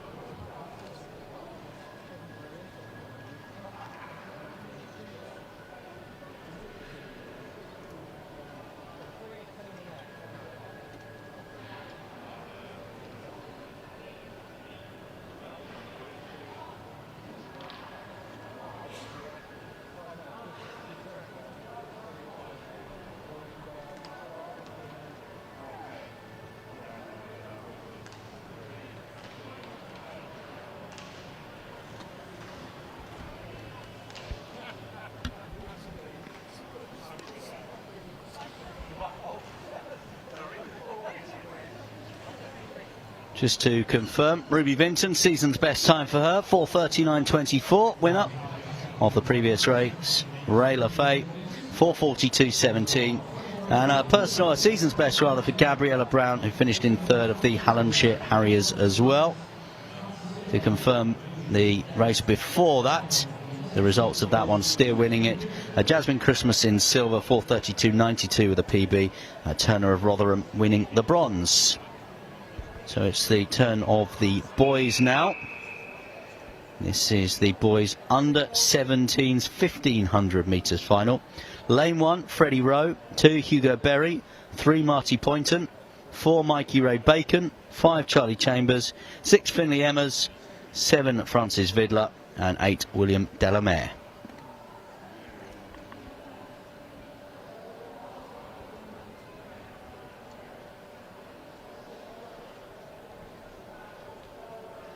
Only one man in this field has broken the 4-minute barrier, and that is Freddie Rowe, who you can see closest to us there in the blue t-shirt, wearing 6:15. His PB 3:59.90. Hugo Berry, his PB 4:00.17. Underway then in the final of the men's under 17s, 1500 metres. 7.5 laps of the track here to go at the English Institute of Sport. And leading the way at the moment is Freddie Rowe, and he's tracked there by Hugo Berry. And just in behind those two, Marty Poynton of the Bracknell Athletics Club as well, wearing the blue and yellow. Tracking them around is Mikey Bacon of the Rotherham Harriers Club, who's not had far to go. South Yorkshire to South Yorkshire here. But still, it's the Havering Athletics Club athlete Freddie Rowe that leads it. It's already strung out a little bit over the first lap and a half here. So Rowe, Berry, Bacon and Poynton are our first 4, with 6 laps to go in this boys 1500 metres. It's an under 17 event, of course. Seeing some presentations taking place as well as this race unfolds. It's fascinating to watch the 1500 metres. The tactics on display. Do you go from the front? Do you try and burn the others out? That is what it would appear at the moment Freddie Rowe is trying to do. Maybe he knows that on paper he is the class athlete in the field. So Freddie Rowe leading it out from Hugo Berry, Mikey Bacon and Marty Poynton as well. Those 4 are at the front. Again, we are just losing one a little bit off the back at the moment in the blue and the yellow.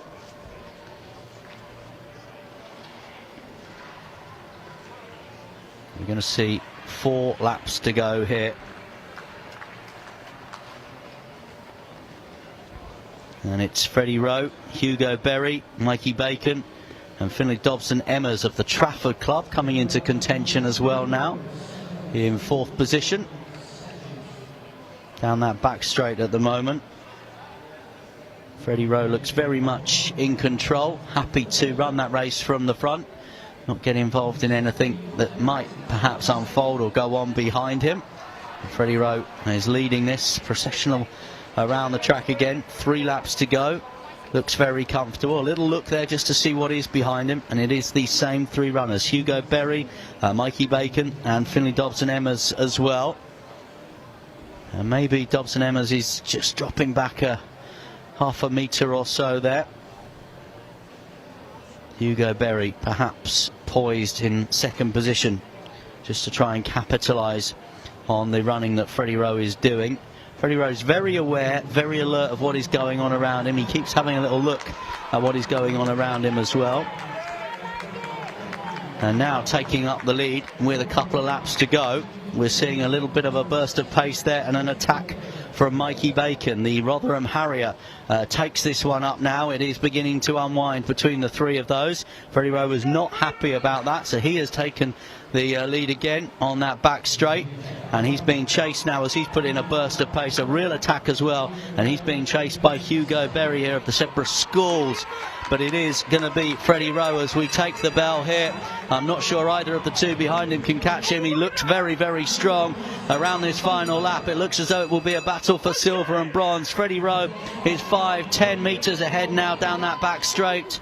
And Freddie Rowe looks as though he's going to be racing for glory and racing for gold and racing to become the champion here. It's Freddie Rowe of the Haringey Club up against the clock. His personal best 3:59.90. He might well smash that here. It is going to be Freddie Rowe that wins it, 3:58.94. The silver medal will go to Mikey Ray Bacon, just edging out Hugo Berry. Berry will win the bronze. It's a personal best and a victory for Freddie Rowe.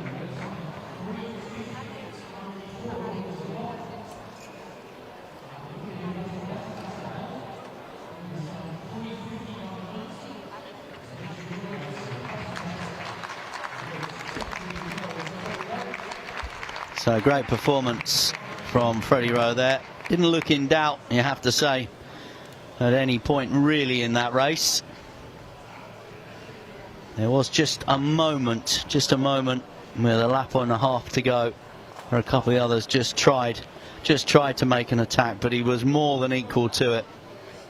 And then through that last 200 metres, no one else really was going to challenge him.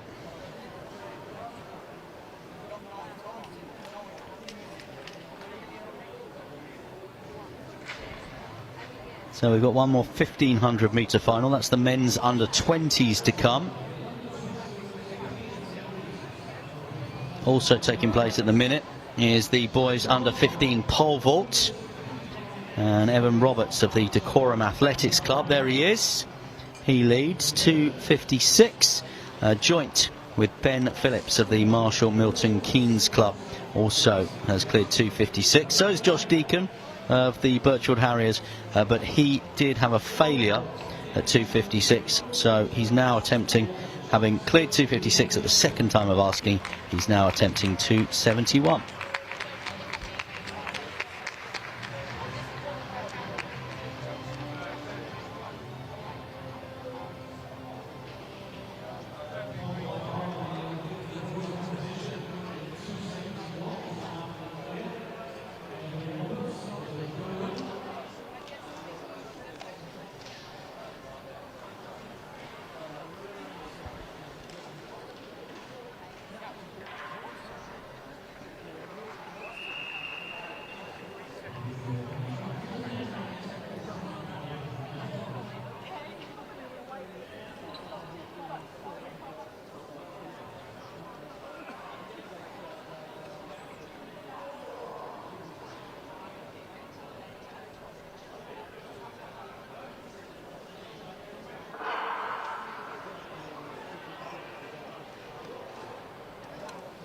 So underway then in the men's under 20s 1500 metre final here.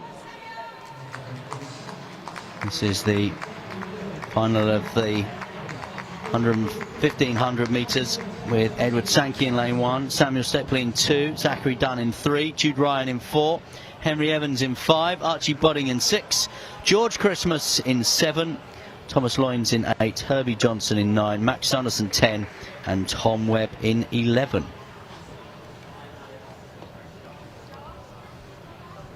Seven and a half laps of the track to go then. Just leading it through in the early stages of this game, of this race. Max Sanderson just tucked in behind Samuel Stapley there. Stapley of the Brighton Phoenix Club. And Max Sanderson of the Brentwood Beagles Athletics Club. So we've got a much bigger field here. We've got 11 in contention. And things can happen in a field of 11 on a tight indoor track here over the 1500 metre discipline as well. But it's still at the moment out in front. Samuel Stapley in the white vest there, wearing bib 632. Just in behind him you've got Max Sanderson and Zachary Dunn as well of the City of Norwich club. Dunn is wearing 633. He's just making a little bid now. We will have 4 laps to go when they come past us at the start-finish line at the next time of asking. So Samuel Stapley's PB is 3:55. Zachary Dunn's PB 3:53. Look out for George Christmas as well. His PB 3:52. Herbie Johnson's PB 3:52.71. There are others as well. Archie Budding with a PB of 3:55.35. Henry Evans PB 3:54. So plenty of contenders in this race. Fascinating one as it unfolds in front of us at the moment. And plenty have had their turn already at the front. And at the moment now the turn is for the athlete wearing bib 633, and that is Zachary Dunn of the City of Norwich club. And as I say that, joining him at the front is George Christmas of the Cambridge and Coleridge club as well. His PB 3:52 Christmas, and he takes up the running down that back straight at the moment now. Next time they come past us, as Christmas just allows Dunn to go past him again here. Next time they come past us, there will be 2 laps, 400 metres to go, and they are beginning to wind it up now, and it is beginning to be strung out. It's between these two at the front at the moment, and it is Christmas that takes it up from Zachary Dunn here. And then we've got a couple just in behind, including Henry Evans now looking to try and make a bid. He moves up into 3rd position wearing the yellow vest. But it's George Christmas now down the back straight for the penultimate time, and he is leading. He is leading at the moment from Zachary Dunn, who's just tucked in there in the silver medal position, but having a little worried, anxious look over his shoulders because he has 2 athletes in behind him. It's still Christmas who's going to lead it at the bell. Now Dunn makes his move as well. In behind him is Henry Evans and also Samuel Stapley as well. They are not done and dusted yet, but it is going to be Zachary Dunn that takes it on. He's going to be tracked down that back straight by Zachary Christmas, George Christmas as well. Zachary Dunn it is that has a 2-metre advantage around that penultimate bend. Will Zachary Dunn of the City of Norwich Athletics Club be able to hold off the run here of Christmas? Christmas is really putting in a stint and an effort here, but it will be Dunn that is crowned champion. 3:57.69. It's Dunn that wins it. Christmas is second, and the bronze medal goes to Henry Evans. So Zachary Dunn the winner, George Christmas second, Henry Evans third. 3:57.69 the winner as time as well, just outside his PB. But Zachary Dunn is the English champion.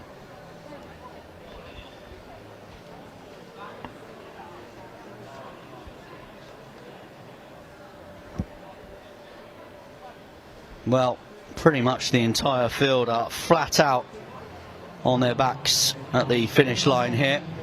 Another terrific race and a great win for Zachary Dunn, who can go back to the City of Norwich Athletics Club knowing he is the English champion over 1,500 metres in the men's under-20s.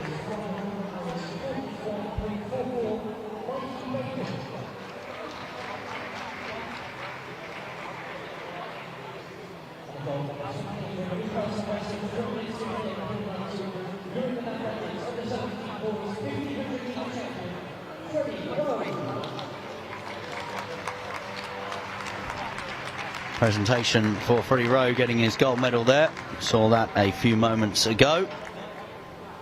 Personal best time as well for him.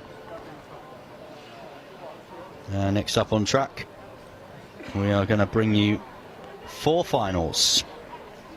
And that will conclude our programme of 2 wonderful days of athletics. There are going to be 4 finals, all over the hurdles, all over 60 metres.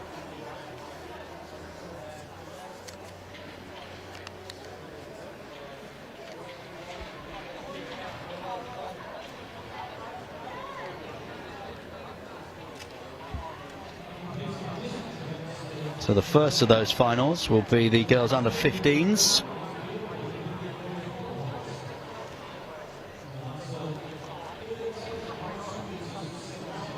Sword action, of course, in the field as well.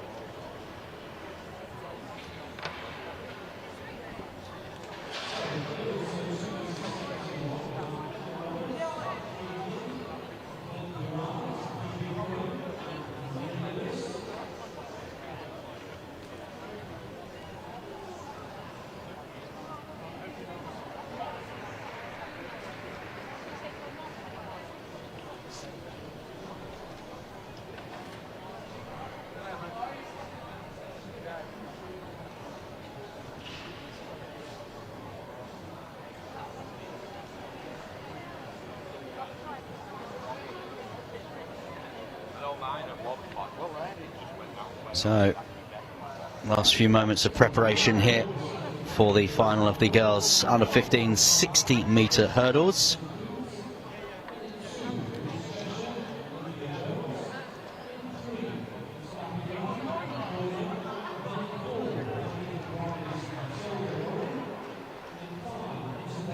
So in lane 1, Madison Coote. Lane 2, Olivia Jones. 3, Gabby Reid. 4, Matilda Murray. 5, Isabella Moulton. 6, Talia Junaid Evans. 7, Rita Pascaline Pericard. And in lane 8, Jess Seddon.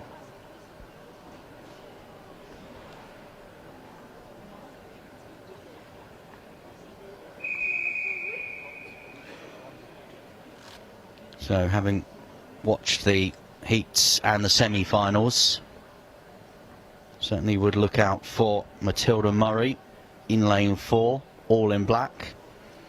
Isabella Moulton outside of her as well, in the green and white and the black shorts. But everyone has a lane in the final for a reason. All 8 of these could win this race. All 8 of these could be crowned girls under 15's champion over the 60-metre hurdles. Who will be the English champion? We will find out in less than 10 seconds once that gun goes.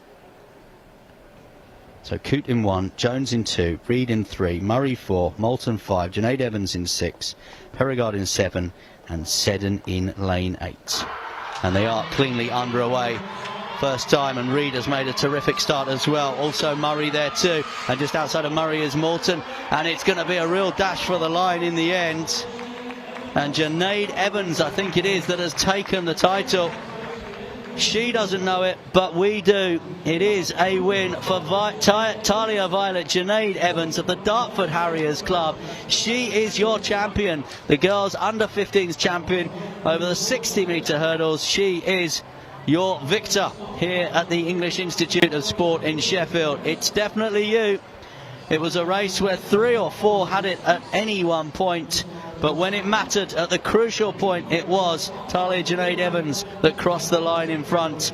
Gabby Reid, Matilda Murray, Isabella Moulton, they all had turns at the front in that race, but Junaid Evans kept her form to the end, and she is number 1.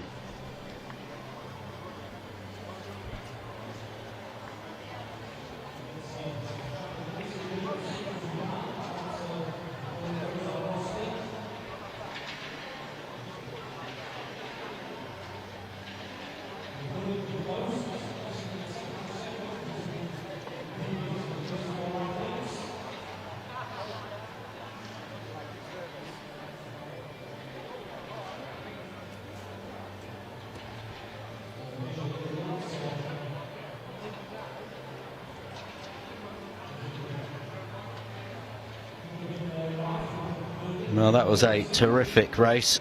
I expect the next one, which is the girls under 17's final, to be equally good. We've got Holly Whittaker in this one.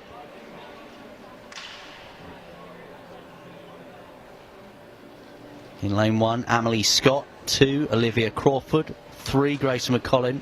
Holly Whittaker in lane 4. Maya Hewitt-Mills in 5. Izzy Ray, another one that's running really well this season, in 6. Rebecca Johnson in 7. And Molly Mills in lane 8.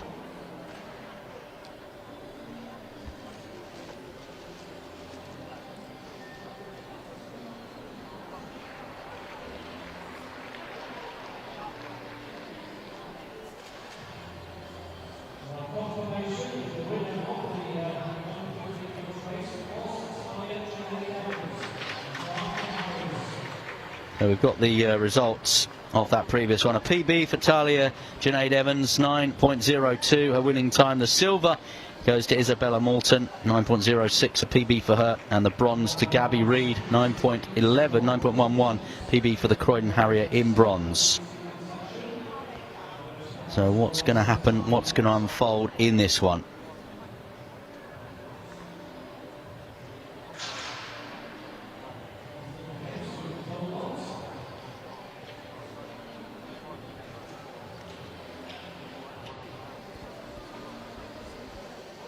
So close. When you look at the PBs here, Likes of Holly Whittaker 8.44, Izzy Ray PB of 8.48, not a lot to choose there.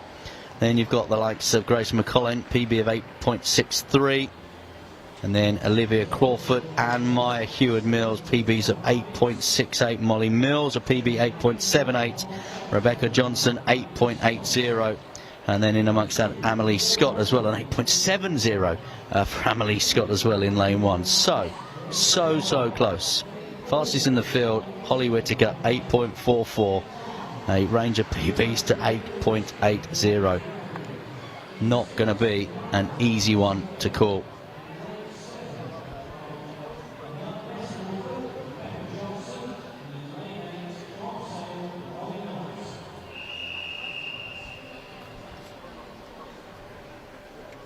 So Scott in 1, Crawford in 2, McCollin in 3, Whittaker in 4, Heward-Mills in 5, Ray in 6, Johnson in 7, Mills in 8.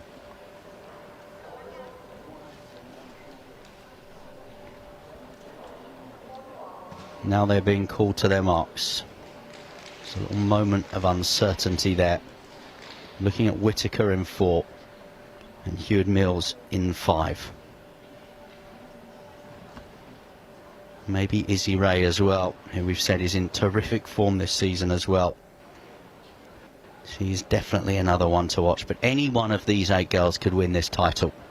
Any one of those could be crowned English champion very shortly. And it's away first time, and Whittaker didn't get the best of starts actually. And through the middle there is Holly Whittaker. No, she is going to get there this time.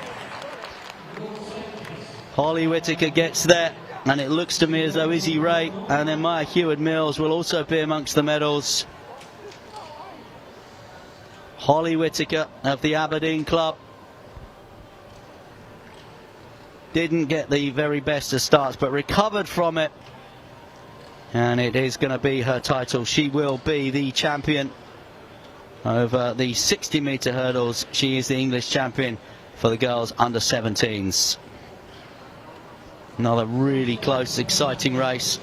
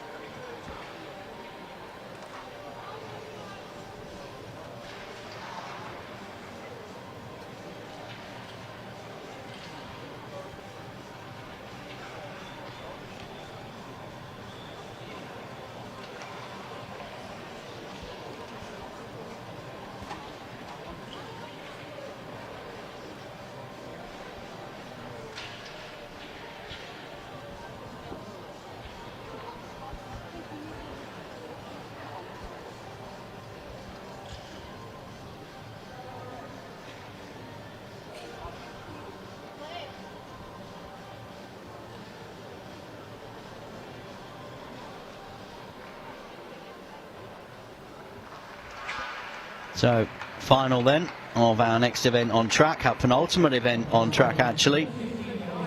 Now, women's under 20 60-metre hurdles final. Lane 1, Lily Noble. 2, Jessica Bliss. 3, Leah Wagstaff. 4, Sophie Catchpole. 5, Menna Grant. 6, Thea Brown. 7, Rosie Hickling. And 8, Ellen Roberts.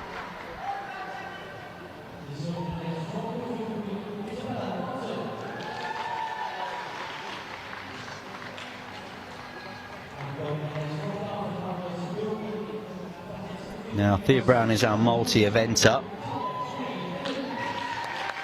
She's having a terrific time at the moment. Menna Grant's been pretty imperious all the way through this competition as well. Now they go in lanes 6 and 5.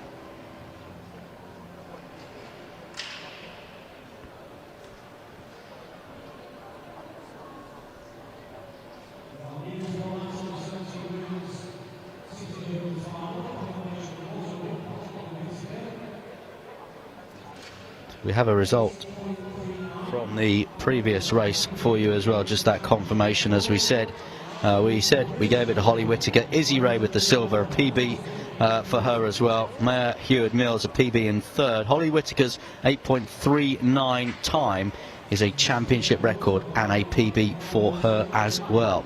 So a terrific race there, with the first five runners all posting PBs as well.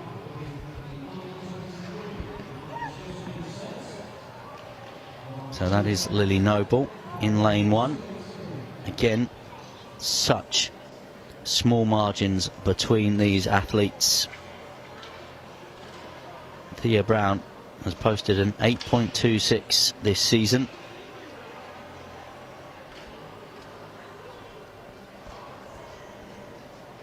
So we'll keep our eye on Thea Brown. We'll keep our eye on all 8 of them for you. Another one that is really, really tough to try and predict.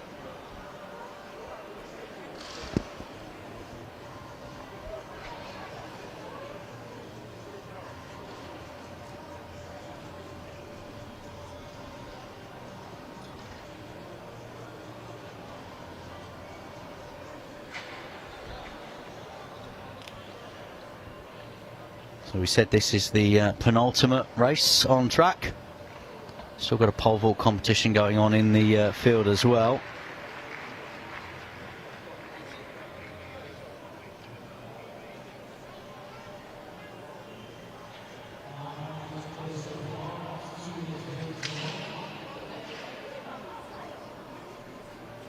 Gonna have a couple of minutes still before this final women's event, this final hurdles event for the women goes off. Just while the focus at the moment is on the pole vault.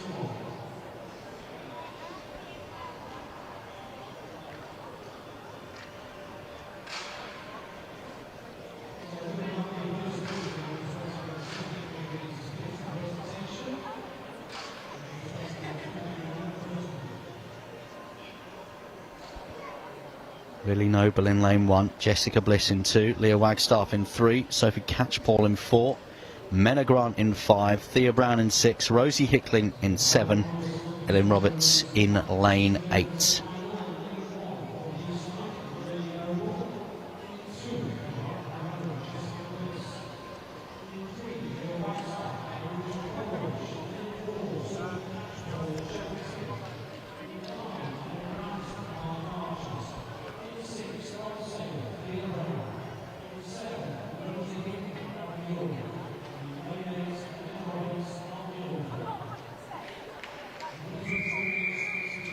So again, it's been a long, long wait. How will that affect the nerves of these under 20s women for this 60-metre hurdles final? One of them knows that they're going to be the English champion in a few moments' time.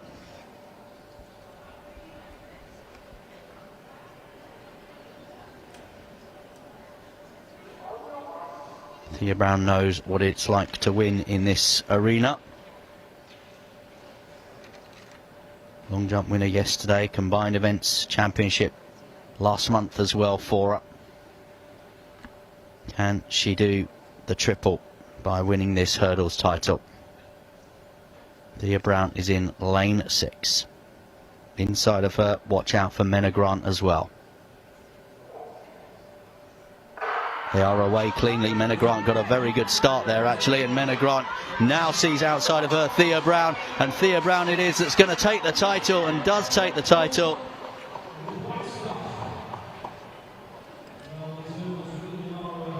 Well, we did have a faller there unfortunately as well.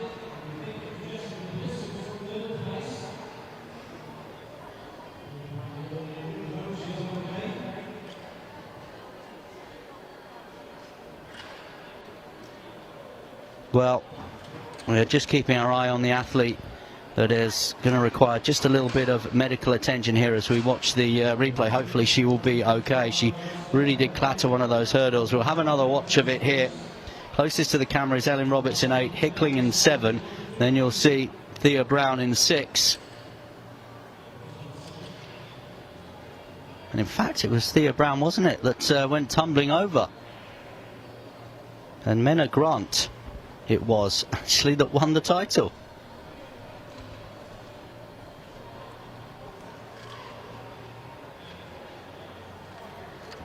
Let's have another look and confirm exactly what happened here. Well, going really well here was Thea Brown. And it was that was the hurdle where she went. And then inside of her, Menna Grant it was that held on to take it. So a winner for the Cardiff Archer.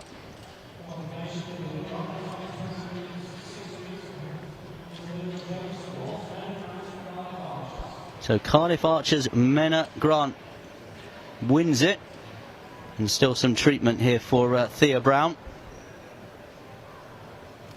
She is back on her feet, that is the good news.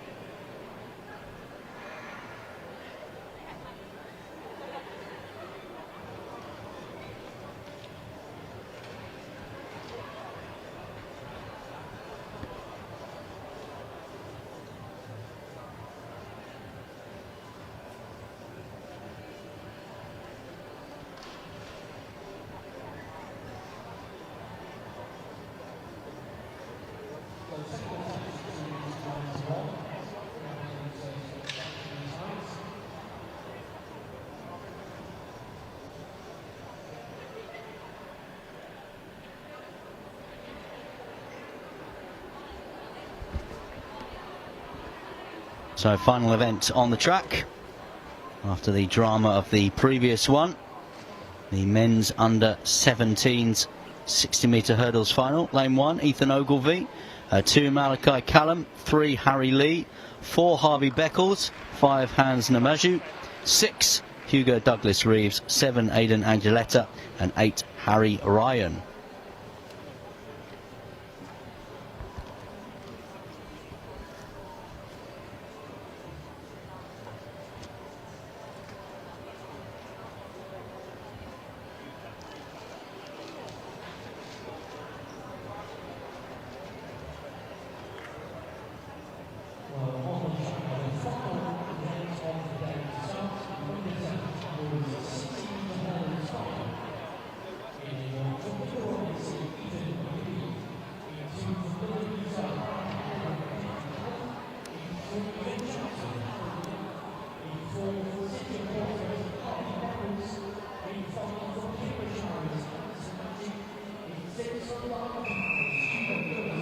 So final race then on track.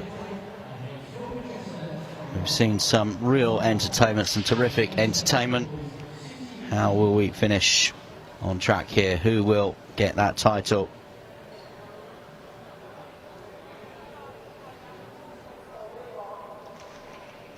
Ogilvie in 1, Callum 2, Lee 3, Beckles 4, Namaju 5, Douglas Reeves 6, Angeletta 7, Ryan 8.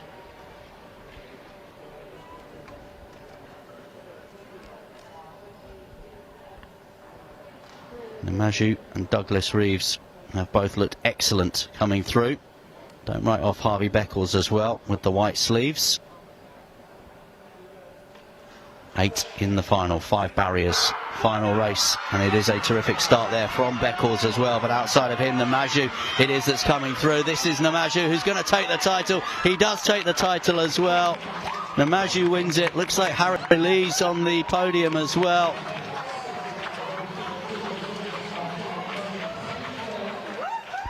Hans Namaju, Harry Lee, and it looks like Hugo Douglas Reeves will be your medalist. But there is your champion, the 60-metre hurdles boys under-17s English champion. Hans Namaju has won it, and won it in some fine style as well here. So Namaju there in the centre of your picture in the blue vest. Beckles and Douglas Reeves outside of him as well. Terrific run. He knew he was going to win. The arms were outstretched, weren't they, long before he crossed the finish line.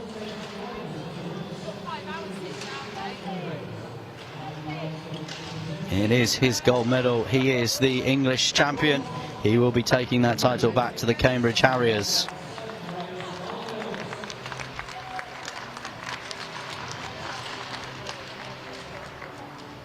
Going to see some final presentations as well. We're not quite done here either, because we do also have a pole vault competition which is still taking place. Just to confirm as well, Menna Grant it was that won that 60-metre hurdles following the crash by Thea Brown into the hurdle. So it was Menna Grant with the personal best 8.60, Leah Wagstaff in the silver, Jessica Bliss winning the bronze in the penultimate event.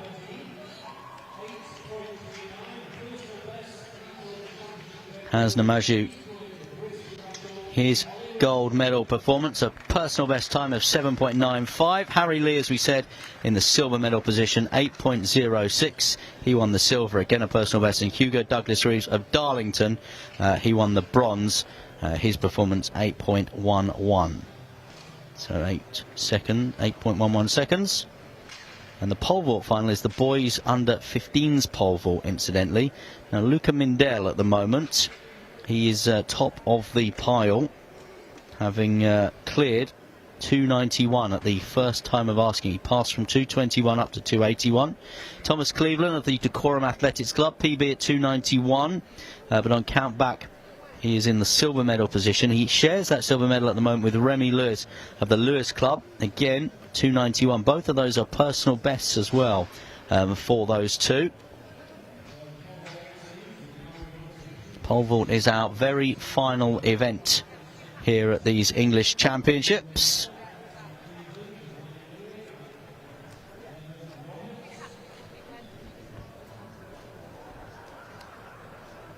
Just going down the rest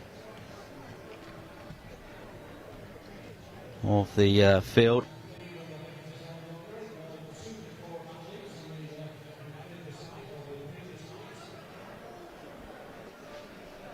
So Cleveland of the Decorum Athletics Club.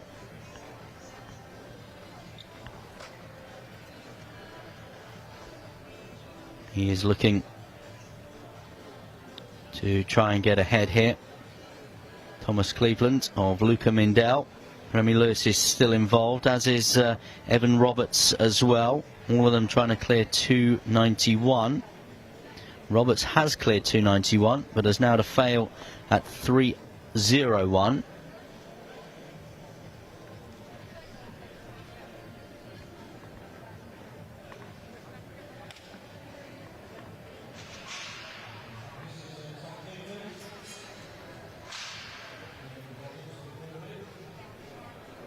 Thomas Cleveland it is, and it's a fail at that height for him. So it's a failure at 3 meters and 1 centimetre. His personal best 291 achieved here today. So it's asking a lot to go another 10 centimetres higher.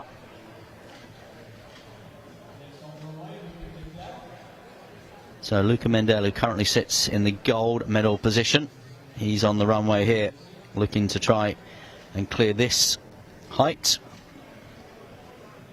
3:01. It's his first attempt at 3 metre and 1 centimetre.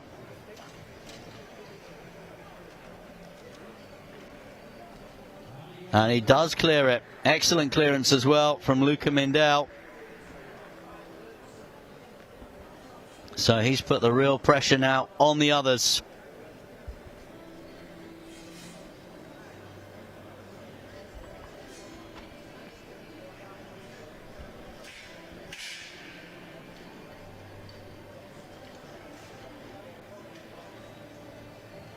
Shades of Paris 2024 here.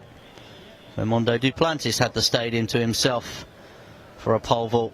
Not sure we're going to reach world record heights tonight, but these guys enjoying being the complete focus of attention at the moment.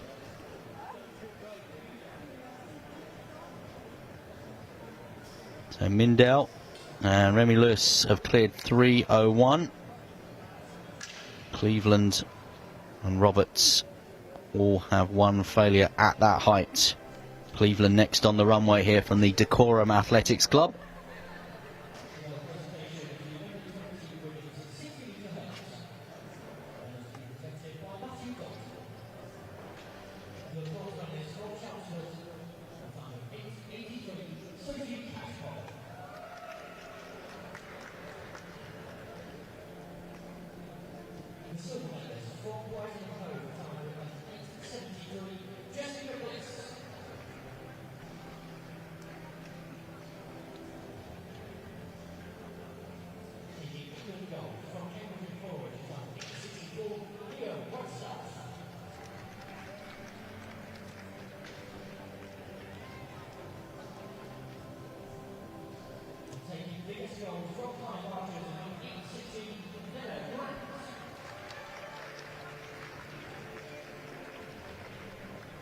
So Thomas Cleveland will now attempt second attempt at 3 metres 1 centimetre here with his pole vault,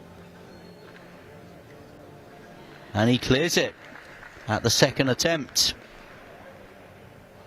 A personal best for him as well. So Mindell has cleared 3 metres 1 centimetre at the first time of asking. So has Remy Lewis, both of them from the Lewis Athletics Club.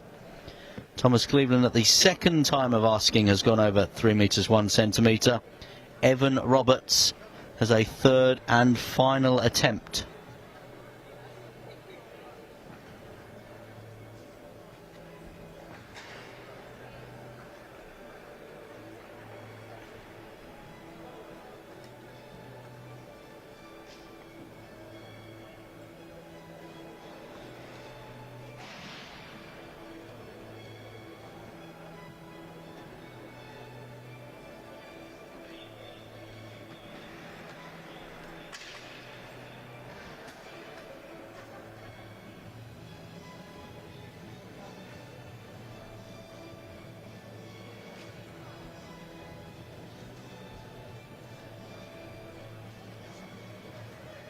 Well, rest of the stadium just beginning to pack up around things at the moment. But still, from the Decorum Athletics Club, Roberts and Cleveland. So Roberts has had 2 failures at this height of 3 metres 1 centimetre. Roberts to go for his third attempt now.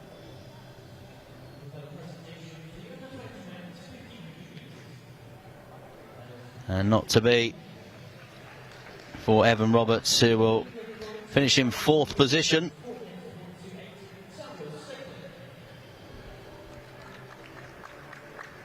Two pole vaulters from the Decorum Club.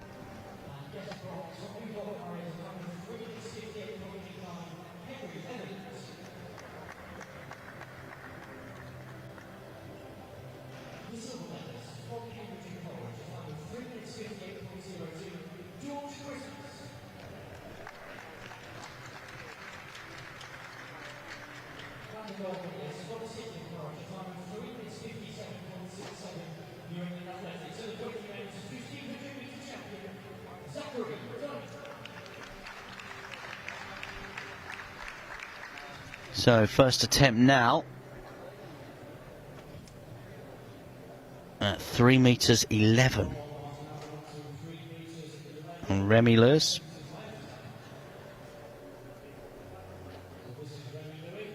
Remy Louis.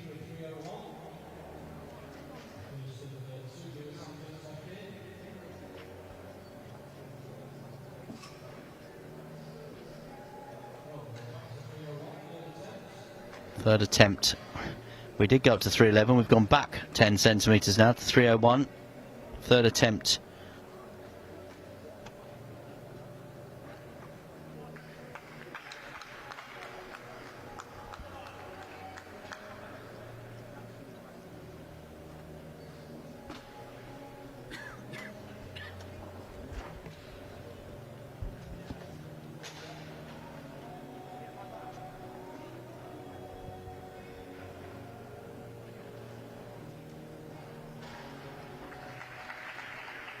Not to be.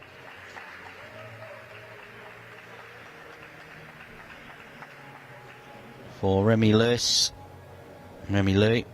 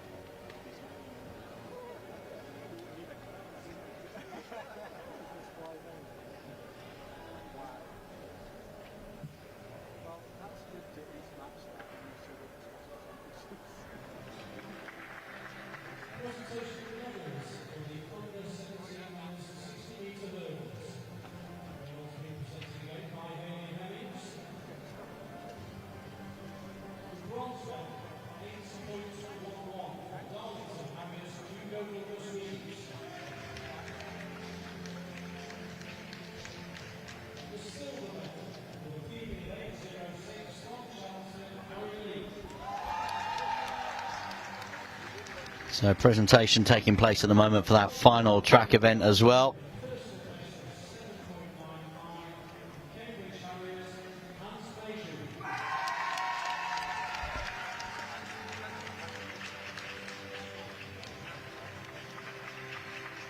As Namaj winning that gold medal. Personal best time as well, as this pole vault competition continues to go on. That was Luca Mindell there that we just saw. 3:11, his PB.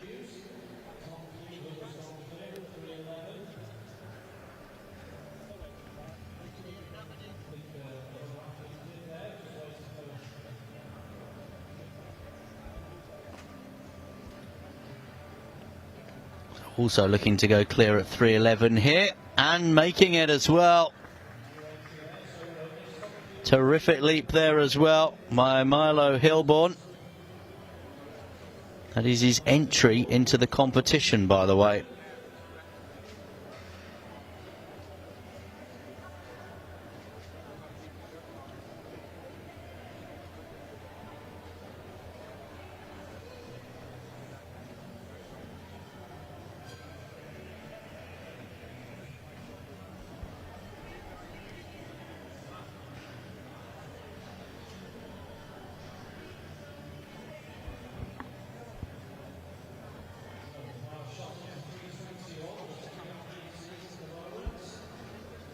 We do still have an athlete, incidentally, who hasn't yet entered the competition. Jonah Booker of the Birchfield Harriers was a do not start.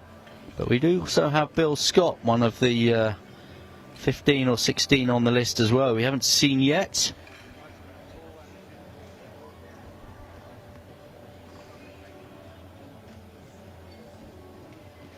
And the bar is up to 3:21.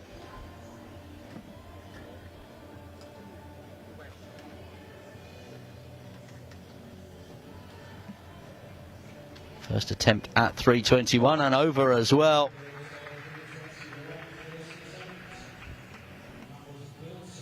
So Bill Scott First attempt entering the competition and clears it as well.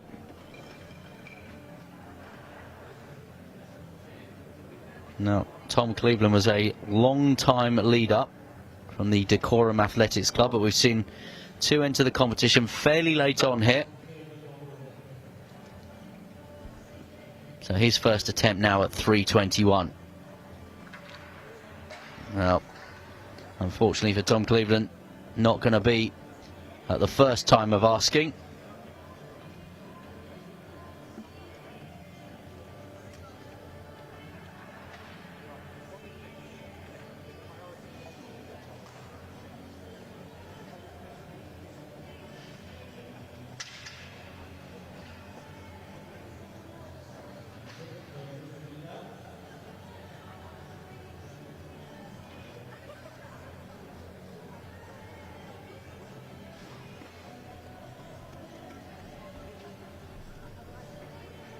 So another first attempt here at 3:21.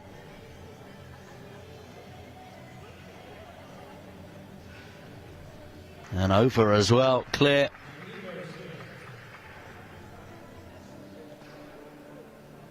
So Luca Mindell of the Lewis Athletics Club clear at 3:21. Bill Scott, also of the Lewis Athletics Club, also clear at 3:21. Also going now for this height will be Milo Hilborn of the Crawley Athletics Club. First attempt, and he's over.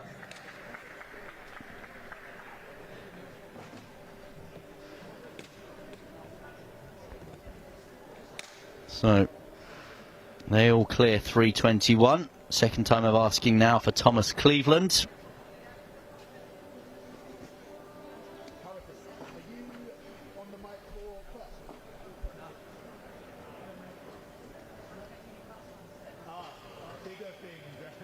So can Cleveland keep himself in contention here? Yes, he can. So he's over at the second time of asking.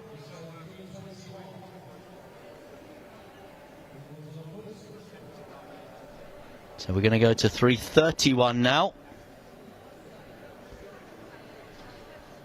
Remember, Mindell, Hilburn, and then Cleveland. Bill Scott it is, though, on the runway, who also cleared at the first time of asking. Bill Scott cleared 3:21. So Scott, Mindell and Hilburn all over 3:21 at the first time of asking. Cleveland at the second attempt. So it's Scott again on the runway.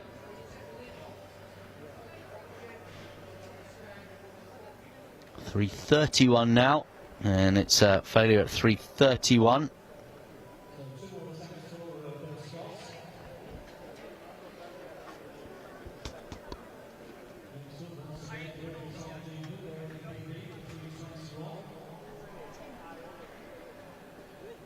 So Cleveland, he's never jumped this height before in his career. 3:21 was a personal best.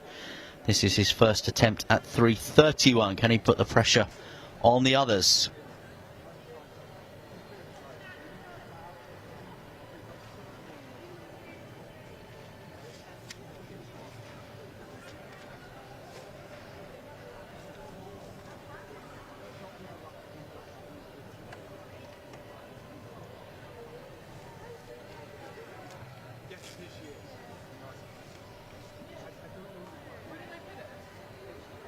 So first attempt at 3:31, not to be.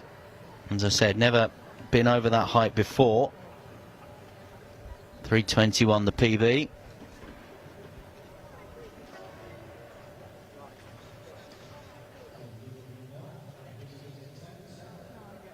So first attempt now for Luca Mindell, the other Lewis Athletics Club athlete. His first attempt at 3:31. He could put the pressure here on the others if he could clear this at the first attempt. Having seen a couple of failures.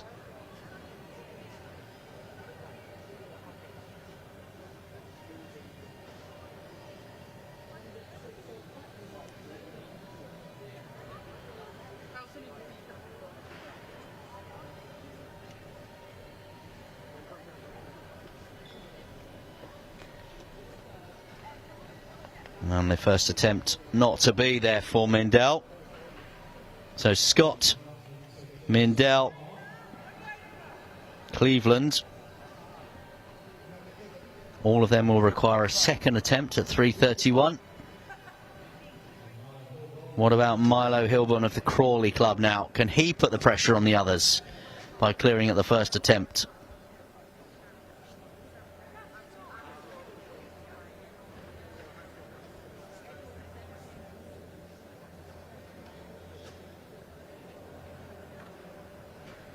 Yes, he can.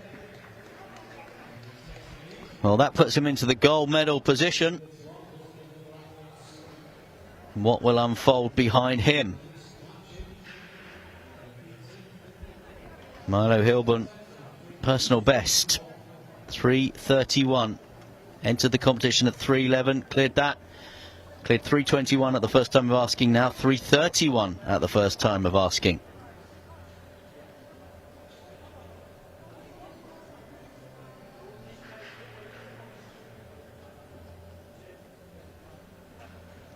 Second attempt here at 3:31.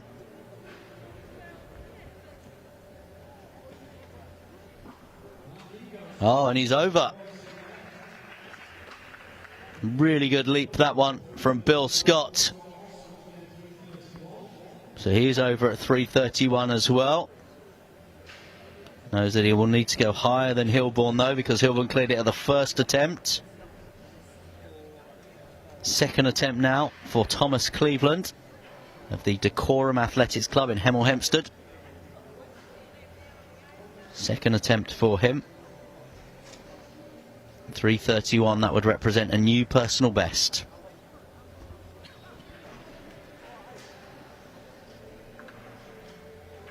And he is over it, a brand new PB.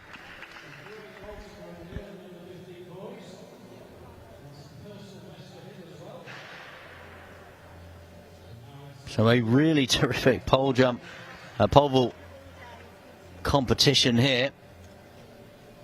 Having seen some wonderful track action, the pole vaulters have it all to themselves at the conclusion of this two-day meeting.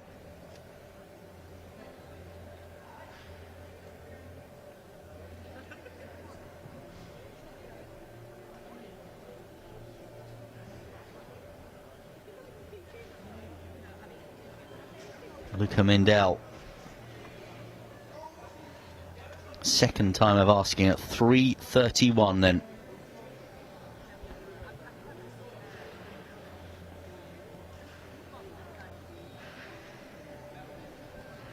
Not to be, he'll have one more chance at it. So to bring you up to date, Milo Hilborn of the Crawley Athletics Club, over 3:31 at the first time of asking, personal best for him. Bill Scott went over at the second time of asking. Tom Cleveland also cleared it at the second time of asking, PB for him. And Luca Mindell, if he can't clear it here at the third time of asking, he will exit the competition here and will finish fourth.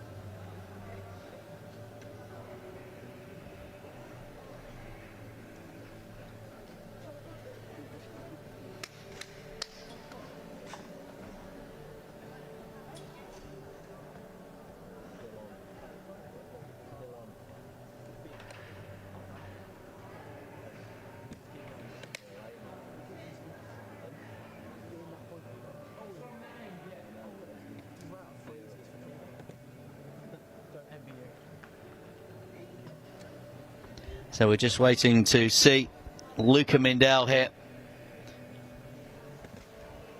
Just taking a couple of moments before his third and final attempt at 3:31.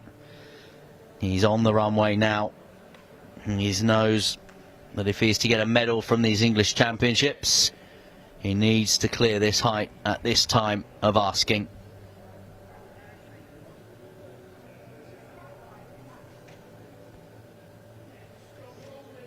Well, we saw a pole vault competition go on later last night, and we are seeing the same again here.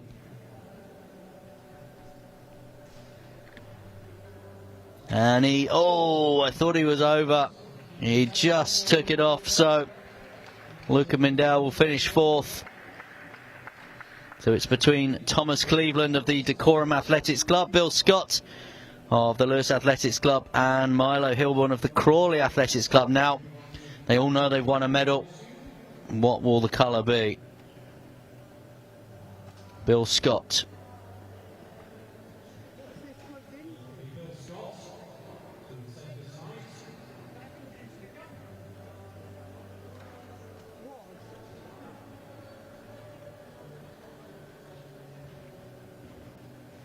.341 now. Now this is uncharted territory for both Thomas Cleveland and Milo Hilborn. They cleared 3:31, PBs for both of them. Bill Scott entered this competition last of all. Took 2 attempts at 3:31, now at 3:41. Can he put a marker down here and attempt to win that gold medal? Yes, he can.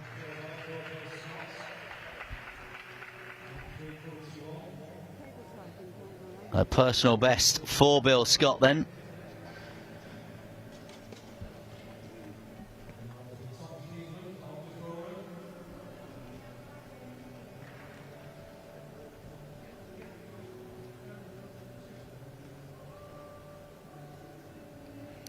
So Cleveland, he's never been this high before. 3:31 is PB in the previous round at the second attempt.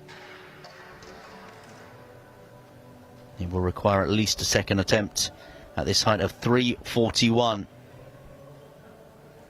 Milo Hilborn now on the runway.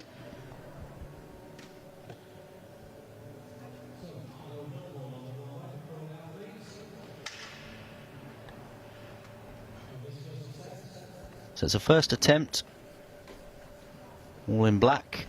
Crawley Athletics Club representing them. Knows he's won them a medal. What colour will it be? As it stands, he would win the silver medal if he can't get across over at this height. It is based on the count back. But he is over. Terrific as well. 3:41 at the first attempt. Milo Hilborn with a personal best. Now Bill Scott also with a personal best at 3:41 as well. Thomas Cleveland, he will require a second attempt at it.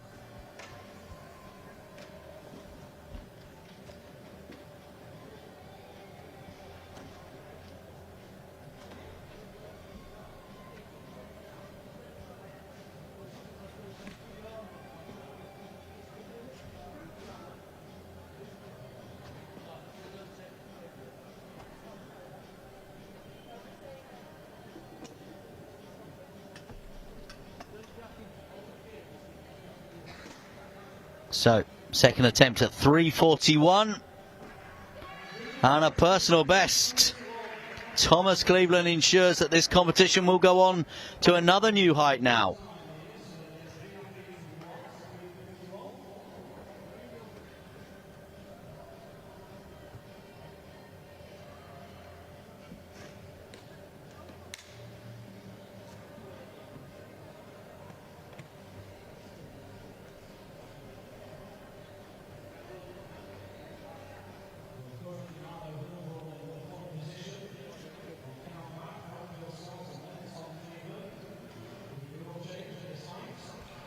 So we go up again, 3:51 now, and still 3 in it.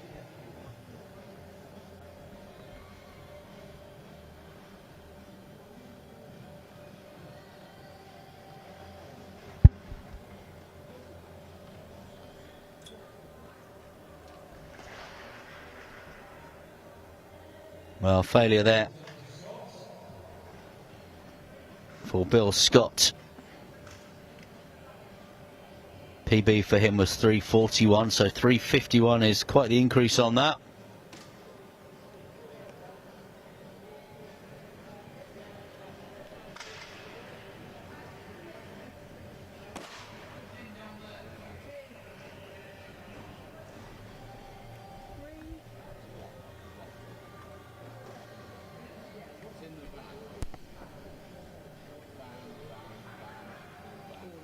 So on the runway now, also attempting 3:51, Thomas Cleveland. Again, hasn't ever been at this height in his young career to date. The time to deliver your best performances on the big stage here at the English Championships. And it's the decorum athlete now. And he fails in his first attempt, Thomas Cleveland, at 3:51.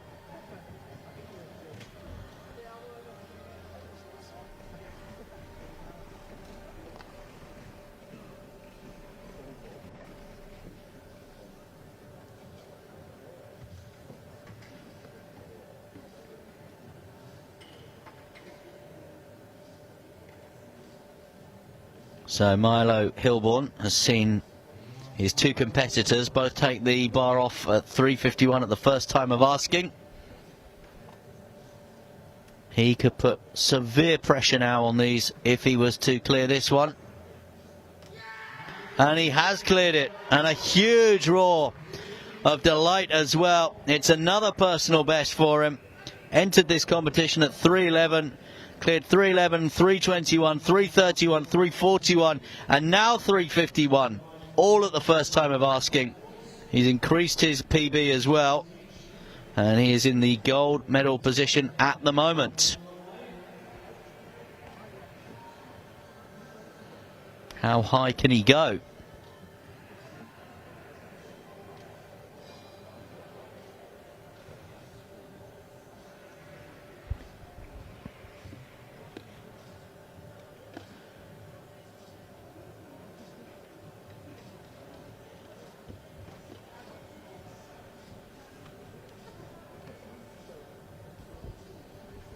Well, plenty still sticking with our coverage here as we head towards 7 o'clock on this Sunday evening. Bill Scott now with his second attempt at 3:51. He's just seen his competitor clear it.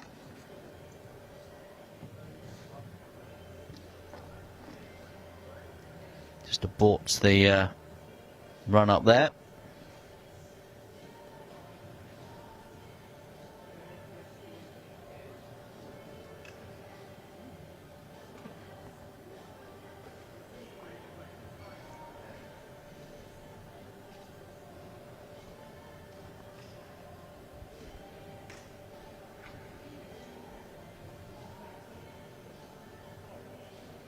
So, Bill Scott again now.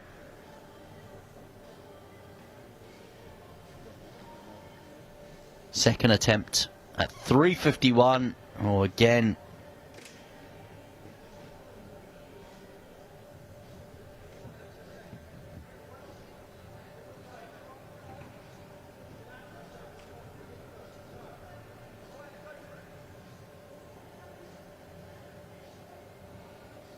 Well, Scott's going across.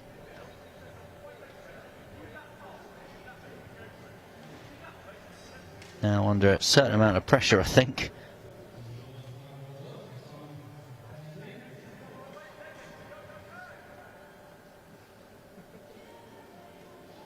He's had to go and get another pole, it would appear.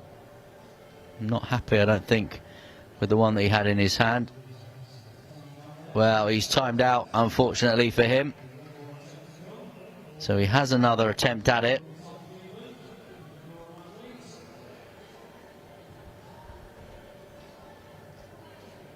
So Bill Scott with a second failure there. Not happy with something. Tom Cleveland now with his second attempt at this height of 3:51.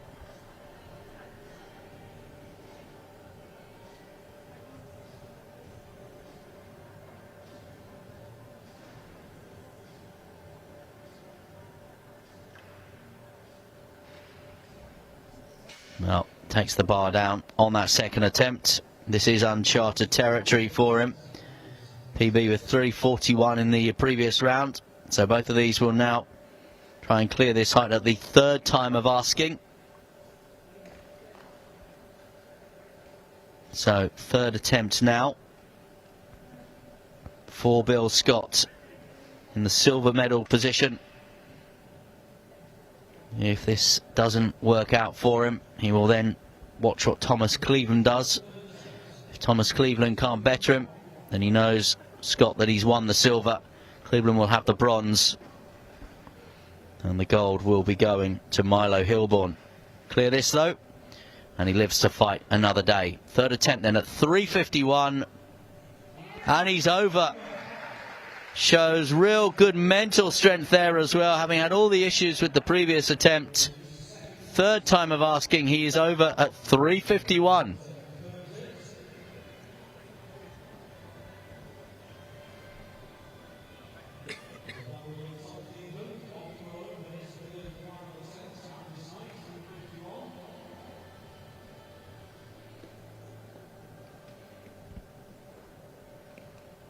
So Thomas Cleveland is PB here this afternoon, 3:41. And now a third attempt at 3:51 for him.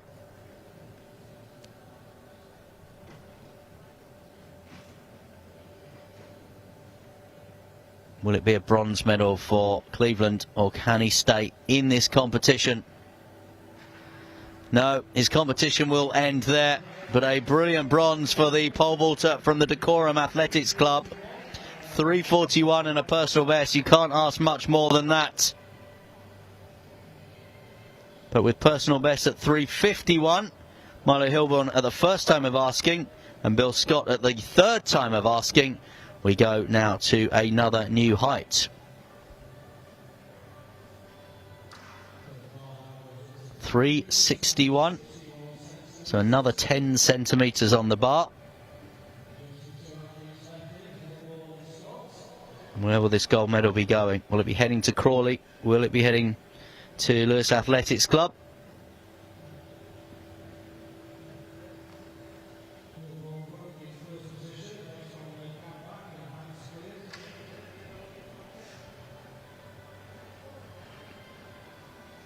So Bill Scott, who showed good mental strength to clear the previous height, is now going to try and clear 3:61 here.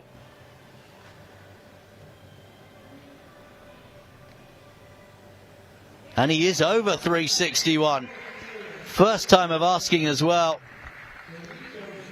Well, Sheffield has great pedigree for pole vault. Think of Adam Haig, for example, who's represented Great Britain and Northern Ireland. And, well, Sheffield is putting on a real pole vault show for us here this evening, on this Sunday evening as well. So Bill Scott, first time of asking, has cleared 3:61. What can Milo Hilborn do?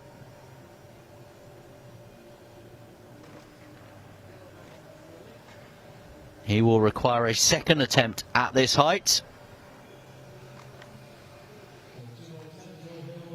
So Hilborn will get a little bit of time now just to get things together mentally and physically for him. Scott was the last man to enter this competition at 3:21. Cleared 3:21, 3:31 at the second time of asking, 3:41 first time, then 3:51 at the third time, then 3:61 with a PB at the first time.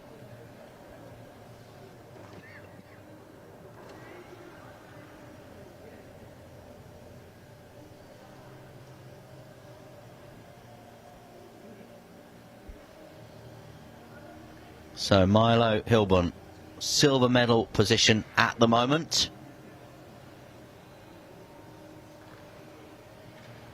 He will have one more attempt to try and keep his hopes alive in this competition. Scott and his team, his supporters, family, friends, coaches watch on, as do the support network around Milo Hilborn as well. Hilborn just goes across a couple of words of advice from somebody in the crowd over there.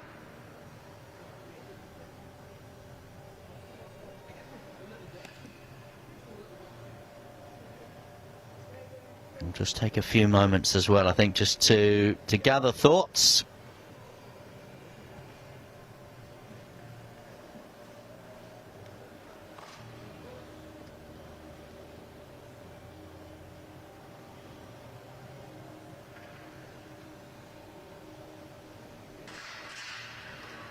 So, third and final attempt here for Milo Hilborn of the Crawley Athletics Club.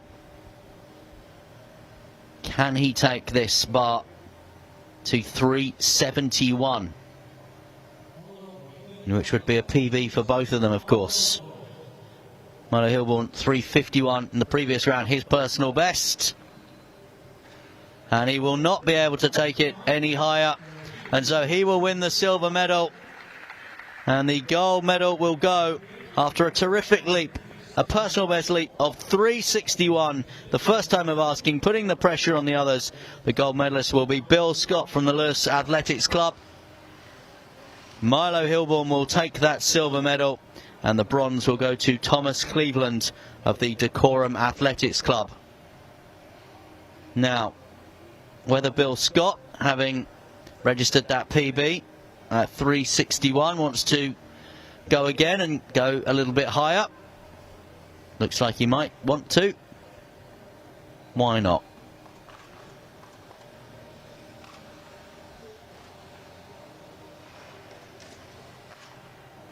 We are going to go for an attempt at 371. When you are in form and feeling it, and you have the feel of the runway and the feel of the pole, why not? Why not?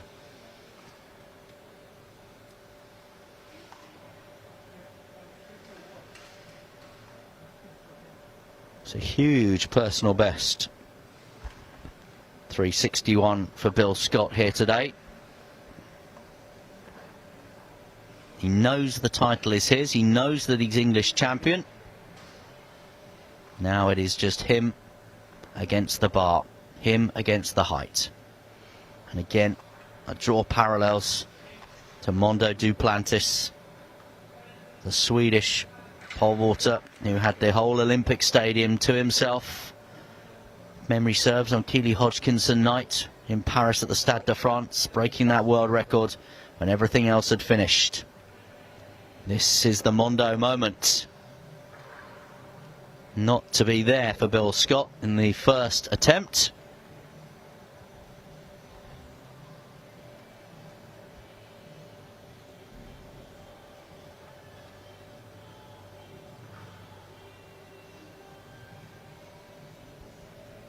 Remember, in this competition he was having real problems at 351. Got timed out on his second attempt. Had a couple of aborted run-ups. Tried to change the pole and then got timed out. Didn't manage to do it. Showed real strength of character to come back with that third attempt and go clear to keep himself alive. And then brilliantly pulled one out of the bag. A personal best of 361 in the next round at the first time of asking.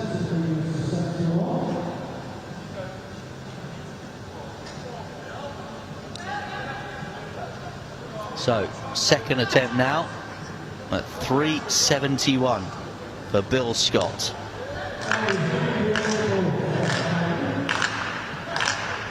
His support network here doing their best.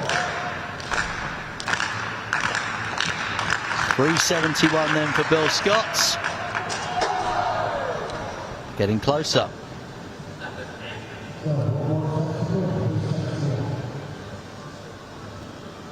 He'll get one more go at this.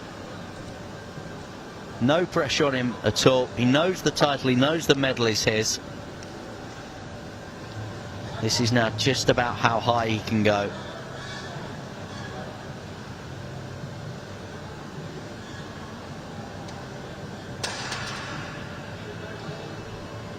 Third and final attempt at 371. Nothing riding on it, if you like, in terms of the championship. Just an opportunity for him to register a mark that he hasn't been able to register in his life before. He already knows he is the boys under 15s pole vault champion, the English champion here in Sheffield this weekend.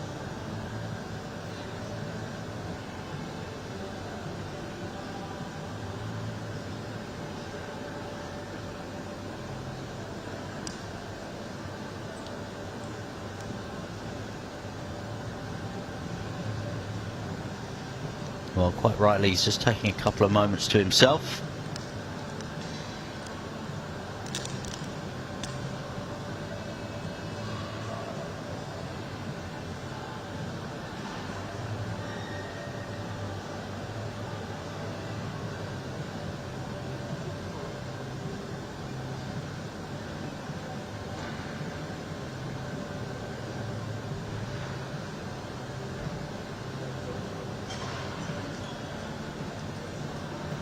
So this brilliant weekend of track and field here at the English Institute of Sport in Sheffield. We've brought you, well, coming up, what, 19, 20 hours of coverage on the track, in the field as well. This could be the final pole vault of the competition. Or we could see this young man, Bill Scott, go even higher. Third attempt at 371. And it's an aborted run up this time. We've seen this before.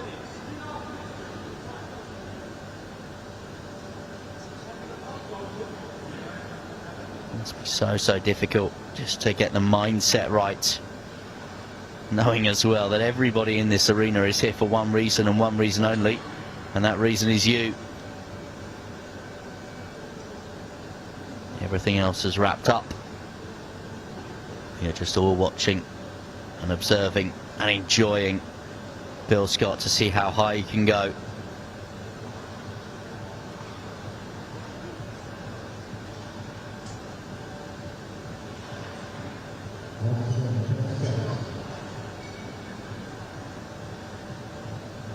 Third, final attempt then.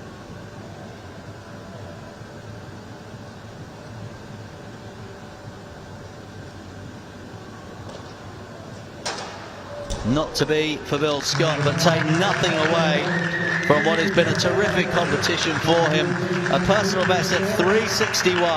That was enough to take the gold medal. He wins the Boys Under-15 pole vault, the final event of what has been a brilliant weekend. The gold goes to Bill Scott, the silver to Milo Hilborn, and the bronze medal to Thomas Cleveland of the Decorum Athletics Club. Thank you so much for staying with us. A little bit later than planned because of that exciting, pulsating pole vault final, the conclusion of our programme of 2 days of brilliant track and field. On behalf of all the team here, both behind the scenes and of course all the organisers of this fantastic event as well, thank you so much for watching over the past 2 days. We will see you next time. Have a great Sunday night. Good evening.